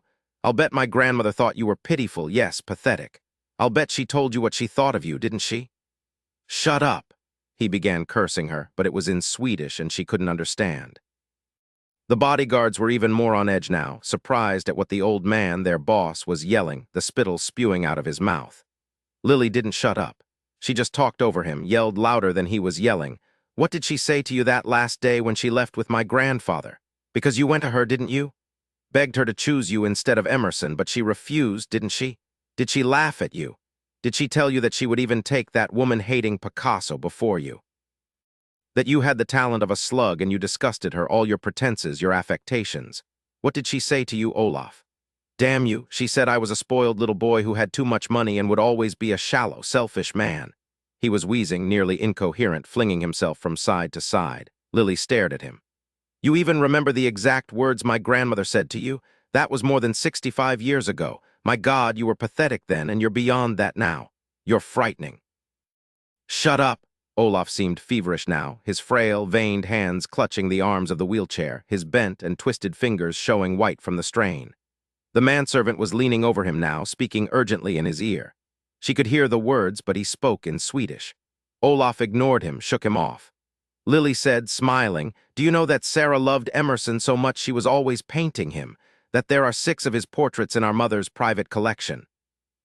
"I knew," he screamed at her. "Of course I knew. You think I would ever want a portrait of that Philistine? That damned fool knew nothing of what she was. He couldn't have understood or appreciated what she was. I could, but she left me.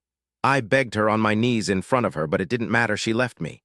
He was trembling so badly she thought he would fall from his wheelchair. Suddenly, Olaf yelled something in Swedish to his manservant. The man grabbed the handles and began pushing the wheelchair across the huge chessboard. "Hey, Olaf, why are you running away from me? Don't you like hearing what I have to say? I'll bet it's only the second time anyone's told you the truth. Don't you want me to stay with you anymore?" She heard him yelling, but she couldn't make out the words. They were garbled, incoherent, some English, some Swedish. He sounded like a mad old man, beyond control. What was he going to do? Why had he left? She stood on the King 1 square, leaning against the beautifully carved heavy piece, shuddering with reaction, wondering what she'd driven him to with her contempt, her ridicule. She couldn't run because she didn't doubt the 2 bodyguards would stop her. Where was the manservant taking him? What had he said to him? The 2 bodyguards were speaking low, so she couldn't really hear them. They stared at her again, and she saw bewilderment in their eyes. She wouldn't get 3 steps before they were on her. Lily's rage wilted away and was replaced with a god-awful fear. But she'd held her own. She thought of her grandmother and wondered how like her she was. They'd both faced down this man, and she was proud of what they'd done. She stood there, her brain swirling madly about, wondering what to do now. She didn't have time to think about it.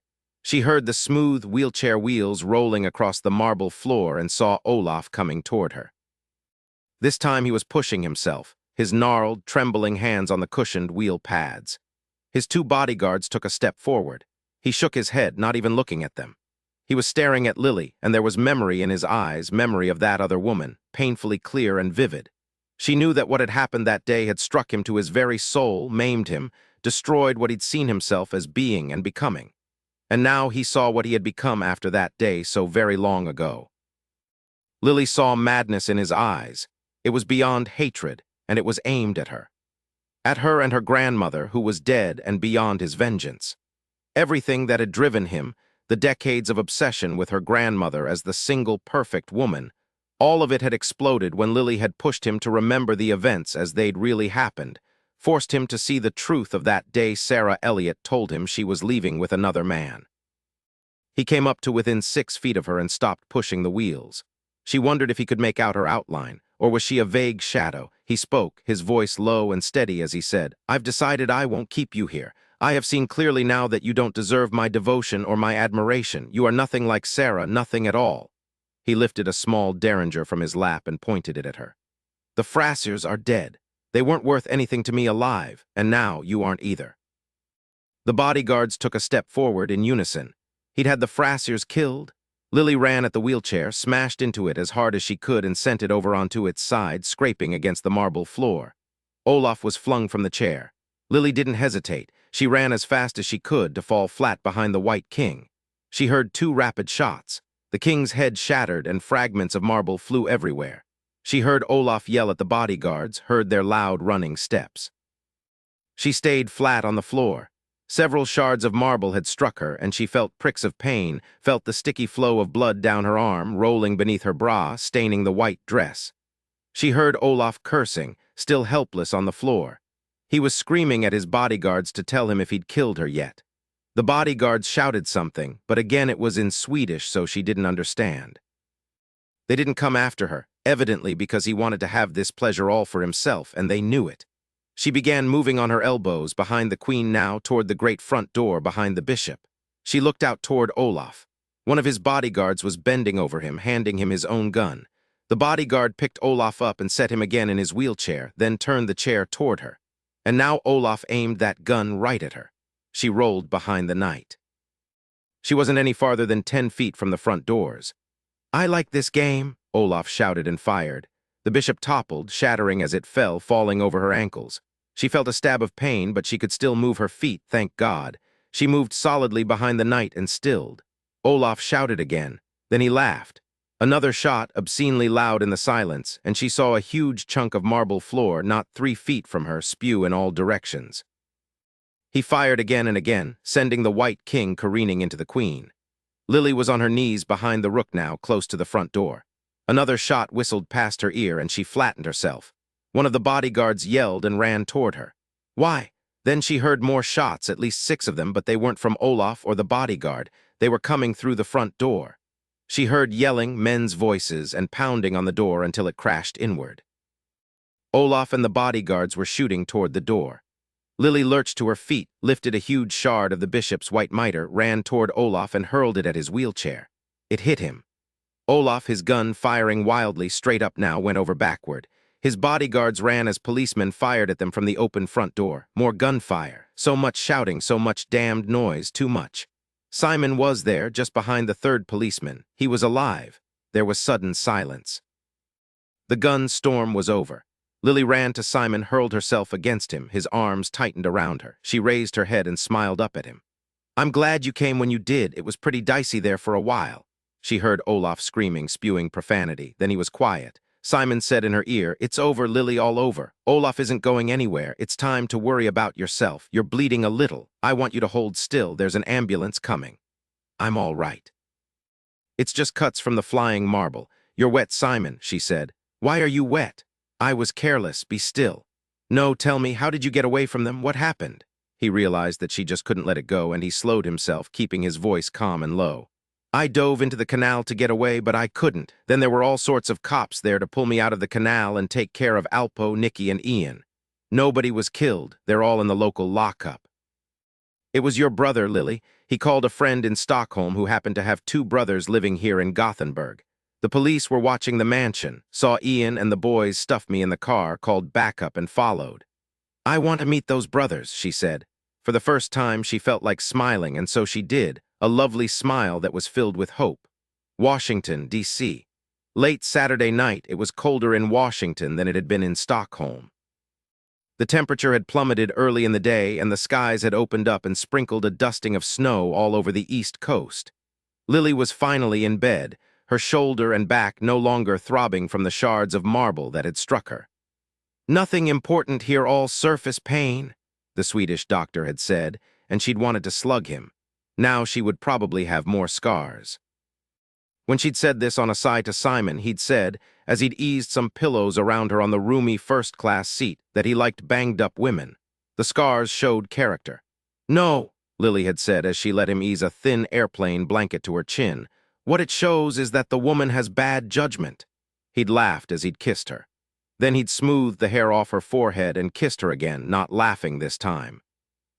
Then Simon had cupped her face in his palm and said very quietly, since the movie was over and everyone was trying to sleep in the dimly lit cabin, "I think we're going to make a fine team, Lily. You, me, and No Wrinkles Remus." Lily snuggled down under the blankets. She hoped Simon was doing better than she was. Like her, he'd been ready to fall flat on his face from exhaustion. She hoped he was sleeping. Actually, Simon was turning slowly over in the too-short cot, not wanting to roll himself accidentally off onto the floor. He had managed to get the blanket carefully wrapped around his feet. No easy thing, since his feet were off the cot and on the big side. He'd taken up temporary residence in Sean's room, just down the hall from Lily, since the baby was still with Mrs. Savich. A precaution, Dillon had said as he'd helped Dane Carver, a new special agent in his unit, carry in the narrow army cot that would be Simon's bed. He'd announced to both men that he didn't care if he had to fit himself into Sean's crib, if that's what it took to get to sleep. He knew she was okay, just down the hall. Not near enough to him for the time being, but Simon had plans to change that. He could easily picture her in his brownstone, could picture how he'd redo one of those large upstairs bedrooms to make it her work room. Great light in that room, just exactly right for her. Simon was smiling as he breathed in the scent of Sean. Nice scent, but he would have preferred to be in the guest room with Lily in her bed.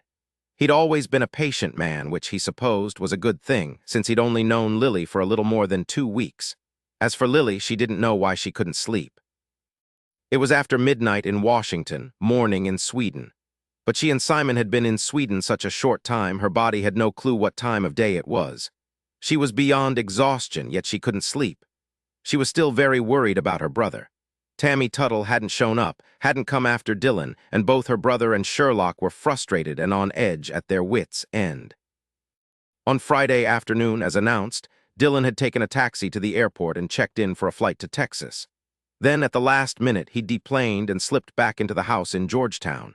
Now it was Saturday night, well beyond the deadline, and Lily knew there were still agents covering the house. Jimmy Maitland wasn't taking any chances, and the very sophisticated house alarm was set. Lily hoped that Dillon and Sherlock were sleeping better than she was. She knew they missed Sean. When they'd all come up to bed, they'd automatically turn to go to Sean's room. She rolled onto her side and sucked in her breath at a sudden jab of pain. She didn't want to take any more pain pills. She closed her eyes and saw that huge room again, its walls covered with her grandmother's paintings. So many to be returned to museums all over the world. Olaf Jorgensen and his son would not be able to stop it. Ian would be in jail for a very long time. Olaf was in the hospital in very bad shape. After a good deal of time, she was finally floating towards sleep when her brain clicked on full alert and her eyes flew open. She'd heard something. Not Simon or Dillon or Sherlock moving around, something that wasn't right. Maybe it was nothing at all, just a phantom whisper from her exhausted brain, or only a puff of wind that had sent a branch sweeping against the bedroom window. Yes, the sound was outside, not in her bedroom. Maybe it was in Simon's bedroom just down the hall. Had he awakened? Lily continued to wait, gritty eyes staring around the dark room, listening. She started to relax again when she heard a creak. Just a slight pressure on the oak floor could cause a creak, but it was there and it was close. In the air, no longer heard, but she still felt it. Lily waited, straining to hear her heart pounding now. The scattered carpets covering the oak floors would mask any creaks, make someone walking hard to hear. Lily lurched upright, straining to see. Too late, she saw a shadow moving fast and something coming down at her. She felt a deadening pain like a sharp knife driving into her skull. She fell back onto the pillow. Just before she passed out, she saw a face over her, a woman's face, and she knew whose face it was. The mouth whispered, "Hi, little sister." Sherlock couldn't sleep. Dillon's arm was near her, and he was close and warm, his familiar presence in the air she breathed, but it didn't help. Her brain wouldn't turn off. It just kept moving, going over and over what they knew about Tammy, what they imagined but didn't know. When she couldn't stand it anymore, Sherlock eased away from Savich, got out of bed, and pulled on her old blue wool robe. She wore socks to keep her feet warm against the oak floor. She had to check the house again, just had to, though she'd already checked it 3 times, and Dillon had checked probably another 3. She had to be sure. It was early Sunday morning, it was snowing, and Sean was at his grandmother's safe. When would she feel secure enough to bring him home? Ever. It had to end. Tammy had to do something. It had to end sometime. She hoped the 4 agents outside weren't freezing. At least she knew they had hot coffee. She'd taken them a huge thermos about 10 o'clock. She got to the end of the hall and paused for a moment, feeling the house warm around her, breathing in its comforting smells. It took a moment, but Sherlock realized that something was different. It was quiet in a way she wasn't used to, too quiet. She realized that the alarm was off, the very low hum you could barely hear wasn't there. Panic lurched up into her throat. She turned to look down the beautifully carved oak staircase. She saw dim light pooling at the bottom from the glass arch above the front door, snowflakes drifting lazily down. She took one step, then another, when a hand hit her square in the middle of the back. She screamed, or at least she thought she did, as she went head over heels down the stairs. Someone passed by her as she lay there face down on a thick Persian carpet, the breath knocked out of her, barely hanging on to consciousness. She'd struck her head, struck everything on her body, and she could hardly move. She thought she heard a moan, and then the figure was gone. The front door opened as she stared at it. Yes, she was sure it was open, now fully open, because she felt a slice of cold air reach her face, and she shivered. The front door stayed open. Only an instant passed before she realized what had happened. Someone had shoved her down the stairs. Someone had just gone out through the front door. She managed to stagger to her feet, fear swamping her. Tammy Tuttle, it had to be her, but how?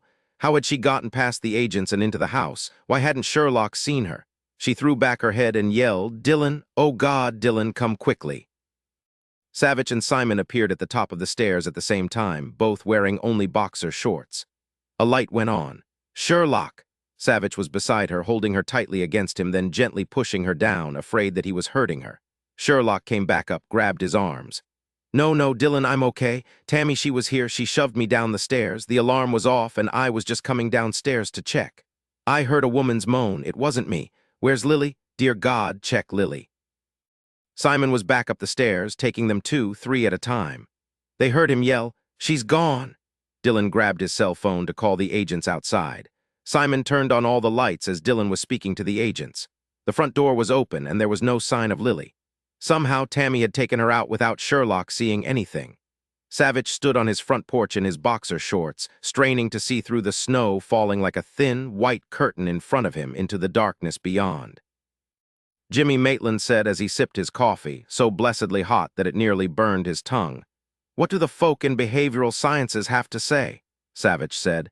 "Jane Bit is guessing, she freely admits it, but as far as she knows, no one has ever before encountered anything like Tammy Tuttle. She may have some sort of genetic gift, be able to project what she wants you to see. What's amazing is the scope. She had everyone in that airport in Antigua believing she was a man, and this is what makes her so unique. Jane said that even given that, we shouldn't focus exclusively on it, there's just no percentage to it. She says there's no beating her that way. We should focus on a woman with one arm who's 23 years old. What would she do? If we can predict that, she's vulnerable. But we don't know what she'll do where she'd take Lily," Sherlock said.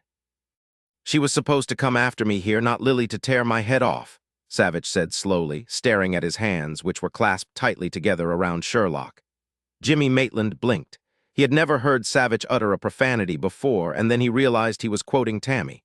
Simon was on his feet, pacing in front of the two of them. He was wearing only wrinkled black wool slacks, no shirt, even his feet were bare. "Listen, Savich, you know she took Lily because she figured it was better revenge than just killing you. Now think, damn it, where would Tammy Tuttle take Lily?" It was nearly 4 o'clock in the morning and snow was still falling lightly. No one said a word. Savich sat in his favorite chair, leaned his head back and closed his eyes. He felt Sherlock leaning against him. Then Sherlock said very softly, "I think I know where she might have taken Lily." 29 Lily was colder than when she'd been lying on that mattress in Gothenburg. Her wrists and ankles were bound together loosely with some sort of tape. She was lying on her side in a dark room and it smelled funny. It wasn't unpleasant, but she didn't recognize it. She was all right. She felt a dull throb on the side of her head, but it wasn't bad, and her side hurt, but that wouldn't kill her. No, it was the insane woman who had brought her here who could kill her. Did she hear someone laugh? She couldn't be sure. She gritted her teeth and tried working at her wrists. There was a little bit of movement. The tape wasn't all that tight. She kept pulling and twisting, working the duct tape. Where was she? Where had Tammy Tuttle taken her? She knew Tammy was utterly mad and smart, since up to now she'd managed to evade Lily's brother. She'd taken Lily because she was Dillon's sister. She thought it was better revenge against Dillon than just killing him. Lily knew she was right about that. Dillon was probably driving himself mad with guilt. She kept working the duct tape. What was that smell that permeated the air? Then she knew. She was in some sort of barn. She smelled old hay, linseed oil. Yes, that was it. At least it was some kind of oil, and the very faint odor of ancient dried manure. A barn somewhere. She remembered Simon asking Dillon where they'd first caught up with the Tuttle brother and sister, and he'd said it was at a barn on Marilyn Warluski's property near the Plum River in Maryland. Maybe that was where she was. At least Dillon and Sherlock knew about this place. Was this Marilyn Warluski here with her as well? Was she still alive?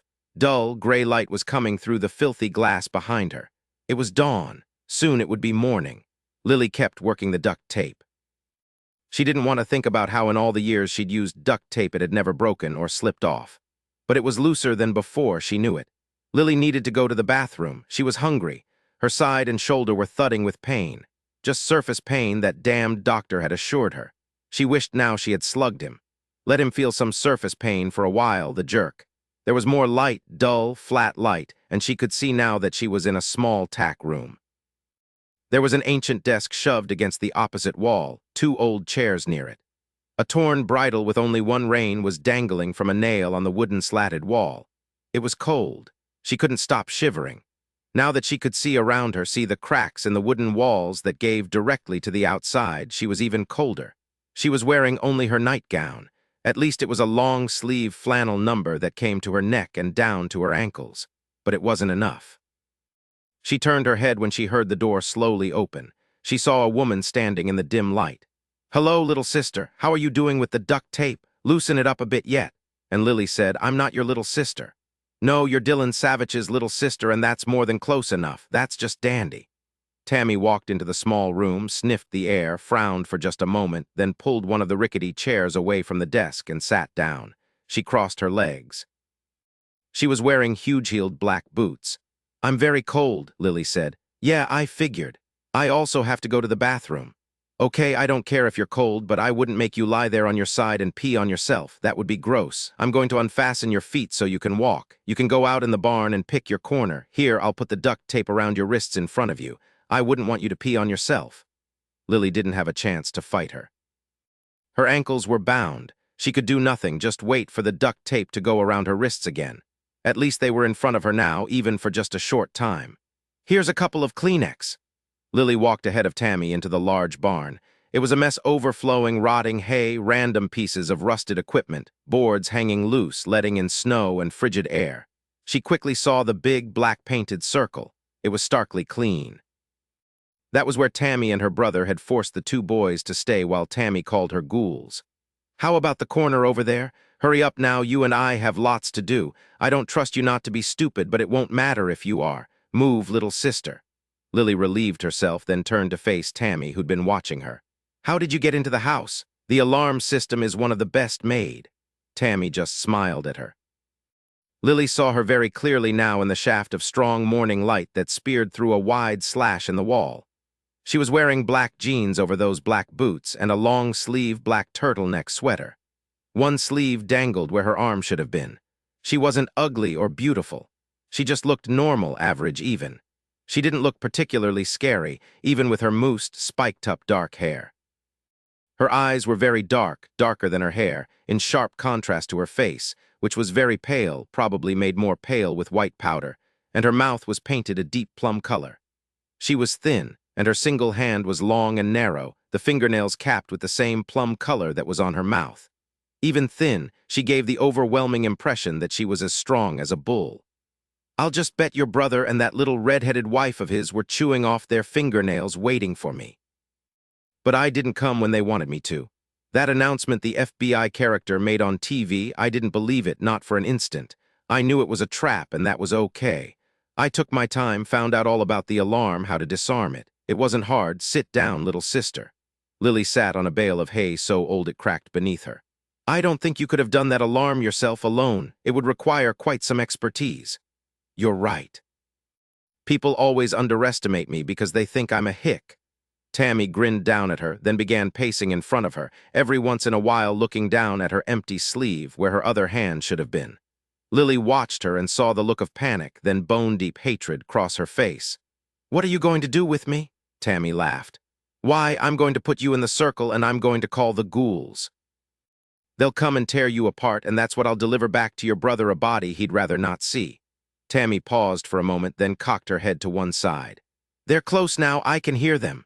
Lily listened. She could hear the faint rustling of tree branches, probably from the constant fall of snow, the movement of the wind, but nothing else, not even early morning birds, no animal sounds at all. "I don't hear anything." "You will," said Tammy. "You will.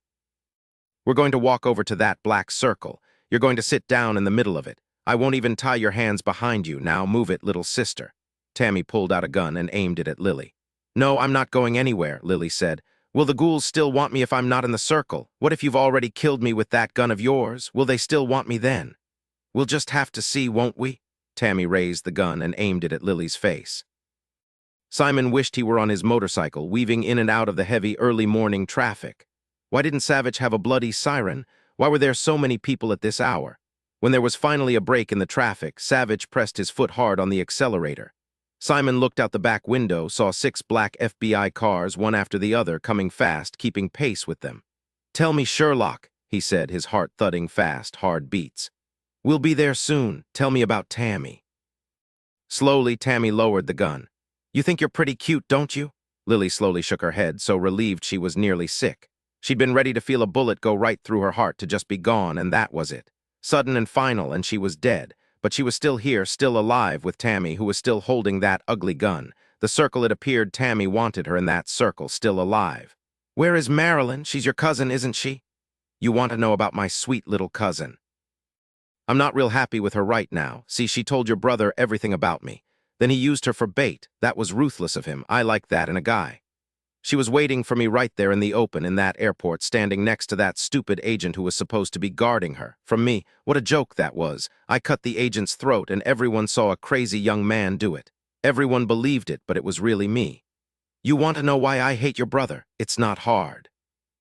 He killed my brother, shot my arm off, just left it dangling by a few strips of muscle, and I saw it hanging there and I thought I was going to die. And they strapped me down to this bed because your brother told them I was bad trouble, and then they cut the rest of it right off in the hospital and I nearly died. All because of your damned brother. Then Tammy let loose, screamed to the rafters. One goddamned arm? Just look at me, my sleeve is empty. I nearly died from the infection, damn him to hell. He shot my arm off. After I set the ghouls on you, after they've gnawed you to a bloody mess, I'm going to get him, get him, get him. Lily kept her mouth shut, tried to pull herself together enough to work on the duct tape. She wished she could raise her hands and use her teeth, but Tammy would notice that for sure. At least her hands were still bound in front of her. That might give her some chance. Tammy drew a deep breath as she slowly lowered the gun, her eyes focused again on Lily. You're like him, stup. How did you get past all the agents guarding the house? Stupid buggers, all of them. It was easy. There's hardly any challenge anymore. I didn't let them see me. Lily didn't want to believe anything that outrageous, but she said, and they couldn't see me either. Oh yes, nothing to it. Just dragged you out wearing that cute little nightgown. Sorry I didn't get you a coat. But I figured after you realized what was going to happen to you, you'd want to feel the cold, better than being dead and not feeling anything at all.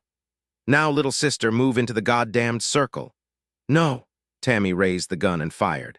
Lily cried out, unable to help herself. She threw herself to the right, off the bale of hay, felt the hot whoosh of the bullet not an inch from her cheek, and rolled and kept rolling, pulling and twisting at the tape on her wrists. Another bullet hit a pile of moldering hay and spewed it upward. Then Tammy stopped shooting. She walked over to Lily and stood still, staring down at her, the gun pointed at her chest. Lily looked up, frozen, afraid to move, afraid even to breathe. Lily said, finally, You have a problem, don't you, Tammy? The ghouls won't come if I'm not staked like a tethered goat in that black circle, right? So get used to it. I'm not going anywhere. Tammy didn't say a thing to that, just turned and walked away, her strides in those heavy black boots long and solid. Lily watched her disappear into the tack room and closed the door behind her hard. It was so silent that Lily could hear the barn groan as the rising wind hit it. Then Lily heard a scream, a woman's scream, Tammy's scream, and 2 gunshots, loud, sharp. Dillon ran out of the tack room toward her, his Sig Sauer in his hand, yelling, Lily! Oh my God, are you all right, sweetheart? Everything's okay. I got into the tack room, shot her before she saw me. Oh God, are you hit? She felt such relief she thought she'd choke on it. She yelled, Dillon, you came? I kept her talking, knew I had to keep her talking. Oh God, she's so scary. Then she started shooting at me and I thought it was all over. Lily stopped cold. Dillon was nearly to her, not more than 6 feet away, when suddenly Lily didn't see her brother anymore. She saw Tammy. She wasn't holding Dillon's Sig Sauer. She was holding that same little ugly gun that was hers. Her brain froze, just simply froze. She couldn't accept what she was seeing, what was right in front of her. She just couldn't. Oh God. Honey, are you okay? It was Tammy's voice, no longer Dillon's. Then Lily realized it really was Tammy. She thought she'd seen Dillon because she wanted to so much, and Tammy wanted her to, and Tammy thought it was working. Oh God, oh God. Lily said, I'm okay. I'm so glad you're here, Dillon, so glad. Tammy dropped to her knees beside Lily and turned her onto her side. Let me get that tape off you, sweetheart. There, let me just slip the knife under the tape. Good, you've already loosened it. You could have gotten yourself free and away, couldn't you? Then Tammy Tuttle pulled Lily against her and held her close. She kissed her cheek.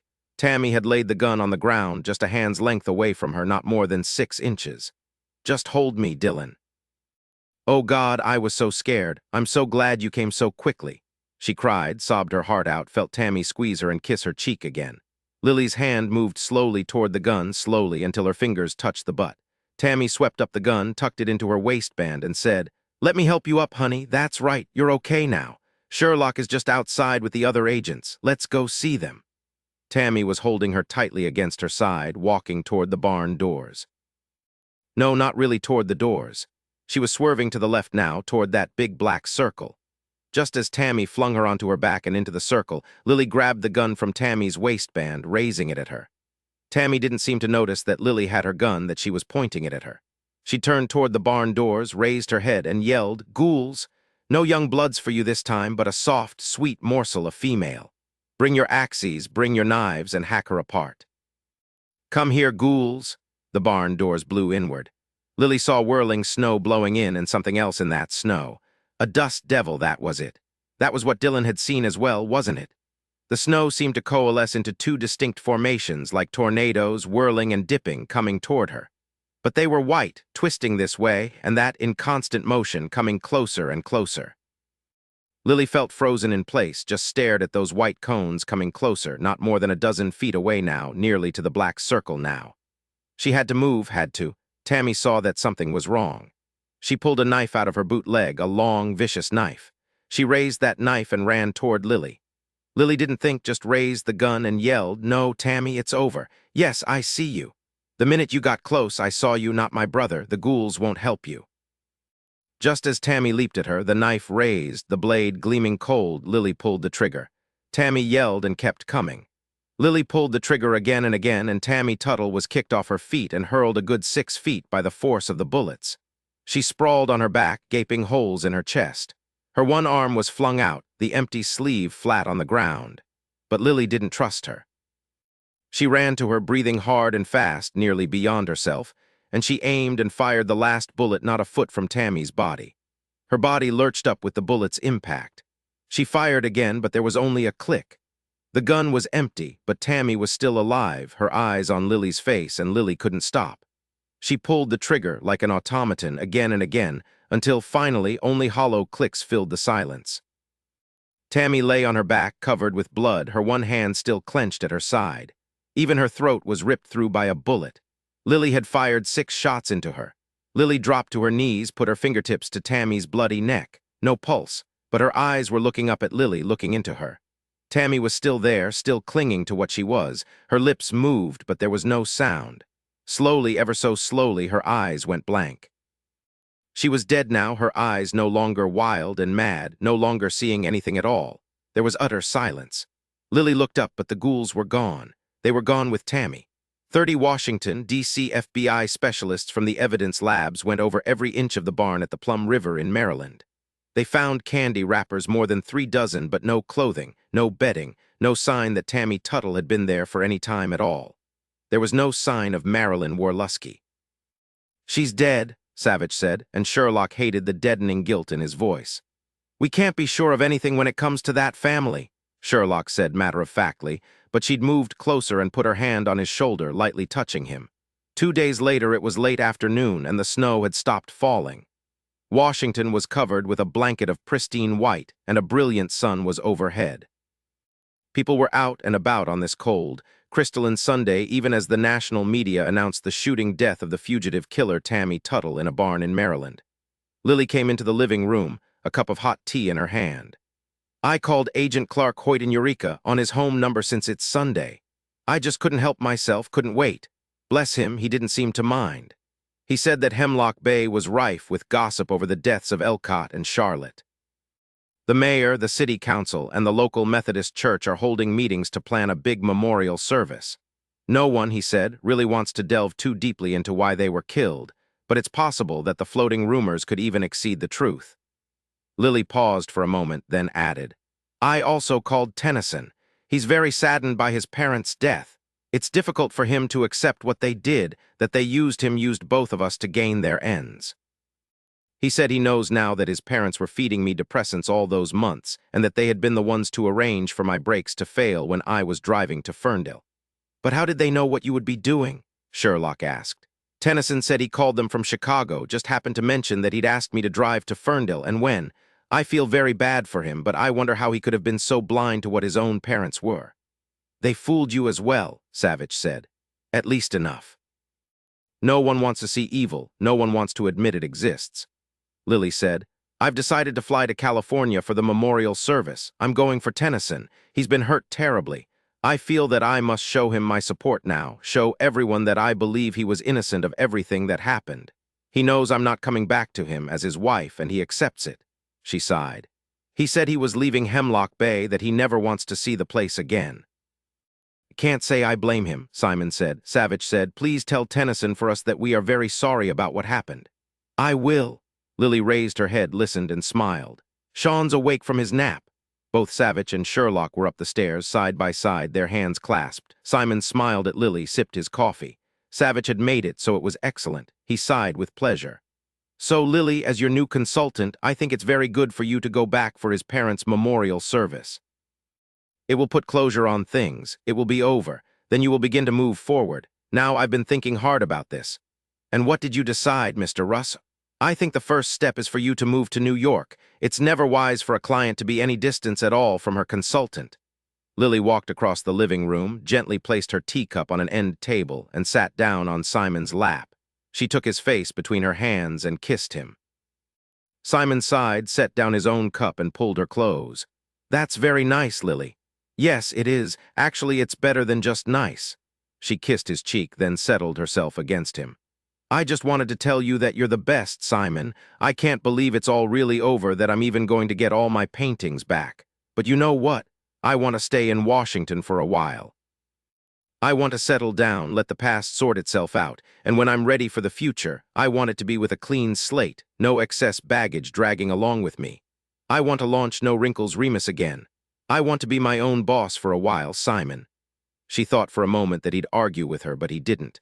He rubbed his hands up and down her back and said, Our time together hasn't had many normal moments like this. I think the consultant will need frequent visits, lots of contact, and both of us can think about things looking forward, not back. She kissed him again and pressed her forehead to his. Deal, she said. Simon settled back and wrapped his arms around her, her cheek pressed against his neck. He said, I forgot to tell you. An art dealer friend emailed me, said Abe Turkle is in Las Vegas gambling and winning. He said Abe looked and acted like some big lumberjack. No one would believe for an instant he's one of the top forgers in the world. I wish I could remember what happened to that painting he gave me at his cottage. The doorbell rang. Dillon and Sherlock were still upstairs playing with Sean. Lily pulled herself off Simon's lap and went to answer the door. When she opened it, a FedEx man stood there holding out an envelope. For Dillon Savich, he said. Lily signed the overnight receipt and brought the envelope back into the living room. She called out to Dillon. Shortly, Savich, carrying Sean over his shoulder, Sherlock at his side, came downstairs. Dillon patted his sister's cheek. What you got, babe? An overnight envelope for you, Dillon. Savich handed Sean to Sherlock and took the envelope. He looked down at it, bemused, and said, It's from the beach hotel in Aruba. He opened the envelope, pulled out a sheaf of color photos. Slowly, he looked at each of them. Come on, Dillon, what is it? He raised his head and said to Sherlock, These are the photos that Tammy took in the Caribbean to show to Marilyn. There was a white sheet of paper behind the last photo, just a few lines written on it. He read aloud.